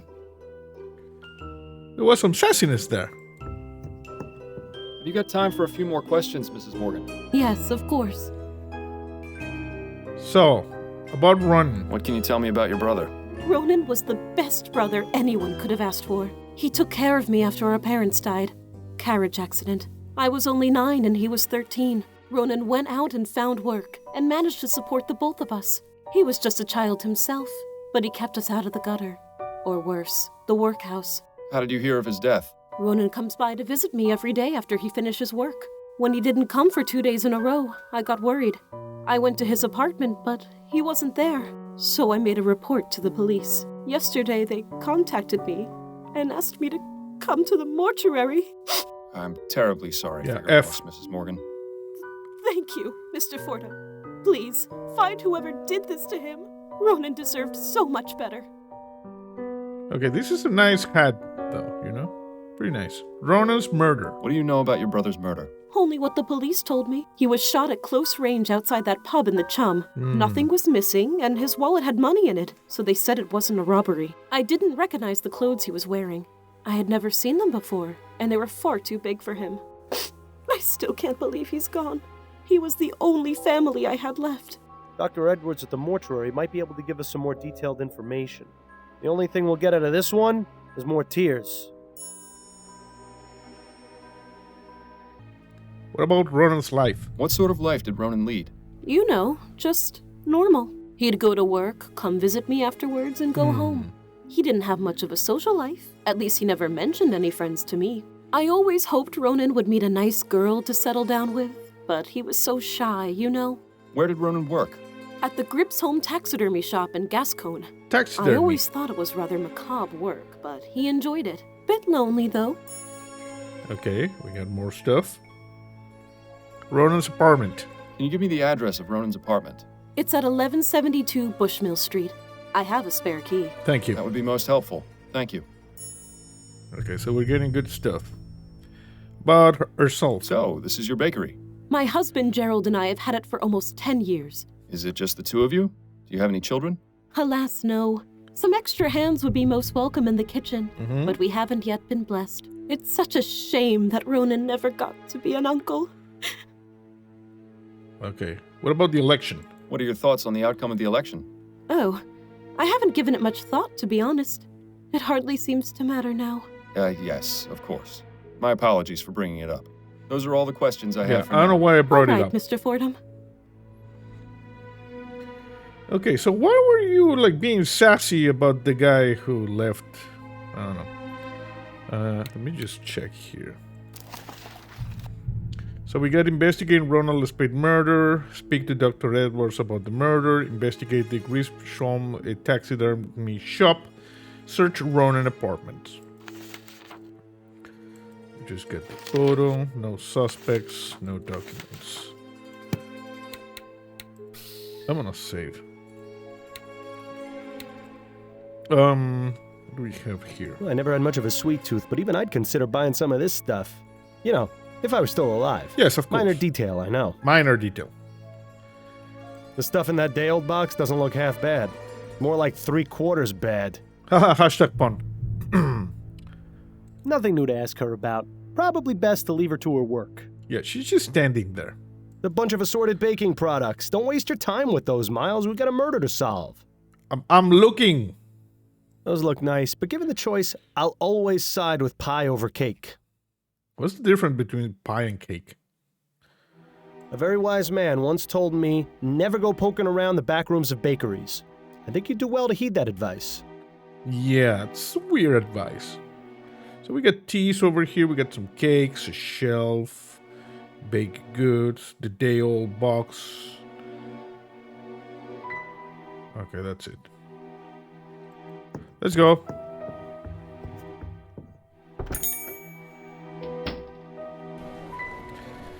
So, what do we have here? We got Ronan's apartment. What's with the weird mask thing? We got the police station, we got Gripson's taxidermy shop, and we got the Silent Raven. I'm going to go first. Let's go to the side of the murder. The Silent Raven. It's a drain there. Securely fastened, unfortunately for you. If only there was some way to undo these bolts and remove the drain cover. Why? Is there something here? Yesterday's rain has made the water level rise significantly. Is it just me, or does it look like there's something resting at the bottom of the drain? If there is, I have no way of getting to it through the drain cover. Okay, we need to get something to get rid of these bolts. Securely fastened, unfortunately for you. Okay. Okay.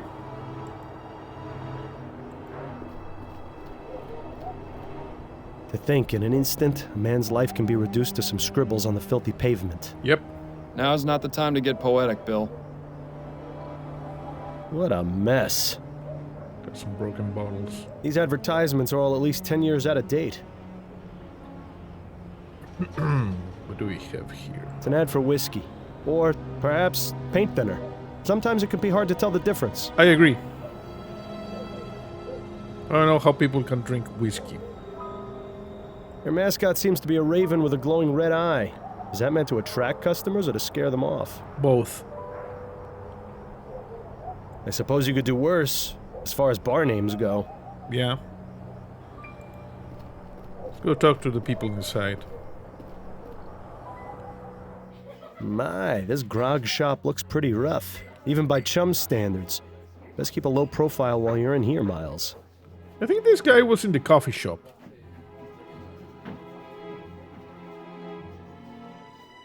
Doesn't look like cleaning up is high on the list of priorities around here. Nope. Candle, nice. There's a knife there. Some chess. Kegs. Looks like that's where they keep the good stuff. Of course, around here, good is an extremely relative term. Maybe, yes. Bottles. They don't seem to have much variety in their beer selection. Nope. Barmaid. Excuse me, barmaid? Hi, what do you need? What about Ronan? Do you know him? You know a man named Ronan Lespay? Nah, never heard of him. He was killed here 4 nights ago. The man in this ferrotype. Oh, that one. Well, I never saw him before that night, and I didn't talk to him. You with the police or something? No, not at all. I'm just trying to help his sister find out what happened. Yeah. So are you done with the questions? Can I get you a drink or what? Yeah, she's a shrewd businesswoman. You at least have to give her that.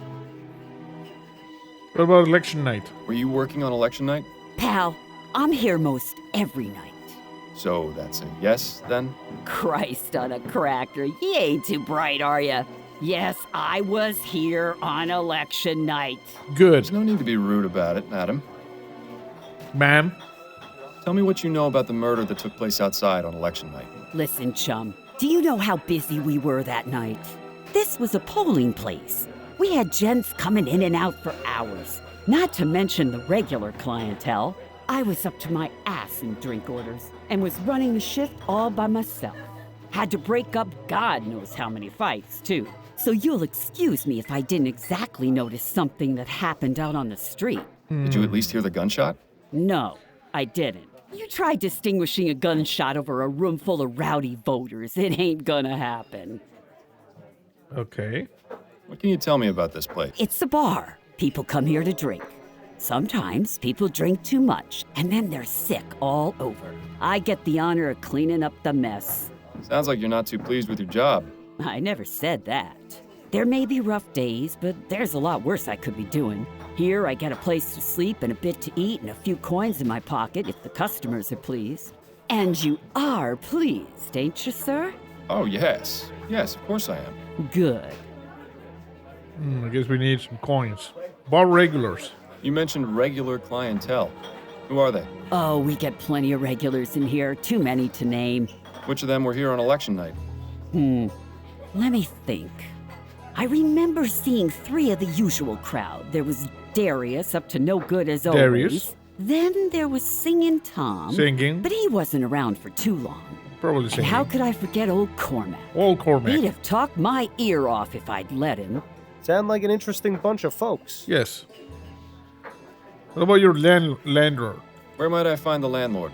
You won't find him anywhere. He doesn't come around here more than once a month. What about Darius? What can you tell me about Darius? Hey now, bucko. You've come in here asking me all these questions, but I ain't seen nothing from you. You want more information? You're gonna have to earn it. Right. Give me a gin then. Coming right up. Don't get carried away now, Miles. There you are. 1 gin. That'll be 2 shillings. There's 3. Now then, about Darius. Now that man is trouble. I've had to throw him out a few times. Okay. Why do you say he's trouble? His mind's affected by the poppy seed. He can be gentle as a kitten or fly into a rage at a moment's notice. Okay. When he gets rowdy, he gets chucked. I see. Any idea where I might be able to find him? Don't know why you'd want to find him, but I hear he spends his day at a smokehouse nearby. I believe it's on Crisparkle Lane. Just look for the door with the oriental symbols above it. And could you describe him to me? He's a rough-looking sort, about 55 years old, has a scar on his left cheek, grayish hair, medium build. Okay. Excellent. Thank you. Thank you. We got a thing. What about Singing Tom? Was he singing? Who is Singing Tom? Ah, Tom. Not sure what his surname is, but he's in here about twice a week. We call him Singing Tom because he leads the church choir. Nice. Is that right? Which church? Oh, I haven't a clue. Never really cared to ask. Does he associate with any of the other regulars? I've seen him talking with Darius a few times. They seem to be on friendly terms. What about Cormac? Tell me about Cormac. He's in here most every night. Doesn't speak to many people, just me. And a right chatterbox he is, too. Between you and me, Cormac stinks. I can understand why he doesn't keep much company. Okay. He stinks? Aye, he's a sewer worker. Spends all his day underground in the muck, so he always reeks of shit. I see. Poop. Any idea where specifically he works? I believe he's at the treatment station, over near the ferry terminal. If this is going where I think it is, then I'm especially glad I can't smell anything anymore. We're gonna have to go there. What about you? Have you worked here long? 13 years. I see. Anything else you can tell me about yourself? I ain't the friendly type. Right. Understood. What about the election? Any thoughts on the election? Nah, couldn't care less, really.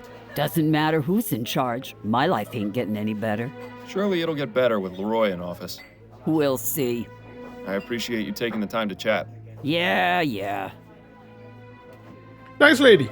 Okay, I'm just gonna go ahead and check everything. So we need to investigate the murder, speak to Dr. Devers, investigate the grip shot taxidermy, search Ronald's apartment, find Darius at the opium den, and find Cormac at the Chumley water treatment station. Okay.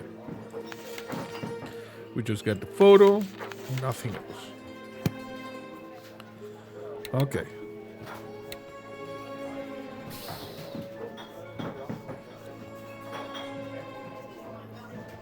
Working too. So we can talk to this guy. There's nothing else we can do. But we got good information. We got some leads. So let's exit.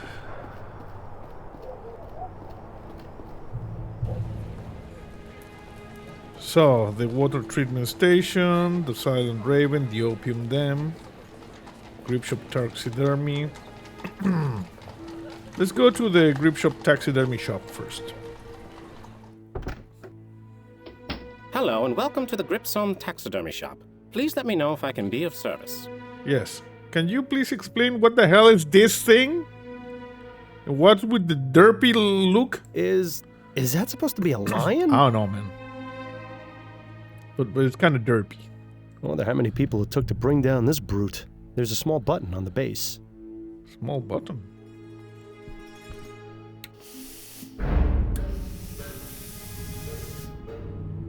Oh. Just when I thought I'd seen it all. What will they think of next? It's weird. Reminds me of the one in the Dupre house. Yeah. Except that one actually looked alive. There's a small button on the base. Okay. Welcome to the Gripzone Taxidermy Shop. Please enjoy our displays and be sure to consider us for all your taxidermy needs. Just a reminder, we stuff animals only. Yeah, hashtag pun. Okay, what else do we have?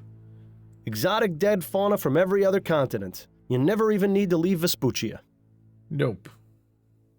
I thought owls were supposed to be wise. How'd this one let itself end up on display in a place like this? Bad judgment. See, we got different animals over there. That leads into a room with even more dead things. It's such a shame we haven't the time to stick around and explore. Yeah. Okay, let's talk to this guy. I was wondering if you might answer some questions for me. Of course. What can I help you with? So what about Ronan? I was told Ronan Lespay works here. Do you know him? Ronan? Yes, of course. Uh-huh. That is to say, I know he works here. I haven't had much interaction with him. He mostly keeps to himself. Yeah. Does he have an office dead, or you know? workspace I might have a look at? Now, wait just a minute. Why would I let some random stranger off the street in to look at an employee's workspace? Because he's dead. Because I'm a private investigator and I'm trying to get some information. Well, even if that is the case, I'm afraid you're out of luck. Ronan does have a workspace, but it's completely bare. He doesn't keep anything here. He did. Were you aware that Ronan was murdered 4 nights ago? I had no idea. That's awful. What happened? That's what I'm currently trying to find out. Do you know if Ronan had any enemies? Anyone who might want to do him harm? No. As I said, I didn't speak with him much, or know much about him. But now that I think about it, I did notice a strange man waiting around outside the shop a few days ago. Okay. Strange man? Tell me about this strange man you saw. At the time, I didn't think much of him. But the more I recall, the more I realized he was being very suspicious. Suspicious? What did he do? He just stood outside across the street, but he seemed to be focusing on the building. It was as though he was waiting for someone. Do you remember what this man looked like? I didn't get a very good look at him, but I do remember some things. Okay. He was tall and had a heavy build, like a boxer or a dock worker. He had a beard, I think, or mutton chops at the very least. And as far as I can recall, he was wearing all black. He also had on some kind of cap. I'm sorry I can't give you a better description, but that's all I was able to distinguish. My eyesight isn't very good, I'm afraid. No, it's good. We'll It's have to good. do. Thank you for your help. We got some information there. What about this shop? Anything you can tell me about the shop? Plenty. This is New Bretagne's most sophisticated taxidermy shop. Unlike other taxidermists, we work with modern technology to get results they could only dream of. What does that mean exactly? Using steam tech, we are able to create the illusion of life in these beasts. Just take a look at our floor samples.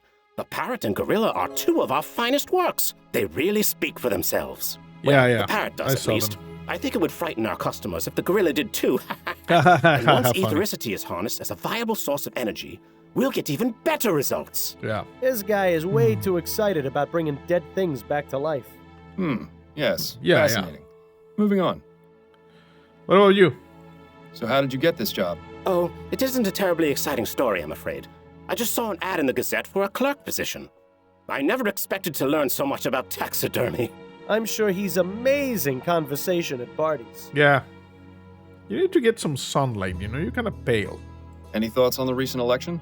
I'd really rather not talk about it. I don't know how the people of this country could put someone like Hart Leroy in charge. It's obviously because he holds the interests of the common man above all else. So, you're just like all the other cowards who think steam tech is dangerous. Well, I hope you like the idea of living in the Dark Ages, because that's where Leroy is going to take us. Perhaps it's best if we drop the subject entirely. Thank you for your help. I'm here to serve. Okay. Can I go That over leads there? into a room with even more dead things. No. It's such a shame we haven't the time to stick. Okay, I already heard that. Let's see. Search Ronan's apartment for clues. Description of the strange man. Tall man of large build, like a boxer or a dock worker. Had a beard or mutton chops. Dressed in black. Wore a cap. Okay. See you later, bro. So, let's go to the apartment, I guess. Quite the collection of exotic items in here. Ronan appears to be a seasoned world traveler. Or at least knows someone who is. Yeah, this is kind of weird.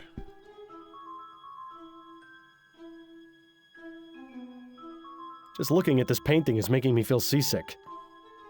This one is scarier than the other masks. Wait a moment.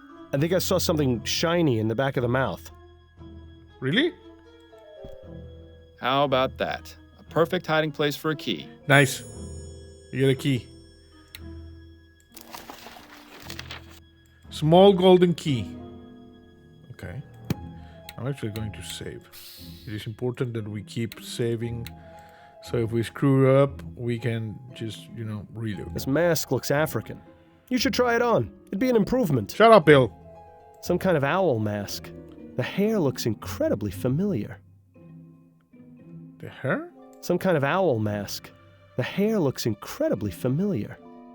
The guy who we just saw? I had an illustration that looked similar to that one. I wonder where it ended up. I don't know. I guess Ronan won't be realizing his world travel dreams now. Death really has a way of messing up your plans. Yeah. Ronan wasn't too concerned with comfort, apparently. This is hardly bigger than a bunk at sea. Ronan's book collection mostly consists of cheap pulp adventure novels, but this top shelf looks interesting. Yeah, there's a weird thing there. Look at this. Secret Customs of the Orient. Okay, black, rhinoceros, elephant. This is from Australia. We got the kangaroo. We got a koala. It's in another language, but it appears to be a Bible. Oh, Bible. No title, and it appears to be blank. I wonder if Ronan just kept empty books on his shelf to appear well-read. Okay, what about this one? We got an achievement. Read every book in the game. Wow. You must be aware, dear reader, that the custom of the Orient differed greatly from our own. You would do well to familiarize yourself, not only with common ones, but the more obscure and clandestine one. Open use, you see? In any case, opium dens are open to all who seek to indulge, known colloquially as riding the dragon. Okay. Baiju. If you're offering wine, make sure you understand what exactly is that you're about to drink. Chances are it might be baiju. Clear liquid usually distilled from fragmented sorghum, although other grains may be used. Okay. This is some spirit. Okay. So it's not a Bible what we have here. It's in another language. Oh, it is a Bible. I thought it said, but okay.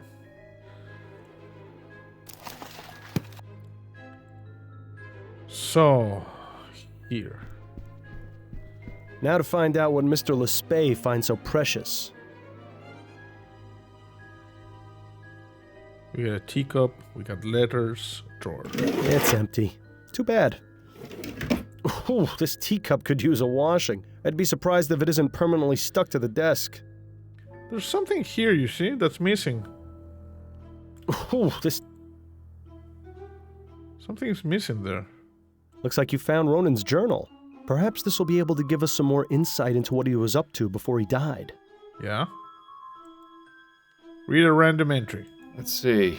February 24th, 1844. Jimbo has been at sea for nearly 2 months. These long periods away are the most difficult, but all the time seems to disappear when I see him again. My solace is that he will return with plenty of tales of adventure. I can hardly wait to hear them. Okay. November 9th, 1843. I have an uneasy feeling of dread today. Last night I had a frightening dream where fire rained from the sky and people were afflicted with an awful disease. I'm just going to focus on my work today. Perhaps the feeling will pass. November 9th, 1843. I have an uneasy feeling of dread today. Last night I'm just going to focus on my work. One. Come on. November 9th. Last night I'm just going to focus on my... Okay. A model of the SS Joondalup. Looks like a merchant vessel to me. Well, I don't know. This one appears to be from Emily. Okay. They appear to be a pair of letters from Ronan's landlord. Aha. A letter from someone called Jimbo? Yeah, we saw over here this. Ronan, next week will be a year since we met. Can honestly say my life has changed for the better in every possible way. I will always hold July 8th as a special day in my heart. Can't wait to see you again, Jimbo. July 8th. Read entry from July 8th. There are 2 entries, one from this year and one from last. Yeah? So, start with last year's. July 8th, 1843. I've decided I need to get out more, so I'm going to a club in Gascon tonight. Stuffing animals has taken its toll, and I need to talk to someone who isn't Emily or my co-workers. Gerald told me about a place called the Crimson Cat. I'll try it, and if I don't enjoy myself, I'll just come home. Now for this year's entry. July 8th, 1844. Today is our 1-year anniversary. We're going to meet at the Cat again. I love him, but I wish he wasn't so attached to that place. Emily is so nosy, I worry that she might follow me and discover the truth about Jimbo. If we moved around, I wouldn't worry, but with him, it's always the Crimson Cat. I really shouldn't complain, though. What we have is something truly special. Well, it seems that our best hope of finding this Jimbo character is to visit the Crimson Cat. The Crimson Cat, exactly. I think we might have searched everything. October 21st, 1843. The air is growing cold, and it's reminding me that I need to purchase a new pair of boots for the winter. Boots. I don't think this entry will be of much interest. Nope. November 9th. Last night, I'm just we going already to... read that one. Okay, thank you. So if we find a date that we need, we come over here and we check. Small gold key. It was hidden in a mask.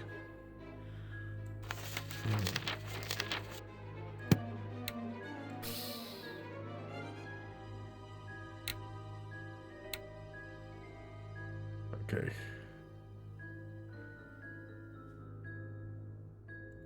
Let's go. See, we're getting a lot of locations in this one. So we investigated the apartment. No need to go back to Upton's apartment, bakery, police station, the Crimson Cat. Let's go to the Crimson Cat. First, let's go to the police station. Let's talk to the doctor. I was beginning to wonder when you'd show up. Yeah. Well, wonder no longer. I'm here and I need to see Dr. Edwards. Oh, I see how it is.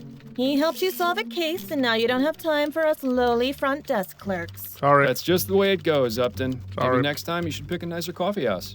Right. You know the way. Snelling isn't in today, so you're all clear. Well, that's a relief. Thanks, Upton. Yeah. Freaking smelling. Can we talk for a moment, Upton? Certainly. What's on your mind? So, Ronan. You wouldn't happen to know anything about Ronan Lespay, would you? Probably nothing more than you already know. His body is in the mortuary, and the reason for his murder is unknown. I suggest you speak with Dr. Edwards. Good. What about you? How are things with you? Better than last week, but plenty of feathers still ruffled around here. What happened? You have to ask. Snelling was not happy with you turning up at the Latham crime scene. He was a right inquisition around here. Snelling going around to interrogate everyone, trying to ferret out a leak. Oh. So he suspects. I'm afraid so. I managed to calm him down some and divert suspicion. He thinks someone on the force is speaking to the Gazette, not to you directly. Well, that's some kind of relief. I'm sorry you had to go through that. Oh, don't worry about me. Well, maybe worry about me a little. Just a little.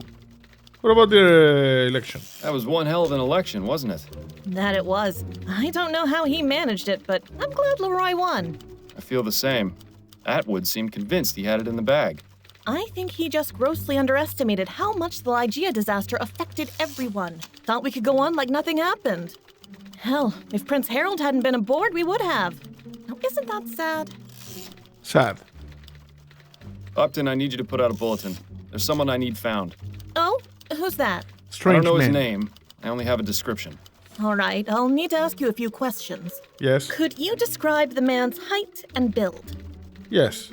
He's tall. He's tall and large. He's tall, with a large build. All right. What color is his hair? No idea, but I'm gonna say black. I believe it's black. All right. Do you know of any unique details that might make him easier to identify? Beard or mutton chops? He has a beard, or mutton chops. I see. Well, I'll put out the bulletin, but that's a bit of a generic description. Yes. All right. The bulletin is out. I'll let you know if I hear anything. Thanks, Upton. I Thank you. appreciate the help.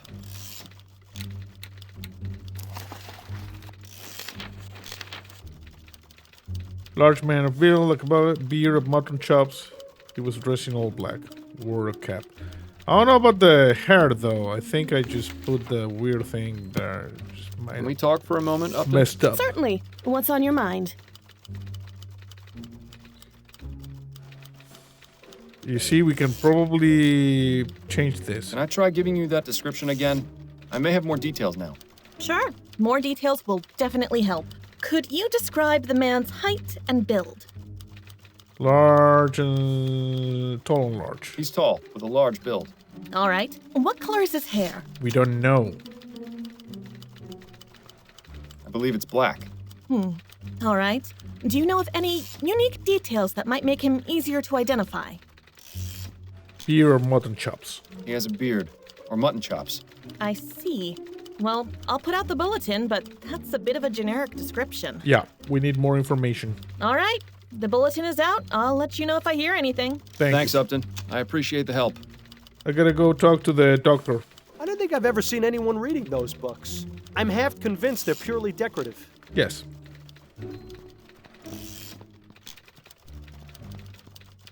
Let's talk to the doctor. Hey, Doc. Looks rather fresh. There's a plaque at the base of the jar that says H. Putnam. Well, at least he died with a smile on his face.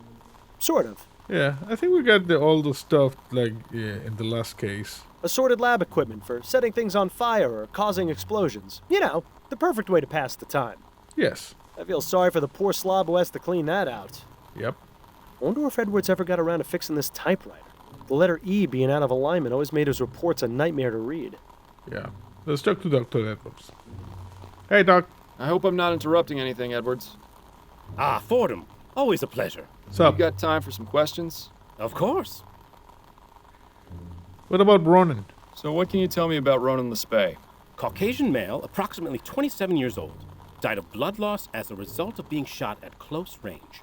He was brought in 4 nights ago. I performed the postmortem the following day. After that, his next of kin was contacted. I believe his sister came to identify the body. Any personal opinions on what might have happened? Well, the fact he was shot at such a close range would suggest it was done by someone he knew. And robbery doesn't appear to be a motive, since his wallet was found on the body with money in it. Yeah. Beyond that, your guess is as good as mine. Better, I hope. What about the postmortem? Did the postmortem reveal anything? Quite a few things, actually. Okay. Mr. Lespay was extremely inebriated when the shooting took place. There was enough alcohol in his blood to presume he had been drinking for hours before his death. I also managed to remove the bullet from his heart. It's a .36 caliber lead ball, standard revolver shot. It shouldn't be too hard to match to a weapon, provided you can find it. Nice. We got a good thing there. What about the clothes? Did you notice anything unusual about the clothes Mr. Lespay was wearing? Unusual? Not really.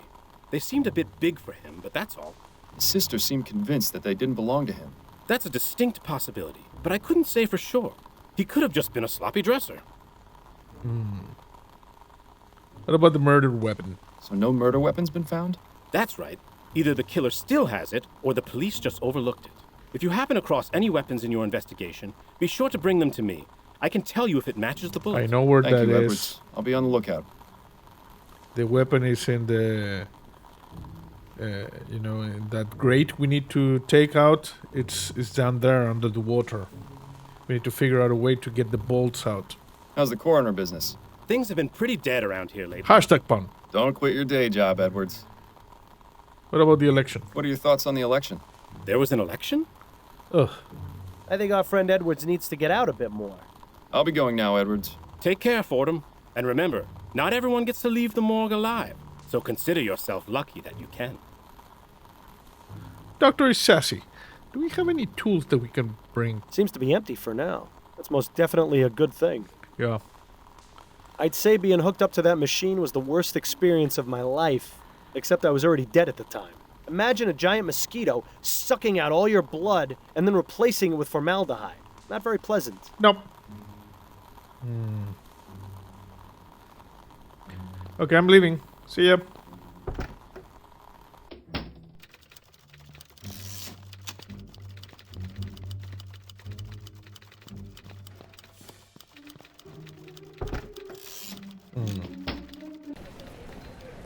So yeah, what is this? The Crimson Cat.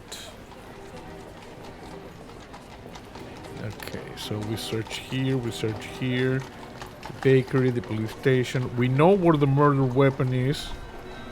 We just need something so we can get it. Let's go to the Crimson Cat, see if Jimbo is here. Oh, we've been here. This was when the guy. You remember the guy who played the piano? He was a jackass. Call me old-fashioned, but I've always felt the piano should be played by an actual human. These automated ones just don't have any soul. Yeah, he was just standing here. He just like pushed the lever. Call or me something. old-fashioned. This place has been around for quite some time. That well-dressed feline is Red, the official mascot. Yeah. Attention customers. Use of Dr. Tennyson's vigor pills while under the influence of alcohol may cause loss of consciousness. It's nice to see this establishment looking out for its patrons. It is nice. Seagrave's Stasholine, high-quality mustache wax. You know, I always wondered what you'd look like with a mustache. Fancy. Good old Bollingworth Ale. Unlike so many other things in life, it never lets you down. Well, not while you're drinking it anyway. The next morning is another story entirely. I agree. Fine beer always served here. Good to know. Beg your pardon. Your name wouldn't happen to be Jimbo, would it? Yeah? Who's asking? Miles Fordham, private investigator. Can a guy enjoy his shore leave without being harassed by the law? I've done nothing wrong. I didn't say you had, and I'm most certainly not the law. I just want to ask you a few questions. All right, fine. Okay. What about Ronan? You know Ronan Spey? I knew him, yeah. Knew him? He and I haven't spoken recently. In about a month, actually. Things didn't go so well last time. How do you mean? Let's just say we didn't part on the best of terms. He made it very clear that he didn't want to speak to me again. You have the mutton chops. And you work on a ship. Were you aware that Ronan was murdered? What? No, when? What happened? He was shot outside a tavern in Chumley 4 nights ago. Chumley? What was he doing there? I was hoping perhaps you could tell me. I honestly don't know. Ronan hardly went out, and he especially never crossed the river. Why was that? I think he was just too scared of the world to go out and see it for himself. He was happy enough reading about it in his books or collecting things I brought him back from my travels. Honestly, that's what I liked most about him. He was just an average, boring man. It was just the sort of balance I needed in my life. That's pretty much the exact same reason I always enjoyed working with you, Miles. I think the mutton chops are a misdirection. Because he was genuinely surprised about the murder. You and Ronan had a special relationship, didn't you? Mr. Fordham, we're in an underground club. You don't have to tap dance around it. Yes, Ronan and I were a couple. At least up until last month. What happened, if you don't mind me asking? We had a misunderstanding. Ronan thought I had been seeing someone else. He was extremely jealous. I tried to explain that he had it all wrong, but he wouldn't hear me out. I was going to give him some time to cool off, but, well, that's not going to happen now, is it? No, if he's it's dead. Any consolation, I found a letter you wrote him, which he still kept in his desk. Damn. Thank you for telling me that. Name? Where does the name Jimbo come from? It's just a nickname. My real name is James Bowcroft. And what is it you do? I'm a sailor. I thought you detective types were supposed to be extra observant. Shouldn't you be able to tell me what my occupation was just by looking at my fingernails? No, that's Sherlock Holmes. Sorry to disappoint. Perceptiveness is important in my line of work, but I'm also just a man. I think perhaps Jimbo has been reading too many of those detective stories in Brentwood. Yeah. What about the election? Do you have any opinions about the recent election? Not really. I'm usually away at sea, so I don't keep up with politics. The sea's got her own laws. Yeah. Anyway, I can't vote, so it's really none of my concern. But you're still affected by the decisions the Prime Minister makes. Not very fair. is it, Mr. Fordham? No, but hopefully Mr. Leroy will stand up for equal rights. Wouldn't that be nice? Thank you for your time. You're welcome. Yeah, I don't think Jimbo is our man. Let's just go. It's a misdirection because of the mutton chops, you see? The Crimson Cat, the taxidermy thing. Okay, let's go talk to this guy because he might be able to get us some tools. Rowdy This is what Street. it's come to, eh? Braving the stench of human waste in hopes of finding a lead? Just Yes. make sure you stay away from the edge. Sewer worker. Begging your pardon, sir. What? Who are you? What are you doing down here? My name's Miles Fordham, and I'm a private investigator. I'm looking for a sewer worker by the name of Cormac. We needn't look no further. But what is this about? I just have a few questions for you. All right. Cormac will answer them, but don't dally for too long. It can be dangerous down here for anyone who's not trained as Cormac is. Yes. Also, Cormac speaks in the third person. You know a man named Ronan Lespay? Cormac knows few men. People don't much like talking to a man who spends his days in the sewers. Can't really blame him for it. It's hard to get a stink off, so why bother even trying? You didn't answer my question, though. Do you know Ronan Lespay or not? Could you describe him? Cormac's got a better memory for faces than for names. Okay. I have his portrait. Here, have a look. Ah, yes. Cormac saw this fellow recently. On election night? That's right. He come into the bar, voted, went out. Looked drunk to Cormac, but then everyone at that place usually is. Indeed. So you see, it's a bar where you can vote, drink, and, at the same place. Do you frequent a pub called the Silent Raven? Yes. The Raven is where Cormac goes to forget about the day's work. The barmaid, Nicole, she's a good sort. We likes talking about the ponies down at the track. Nicky loves her some racing. She gives Cormac drinks for cheap in exchange for odd jobs. Nice to have your own personal sewer man, I suppose. She's really the only one Cormac talks to. There's a few others Cormac sees often, but Cormac hasn't spoken with them. Ripes. This guy goes on and on, doesn't he? To be fair, you were warned. Yes. What about the murder? Do you know anything about the murder that took place outside the Silent Raven on election night? Murder? Ah, yes. The commotion out in the alleyway. That's right.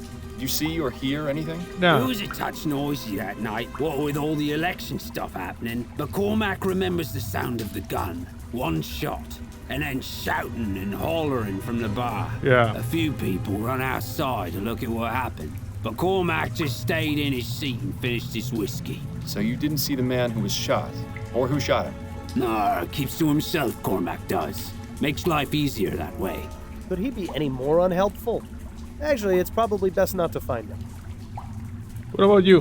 What about Cormac? Paint me a portrait of who Cormac is. Is it difficult being a sewer worker? Difficult? Nah, it's a dream. Especially since they introduced all these steam tech treatments and purification whatsits. The only thing Cormac's got to do is check the little dial never goes into the red on old Belinda. Okay. Belinda? Aye, the purifier. She's a real special lady who's made Cormac's life so much brighter. Cormac makes sure to thank her each and every day. Wonderful. We're talking to a lunatic. Wasn't so easy a few years ago. Back then it was tapping on pipes all day. Tapping on pipes? To make sure they was flowing fine and not blocked. Cormac would take his little hammer and tap, tap, tap on the pipes to make sure they was ringing fine. You can imagine what that was like. Tap, tap, tap. Ring, ring, ring.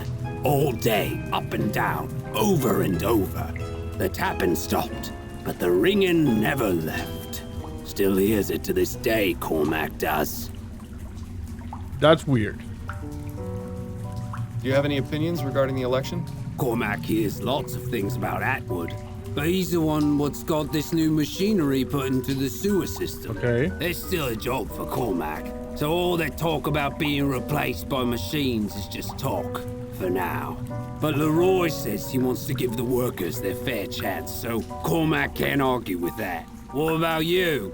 I think Leroy will be a good prime minister. Bah, they's all the same in the end. One way or another. No point worrying, says old Cormac. Old Cormac is a wise guy, you know? Storm drain. Would you be able to remove the cover of a storm drain? Yes, of course, sir. Cormac's got the right tool for the job. Nice. Just a few twists from old Mary here, and any drain will open up like a Christmas rose. Excellent. Would you be able to open the storm drain outside the Silent Raven? Suppose so, yes. But Cormac ain't allowed to just open up drains as he sees fit. What do you want this drain open for?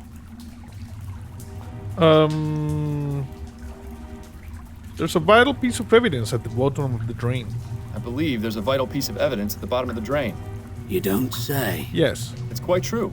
It may even help me solve a murder. Well then, in that case, Cormac will get the drain open for you. Thank you, Cormac. Come on, there's not a moment to lose.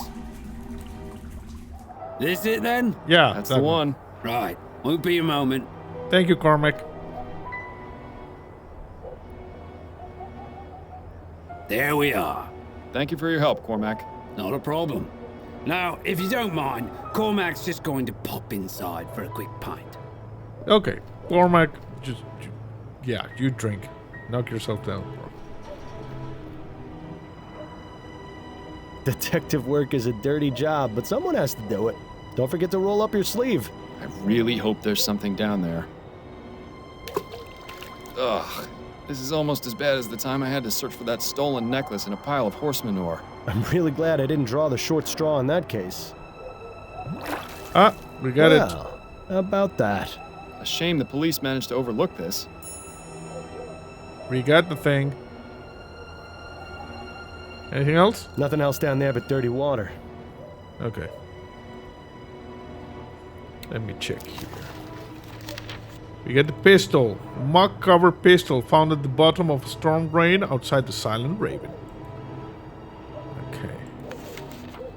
Speak to Dr. Edwards about the murder. Find Darius at the open dam in Chumley. Good. I'm just gonna quickly save.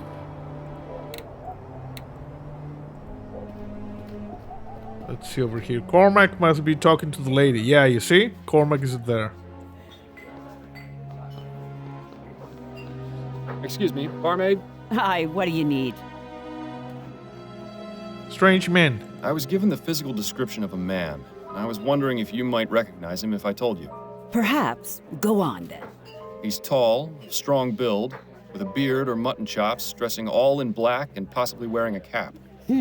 Bit vague, wouldn't you say? That covers about half our clientele. Yes. I was afraid that might be the case. Did you notice anyone of that description here on election night? No. Can't say I did, sorry. I appreciate you taking the time to chat. Yeah. Yeah. What about Cormac? Moment of your time, if I may. Right, I'll make it quick. Strange man. I wonder if you could tell me if you saw a man of this description at the Silent Raven on election night. He's tall, strong build, with a beard or mutton chops, dressing all in black and possibly wearing a cap. Oh, hi. Cormac remembers seeing a fella like that. What was he doing? Kept going in and out of the bar. When he was inside, he stood near the voting booths, hardly moving a muscle. And when he was outside? That, Cormac couldn't say. Did you notice anything else about him? Yes. Cormac noticed him come in and speak with Nicole, the barmaid, after the commotion outside. Is that right? That's very interesting. Interesting. There's Thanks some for your time. shenanigans. I'll let you get back to your drink. There's some shenanigans afoot. I'll quickly save.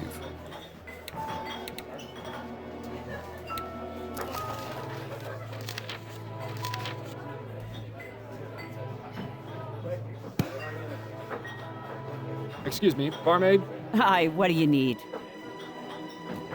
Strange man. You know that description I gave you earlier? Of the tall man in black? Yeah, what about it? I spoke with Cormac, and he told me he saw you speaking with someone fitting that description shortly after the murder occurred. And you believed him? Cormac's a good sort, but he's not exactly reliable. I'd say he's twice as reliable as you are. Now tell me the truth, or I'll have you in as an accomplice to murder. All right, relax. Uh-huh. I don't know the man by name, but he came to me after the commotion outside and paid me a few crowns to keep my mouth shut about it. I didn't ask any more questions, and I wasn't about to refuse some extra cash. That was that, I swear. That's not good enough. I need some way to find this man. Is there anything else you can tell me? Well, I did notice he had a scar on his left cheek. Kind of looked like a shepherd's crook. But that's all, really. I suppose that'll have to do. Scar? I appreciate you taking the time to chat. Yeah. Yeah.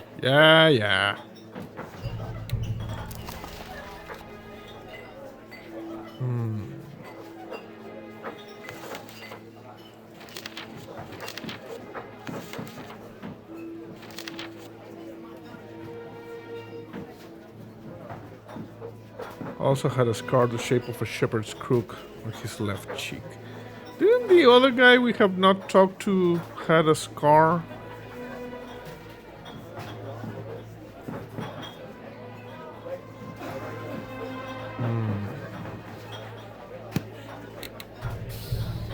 Quickly save. Okay, I'm gonna leave. Let's go talk to the doctor. Before we go in the last place we have not checked, because I'm pretty sure that's where the murderer is. Hello. Going to talk to the doc.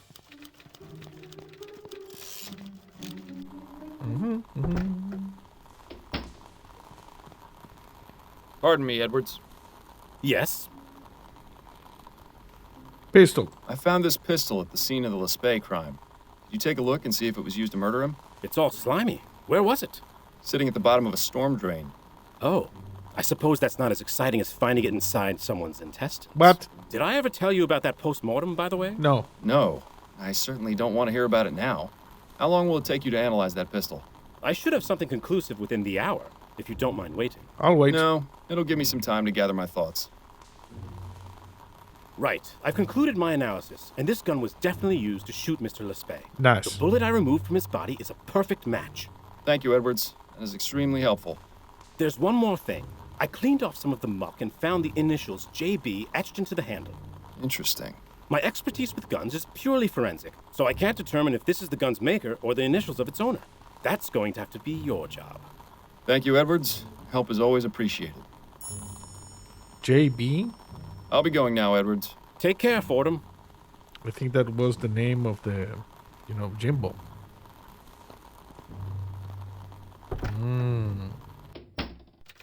This might have been a crime of passion.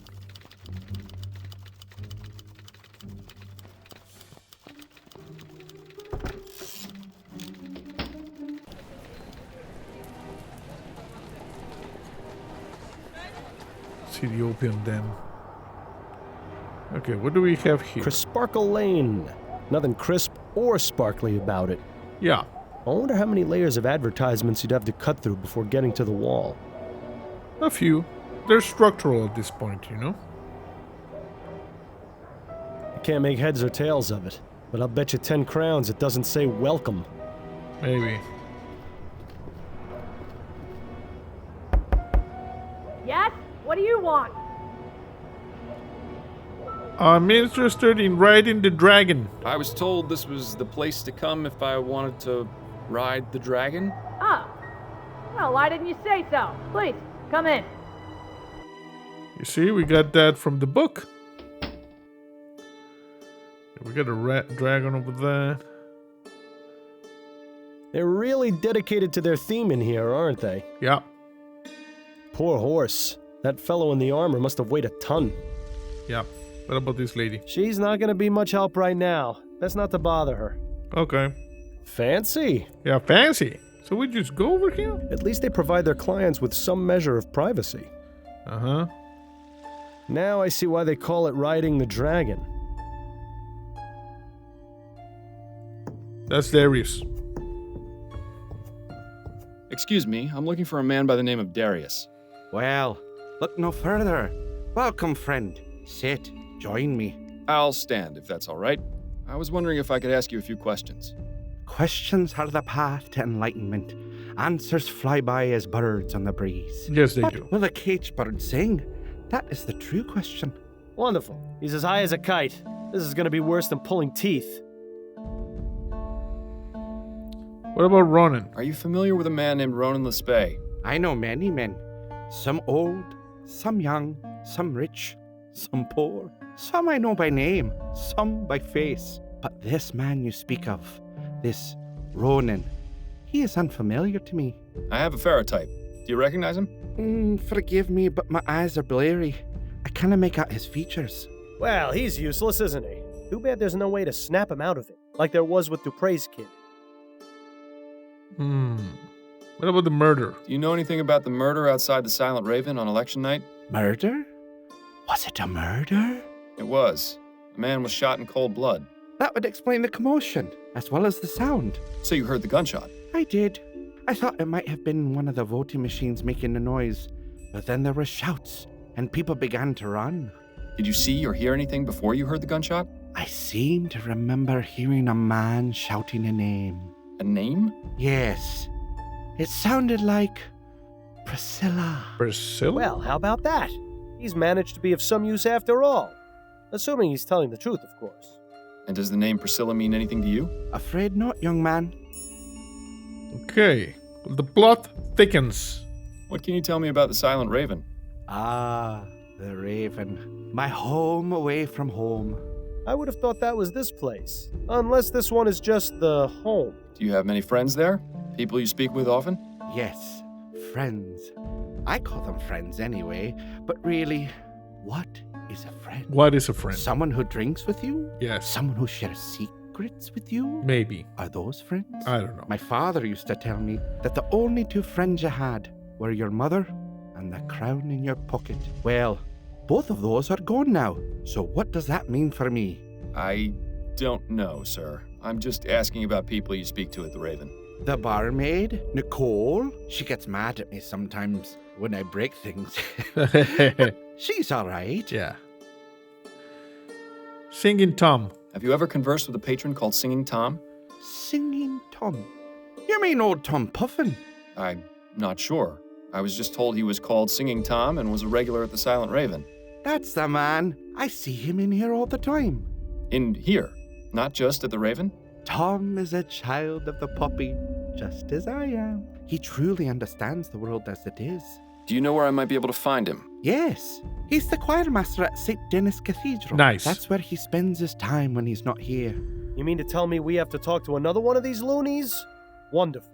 Yes. Sorry, Bill. What about yourself? Do you often come to this establishment, Darius? Oh, yes. This place is better than any doctor or hospital. It has exactly the cure I need. Cure? For what? I'm ill, sir. Just as you are. Just as we all are. Infected by a terrible disease known as life. Speak for yourself. But spend a few hours in here with the intoxicating nectar of the poppy, and you'll find nothing can defeat you. What about the election? So did you manage to get out of here and vote? Please don't bother me with such trivial matters. Trivial? Why should I care who leads the government? As long as they don't outlaw places like this, they can do whatever they please. Is this guy ignorant or just apathetic? Yeah, well, I don't know, and I don't care. Exactly. You see? Strange man. I was wondering if you could tell me whether you saw a certain man at the Raven on election night. He's tall, of strong build, with a beard or mutton chops, dressing all in black and possibly wearing a cap. Lots of people like that go to the Raven. I see loads of them every night. But now that you mention it, I do remember someone like that. He was a strange one. How so? I remember one of the times he came in, he was adjusting his hat. I could have sworn when he took it off for just a moment, his hair was bright red. How is that strange, exactly? Because his beard was jet black. It was the oddest thing I'd seen. Well, it was the oddest thing I'd seen, until his beard slid halfway down his face. I see. Ah. Well, thank you for the information. Wonderful. This testimony is about as useful as a hole in the head. It actually Again, is. There might be something to it. Fake beard. Goodbye, sir. Goodbye, young man. I think somebody's May trying you to find incriminate peace and happiness. Jimbo, you know? Let me check a little bit here. Before Ronan was shot, someone shouted the name Priscilla.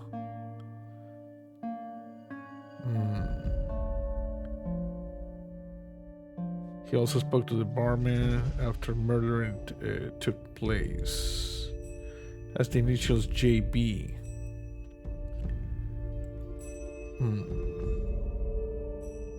What is this small gold key?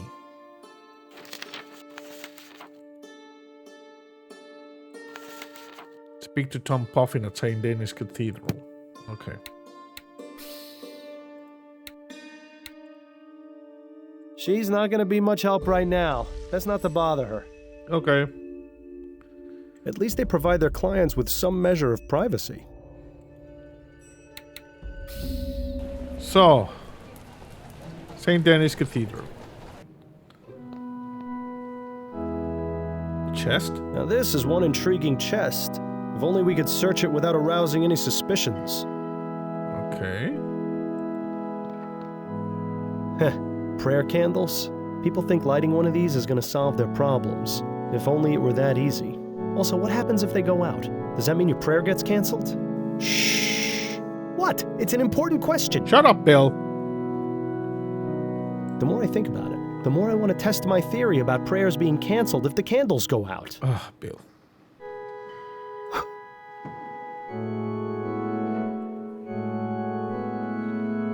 This is weird. Before we do something weird there, let's This check. angel looks like it would throw its lamp at you as soon as you turned your back on it. This looks like the nicer of the two angels. Yes, nicer. Nothing there. What a racket. I'm glad you're not a member of this church. Sitting through Sunday Mass would drive me insane. I think we're going to have to, blow out all of these candles, talk to this guy, and we can check this.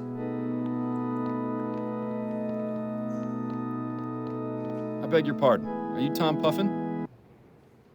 I am. How may I help you? Miles Fordham, private investigator. I wanted to ask you a few questions. Questions? Have I done something wrong? Yes. No, Mr. Puffin. I mean, simply no. believe you may have some maybe. information that I need. Very well, then. Is your hair like red? I can't really tell with this. I think it's not. What were you doing on election night, Mr. Puffin? Election night? That was ages ago, wasn't it? It was 4 nights ago, to be precise. Oh, you have to understand. I have trouble recalling what I ate for breakfast this morning, let alone what happened 4 nights ago. Well, isn't that convenient? Yeah. Do try to remember, Mr. Puffin. It's quite important. Well, I know I voted at my local polling place, the Silent Raven. And then, I'm not sure, actually. Okay. There was a murder. Do you know anything about the murder outside the Silent Raven? Murder? Yes. A man was shot. Did you see or hear anything? I don't remember. I don't think so, no. How long were you at the Raven that evening? Not very long, I don't think. I went, voted, stayed for a drink, and then I left. You recall what you did the rest of the evening? Not specifically. I probably went home and went to bed, like I always do. What about Ronan? Do you recognize the man in this photo? Is that? No, never mind. What is it? Well, for a moment, I thought it was someone else, but I was clearly mistaken. So you don't recognize this person, then? Afraid not. Who is he? His name is, or rather was, Ronan Lespay. What? Is he dead? He is. I'm trying to find out who killed him. Well, I hope you find your man, Mr. Fordham. There's something weird there. You recognized him. Are you in the habit of using opium, Mr. Puffin? What? Why would you think that? I met your friend Darius. He told me you share a pastime. Yes, share a pastime. All right, yes. I do enjoy a visit to the opium den from time to time. From time to time? More like morning, noon, and night. Have you found the drug has had any adverse effects? Memory loss, for example. I admit I'm not quite as quick as I used to be. but without it, I'm in constant pain. Is that right? I fell off a horse when I was 15, and ever since then, my back's not been right. The doctors haven't been able to help. Poppy is my only comfort. I wish there were another way. It might be worth seeking a more professional opinion about the effects of opium. Yeah. What about Priscilla? Does the name Priscilla mean anything to you? Priscilla? What does that have to do with anything? The name has come up in my investigation. Is it someone you're acquainted with? No, it isn't. I don't know anyone by that name. He certainly seemed concerned about her, though. Yeah, that was the bullcrap. This guy is hiding stuff. How did you become choir master of this church? Oh, well, I studied music at the University of New Bretagne. Once I completed my studies, I began writing symphonies in hopes of securing a patron, but I had no luck. So I decided to focus on choral compositions. I sent a few pieces to the bishop, and he offered me the position.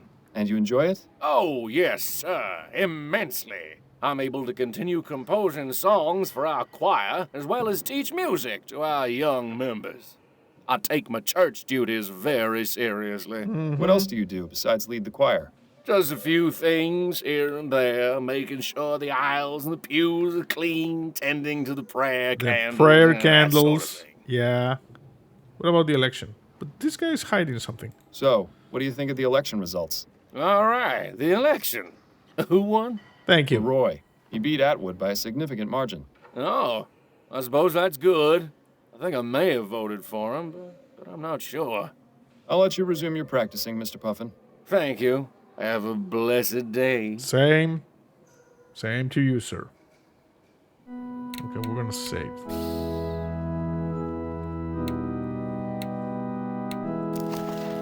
Speak to Tom Puffin. We still need to do the thing, you see? Let's just blow all the candles. Then we talk to this guy.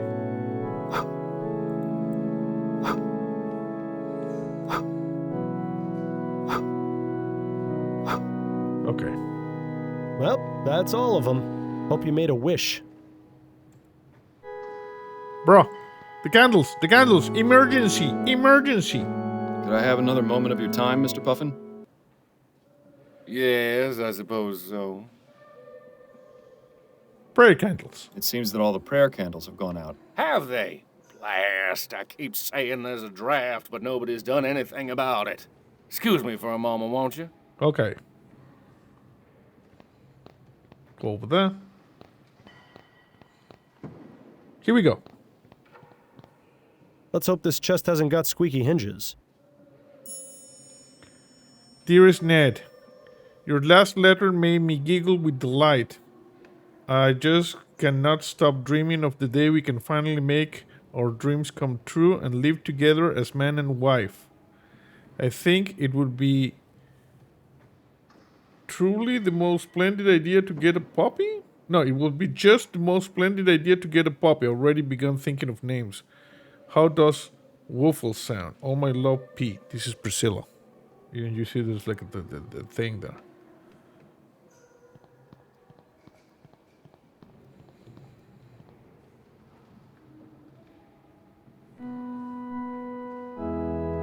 Okay.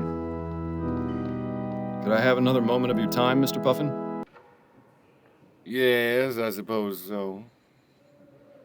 Okay. Do you know anyone named Ned? Ned? What? Yes, I do. My nephew, Ned Bunkridge. Your nephew? Yes, why do you ask? Where might I find Ned? I'd like to speak with him. Is everything all right? Ned hasn't gotten into any trouble, has he? I always tell him just because he's training his body, that's no excuse to pick fights. Training his No, body? he hasn't gotten into any trouble. Oh, well, he lives in Lyon. 511 Parkside Terrace. I think this is our Right. guy. Thank you for the information. I think that's our guy. I'll let you resume your practicing, Mr. Puffin. Thank you. Have a blessed day. Yeah. You see, we need to speak to Ned.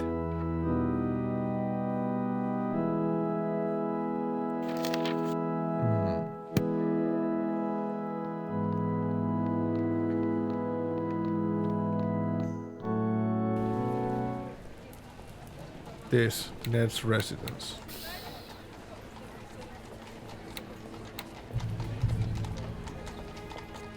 Right this way, sir. Mr. Bunkridge is in his gymnasium. In the gymnasium. Okay. Well, you take a look at this place. And take a look at him. Maybe you should consider doing some training yourself, Miles. You aren't getting any younger after all. Shut up, Bill. I think this is our guy. Look at this red hair. Excuse me, Mr. Bunkridge? Oh, hello. Who are you? I'm Miles Fordham, a private investigator. Your valet let me in. Right, of course. What can I do for you? I have a few questions for you, if you'd be so kind. Yes, all right. I could use a bit of a rest anyway. Yep, this is our guy. Look at this. The red hair, heavy build. He was wearing a fake beard. He was trying to incriminate Jimbo. Are you familiar with a man named Ronan Lespay? Never heard of him. I have his portrait. Maybe you recognize him? No, I've never seen this man before, but... Huh, how about that? How about what? The detail in this ferrotype is a bit fuzzy, but his facial features and hair, they vaguely resemble mine. You know, now that he mentions it, it's true. Lespay does bear a passing resemblance to this fellow. Not quite as handsome, though.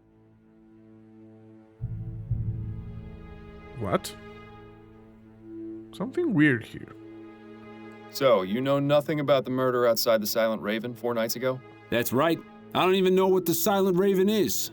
It's a bar in the Chum. Well, that explains it. For one thing, I don't go to that part of town. A man like me sets foot in that den of ruffians, and I'll have every Tom, Dick, and Harry challenging me to a fight. Not that I couldn't take them, but I have better ways to train my body than beating thugs. Anyway, I don't drink. Dulls the mind and softens the body. I see. Well, just thought I'd ask. I'm sorry I can't help you, Mr. Fordham, but I hope you solve whatever it is you're investigating. You seem like a nice enough sort. Tell me about your uncle. You know Tom? Yeah. I've met him, yes. He's the one who told me where you lived. Oh, right. Well, my uncle is, an interesting man. Interesting. Is that an interesting of the good or bad variety? I really wish he would take better care of himself is all. I have the feeling that he's on some sort of drug, although he always denies it. Yeah, What gives you that impression? Well, most of the time he acts completely normal. He goes to work, visits with me. Sometimes we go out together to the theater or a gallery. But some days his mood changes. He goes very solitary, won't leave his house, gets short with me. One time I went to visit him. I heard him yelling along with what sounded like furniture being knocked about. It only happened once, but it worried me. I hope Tom isn't in any sort of trouble. Opium is one hell of a drug. It's a good thing you never got to that point with the soporific, or Adelaide would have thrown you out much sooner. Are you all right, Mr. Fordham? Yes, all right. Yes, I'm fine. What? Too soon? Yeah. Could you give me Tom's address? You don't have it? I thought you said you'd spoken with him. Yes. I visited him at the cathedral. But if he's there, why do you want his address? I think he might be involved in the murder. I have reason to believe he may be somehow involved in a murder. That's a serious accusation, Mr. Fordham. What proof do you have? Nothing concrete just yet, which is why I'd like to investigate his home. Well, you're not the police, so I'm not obligated to tell you. I'm sorry, but you'll need more than just a suspicion to convince me. Never mind. On second thought, never mind. What about Priscilla? Does the name Priscilla mean anything to you? Yes, it most certainly does. My lady love is named Priscilla Poundstone. I see. What can you tell me about her? Oh, she's a darling. I love her very much. Such a kind and gentle soul she is, too. Loves animals, especially dogs. We've been together for ages and are due to be married soon. When was the last time you saw her? Saw her? Oh, no, Mr. Fordham. She doesn't live in New Bretagne. She attends Miss Threadneedle's Academy for Young Ladies in Cormorant. She lives in New Holland? That's right. I've never actually met Priscilla face to face. We communicate exclusively through correspondence. How did you two get involved? Her father and mine were old military friends. They decided between them that their children would be engaged. And you're both in agreement? Yes. I admit at first I was a bit hesitant, but we share many of the same interests. The distance between us is not a detriment to our love. I wonder how that will change once they actually begin cohabiting. Correspondence. So you correspond regularly with Priscilla? That's right. At least one letter a week. My uncle does me the kindness of acting as courier. Do you think I might have a look at one of those letters? What for? They're private correspondence. I understand, but I feel this is important. Perhaps you could show me one that isn't too personal. Yes, I suppose that would be all right. In fact, I think there's a recent one on the shelf there. That's not too private. But you won't need to take it, will you? Not at all. I just want to have a look. Yeah, I just want to have a look. There's something weird. I don't know. This guy could be another suspect because of the hair, because he's heavily built. But I'm thinking this might also be a misdirection. You're very into physical conditioning, aren't you? Oh, you noticed. Yes, I believe that a healthy body is just as important as a healthy mind, if not more so.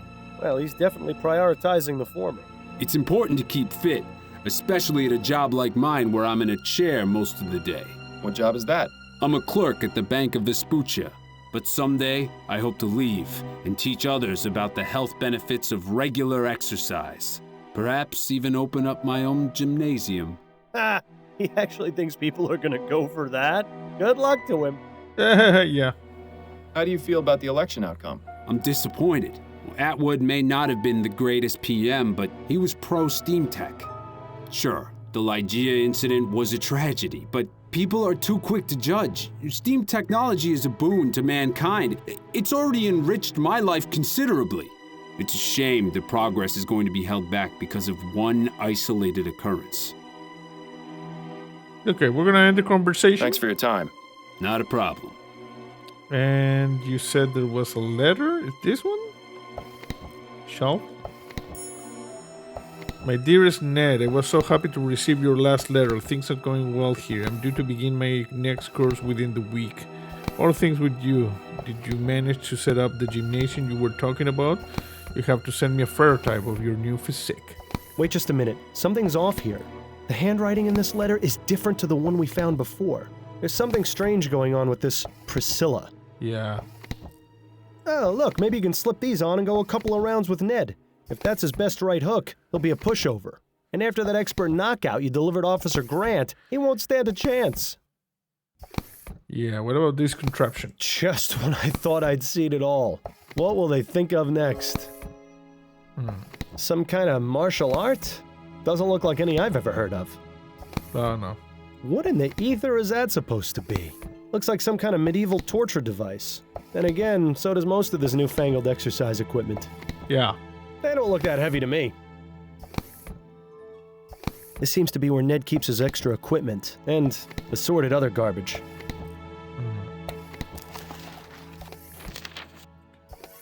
We need to speak to Ned.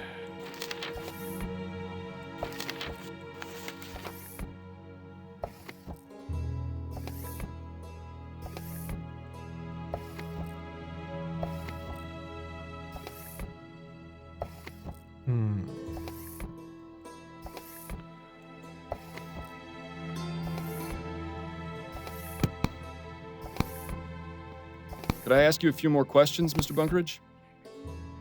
All right, but try not to take too long. Don't want to drop my heart rate too much. Yeah. No, Thanks for your time. And the conversation. Not a problem. How about we go... We need to do something here. Let's go talk to Upton.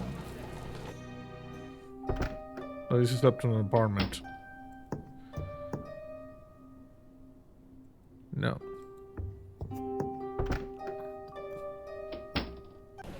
I want to actually save.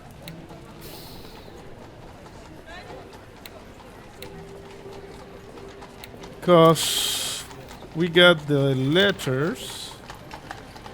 Yeah, he was living a double life apparently. Spectrum as Ned. We got the photo, we got the description. at a beer and mutton shop.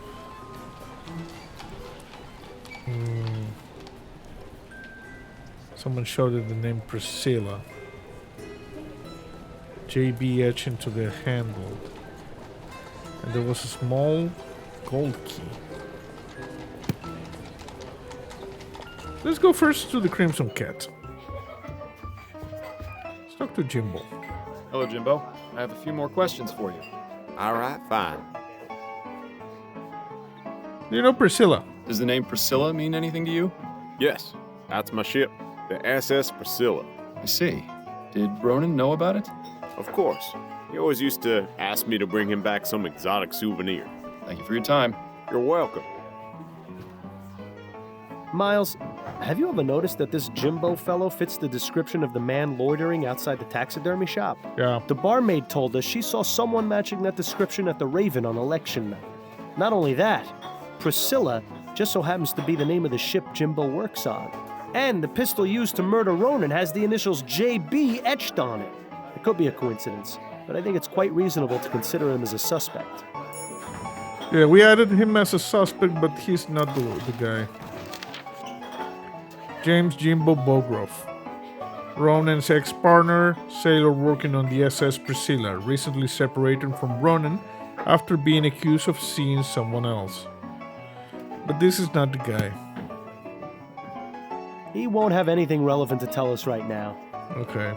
There's nothing else here, right? Let's go. And there's something that we need to do with Ned. And we can't go into the sewers anymore, so that's done. Let's talk to this lady.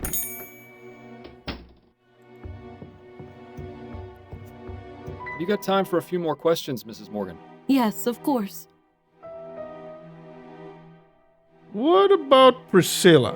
Did Ronan know anyone named Priscilla? Priscilla? No, I never heard that name before. Who is she? Just a name that's come up in my investigation. I wonder if Ronan had finally met a young woman. Oh, boy. Now you've done it. Sorry. What about Jimbo? Are you familiar with someone who goes by the name Jimbo? No, I don't think so. Who is that? A friend of Ronan's.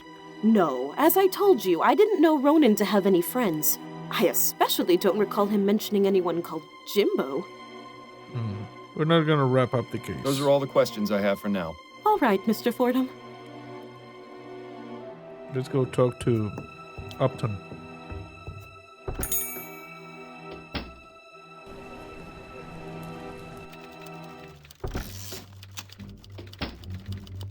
Can we talk for a moment, Upton? Certainly. What's on your mind?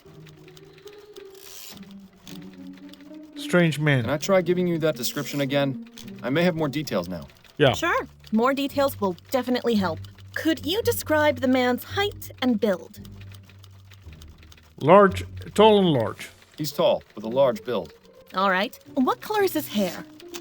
They said red. I'm certain it's red. All right.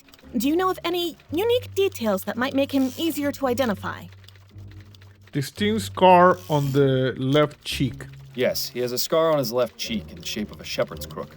Good. That will be helpful. All right, I'll put out the bulletin. Give me a moment. All right, the bulletin is out. I'll let you know if... Upton? Just got your bulletin. Hello, Giles. Have you got something for me? As a matter of fact, I've got someone in the jail fitting your description perfectly. You don't say. Yup. Name's Harvey Presser. Got picked up a couple of days ago. Thank you, Giles. You heard the man, Fordham. You've got yourself someone to interrogate over at Bow Street. Thank you. Can we talk for a moment, Upton? Certainly. What's on your mind? Harvey Presser. Upton, what do you have on this Harvey Presser fellow? Give me a moment, and I'll locate the arrest report. Here we are. He was picked up in a bar in Chumley after being identified as the leader of a cooping gang by one of his fellow gang members. So much for loyalty. Anything else about him? Not much besides his address. That might be worth looking into. It's 5885 Riverview Road, right near the asylum. Ah, wonderful. Maybe afterwards you can drop by and pick out a room. Shut up, Bill. Review case. I'm guessing you can't go over this case with me either. I have to distance myself completely from this one. So when you figure it out, you'll need to speak directly to Mrs. Morgan. Okay. I can still try and help you if there's something specific giving you trouble, though. I'll let you get back to work. And you'd better do the same. Okay, that's good. But we're making progress. So, let's see.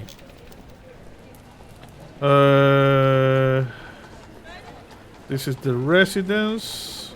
Let's go to the jail. Look at Fordham, this. you look even worse than the last time I saw you. Shut up. We can't all manage to keep looking as good as you, Giles. What brings you back? I need to talk about that guy over there. I'm looking to speak with your prisoner. Presser? I just got off the horn with Upton about him. Seems you're not the only one interested in finding the man. Then I suppose it's lucky I got here first. Suppose so. What was he brought in for, exactly? He's the suspected leader of a cooping gang. Makes me glad I didn't bother to vote. All those dirty politics are just a waste of time. And people wonder why nothing in Parliament ever changes. Yeah. What's a cooping gang? He's watching you like a hawk. Looks liable to toss you in one of his cells if you try any funny business. Mm-hmm. I bet that's a direct line to the police department. You should make a rude noise into it when Giles isn't paying attention. Yeah, let's talk to this guy. Harvey Presser, I presume. Who's asking? Miles Fordham. I'm a private investigator. What do you want from me? Just a few minutes of your time. You don't have anywhere to be, do you? Hardy ha. Ask what you want, but I'm not answering anything until I see a lawyer. Ah, this is our guy. What about Ronan? Do you recognize the man in this ferrotype? Should I? His name is Ronan Lespay. He was shot outside the Silent Raven on election night. That's a real shame. Ah. This is the guy. Are you saying you know nothing about the murder outside the Silent Raven on election night? Not a thing. I've never even heard of the Silent Raven. Is that right? Because I've spoken to at least 3 people who swore they saw you there that night. Yeah, and you're not police, so that doesn't scare me. You can't do a thing about it. This guy's starting to get on my nerves. There has to be a way to make him talk. What about yourself? I hear you were arrested for leading a cooping gang. Is that right? I don't have to tell you a thing. You're not a copper. That's all the questions I have for now. Good. Leave me in peace. Let's go to this guy's house.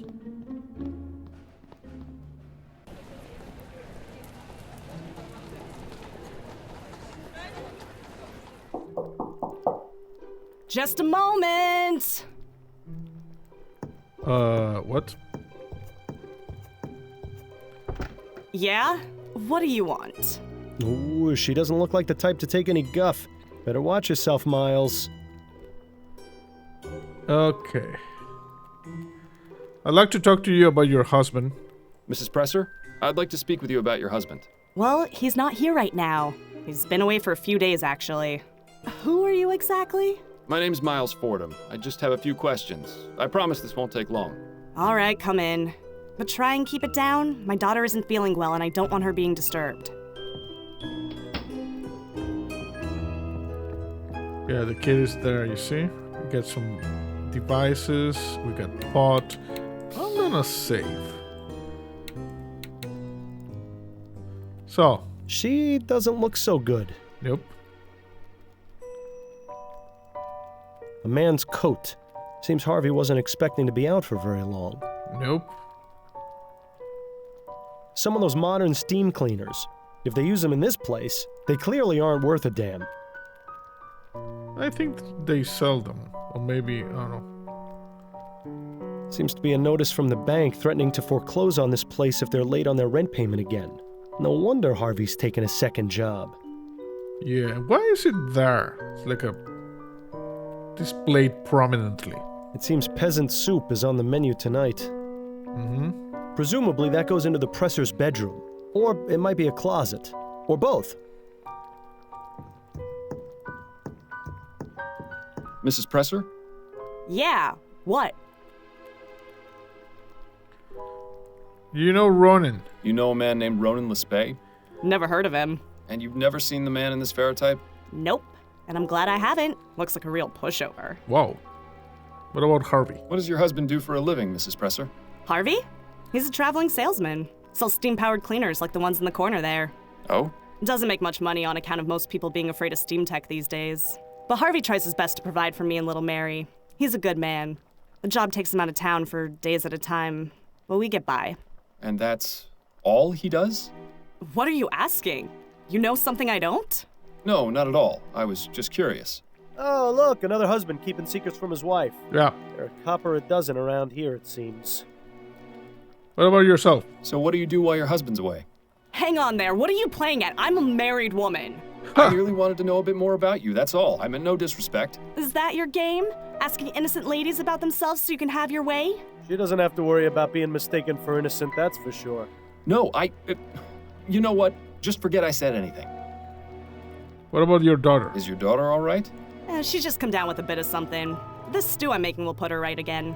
I've been giving her regular doses of Pink Bladder's Miracle Tonic, too.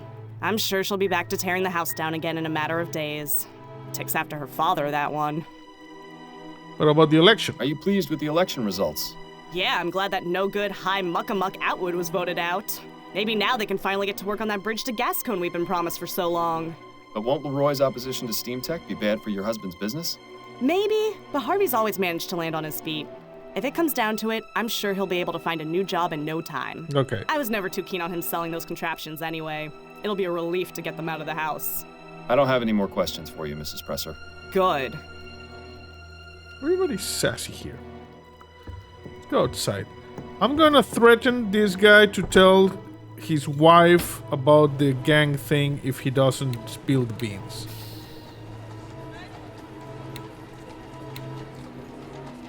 So we got the Silent Raven, the Opium Den, the Presser residence, Ned's residence. Was this like a contract murder gone wrong or something like that?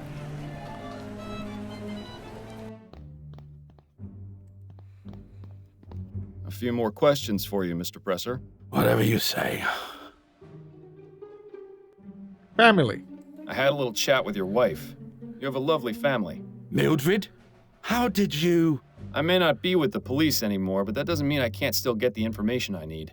You didn't tell her about me being in jail, did you? No. Don't worry. It was quite obvious your wife has no idea what you're involved in. As a man who values discretion, I thought it best not to shatter her illusions. That's awfully decent of you. Yes. Of course, I might change my mind, unless you start to cooperate. I have to say, Miles, you've become a real natural at this tough cop role. All right, fine. I'll talk.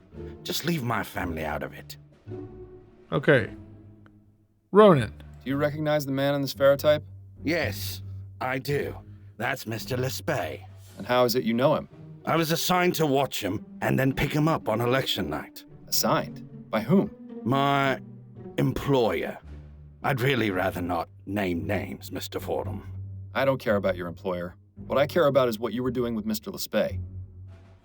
Well, it was a cooping scheme. He was one of the people I was told to pick up. Yeah. It was a mistaken identity because of the other guy. They were looking for the other guy, not for this guy. Tell me what you know about the murder outside the Silent Raven. The most important thing I can tell you is that I didn't kill him. Do you know who did? Not a clue. I was inside the bar when I heard the gunshot. I went outside to see what had happened and found Lespay on the sidewalk. And what happened next? What do you think? I panicked. He was in my care. I wasn't expecting anyone to get killed. I think Mr. Presser has a wildly different definition of the word care. I went inside and gave the barmaid 10 crowns to keep her mouth shut. Clearly, that was money misspent. Then I went back home, told my wife I was going away on a business trip for a few days, just in case. Good thing I did, too. I might get out of this with her none the wiser. What makes you so sure they'll let you out? Me? I'm just a small fish, but I could talk and talk about whales. That's valuable information. Quite the shrewd negotiator, this one. I think his skills have been wasted. Yeah. What about you? Is this your first time in jail? Yeah, actually. Suppose you think I'm just some criminal scum, born for the gibbet? I'm not a bad man, Mr. Fordham. I just made some mistakes. You've met my family. I'd do anything for them. Anything. I suppose no good deed goes unpunished. You can say that again. Okay, so I don't think this guy is our murderer. I think it's the other guy. Tell me more about this cooping scheme. I got paid to find men to vote for Atwood. Simple, really. Once I found a good mark, I followed him a bit, knocked him out, then took him to the Coop, a little room I rented near the Raven. I had about 5 men on election night, including the Spay. Got them all liquored up and walked them over to the polls. Once each of them voted, we'd walk back over to the Coop. I'd change their clothes, maybe give them a fake beard, and walk back for another vote. Did it for myself, too, so people would be less likely to notice. Kept it up for a few hours, until the murder. That's all the questions I have for now. Good. Do the coup. Discover Leave me the in truth peace. about the couping scheme. We got an achievement. Okay, so this was... What? I'm confused. I'm gonna save.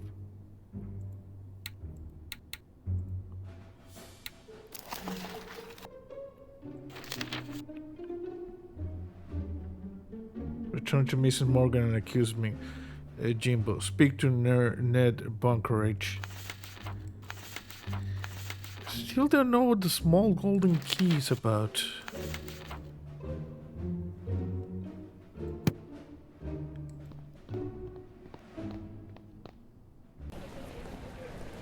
Let's go talk to Ned. Could I ask you a few more questions, Mr. Bunkerage? All right, but try not to take too long. Don't want to drop my heart rate too much. I know. Important not to do that. About your uncle's address? What about it? Why do you want it? Suspect there might be something going on between him and Priscilla. I think there's something going on between him and Priscilla. Something going on? What do you mean? I found a letter addressed to you from her at the cathedral, and the handwriting is different to the letter you have here. He has one of her letters? Why would he? I'm not sure, which is why I'd like to search his home and find out more. If he's going behind my back, I swear I'll... Calm yourself, Mr. Bunkerage. If I find anything, you'll be the first to know. All right. Tom lives at 117 Gimlet Terrace in Worcester. Hey, we're practically neighbors. Here, I've got a spare key. If you find anything about him and Priscilla, you'll tell me, won't you? Of course. Thank you, Mr. Bunkerage. Thanks for your time. Not a problem. So maybe it's not this guy. I don't know. I'm completely lost. I'm just following the clues because I know there's some shenanigans going on, but was it Tom the murderer? Okay, where do we need to go? Over here, look at this. The Puffin's residence. Nice place. Tidy. Nothing incriminating that I can see. People rarely leave anything incriminating out in the open. It's time to have a look around. Scratches. Statue. That moves because of the scratches. Music books. Clearly Puffin has never touched them. Music books. Clearly Puffin has never touched them. Okay. Puffin's daily planner. The man leads an even more boring life than you. Who knew that was even possible? Oh, shut up, Bill. Huh. I was wondering when he was going to show up. Jesus.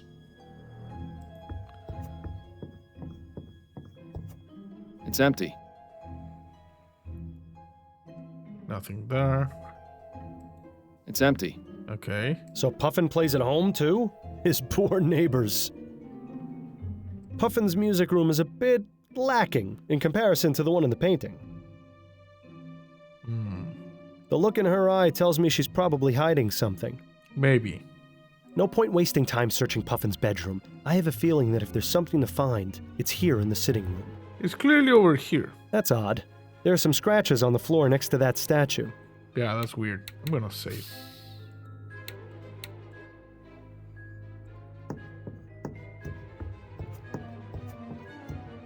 How about that? Looks like we found singing Tom's buried treasure.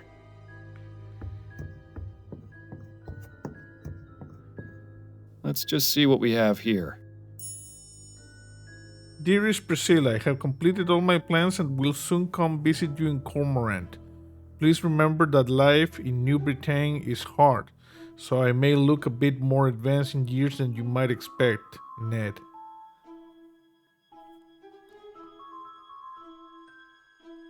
I think Tom is the killer. And Tom... Yeah. Interesting stuff, but what about the box itself? Look at this. It seems Puffin's gun has gone missing. He should really take better care of his things. Jenkins and Bowen. Yeah. The name shares the initials that were on the murder weapon. Yeah. That's quite a coincidence, wouldn't you say? Yeah. I would if I believed in coincidences. This is our killer.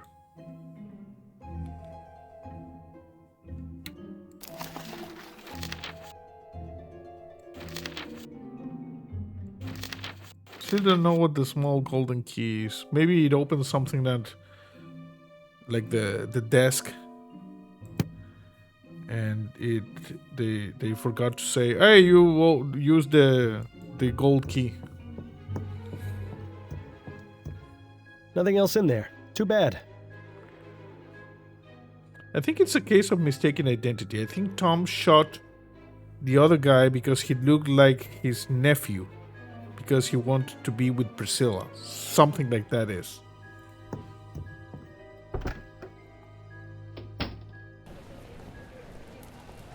Let's talk to this guy. He hasn't got anything else to tell us right now, and he probably wouldn't appreciate the interruption. So do we go talk to Tom? He won't be much more help right now. Leave him to his practice. He really needs it.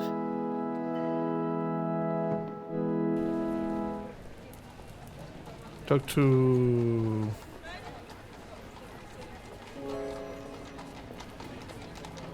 Ronan's apartment.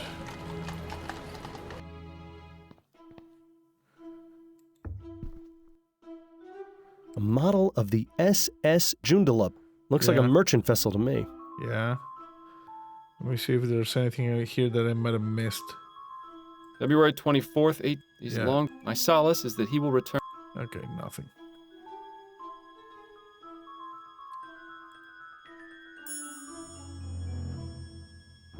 Ronan, with regards to your request for an extension to pay this month's rent, I'll gladly give you until next month. You have always been a reliable tenant who has paid on time, so don't be concerned. I hope you resolve your issues. Danforth. Ronan, I understand we'll go through financial troubles, but I'm afraid I can extend my generosity beyond the end of the 2 months. Please have the rent ready by then, or I will have no choice but to seek legal action against you. Danforth.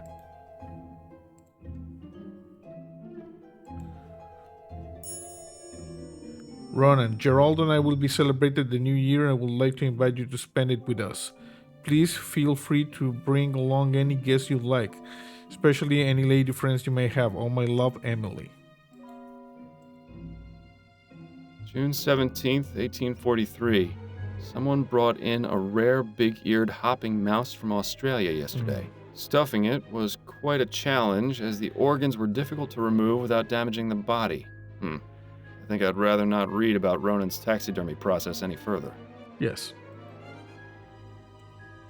Empty save for a nice collection of dust. It's empty. Too bad. Something missing here.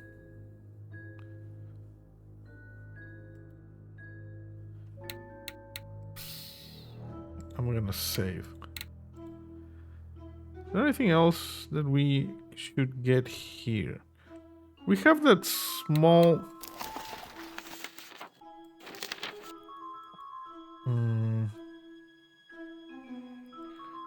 Someone shouted the name Priscilla.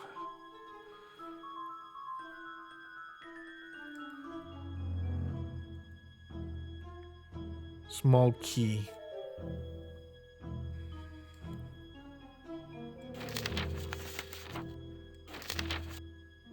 Letter from Emily. Letter from the landlord. Nothing else? Just looking at this painting is making me feel seasick. Okay. This one is scarier than the other masks. Yes. This mask looks African. You should try it on. It'd be an improvement. Shut up. Some kind of owl mask. The hair looks incredibly familiar. Still think there's something here. It's in another language, but it appears to be a Bible.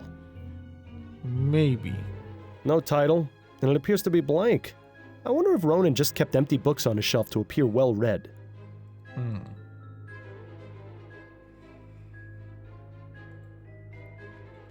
Okay, let's go. So, let's see. The Silent Raven. Can we talk to anybody? To think, in an instant, a man's life can be reduced to some scribbles on the filthy pavement. Yeah. Now's not the time to get poetic, Bill.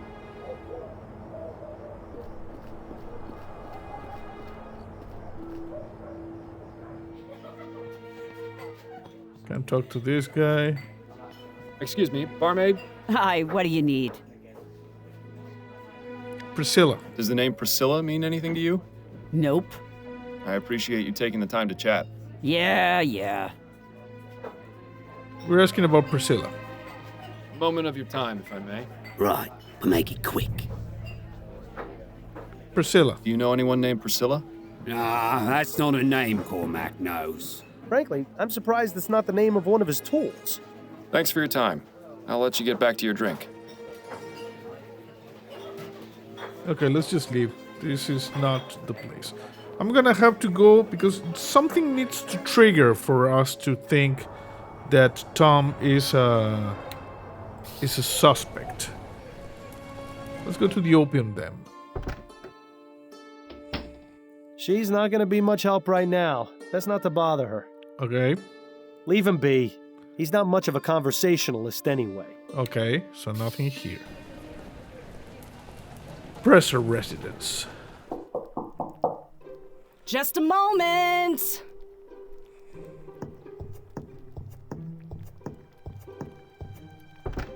Oh, it's you again. Come in. Thank you. Can we do something here? She doesn't look so good. Yeah, the kid is still sick. I think we've pestered her enough. Best leave her to her cooking. Okay. So, what about Ned? He hasn't got anything else to tell. No. Okay. So, St. Denis Cathedral. He won't be much more help. Okay, no. We can't do anything there. This angel looks like it would throw its lamp at you as soon as you turned your back on it. Okay. Let me see if there's anything else here. What a racket. I'm glad you're not a member of this church. Sitting through Sunday Mass would drive me insane. Okay.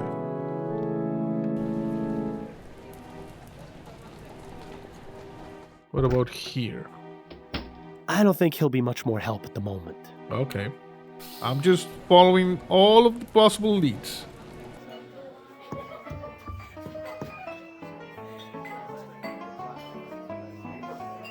He won't have anything relevant to tell us right now. Thank you. Let's go to the police station. Keep up the good work, Upton. I might have some more questions later. I have no doubt you will. We can talk to the doctor.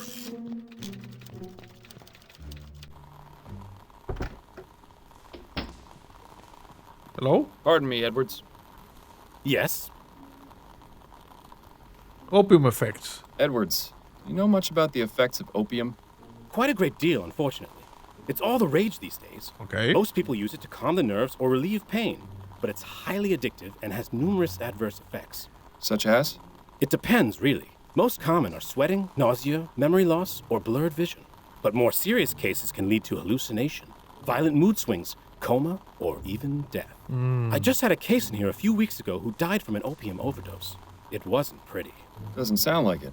Thanks for the information, Edwards. Anytime. There we got another clue. I'll be going now, Edwards. Take care, Fordham. Things are starting to fall into place here, Miles. Yeah. Between the letters, the missing gun, and what Edwards told us about the effects of opium, Yeah. I think we have enough evidence to consider Puffin a suspect. Yes. I think Puffin is a suspect.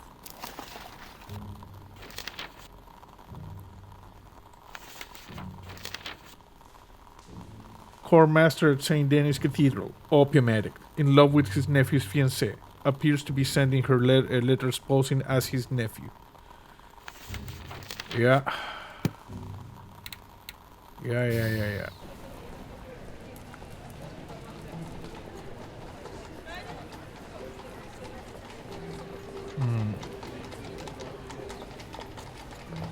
Can we talk to Ned?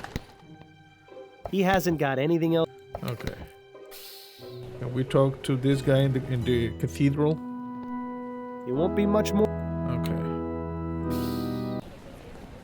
Still unsure about the golden key.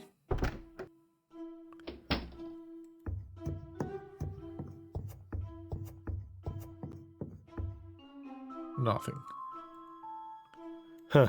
I was wondering when he was going to show up. Let's see. The gel.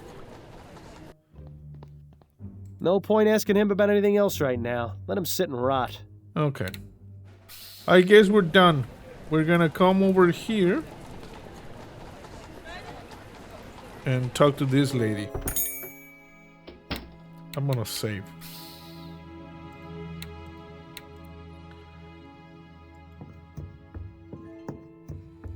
Have you got time for a few more questions, Mrs. Morgan? Yes, of course. Wrap up the case. I've completed my investigation of your brother's murder, Mrs. Morgan. You have? Oh, that's such a relief to hear. Who killed him? It was Tom Puffin. It was Tom Puffin, choir master at St. Denis Cathedral. What? But why would a member of the church do something like that? Very convoluted. Puffin is in love with his nephew Ned's fiancée, Priscilla. He's even gone so far as to intercept their letters and write to each of them under false pretenses. Mr. Puffin is also an avid opium user and is prone to fits of rage as well as hallucinations. Yeah. The evening of the murder, Puffin was at the Silent Raven, and in his opium-induced fog, mistook your brother for Ned. He had his pistol on him, and his rage and jealousy got the better of him. Poor Ronan was simply in the wrong place at the wrong time. And what about the clothes he was wearing? Or why he was in Chumley in the first place? I'm afraid your brother fell victim to a cooping gang. Yes. They dragged him to Chumley and forced him to vote multiple times. He was wearing someone else's clothes as part of a disguise. Yes. My poor brother. So what happens now? Now, I'll inform Miss Upton of my findings, and she'll send an officer along to arrest Puffin. From there, justice will be served accordingly. I see. Thank you for your help, Mr. Fordham. Your achievement, mistaken identity. Accused Tom Puffin of murdering Ronald Lespe. Tom Puffin? Yes, may I help you, officer? You're under arrest for the murder of Ronan Lespe. What? Oh, God. So it wasn't a dream. It wasn't. Come along, sir. We need to question you at the station. We did it. You know, Miles, you've been coming in here a lot lately, but you've never looked quite this glum. What's going on? I've bungled things pretty badly at home. Been staying with a friend the past couple of weeks. I see. What happened? I screwed up. Haven't been honest with my wife. Coming here and drowning my sorrows hasn't really helped, oddly enough. And yet, it's all I can do to keep from going crazy. You know, Miles, I've seen and heard a lot of things over the years. Some of the stories would turn your hair white. But through it all, I've come to learn one thing. It's usually not too late to make things better, but only if you let yourself try. Thank you for the advice, Patrick. All I can do is give it, Miles. Whether you choose to take it or not is entirely up to you. Now, would you like another gin? No, thank you. This time I really do need to be on my way. We're gonna go visit Daddy. I should go and see how my wife is doing. I see. Well, have a good night, Miles. And good luck to you. Who in the ether?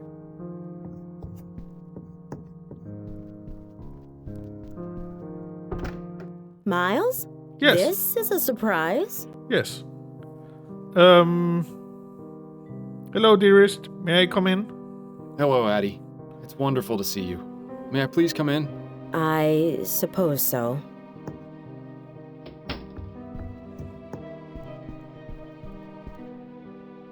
Was there something you wanted to talk about? I wanted to finally tell you the truth. I've given it a lot of thought, and I think it's time I finally told you the truth. Miles, what are you doing? You know this is a terrible idea. No, shut up, Bill. Truth? Yes. About why I've been acting the way I have been since Bill died. Well, go on. I'm listening. Don't do it, Miles. You know it's a one-way ticket to Riverview if you do. Shut up, Bill. I've been hearing Bill's voice. I've been hearing Bill's voice ever since he died. Fordham, what is wrong with you? His voice? I can't believe this! You've just destroyed your life! I hope you realize that! Yes, in my head, at all hours. That's why I was taking the soporific. It was the only way to keep him quiet. Or so I thought. Turns out that alcohol has the same effect. What does he say to you? The type of things he'd say when he was alive. Snarky comments, inappropriate jokes. Mainly he nags me to find the flower shop burglar. Yes. He thinks doing that will let him find peace and move on. Mm-hmm. I see. That's I told you you'd never believe me. Don't be ridiculous, Miles. It's nothing like that. It's just, I wish you had told me sooner is all. I know, but I was afraid. Well, I'm glad you finally trusted me. You know, you could have all along.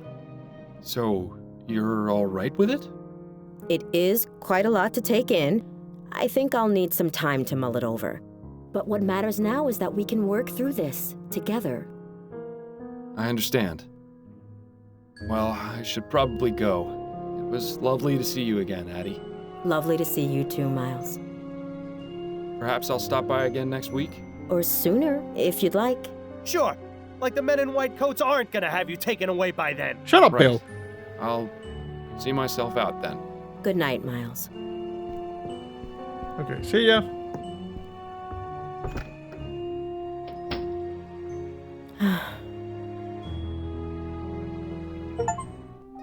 Model husband told Adelaide the truth.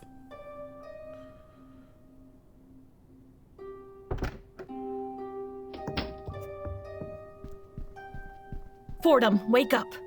Huh? He just leapt over the side. Oh, Upton.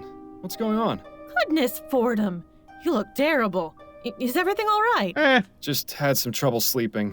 More than usual. Well, I hope you've rested enough, because I've got something very important to show you. What? Oh, wonderful. If we're sharing information now, are you gonna tell Upton about me as well? Shut up, Bill. What is it? There's been a murder. There's always a murder. Is there anything special about this one? I assume this one is special somehow, or you wouldn't be bringing it to me. I thought that great detectives never assumed. There are exceptions to every rule. Anyway, you're right. The victim in question is a member of Parliament, a man named Percival McDonough, to be precise. But this is the real corker. The murder is clearly the work of the Justice Killer. Justice Killer? What are you talking about? You mean that mass murderer I've been hearing about? The Justice Killer? Is that the mass murderer I've been hearing about? The very same. Why Justice Killer, though? It's part of his modus operandi. He kills his victims with a single gunshot to the head, then writes the word justice somewhere in the room with the victim's blood. Talk about melodramatic. The police are stumped. This is the killer's 5th victim, and there isn't a single lead. So you want me to investigate? Not just yet. First, I need you to look at these sketches. Are you allowed to have these, Upton? Crime scene sketches. Upton, are you allowed to have these? Relax, Fordham. These are just copies I made with the station's ferroduplicator. Ferroduplicator. These killings need to stop, and I believe you can succeed where the department has so far failed. So, what am I looking for? The police went over each crime scene with a fine-toothed comb and turned up practically no useful physical evidence. I want a second opinion from you. If you can find some sort of link between them, it might be possible to track this monster down. All right, let's see what we can see. Maybe there's something that Snelling's finest overlooked. Smellings. Okay. Here are the 4 sketches. Have a look at them and see if you notice anything that might help us find this maniac. Okay. I'm gonna save, though, because this is case number 5. And we're gonna save a case number 5 working. 5. Working. Working.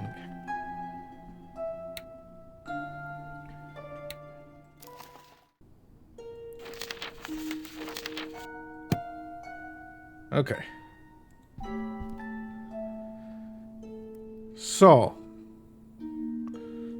Justice dead guy. If only you hadn't told Adelaide about me, I might share my thoughts with you. As it is, you're on your own. Shut up, Bill. Whoever drew this was a hack. That looks more like a piece of toast than a flower. Piece of toast. Billy's angry. What's the point? It's not like you're actually going to be able to investigate this case. Bill, shut the hell up, bro. If only you hadn't told Adelaide about... Okay. I don't feel like looking at dead bodies right now. Is there something more exciting we could be doing? I don't feel like looking at... Justice. I'm sure this is terribly relevant, but I've got nothing to say about it. Oh, were you hoping for some witty insight? Shame, because you're not getting any. Bro, this is the same flower. Look at this. You see, it's the same one that over there. Same flower. Boring. Bill, bro, you suck a little bit. Yeah, he's dead. Big deal. I'm really not in the mood to be analyzing crime scene sketches right now. Maybe you should write crazy over your bed. Bill is angry. Wait, what's that? I see an important clue. Just kidding. Shut up. You see the same flower. Boring, just like everything else in this sketch. I saw. Interesting. Oh, what? Flowers. You actually found something without my help? I'm shocked. Shut up. You suck a little bit right now, Bill. I don't think the chairs in Riverview will be so comfortable. Enjoy this one while it lasts. I hope the art in Riverview is nice. You'll be looking at it for a long time. You're a little bit monothematic now, Bill. Too bad Upton doesn't have a copy of Reasons Not to Tell People About Hearing Your Dead Partner. I highly recommend it. Ugh. See how they're both scowling? It's because they know you told Adelaide about me.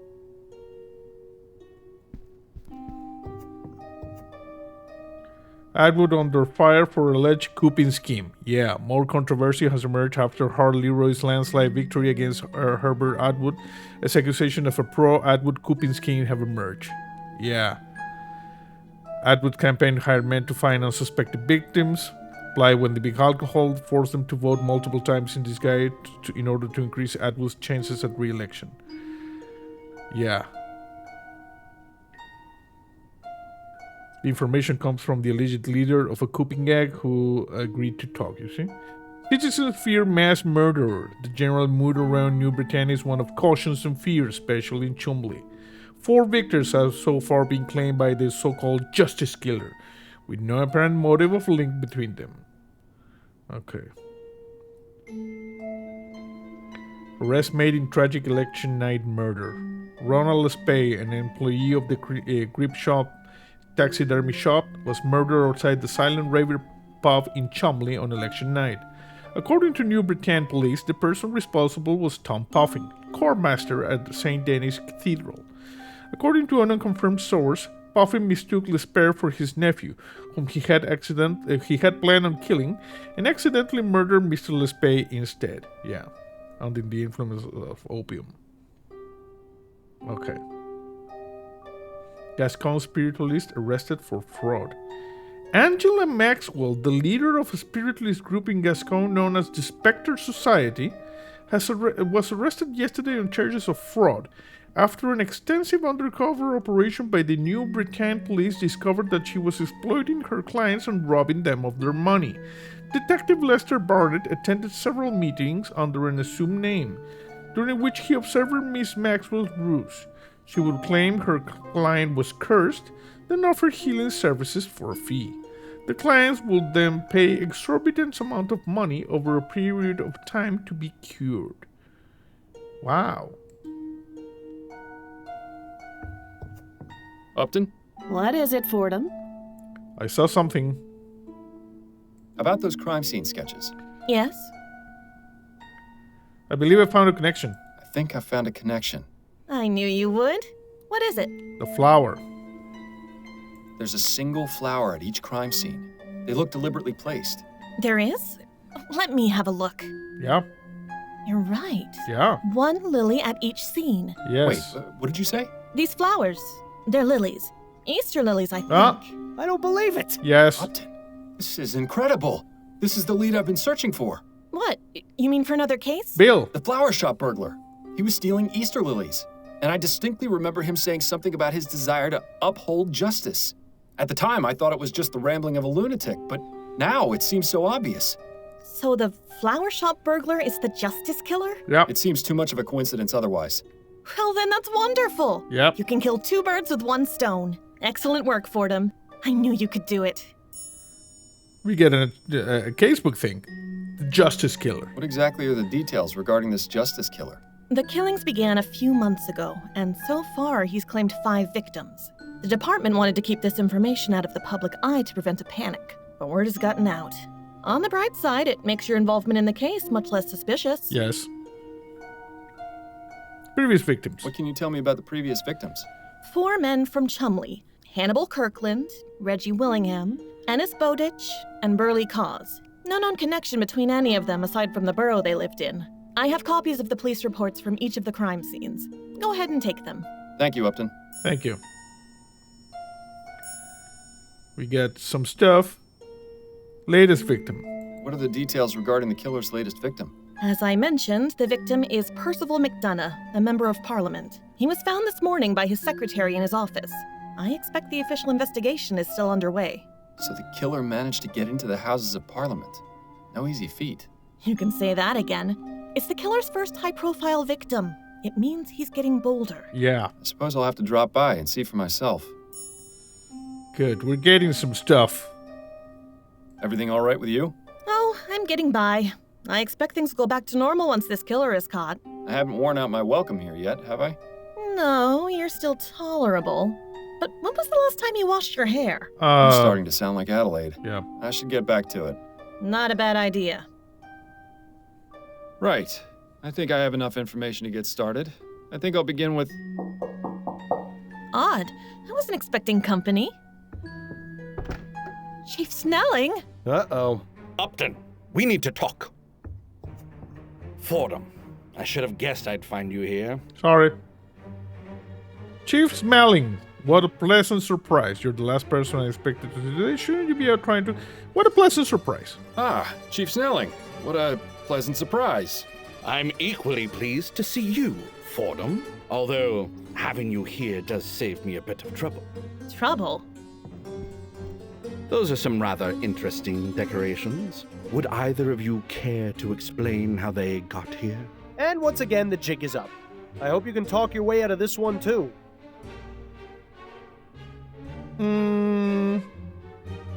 I took the sketches from the police department myself. I brought them here, after I made duplicates and took them from the police department.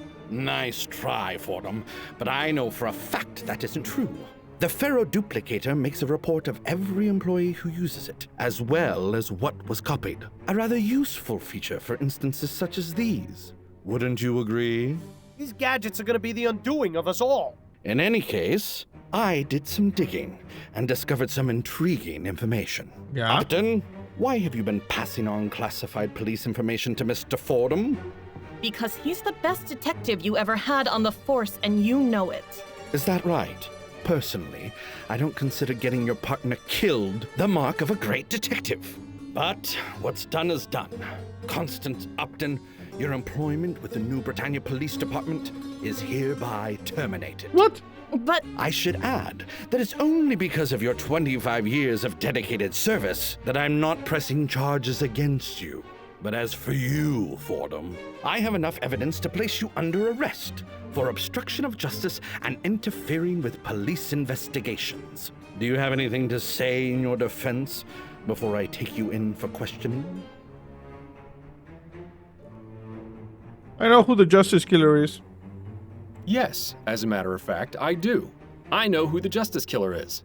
Fordham, if this is your idea of a diversion... It's true. I found a link in the sketches of the crime scenes. All right, let's hear it then. What do you think you found? I'll tell you if you promise to let me take the case. Out of the question, Fordham. This is a police matter. and the police haven't made progress in months.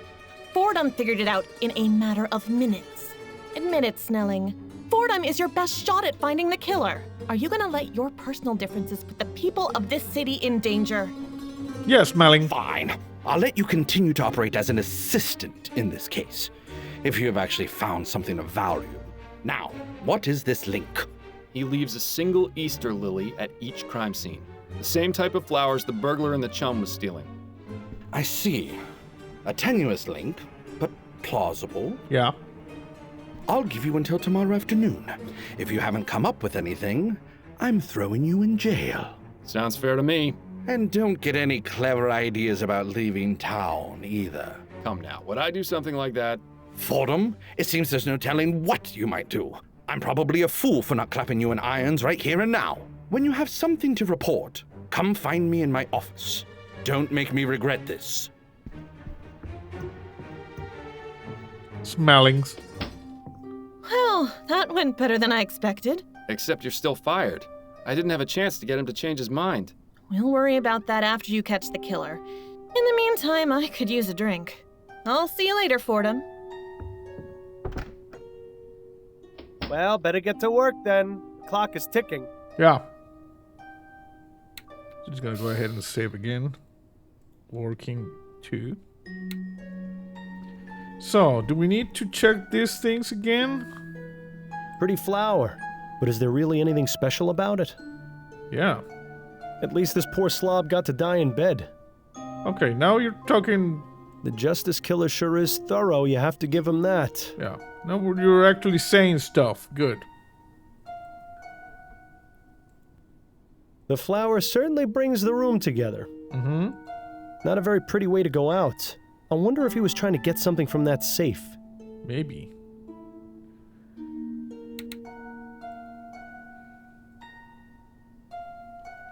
Must have been a powerful shot to knock him backwards like that. Maybe. That flower adds a nice touch to an otherwise drab apartment. Too bad about the body, though. You see, we're getting the... Like, I don't know if we did not tell Addie about Bill. Maybe we messed up our marriage, but he's not mad, and this is his dialogue, you know? Whew. Oh, that's not a pretty sight. Yeah. Interesting place for a flower. Way to ruin a perfectly good wall. I bet that'll take ages to clean up. Okay.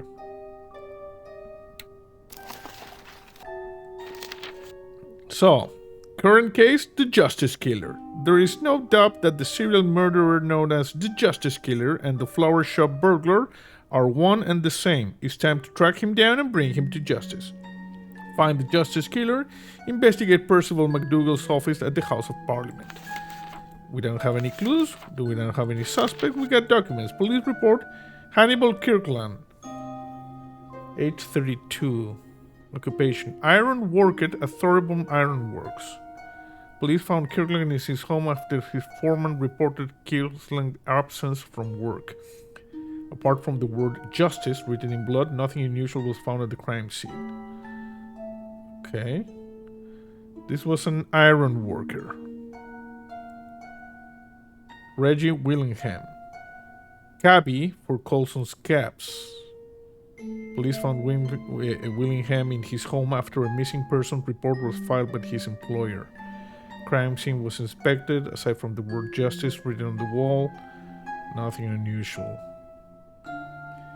Ines Bowditch, construction worker at the Gascoigne-Chumley Bridge. Okay, into home, employee contacted. No other leads. Burley calls. Lamplighter, working from the Central Lamp Depot, Rochester. Officer Douglas Parsons discovered cause in his home after a report of a gunshot was made by neighbor Ethel Williamson.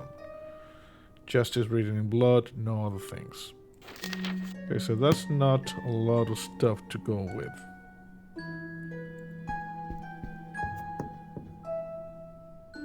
And this is the thing we read. Nothing else. What a handsome couple. Judging by the uncanny resemblance, I'd say these are Upton's parents. Yeah, we're back to the normal dialogue. Okay, here we go. Final case. So, Colson Cab Depot, Central Lamp Depot, the police station, Houses of Parliament, bridge construction site, and Thorborn Ironworks. We need to investigate the sites for each one of the victims. Let's start with this one, the Colson Cab Depot. Remember, a black eye is not a badge of honor. Anyone picking a fight will be dismissed immediately. Well, that's hardly any fun, is it? Yeah, what do we have here?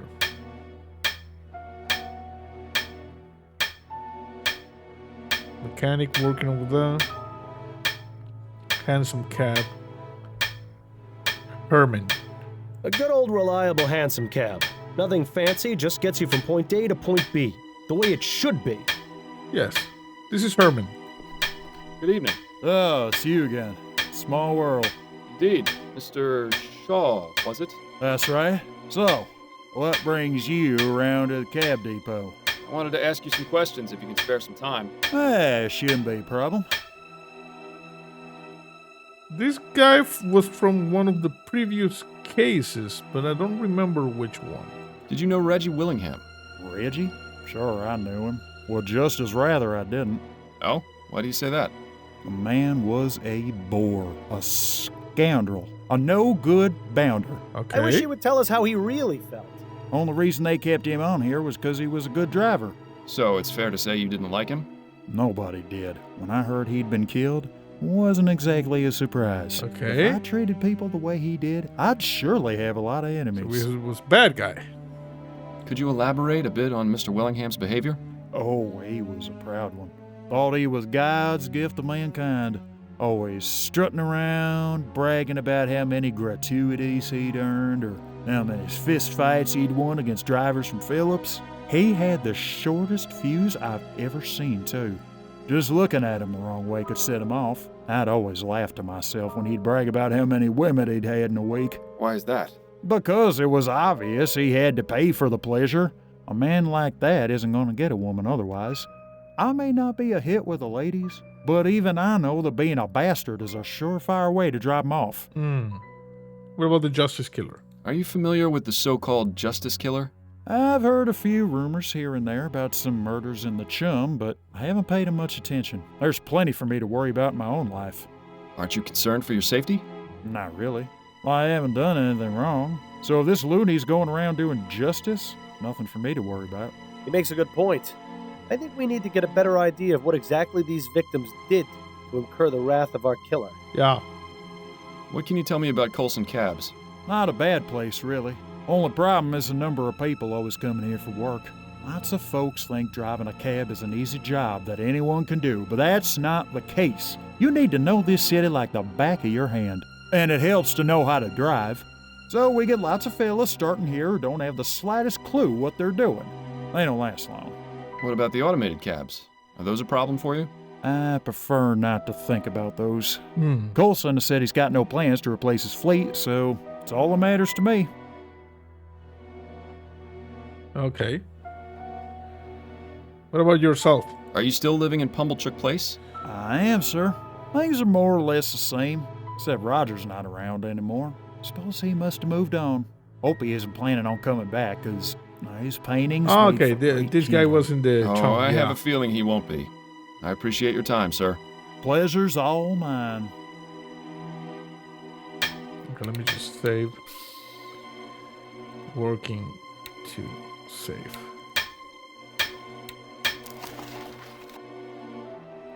Learn more about Reggie Williamson's personal life.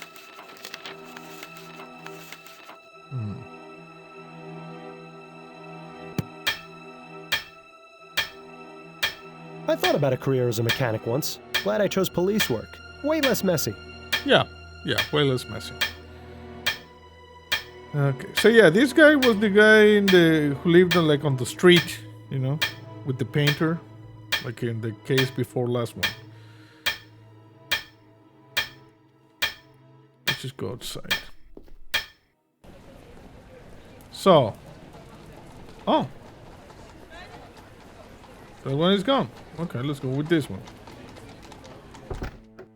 This is the central lamp depot. You there! What are you doing? I'm Miles Fordham. I'm trying to find out about... No time for that now! Get in here and shield your eyes! I beg your pardon? Just do it! Okay. What's going on exactly? Shh! Everything ready, Alex? 3, 2, 1, go!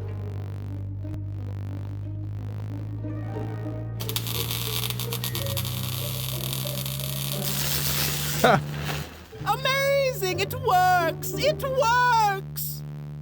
What works? Etheric lamps! Our experiment was a success! What exactly have we wandered into here, Miles? It's a regular thing, you know, like electricity. They call it authoricity. May I ask you a few questions? Of course! What would you like to know? Burley Cause. You worked with a man named Burley Cause, is that right? Yes, I heard he was killed. Such a senseless tragedy. Yeah. It's a shame he missed out on our demonstration. He was really interested in etheric technology. Wasn't he concerned about losing his job to these technological advances? He had no reason to. It's been made clear to all the workers that there will always be a place for us, even if our jobs are made obsolete. Unlike some other places, we take care of our own here at the Lamplight Depot. How noble. But I'm pretty sure he's full of more hot air than the HMS Lenore. Yes, perhaps. Cause's personal life. Is there anything you know about Mr. Cause's personal life that might be relevant? I know he was married, but I don't believe he had any children. Oh, and he used to talk about his love for fishing. Could you give me his home address? Perhaps his wife will be willing to speak with me. Yes, certainly. He lived at 820 Orchard Avenue, apartment 2A. Thank you for the information. Okay, good. We got a thing there. Cause's murder. Do you know any details about Mr. Cause's murder? Unfortunately, I don't. The police were here asking questions, but they didn't give me many details. Do you know of anyone who might have wanted him dead? Not at all. Burley was very friendly, always treated everyone around here with respect. You know, it's sad to think that for all our leaps forward, we're still really just a bunch of savages. So why was he targeted by the Justice Killer? Are you familiar with the Justice Killer? I've read about it in the newspaper. A horrible business. Yeah, it bad. makes me wish we could install more street lamps to keep this city safer at night. Someday, I hope to realize that dream. Then we'll really deserve to be called Lamplight City. You think brighter streets will stop serial murderers? It's well known that crime rates are lower in Lyon and Worcester, and they have many more street lamps per square mile. I'm sure it has absolutely nothing to do with the amount of wealth in those areas. Has to be all about the lighting. Yeah. Etheric lamps. You mentioned something about etheric lamps? Yes! Weren't you paying attention to our demonstration? You have just witnessed history! What I witnessed was a blinding flash of light. Exactly! That flash was the result of years of painstaking research and experimentation. It means that not only does ethericity exist, but it can be used as a source of illumination. If these experiments continue to be successful, as I suspect they will, we'll have etheric street lamps before the end of the decade. Imagine lamps that burn twice as bright, 4 times as long. Oh, this will change everything. And if it's like anything else we've seen, it'll put a lot of people out of work, too. Yes, it is electricity. What is it you do here exactly? Oh, several things. This is the main hub of the city's Department of Illumination. It's really just a grandiose way of saying that this is where all affairs related to street lamps and public lighting are taken care of. But in addition to sending out lamplighters or mechanics to repair damaged lamps, we also do research into new methods of illumination. That's what my personal specialization is. I help develop and test more efficient ways of lighting our streets. I guess you could consider me a modern-day Prometheus. Yeah. oh, yes. More like an everyday pretentious. What? Thank you.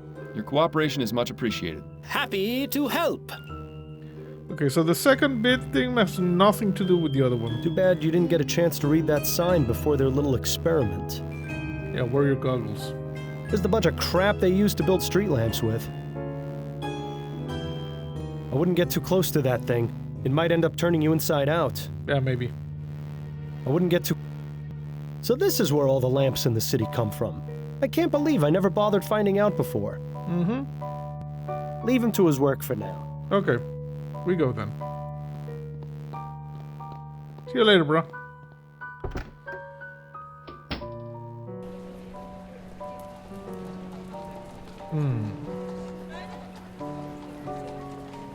But you see, the other one disappeared.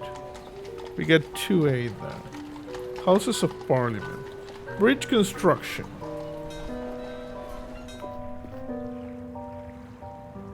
Safe for only 25 men at once.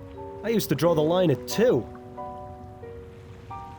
Safe for only 25 men at once. Huh, they seem to be making pretty decent progress. Yeah. I wonder if it would be any fun to tie yourself to that thing and go for a few spins. Yeah, you would go like, wee.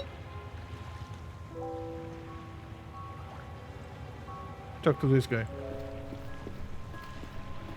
Excuse me. Hey, what are you doing here? This is a construction area.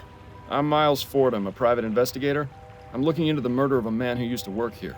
Fordham? Yeah. You the same man who got Laura Dupre arrested? Yes, that's right. That's right. Ah, good to meet you. I'm Gerard. My sister Amelie used to work as her cook. Would tell me stories about how horrible Dupre was. Good to see some justice done for a change. Nice. Glad to be of service. And good to meet you as well, Gerard. So you say you looking into a murder? You talking about Bowditch? Yeah. Yes, that's right. I had a few questions for you, if you don't mind. Nah, should be okay to talk for a few minutes. So, Ennis Bowditch. You worked with Ennis Bowditch, right? Ennis. What can you tell me about him? Ennis was fun to talk to, always telling stories. Pretty sure most of them were made up. Mm-hmm. But it made time go by faster while we worked, and he made me laugh. We weren't really friends, but it's duller without him around, you know? Okay, what about his personal life? Do you know what Bowditch did on his off time? Not really. I only saw him on the job. But I know he was seeing a woman. I forget what he said her name was, though. Did he mention anything else about her? Oh, sure, but I don't think they are the type of thing that would help you, if you get my meaning. Right. Anything of a non-personal nature that might help me find her? Yes, he mentioned she worked as the serving girl at the ruined coffee house. I see. Thanks. The first guy talked about getting a lot of women or something.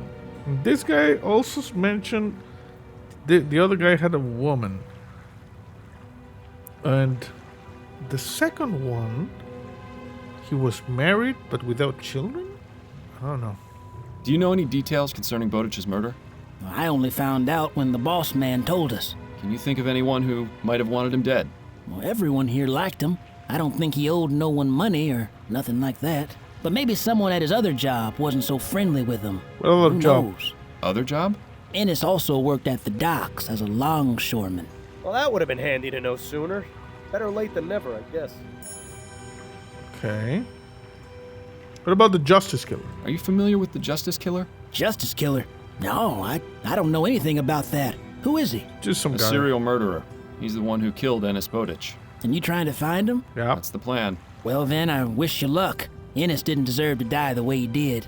I hope that murdering bastard gets what he deserves. What about this bridge? So, the Gascon-Chumley Bridge is finally being worked on. That's right. The project started up again shortly after the election. That Leroy, he's not wasting any time. Maybe a good thing for this city and for the country. Indeed. I think it will be. How long before the bridge is complete, do you think? They say it will take 5 years, but who knows? As long as the work is steady, you won't find me complaining. What about you? Do you normally work in construction? Mostly. Sometimes I be doing other jobs here and there, but I'm lucky to have gotten this job. I think it will keep me in work for a long time, which is good because I have 3 mouths to feed at home. Be sure to watch yourself then. I hear these types of jobs can be dangerous. Oh, believe me, I know. One slip up and bam, that's the end of you. but I always watch myself. Good. What about Emily? How's your sister doing? Good. She still works for the Dupre family, but with that monster Laura gone, she's much happier. She tells me the family is acting like the madame never existed, and the husband raised Amelie's pay, too. Oh, nice. That does sound like an improvement. It's just a shame 2 others had to die for it. Yeah. Thank you, Gerard. I appreciate the information. Not a problem, boss. Okay. I don't think there's anything else here. I don't think there's anything left to say right now. Nope.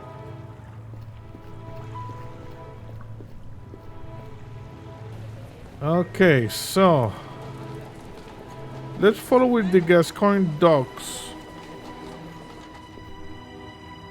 Let me see something in the map. Oh, this one is still here. Apparently it was just the cab one that disappeared.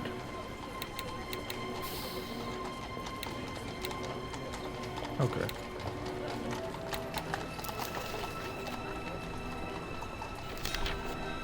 Investigate the parliament. Learn more about Reggie's personal life. The Burley House apartment. The servant girl at the Rowan Coffee House. Investigate the Gascoigne docks.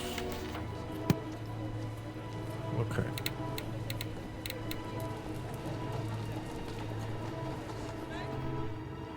Blank surfaces don't stay that way for very long around here. Nope. This sign could use a fresh coat of paint. Ah, the chum. You can never truly get away from it as much as you may try. Yeah.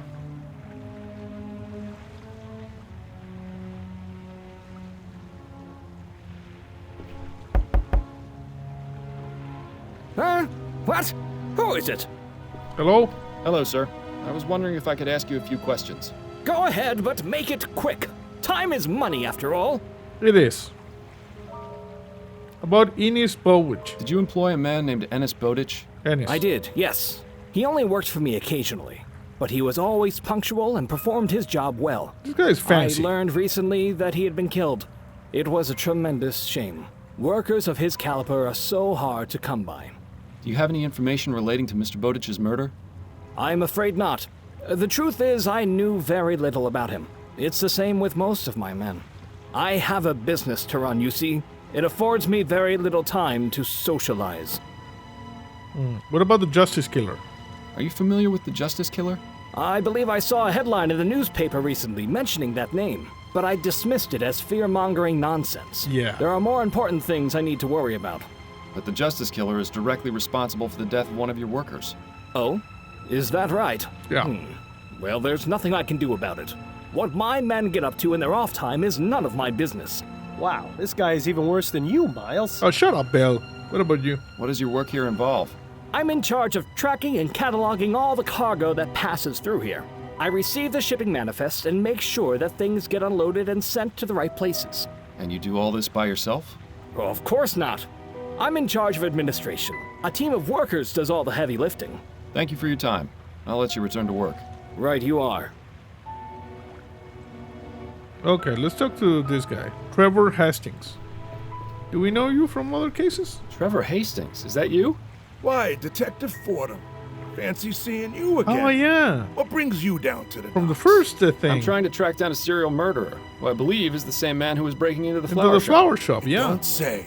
I wish I could help you, but the guy never came back after the night you and your partner came around. Where is your partner anyway? In my head. Oh, he's around. Yeah. Well, give him my regards. Now, if you'll excuse me, I need to get this crate back, or Cecilia will have my head on a platter. Of course. Good seeing you again. He's around? That's probably the most clever thing you've said in months. Well done. Yeah. Keep up the good work, Mr. Hastings. Yeah. Keep up the good work, Mr. Hastings. Yeah. Okay, so let's go over here to the Rowan Coffee House. Talk to the lady. Oh, so this lady. Interesting. Self-Portrait as a Desperate Man by B. Calvert. A bit like looking in the mirror, isn't it, Miles? Shut up, Bill. Asleep at a coffee house. One of life's little ironies. Okay, let's talk to this lady. Begging your pardon, miss. How can I help you, sir? Ennis Bowich. I understand you were involved with Ennis Bowich. Was involved, yes. I haven't spoken to him in nearly 2 months. Yeah, he did. Oh, were you not aware of his death then? What? Ennis is dead? Well, this is awkward. Yeah. Indeed. I'm sorry to have to be the bearer of bad news. How did it happen? I'm afraid he was murdered. Murdered? By who? And why? Those are exactly the questions I'm trying to answer myself. Yeah. Oh, I see. Are you a detective? A private investigator. Private yes. investigator. Well, I'll answer what I can. If it helps any, that is. I'm certain it will. What about your relationship? What was your relationship with Mr. Bowich like? Oh, well, it was nice at first. He was a proper gentleman-like. Okay. But then something changed. Okay. It's like I told Ruby. I think he might have got hit on the head at work because he seemed to be a completely different person. He'd get angry for no reason. He even... Well, that bit's not important. It is important. At first, I thought he was just going through some rough times, but after a while I realized he'd changed for the worse. So I broke things off. He wasn't too happy about it, but I wasn't going to stick with a man like that. Could you tell me more about this Ruby you mentioned? Ruby? Oh, I've known her since we were little. She's my dearest friend. There's not a secret between us. She was a great help when I kicked Dennis to the curb. I'm lucky to know her. Everyone should have someone like Ruby in their life. Is the justice killer a lady? Are you familiar with the Justice Killer? Justice killer? Is that some kind of pesticide? Yeah. No, it isn't. Never mind. Why do I have a feeling the justice killer is a lady, and it might be this lady Ruby? You've been working here for quite a while, haven't you? I have, yes. Coming up on 3 years. Been a real pleasure getting to know all the regulars.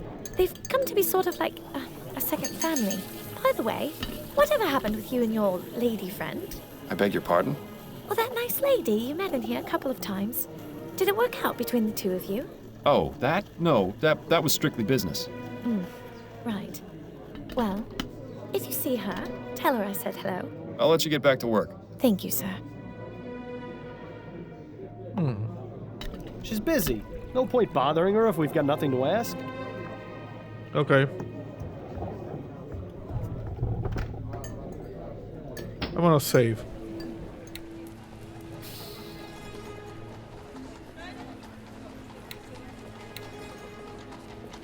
So we were here, we were here, we were here.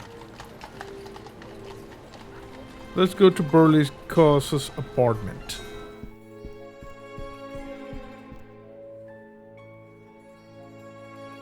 Apartment 2A. This is the place. The number is a bit faded. Is this 2B or is it not 2B? That's the question. Hashtag pun. And I thought the housekeeping in my apartment was bad.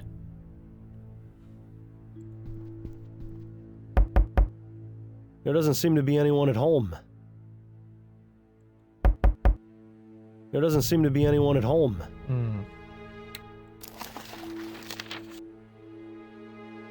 Investigate Burley Cause's apartment.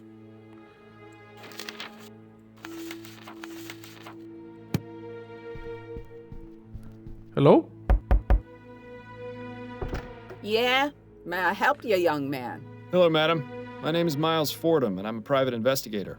I have some questions about your neighbor. You mean my former neighbor?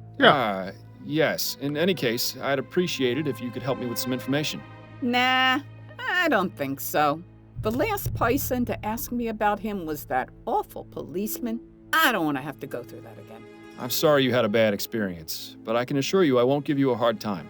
Well, that's easy for you to say, but actions speak louder than words. Uh-oh. I think I know where this is going. Is there anything I can do for you then? Well, since you asked, yeah. My layabout husband is out wasting our retirement fund with his drinking. Go find him and bring him back here. Then maybe we can talk. Oh, wonderful.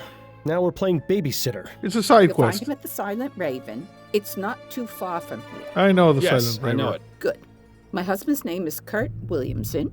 You tell him his wife Ethel wants him home at once. I'll do my best, Mrs. Williamson. Okay. We're reusing locations.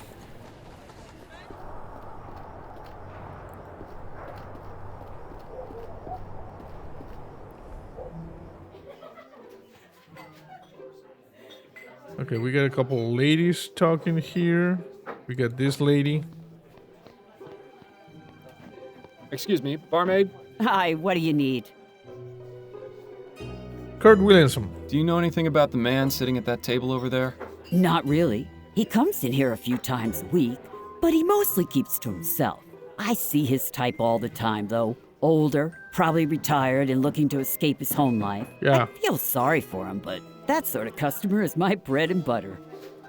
What about the Justice Killer? Are you familiar with the Justice Killer? What is that, some fancy drink concoction? Yes. No. It's the name that's been given to a serial murderer here in the Chum. I see. Never heard of him. And if he's smart, he won't show his face around here. You know, this place suddenly feels just a little bit safer. Yeah. How are things here now that the election hubbub has subsided? Oh, right. I thought you looked familiar. You were the one in here asking about the fellow who was killed. Yes. That's right. Well, there hasn't been too much excitement since then. I've hardly had to toss anyone out, which is a right shame. Why's that? Kicking out a rowdy customer shakes things up a bit on a quiet night like this. Gets the blood flowing, you know? What about the ejection policy? What would a customer have to do to warrant being thrown out? My general rule is if they're being a nuisance, they're out. If they try to pick a fight or are just being generally disrespectful, it's a one-way ticket to the pavement outside. Good to know. Okay. I appreciate you taking the time to chat. Yeah. Yeah. Been pretty quiet in the streets of late, hasn't it, Bertie? You noticed too? I thought it was just me. I'm not complaining, mind you. It's nice to be able to go out and about without stepping over half the chum in the process. Indeed. What do you reckon's the reason for it? Not a clue. Can't be illness. We'd have heard something by now. Whatever it is, let's just hope it keeps up. Is the Justice Killer? This ladies over here were talking, you know? I never thought I'd see that bridge finished in my lifetime. I know. Who'd have thought? They're saying it might even be done by the end of this decade. Bet you're looking forward to spending more time in Gascoigne. Eh, Rose? God, no. I wouldn't be caught dead there. Nothing but a bunch of thieves and drunk sailors. Thieves and drunk sailors. I'm just looking forward to not getting seasick anytime I need to cross the river. Sorry, don't mind me. Okay, blah, blah, blah. Okay, we're at the point. Yeah, blah, blah, blah. Okay. Excuse me, are you Kurt Williamson? That's right. Who are you? Miles Fordham. I'm a private investigator. Oh, yeah? What is it you want from me? Your wife wants you at home. Ethel sent me to tell you she wants you to come home right away. I should have known. I can't get away for more than a few hours before she's put the entire city on high alert. Sorry. How much of my retirement fund did she waste on getting you to come down here? I'm only doing this because I need some information. The joke's on you, then. You can just go back and tell her I'll come home when I'm damn well ready. Why don't you want to go home? Why is it you're so averse to returning home? I enjoy going out and having a good time. Is that so wrong? A little bit. Your wife told me she doesn't like you spending your money on drink. What I spend my money on is none of her business, and even less of yours. What's this world coming to when a man can't even drink in peace without all his affairs shouted from the rooftops? You know, this whole situation seems awfully familiar. I was in the same position as you recently. Listen, Mr. Williamson, I think I know what you're going through. Oh, yeah? My wife and I were having a rough patch. I wasn't being honest with her, and it nearly drove us apart. But you managed to fix things. Yes, I was fortunate. I did the right thing before it was too late. And what did you do? I told her the truth, that I hear the voice of my dead partner. I communicated honestly and openly with her. It was simple. I just communicated honestly and openly with her. I told her what was wrong and how I was feeling. And you know what? She listened. Have you ever told Ethel why you like going out? No. I assumed she wouldn't understand. I really wish she would come out with me, but I know she'd never agree. How do you know? Have you actually talked to her about this? Well, no. Well, then maybe you should. If she knew you wanted company, she might just give it a try. Yeah. You know, I never thought of it like that. Yeah. I'm going to go home right now and tell her. And if she refuses, well, at least I asked, right? Yes. That's the spirit. Thanks for the advice, friend. I really do appreciate it. Good one. Not bad. I have to say, I'm impressed. Just gonna save that.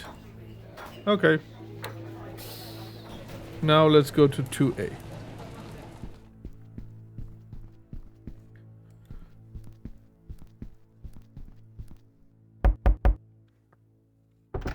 Ah, Mr. Fordham, thank you so much for getting Kurt back home. Don't mention it. Now, would you be willing to answer some questions? Well, yes, of course. Okay, good. Nice side quest.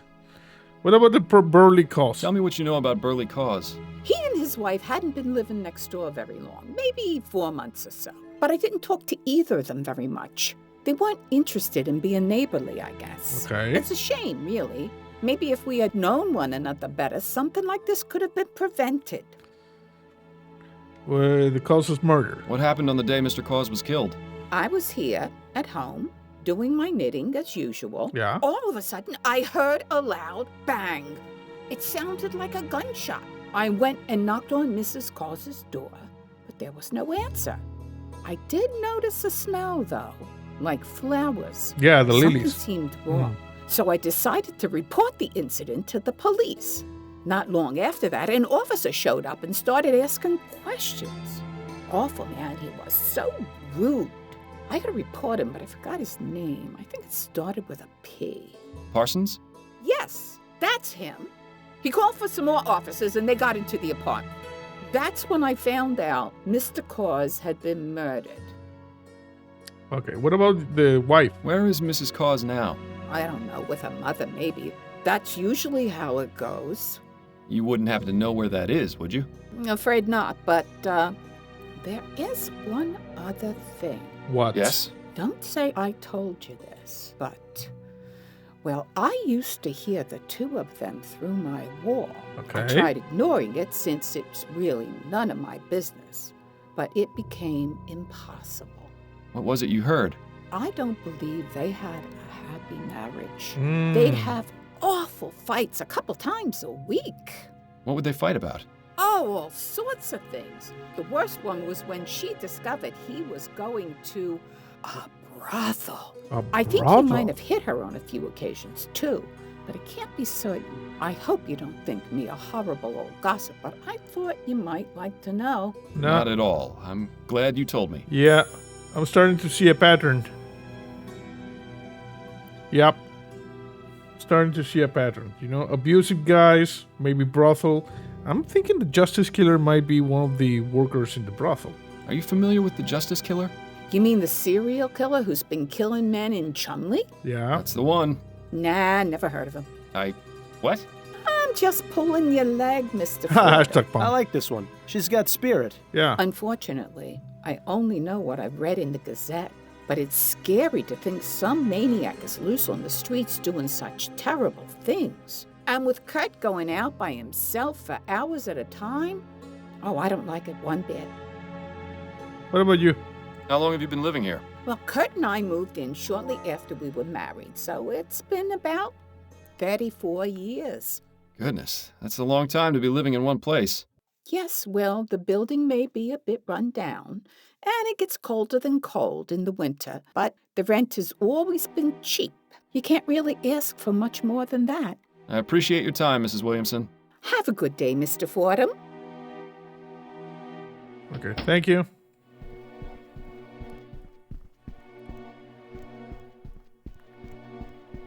So, yeah, I'm starting to see a pattern. So, and it's gone now. Okay, let's go over here to Thorburn Ironworks.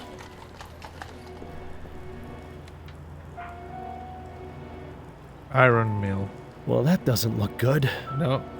Something bad happened here. This place sure is big. I wonder if they actually make anything useful.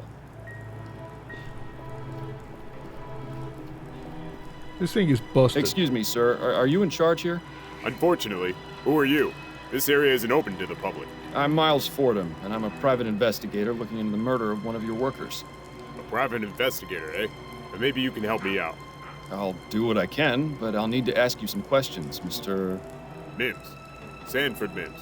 Go ahead, but make it snappy. What about Hannibal Kirkland? What can you tell me about Hannibal Kirkland? A former employee here? Listen, I've got a lot on my mind right now. I understand, but it's important to my investigation that you tell me what you know about him. I'm sure it is, but as you can see, I've got a lot to deal with right now. Well, he's no help. Maybe you can figure out a way to help him help us.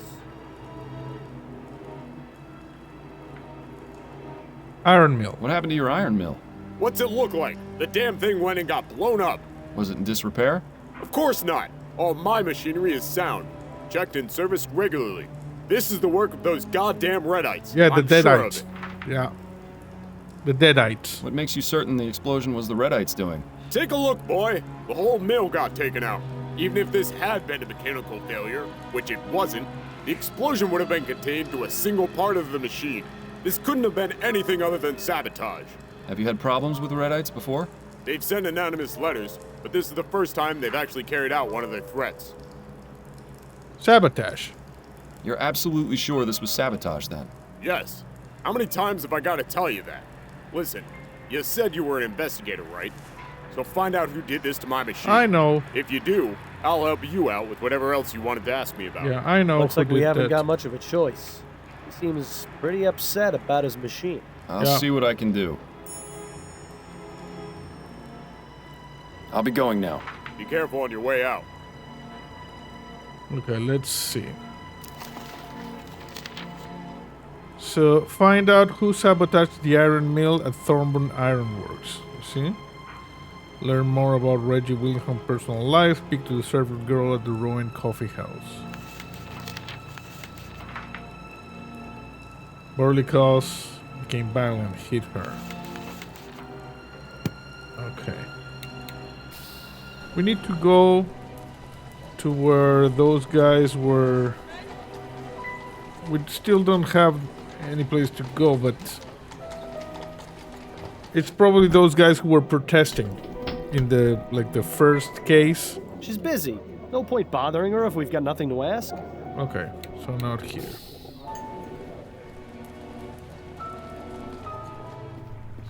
Talk to this guy.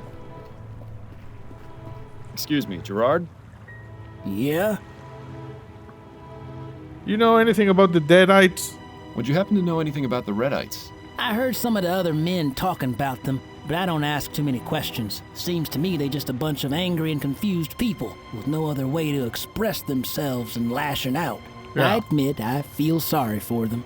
You're not worried about Steam Tech putting you out of a job? Nah. Machines can only do so much. You still need a man to make them work or to fix them when they're broke. I think them Redites are just making a big fuss over nothing. Thank you, Gerard. I appreciate the information. Not a problem, boss.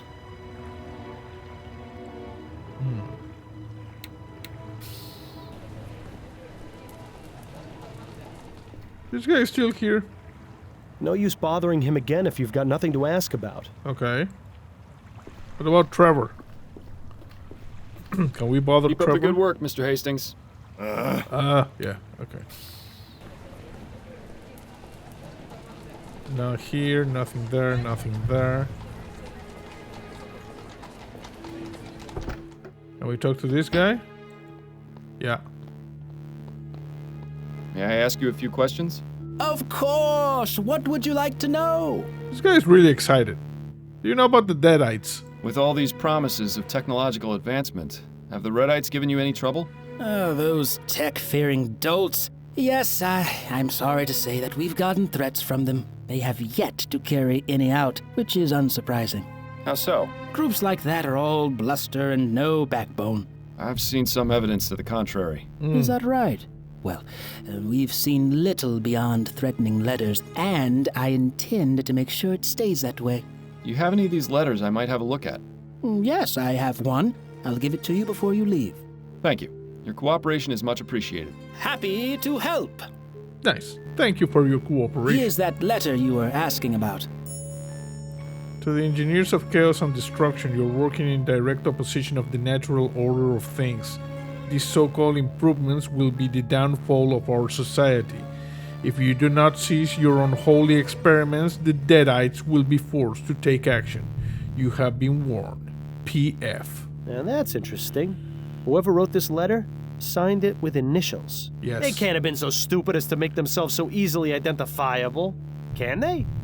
They are, though.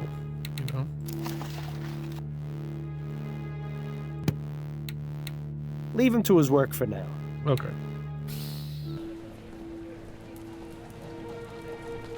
P.F. Therein lies Upton's boudoir. As a matter of respect, the less said the better, I think. Yes.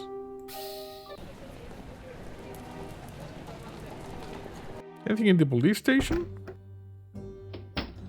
Fordham, how goes the investigation? It goes. I'm making some headway. Is that right? I certainly hope so for your sake. Okay, let's see what we have here. Cabinet. The rumor was always that the chief kept a bottle of something in a secret compartment in this cabinet. In Snelling's case, it's probably just water. Smellings. Chief Jacobs. Now there was a leader. Every book and file in there is organized to perfection. I'll bet Snelling gets flustered if anything is even a millimeter out of place. Yeah. You should bump into the side when he's not looking.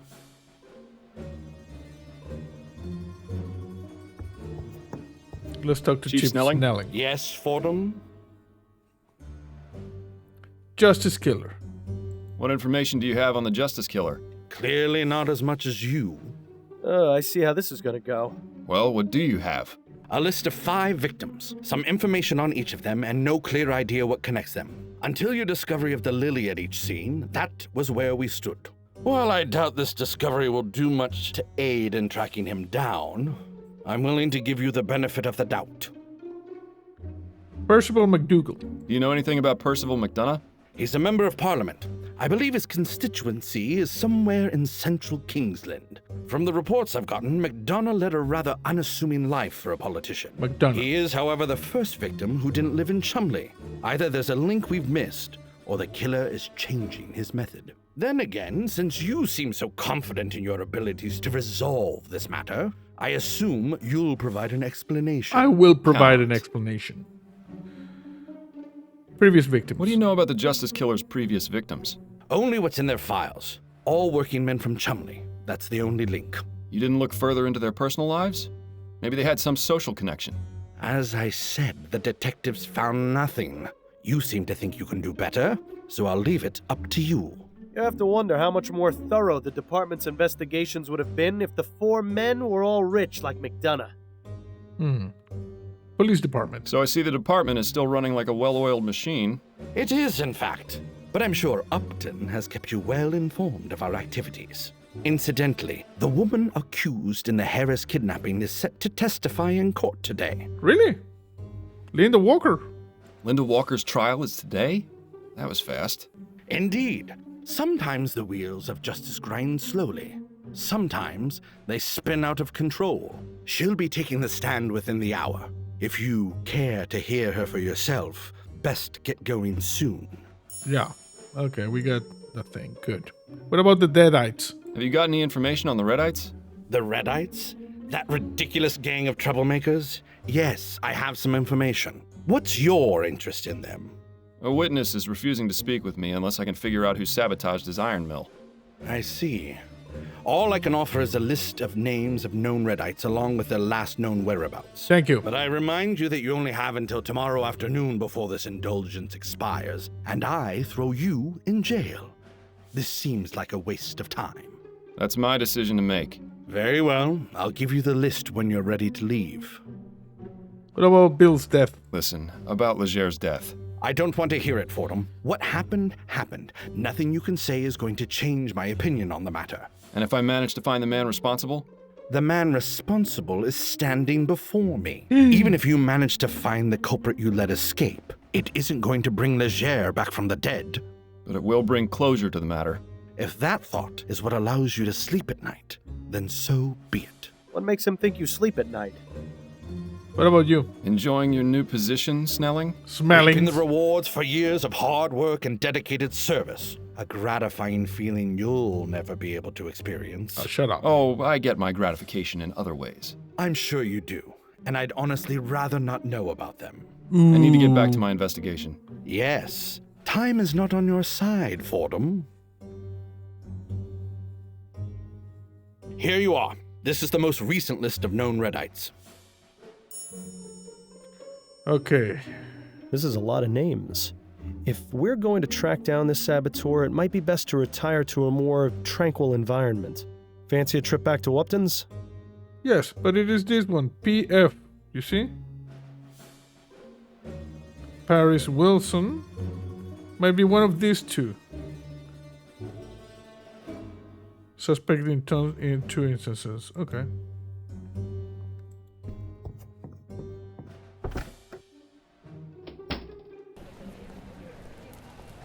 Okay. Oh, the court. Remind me, Miles, why are we here again? Is this for your own personal satisfaction, or did you expect her to have some useful information? Shh. Shut up. Mrs. Linda Walker, you stand accused of kidnapping Charles Harris. What have you to say in your defense? I had to see if I could speak with my son Alexander again. Yes. According to your initial statement, you seem to believe that the Harris child is the reincarnation of your own deceased son. All the evidence was there. I thought it had to be him. And in regards to the execution of your plan, you secretly administered a soporific drug to your friend and the Harris family nanny, Mrs. Henrietta Davis? Is that correct? Yes. I felt terrible about doing it, but there was no other way. According to your journal, you used a mixture of chamomile and valerian, instructed by a Samuel, if I'm not mistaken. Yes. Samuel is a friend of mine. He works at the docks, and he knows all about plants. I asked him what the best combination of herbs would be to put someone in a deep sleep. So it was your idea, and not his? Yes, that's right. He only told me about the plants. He's quite the expert. Why, you should see his collection of Easter lilies. Did she just say what I think she said? Yes. Now then, let's turn our attention to the night in question. Interesting. This Samuel person might be worth looking into. Although we can't waste time searching the docks with just a first name. I'd make a note of it, just in case it becomes relevant later. Okay. All right, I've had enough of this courtroom. Let's get back out there. Time's running out. I know.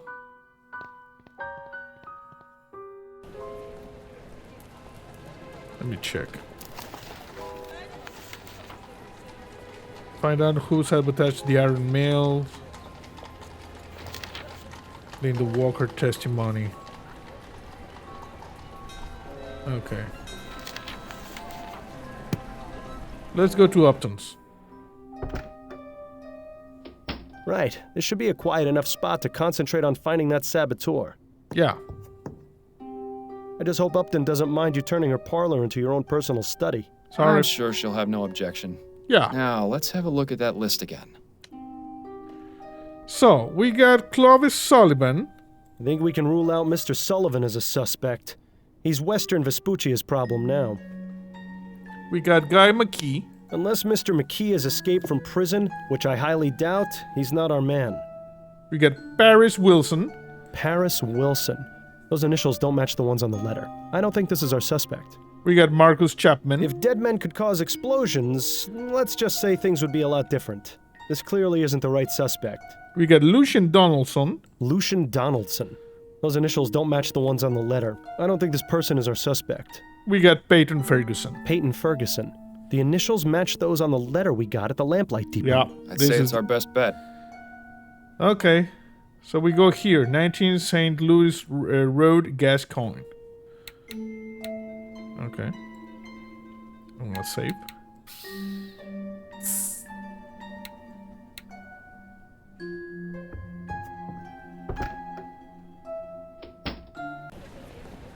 Okay. What do we have here? Lucian Donaldson. Paris Wilson.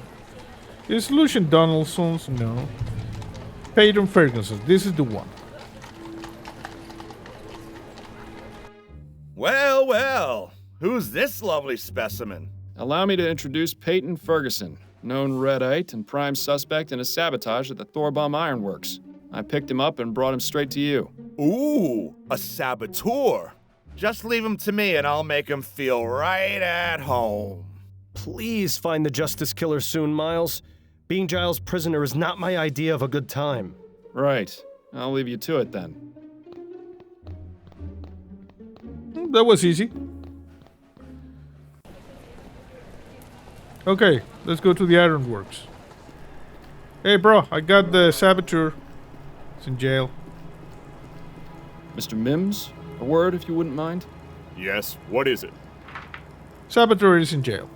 I found the person responsible for sabotaging your iron mill. Oh, yeah? His name is Peyton Ferguson. He's currently at the Bow Street Jail. Hey, not bad. I owe you one, Detective. He Thank certainly does. Yes. Now, can we talk about Hannibal Lecter? What can you tell me about Hannibal Kirkland? Good worker. Mostly kept to himself. Real shame what happened to him. Okay. Personal life. Do you know if anyone here disliked Kirkland? Enough to want him dead? Nah. There's the occasional scrap, but everyone around here gets along for the most part. Scrap? Like I said, he mostly kept to himself. Head down, didn't bother nobody. Do you know what he did outside of work? No idea. I only ever saw him here.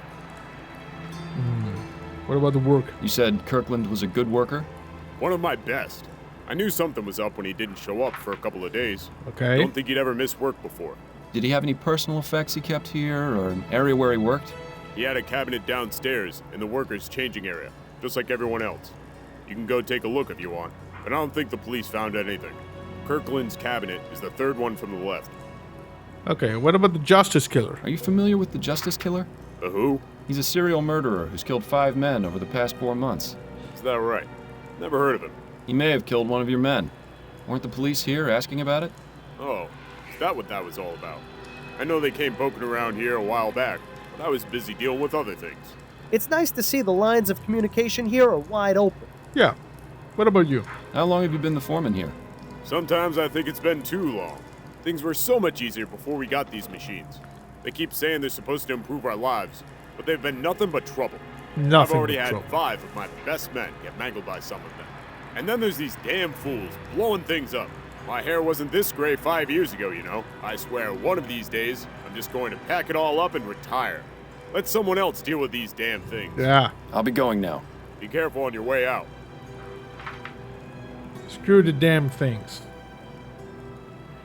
I need to go like over here.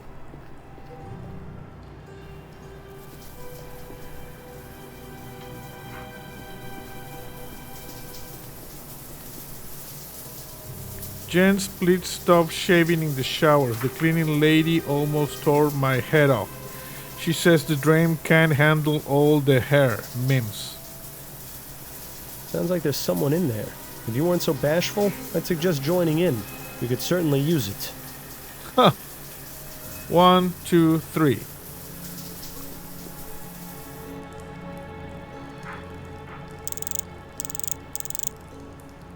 Oh.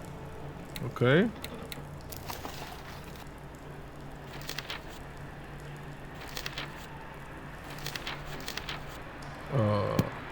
Am I supposed to know this?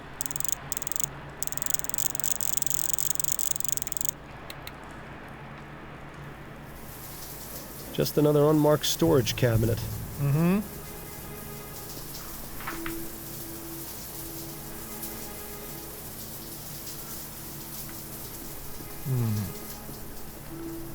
There's an 8 there.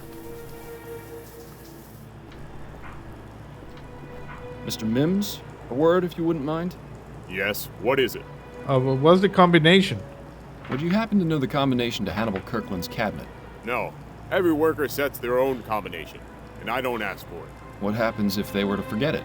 Well, have them come up with some sort of personal reminder and keep those in a file. And do you still have Kirkland's? I'll give it to you as soon as we're done talking. I'll be going now. Be careful on your way out. Okay, what's There you the go. thing? You're lucky I only clean out my files at the end of the year. See, I always told you I wasn't disorganized. Just preparing for the future. Yes. 1. The shipwreck. 2. The red plus white. 3. The sign. Okay. So the 8 was right. So you see? The 8. What's the... shipwreck. It's 8. The red plus white. I have no idea. And the sign... is probably this. The sign. So 1, 2, 3, 4. Does this count as 1, 5, 6, 7? So 8. And let's say 7. And this one I have no freaking clue.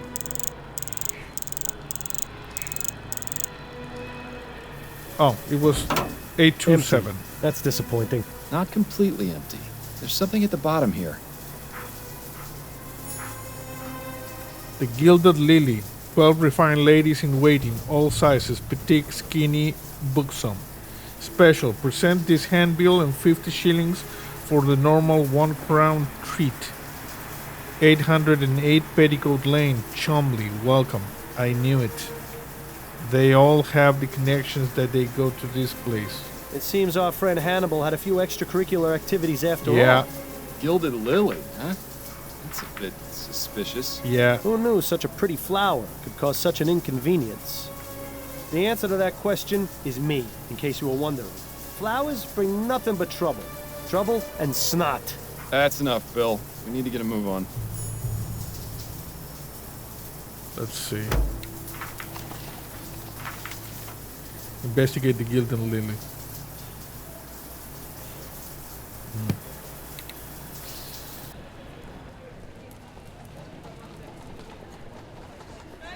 This is the lily.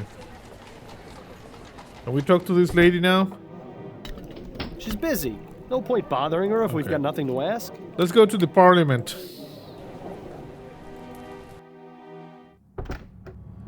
You see, justice. Fordham, what brings you to this delightful spectacle?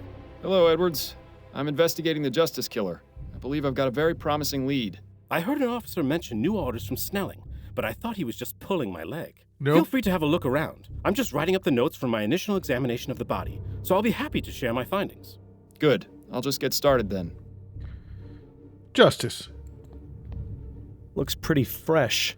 I wonder what the killer uses to write with. No.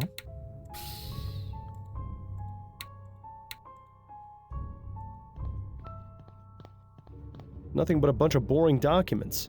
You'd think he could have at least been considerate enough to keep something scandalous in here. Yeah.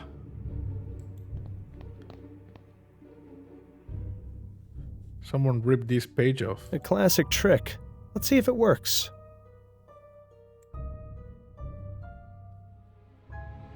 Okay.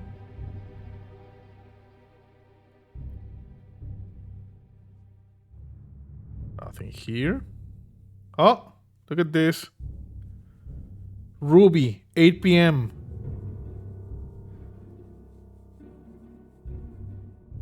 That's the connection.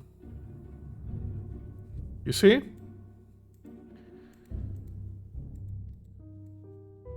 I need to do this better.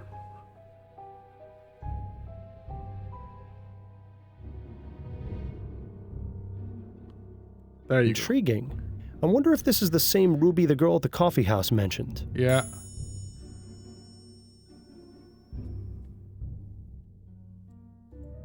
Aha!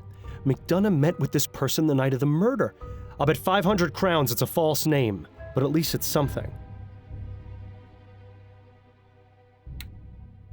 I'm gonna leave.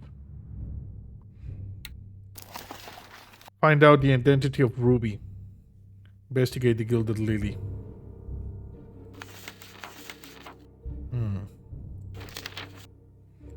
The Gilded Lily advertisement. Okay. History books and political theory. I might die of boredom. Again.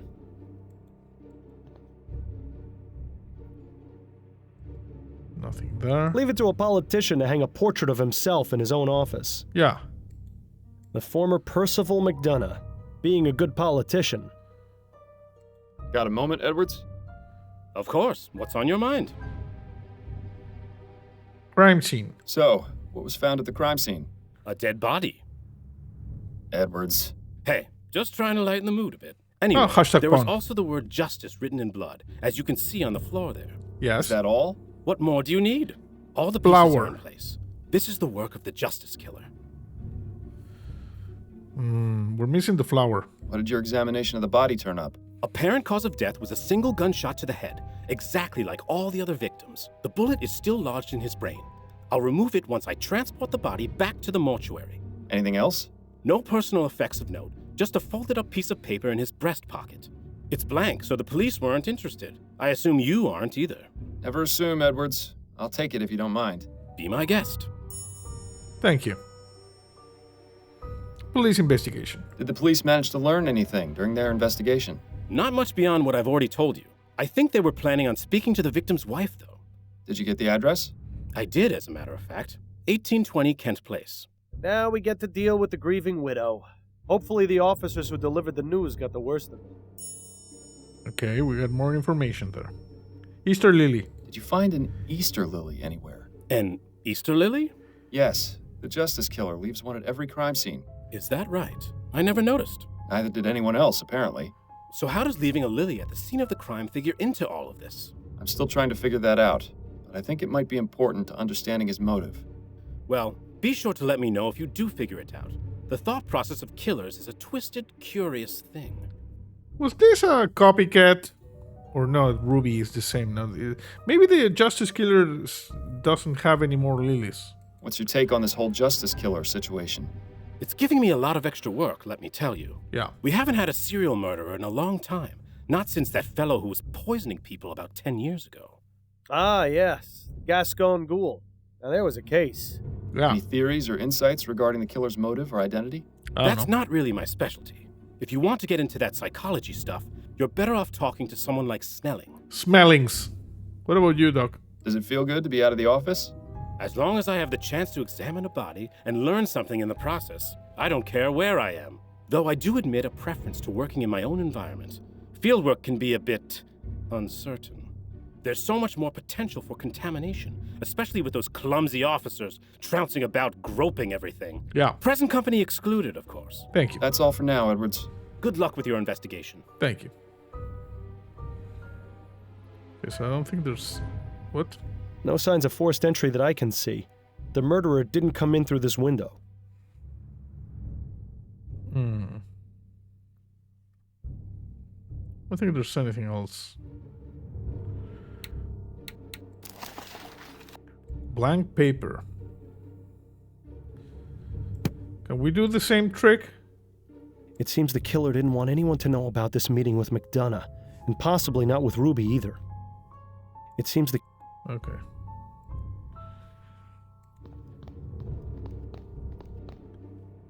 See you, Doc.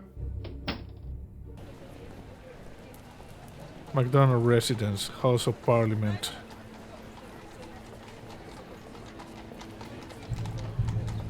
Who's Ruby lady? Tell me. Begging your pardon, miss. How can I help you, sir? Who is Ruby? This friend of yours, Ruby.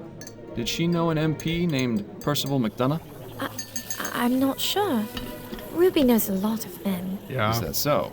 Well, no, I don't mean... It's just... Oh, damn it all, me and my big mouth. She'll have my guts for garters now. It's all right. No one's in trouble. But I think I'd like to speak with Ruby. Could you tell me where I can find her? No. You see, she moves around quite a lot. Never in the same place for more than a night or two. Interesting. Right. I think she's given us a clear picture of what Ruby does for a living. Yeah. Normally, I'd be all for pressing this girl more until she cracks, but I like her. I think we'll be able to find Ruby without causing her more discomfort. Well, thank you for the information. You've been very helpful. Thank you. I'll let you get back to work. Thank you, sir.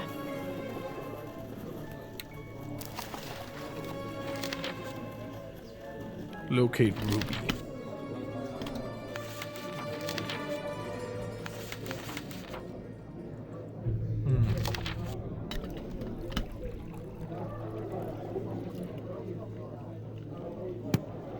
She's busy. No point bothering her if we've got nothing to ask. Okay.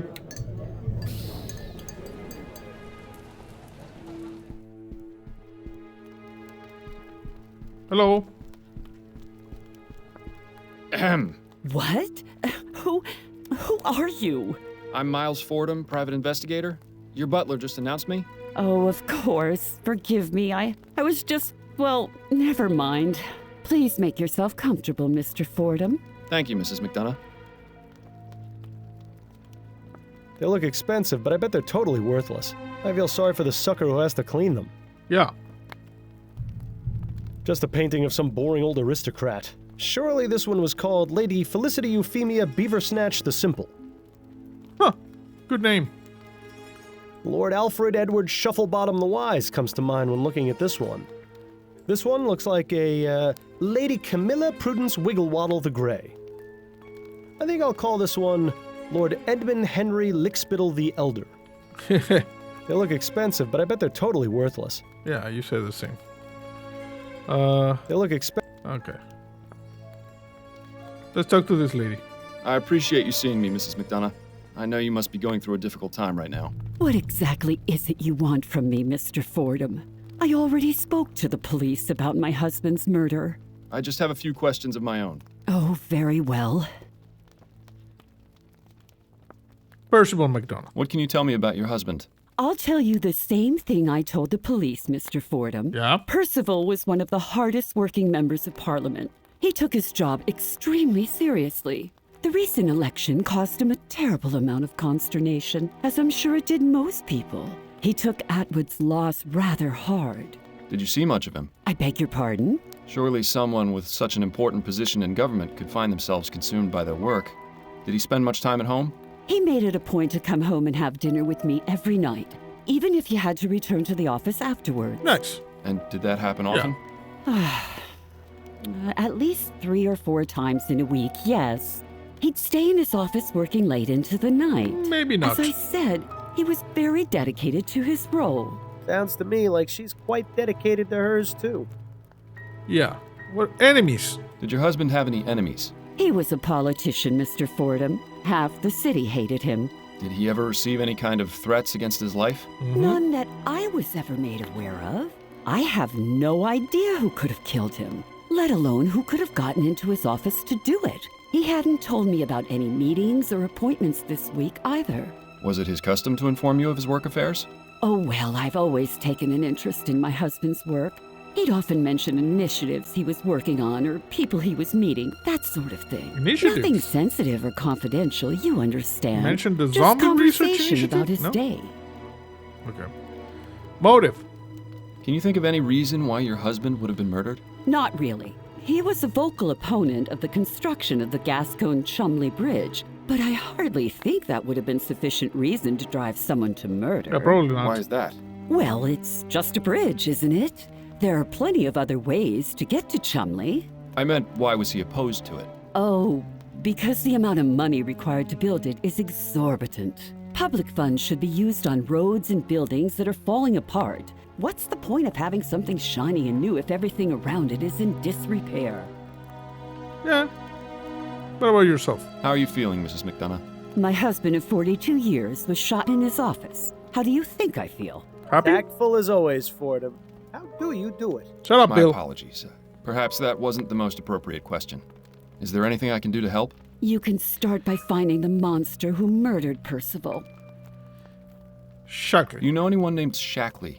No, I've never heard that name before. Why? I saw your husband had a meeting scheduled with him shortly before his murder. That can't be right. He didn't tell me about that.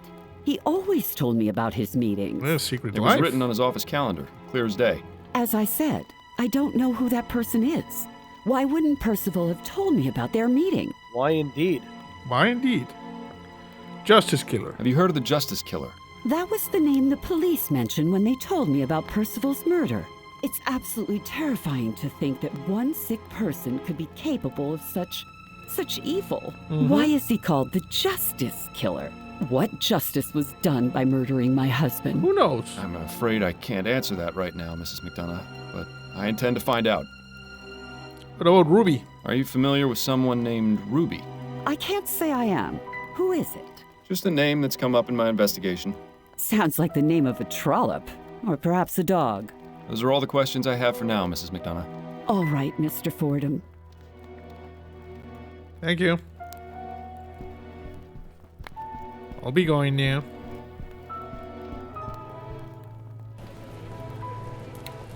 I'm gonna save. So.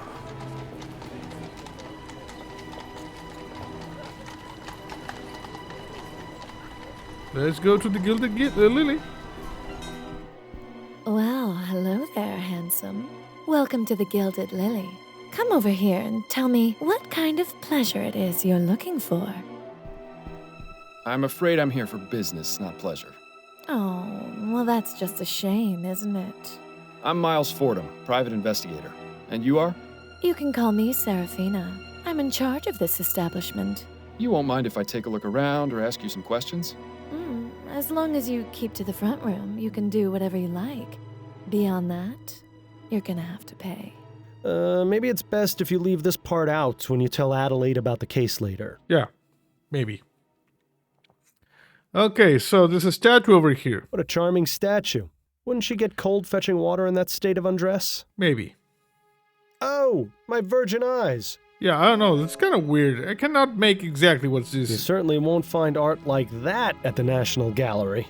Maybe.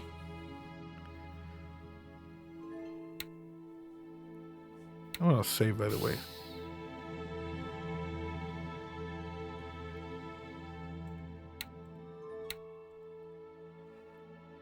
Nothing.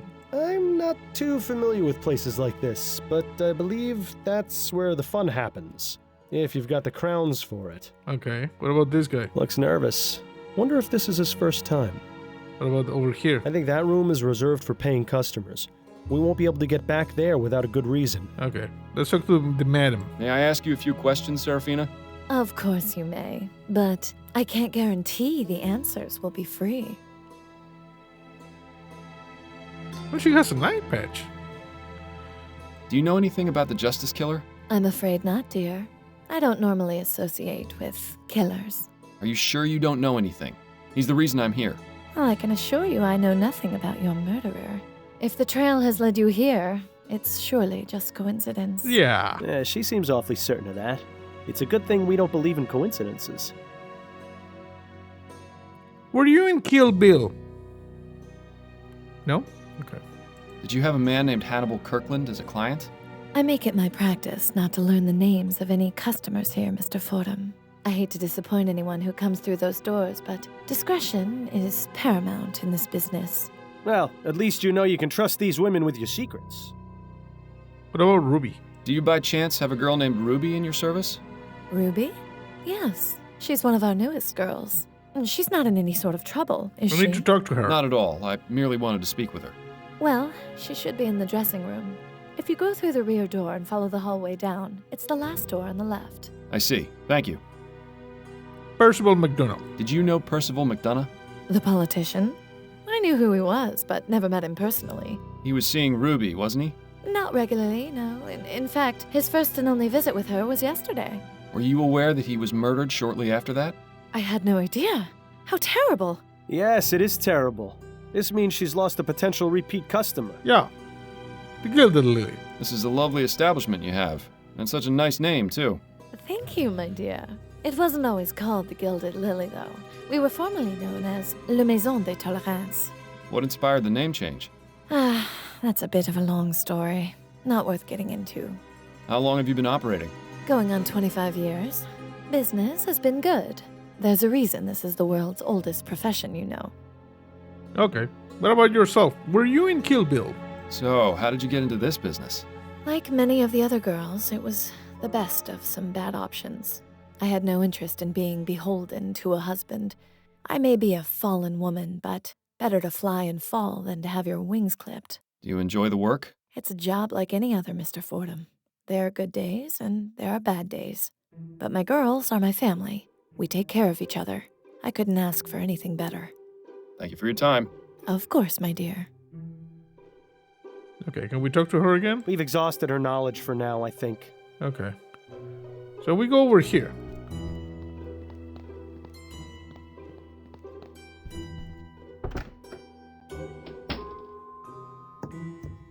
Oh, hello. Did Serafina send you back here for me? Yes, but not for the usual reasons. I'm a private investigator. My name is Miles Fordham. Ruby, I presume?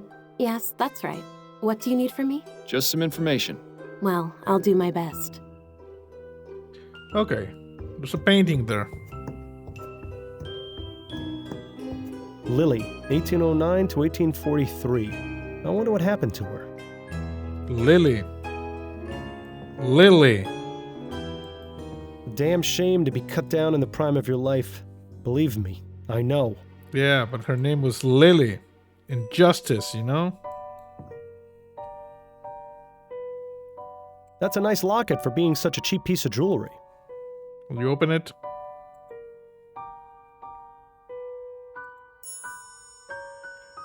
We got 3132213. Lily. That's a nice locket for being... That's a nice... No lilies? Seems like a missed opportunity. Yeah.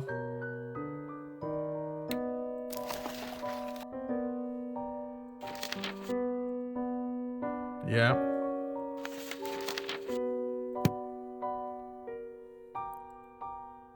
I'm guessing this is where most of the girls keep their personal belongings. Doesn't seem to offer much in the way of privacy. Nope. I'm guessing the girls here don't get much in the way of a dressing area. Still, something is better than nothing, I suppose. Yeah, I guess. Let's talk to Ruby. So, Ruby. Yes? And it's Ruby because of the red hair, you know? Justice Killer. Have you heard of the Justice Killer? No, I don't believe so. He's a serial murderer who's killed 5 victims, mostly men from Chumley. Oh dear, that sounds dreadful. Is that what you're investigating? It is. Do you know anyone who might have some information about him? I don't. Sorry I can't be more help. What about Hannibal Kirkland? Did you ever have a client named Hannibal Kirkland? No, that name doesn't sound familiar. Sorry. What about Enis Bowditch? Do you know Ennis Bowditch? Bowditch? Didn't think I'd be hearing that name again. As I understand it, he was seeing your friend, the serving girl at the ruined coffee house. Yeah, that's right. Annabelle. She broke things off with him a while ago, though. So she said. Did you ever know him to be violent? Violent? The bastard nearly beat Annabelle's brains in once. Oh. Why do you think she chucked him? Oh, I'm sorry to hear that. Yeah. At least she had the good sense to get rid of him.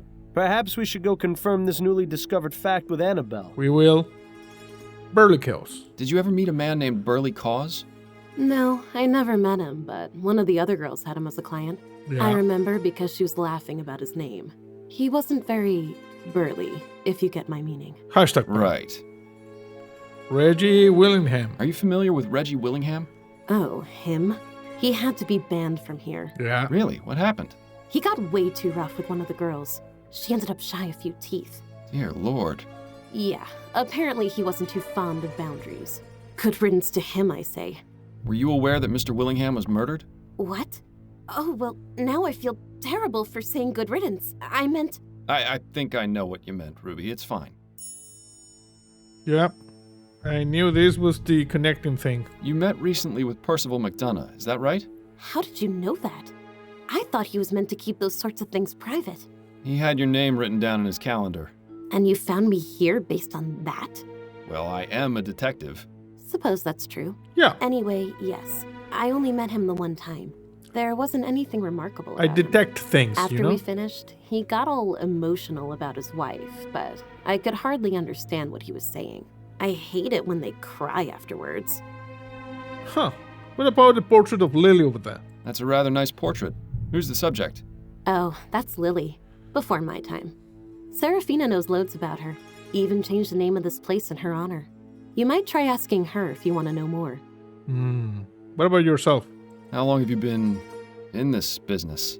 Only a few months now. Used to work at a kitchen, but then they brought in some of those new automated machines. Sadly familiar story. At least this profession isn't in any danger of being made obsolete by steam tech. Cold steel can never replace a warm touch. Let's just hope that's true. I'll just leave you to it then. Thanks, love. I think we're good on questions for now. Okay.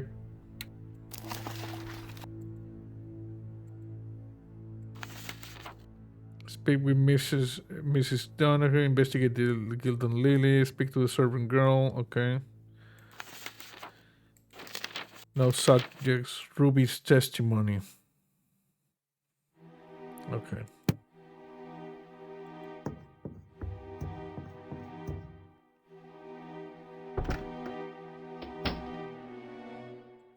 Madame Serafina. May I ask you a few questions, Serafina? Of course you may, but I can't guarantee the answers will be free. Indeed. Portrait of Lily. Could you tell me about the young lady in the portrait hanging in the back room? That's Lily Peterson. She was a wonderful woman and a great friend. What happened to her? It's a rather tragic story, Mr. Fordham. I'd rather not go into too much detail. I need details. The short version is this. She was with a client who got very carried away. Okay. She was able to defend herself enough to mortally wound the bastard, but the damage had already been done. The girls and I decided among us that we would rename this establishment in her honor. Some days it's still hard to believe she's gone. I haven't even been able to get rid of her box of things. And when I see I'm that? very sorry for your loss, Serafina. Thank you, dear. It was especially awful given Lily's past. Her sister died at the hands of her own husband some 16 years before. Some people just can't escape tragedy, no matter how far they run. Something tells me these deaths are significant. It might be a good idea to learn as much as we can about Lily Peterson. Yes. Thank you for your time. Of course, my dear. Thank you for your time. We've exhausted her knowledge for now, I think. I'm not too familiar with places like this, but I believe that's where the fun happens. If you've got the crowns for it. Okay, we're leaving.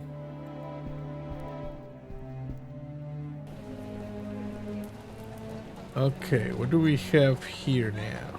We need to go talk to this lady.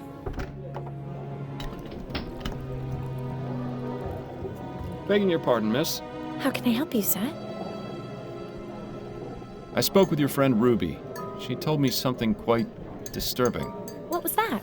She said that Ennis had fits of violence. And that the reason you ended your relationship was because he hit you. Yeah? Why would she tell you that? That was my secret to tell, not hers. I thought we were friends. It's obvious she cares about you and was worried about your well-being. Well, it hardly matters now Ennis is dead, does it? But is it true? Did he raise his hand to you? Yes. It is true. As I said before, something changed in him.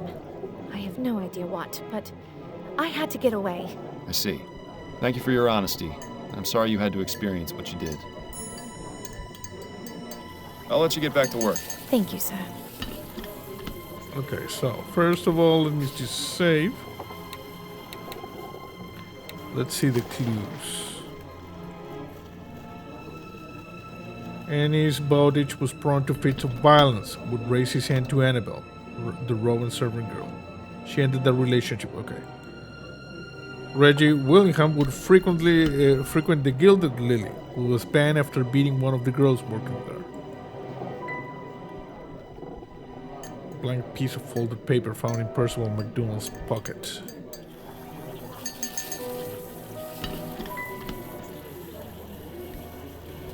Burley Cos and his wife would have frequent arguments. She suspects he became violent and hit her on a few occasions.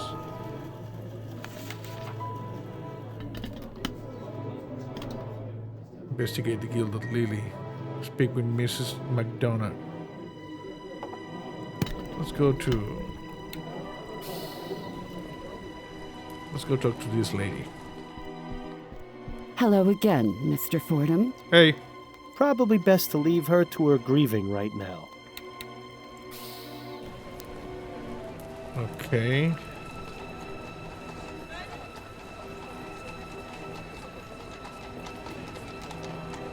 talk to the chief. Chief Snelling? Yes, Fordham? Lily Peterson. Do you recall a murder involving a woman named Lily Peterson about a year ago? Lily Peterson? Yes, that name does sound familiar. Of course, the prostitute murder. That wasn't one of yours, was it? No, it wasn't. Do you remember any other details? As I recall, the woman was beaten severely by one of her clients, who escaped and was never found. She died a few days later in the hospital. How is this of any relevance, exactly? That's what I'm trying to piece together. Lily's sister. Did you know that Lily Peterson had a sister who was killed some 16 years ago? I didn't. Are you suggesting that's related somehow? I think it is. Would you be able to get me the case file? What was the victim's name? That's what I'm trying to find out. That might be a bit more difficult, unless you can give me more details. I'll try my best. Very well. What year did you say the case was from? So, 16 years before. What year is it now? I think it might be this one, right? It was 1826, according to the information I've gathered. Right. And who was the detective assigned to the case? I don't know. I don't know. You realize that will make it significantly more difficult to find the file. Perhaps we'll get lucky. And what was the victim's official cause of death? I don't know. I don't know. That's really not going to be much help. All right. I'll have a look and see if I find anything. There's nothing I can see that matches the information you gave me. I suggest you get your details in order before you attempt to waste my time again. Let's see. The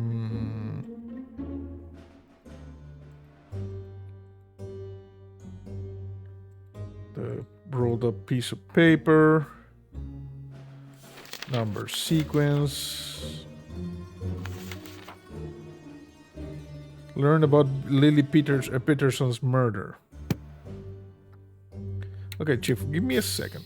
We're gonna start going one by one. Anything we can do here? Therein lies Upton's boudoir. As a matter of respect, the... Yeah, I know. Police sketch. Nothing here. Okay. So, let's go now to the Central Lamp Depot.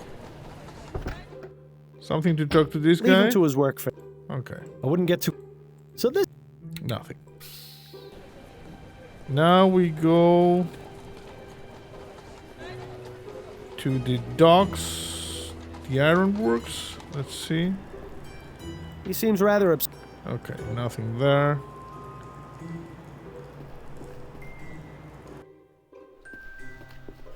Just another unmarked storage. Just another. Let me see here. No. Sounds like there's someone in there. If you weren't so bashful, I'd suggest joining in. You could certainly use it. Yeah, we're kind of stinky. Okay, this is not it. So about the Gascoigne docks. Keep up the good work, Mr. Hastings. Okay. Nothing there. Ah, the chum. You can never truly get away from it as much as you may try. Yes. Blank surfaces don't stay that way for very long around here. No use bothering him again if you've got nothing to ask about. Okay, map.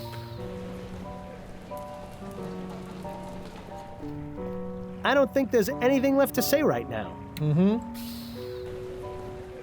What about this? Hello. Probably best to leave her. Okay.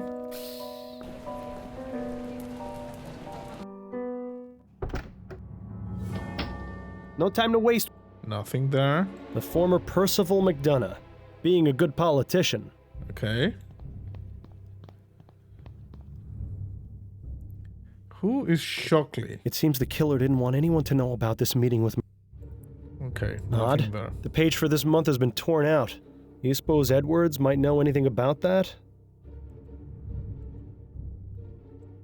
Got a moment, Edwards? Of course. What's on your mind? Calendar. Edwards, did you notice McDonough's desk calendar? I did. This month has been torn out. I asked the officers investigating the scene, and they had no idea what happened to it. So it wasn't found in this room? That's right. My theory is that the killer took it. Which means there was probably something incriminating written on it. Hmm. If only there was some way of knowing what it was. Miles, have you forgotten the oldest trick in the book? Just find a pencil and you'll have that information in no time. Okay, we already have that. Edwards, do you have a pencil I might borrow? Of course. Take this one. Okay. That's all for now, Edwards. Good luck with your investigation. Okay. There was a problem there, in the logic. It seems. Use the pencil to reveal what was written on the calendar's torn page. We already did this. It seems the killer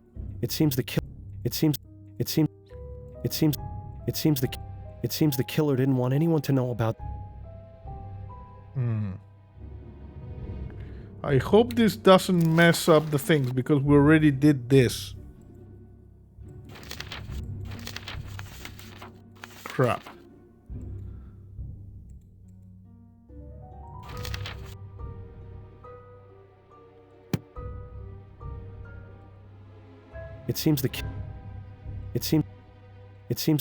Yeah, we already did this. Hopefully we'll not mess the logic.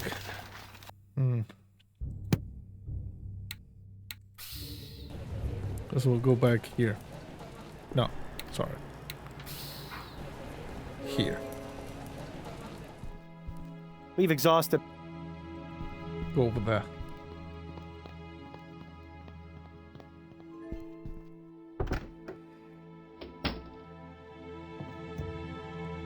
Okay. Damn shame to be cut down in the prime of your life. Damn. Lily, she died in 43. So 16 years prior to this would be in 27. Cut down in... Okay. So, Ruby. Yes? Serafina told me that Lily's possessions are still here. Do you know where they're kept? Yeah, in that cabinet over there. Lily had a special place in Serafina's heart. I don't think she has the nerve to get rid of this stuff yet. Do you think I could take a look through it? Oh, I don't know. Serafina never has to know. Yeah. I promise I'll only look, not touch.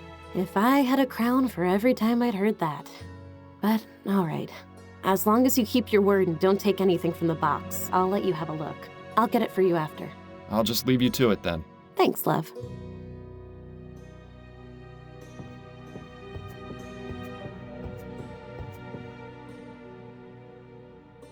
There you go. All yours for the browsing. Thank you.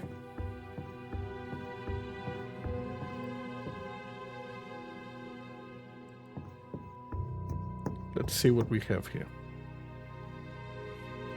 These don't look too valuable. Okay. A cheap ring. Must have had sentimental value because otherwise there'd be no point in keeping it. Okay. Nice scarf. Impressively clean, too. Lily clearly took care of her things. Scarf. Let's see what we have in here.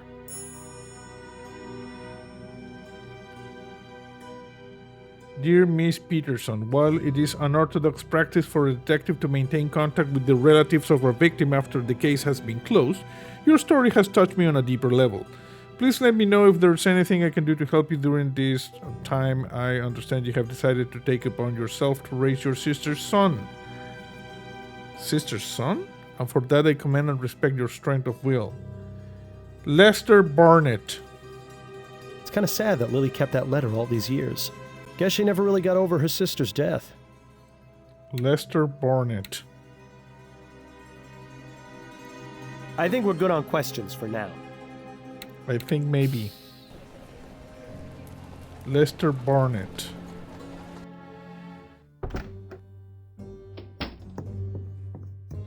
Chief Snelling? Yes, Fordham? Lily. I really need to take a look at that case file for... I can find it for you. What year did you say the case was from? 28 maybe?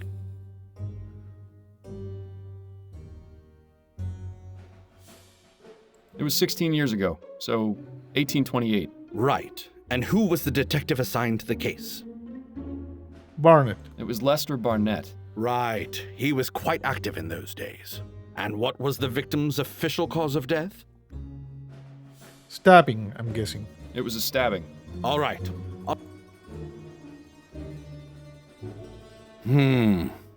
I suggest you get your... Okay, let's try again. Chief Snelling? Yes. I really need to... I can find it for you. It might have been a shot. What year did... Okay, 28. It was 16 years ago, so 1828. Right. And who was the detective assigned to the case? Barnett. It was Lester Barnett. Right. He was... And what... It was a shooting. It was a shooting. All right. No. There's nothing I can see that matches the information you gave me. I suggest you get your details in... Okay. What year is it? Let me see something. It was 16 years ago, not... So it's 44. So 16 years ago would have been 28. But we don't know, apparently, still, is the method of the death.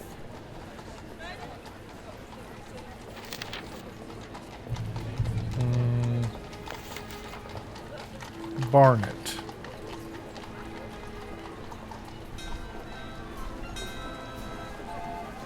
And I think the sister's son might be the killer. My only concern is this. I hope we did not lock ourselves behind something. Hello again, Mr. Fordham. Hello? Probably best. Okay. Try again with the smellings. Chief Snell? Yes. Okay, so in the 28. What year did... 28. It was 16 years ago. Right. And who was... Barnett. It was Lester. Right. And what was... I don't know. I don't know. That's really not... All right. I suggest you get your... Okay, it's not good.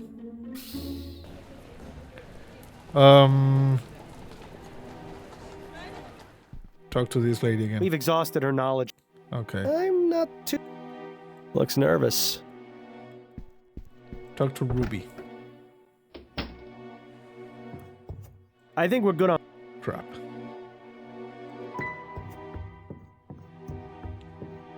I need to figure out the cause of death. No lilies? Cut down in her That's a nice locket for being such a cheap... That's a nice locket. What about here? Nice scarf. That cheap...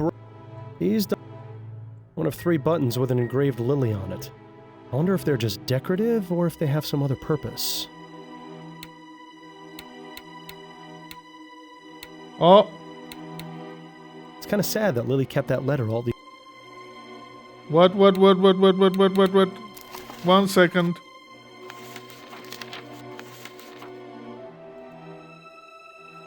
Three, 1, 3, 2, 2, 1, 3. 3, 1, 3, 2, 2, 1, 3. I'm guessing this is... 3, 1, 3, 2, 2, 1, 3. Well now, I think we just found ourselves a bonanza. Yeah. Aunt Lily. Yeah, look at this. Is the killer. I cannot read it here. Let me just read it here. Bloody letter, page 1. Aunt Lily, I tried. God knows I tried. But I couldn't let that bastard get away with his crime. I refuse to watch you suffer the same fate as Mother. Justice has to be done. I've snuffed out his life, just as he tried to choke yours out of your body. It was, choking. The blood has stains this letter. The blood that stains this letter is his. As I write this, you're in a hospital, unconscious. I don't know if I'll be able to speak to you again. Placing this letter in the hope that you will read. In the meantime, through calling, I must dispense justice to those who harm innocent women, seeing the cycle of violence go on far too long. Lost my mother and aunt to violent men. Must stop this from happening again. Gloria told me she's been violated by one of her clients, an iron worker named Hannibal Kirkland. I will observe habits until the time is right. After he's taken care of, I, others, and do the same. Wretched city is up to send a message. You see? It's Lily's son. I mean, a nephew.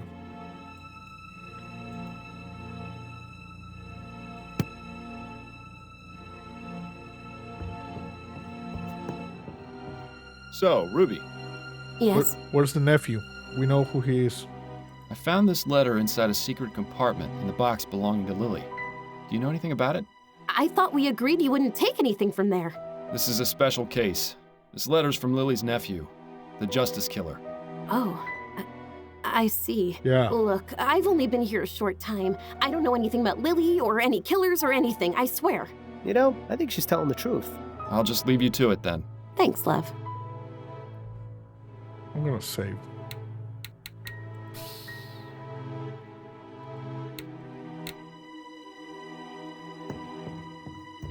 You see, we know who the Justice Killer is now.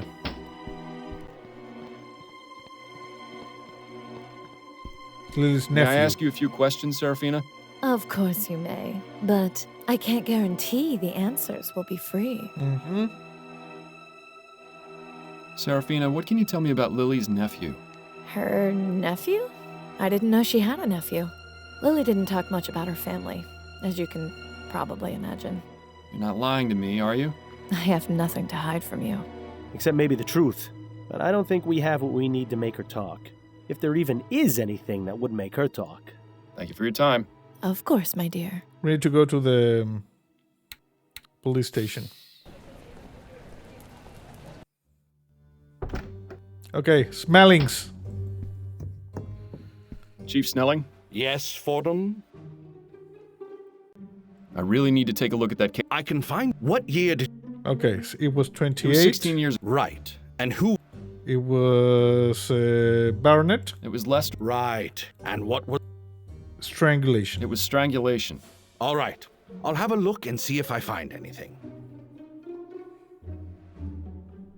Ah, yes. Here we are. This should be a match. Have a look. New Britain Police Department. Case file, okay. So we have our killer's last name and possible first name. Yeah. Assuming he's the same man Linda Walker talked about. Perhaps it's time to ask about him at the docks. Samuel Collins. Cause of death, gunshot, self-inflicted strangulation. Police were notified after a neighbor heard shouting and general commotion coming from the Collins apartment. Upon arrival, they found David Collins in a living room with clear signs of strangulation. In the bedroom, they found Liam Collins, the apparent victim of Daisy Collins, sorry. In the bedroom, they found Liam Collins, the apparent victim of the self-inflicted gunshot to the head. Okay. Searching the rest of the apartment, officers found a young child, aged approximately 4 years old, hiding in a closet. Child did not respond to questions and was visibly upset. Detective Lester Barnett conducted an investigation, determined that Liam Collins attacked his wife, likely under the influence of alcohol, accidentally caused her death, then realizing what he had done, used his own pistol to take his life. Okay. No need to talk to him. Let's go to the docks. Do you know that guy? Sam Collins? Keep up the good work, Mr. Hastings. Come on, Samuel Collins. You again? What do you need? A few more questions, if you don't mind. Yes. Samuel Collins. Do you know a man named Samuel Collins? Yes, I do. He's one of my workers. Is he working today? No, it's his day off. Why do you ask? I'm very interested in speaking with him. Could you tell me where I can find him? I don't just give out information on my men to strangers. What reason do you have for wanting to speak with him? I believe he may be involved in some serious crimes. Is that right? And what are these serious crimes? Murder. Exactly? He's a justice killer. I believe Samuel's the justice killer. What? That's absolutely preposterous. You've got quite some imagination, sir. And here I thought you were serious. Samuel Collins. About Samuel Collins? Yes? What? I think he stole from one of your customers. Is he stealing from you? I believe he's stealing money from you and your business. What? Do you have proof of this? No. Stop Okay, then the About other Samuel. one. Yes? I believe he stole from one of your customers. What? From who? The Hanbrook Flower Shop. Yeah. He stole several orders of Easter lilies. The Hanbrook Flower Shop? They're not one of my customers. I only sell to wholesalers. A minor detail. The point remains that your man's a burglar. That's quite a serious claim. What proof do you have? You can hear it straight from the man who works at the shop that was burgled. He's right Well, there. Where is he then? Right there. Right here, just a moment. Excuse me, Mr. Hastings? What is it, Detective? As I said, I'm rather busy. I was wondering if you might help me with something. Could you please tell the shipping manager over there about the burglaries at your flower shop? Certainly. There we go. Go ahead, Mr. Hastings. Right. It all started around 5 months ago. And he didn't come around again after that night. Thank you, Mr. Hastings. That'll do. Now are you convinced? Fine. I hate to lose 2 of my men in such a short amount of time, but if he's done wrong, I can't just stand by. Samuel lives in Chumley, at 210 Abattoir Row. Nice. Thank you, sir. You may have just saved several lives.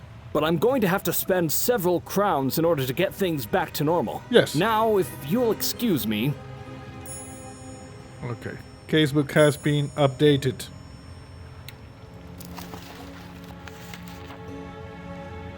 Apprehend Samuel Collins as his home.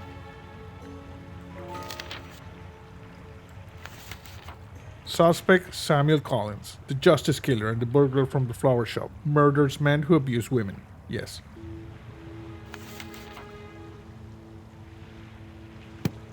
So. And we talk to this lady first. We've exhausted her knowledge for now, I think. Okay, so no. And we talk to this lady. Hello again, Mr. Fordham. Probably best to leave. Okay. Let's go to the place where we need to be. And I'm gonna go save there. We got an achievement. Get in the jump. Confront the justice killer in her own home. Samuel Collins? Yes? I'm Terrence Shackley from the Labor Department. I wanted to ask you some questions about your employer at the docks. Oh, of course. Please come in. I'm sorry, what did you say your name was? Terrence Shackley? But it's not my real name. I just used it to get into your apartment. I believe you did something similar at the Houses of Parliament with Mr. McDonough.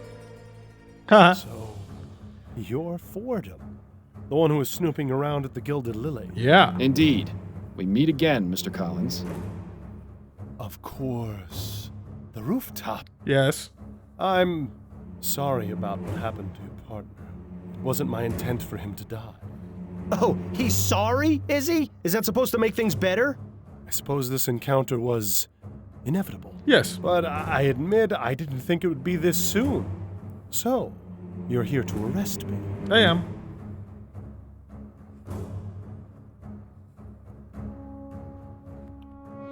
You know what they say about assuming? Yes, that's right. You're under arrest. That's right. Samuel Collins, I'm placing you under arrest for the murders of Percival McDonough, Burley Cause, Ennis Bowditch, Hannibal Kirkland, and Reggie Willingham. I told you once already, Mr. Fordham. I'm not going to jail. Every one of those men deserve what they got.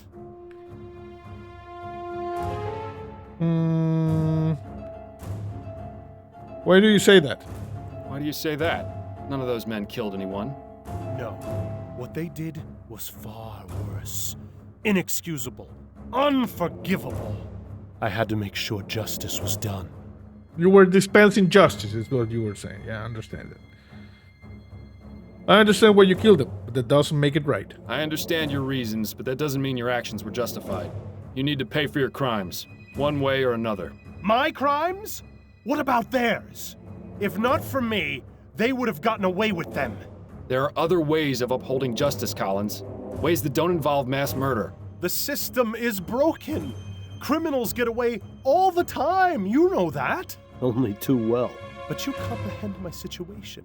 You understand my reasons for doing what I do. Understanding is not the same as approval. But it is the first step. Is this bastard really suggesting what I think he is? All I ask is that you allow me to continue my work in peace. You looked the other way once before. You can do it again. You're right. I did look the other way, and it wound up costing my partner his life. You're out of your mind if you think I'm going to just let you keep killing. Damn right, Miles. This has to end. Then you leave me no choice.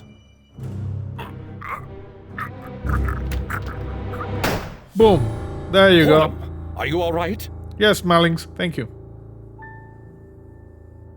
Yes, I'm fine. So, this is our justice killer? Yep. That's right. I suppose congratulations are in order. You did well in finding him. Thank you, Chief Snelling. I'm glad we were finally able to work together. Yes. Well, I'm glad you weren't so brash as to confront him without notifying me first. Perhaps there is hope for you yet. Now then, I'll go get the other officers so we can lock down the scene and remove the body. Wait here. I did not... Quite a night, hey, Bill? Say anything. Bill? Bill is gone. Are you there? Bill?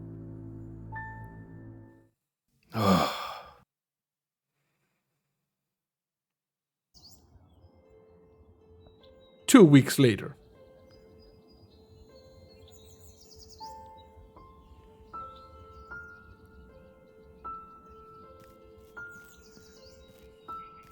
It's good of you to do this, Miles.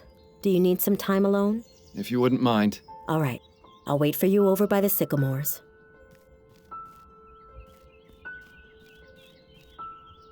So, it's finally over. Yep. I have to admit, it's been strange not hearing you all the time anymore. Never in a million years did I think I would actually miss it. But the important thing is you've moved on, and I got what I was looking for. I'm starting up my own private detective agency, you know. Addie and Upton are going to be my partners. Nice. It should be interesting, to say the least. Oh, that reminds me. I brought you a little something. It's not much, but I thought you might appreciate it. Thank you for all your help, Bill. I truly would have been lost without it. Bill, wake up! Your grave is on fire! Bill, wake up! Your grave is on fire! Well, I thought it was funny. Goodbye, old friend. We got an achievement. Inside job. I love you.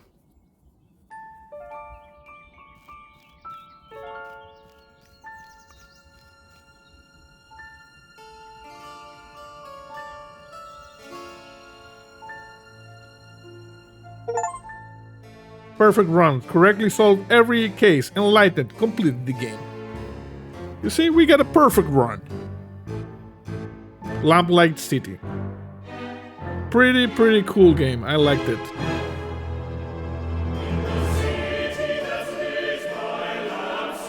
Huh. And we got some weird music here.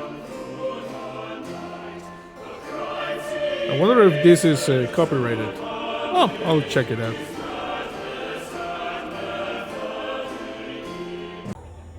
Okay, that was it. Okay, so Lamplight City, point and click, you know, pixel art adventure, pretty awesome detective game. So I hope you enjoyed this series. That's it for now. See you next time. On the dark roads of Montana, there's a shadow in the dirt. The whisper of a ragged flannel shirt. He walks the stony hillsides with his mandolin in hand, but you'll never see his face around this long forgotten land.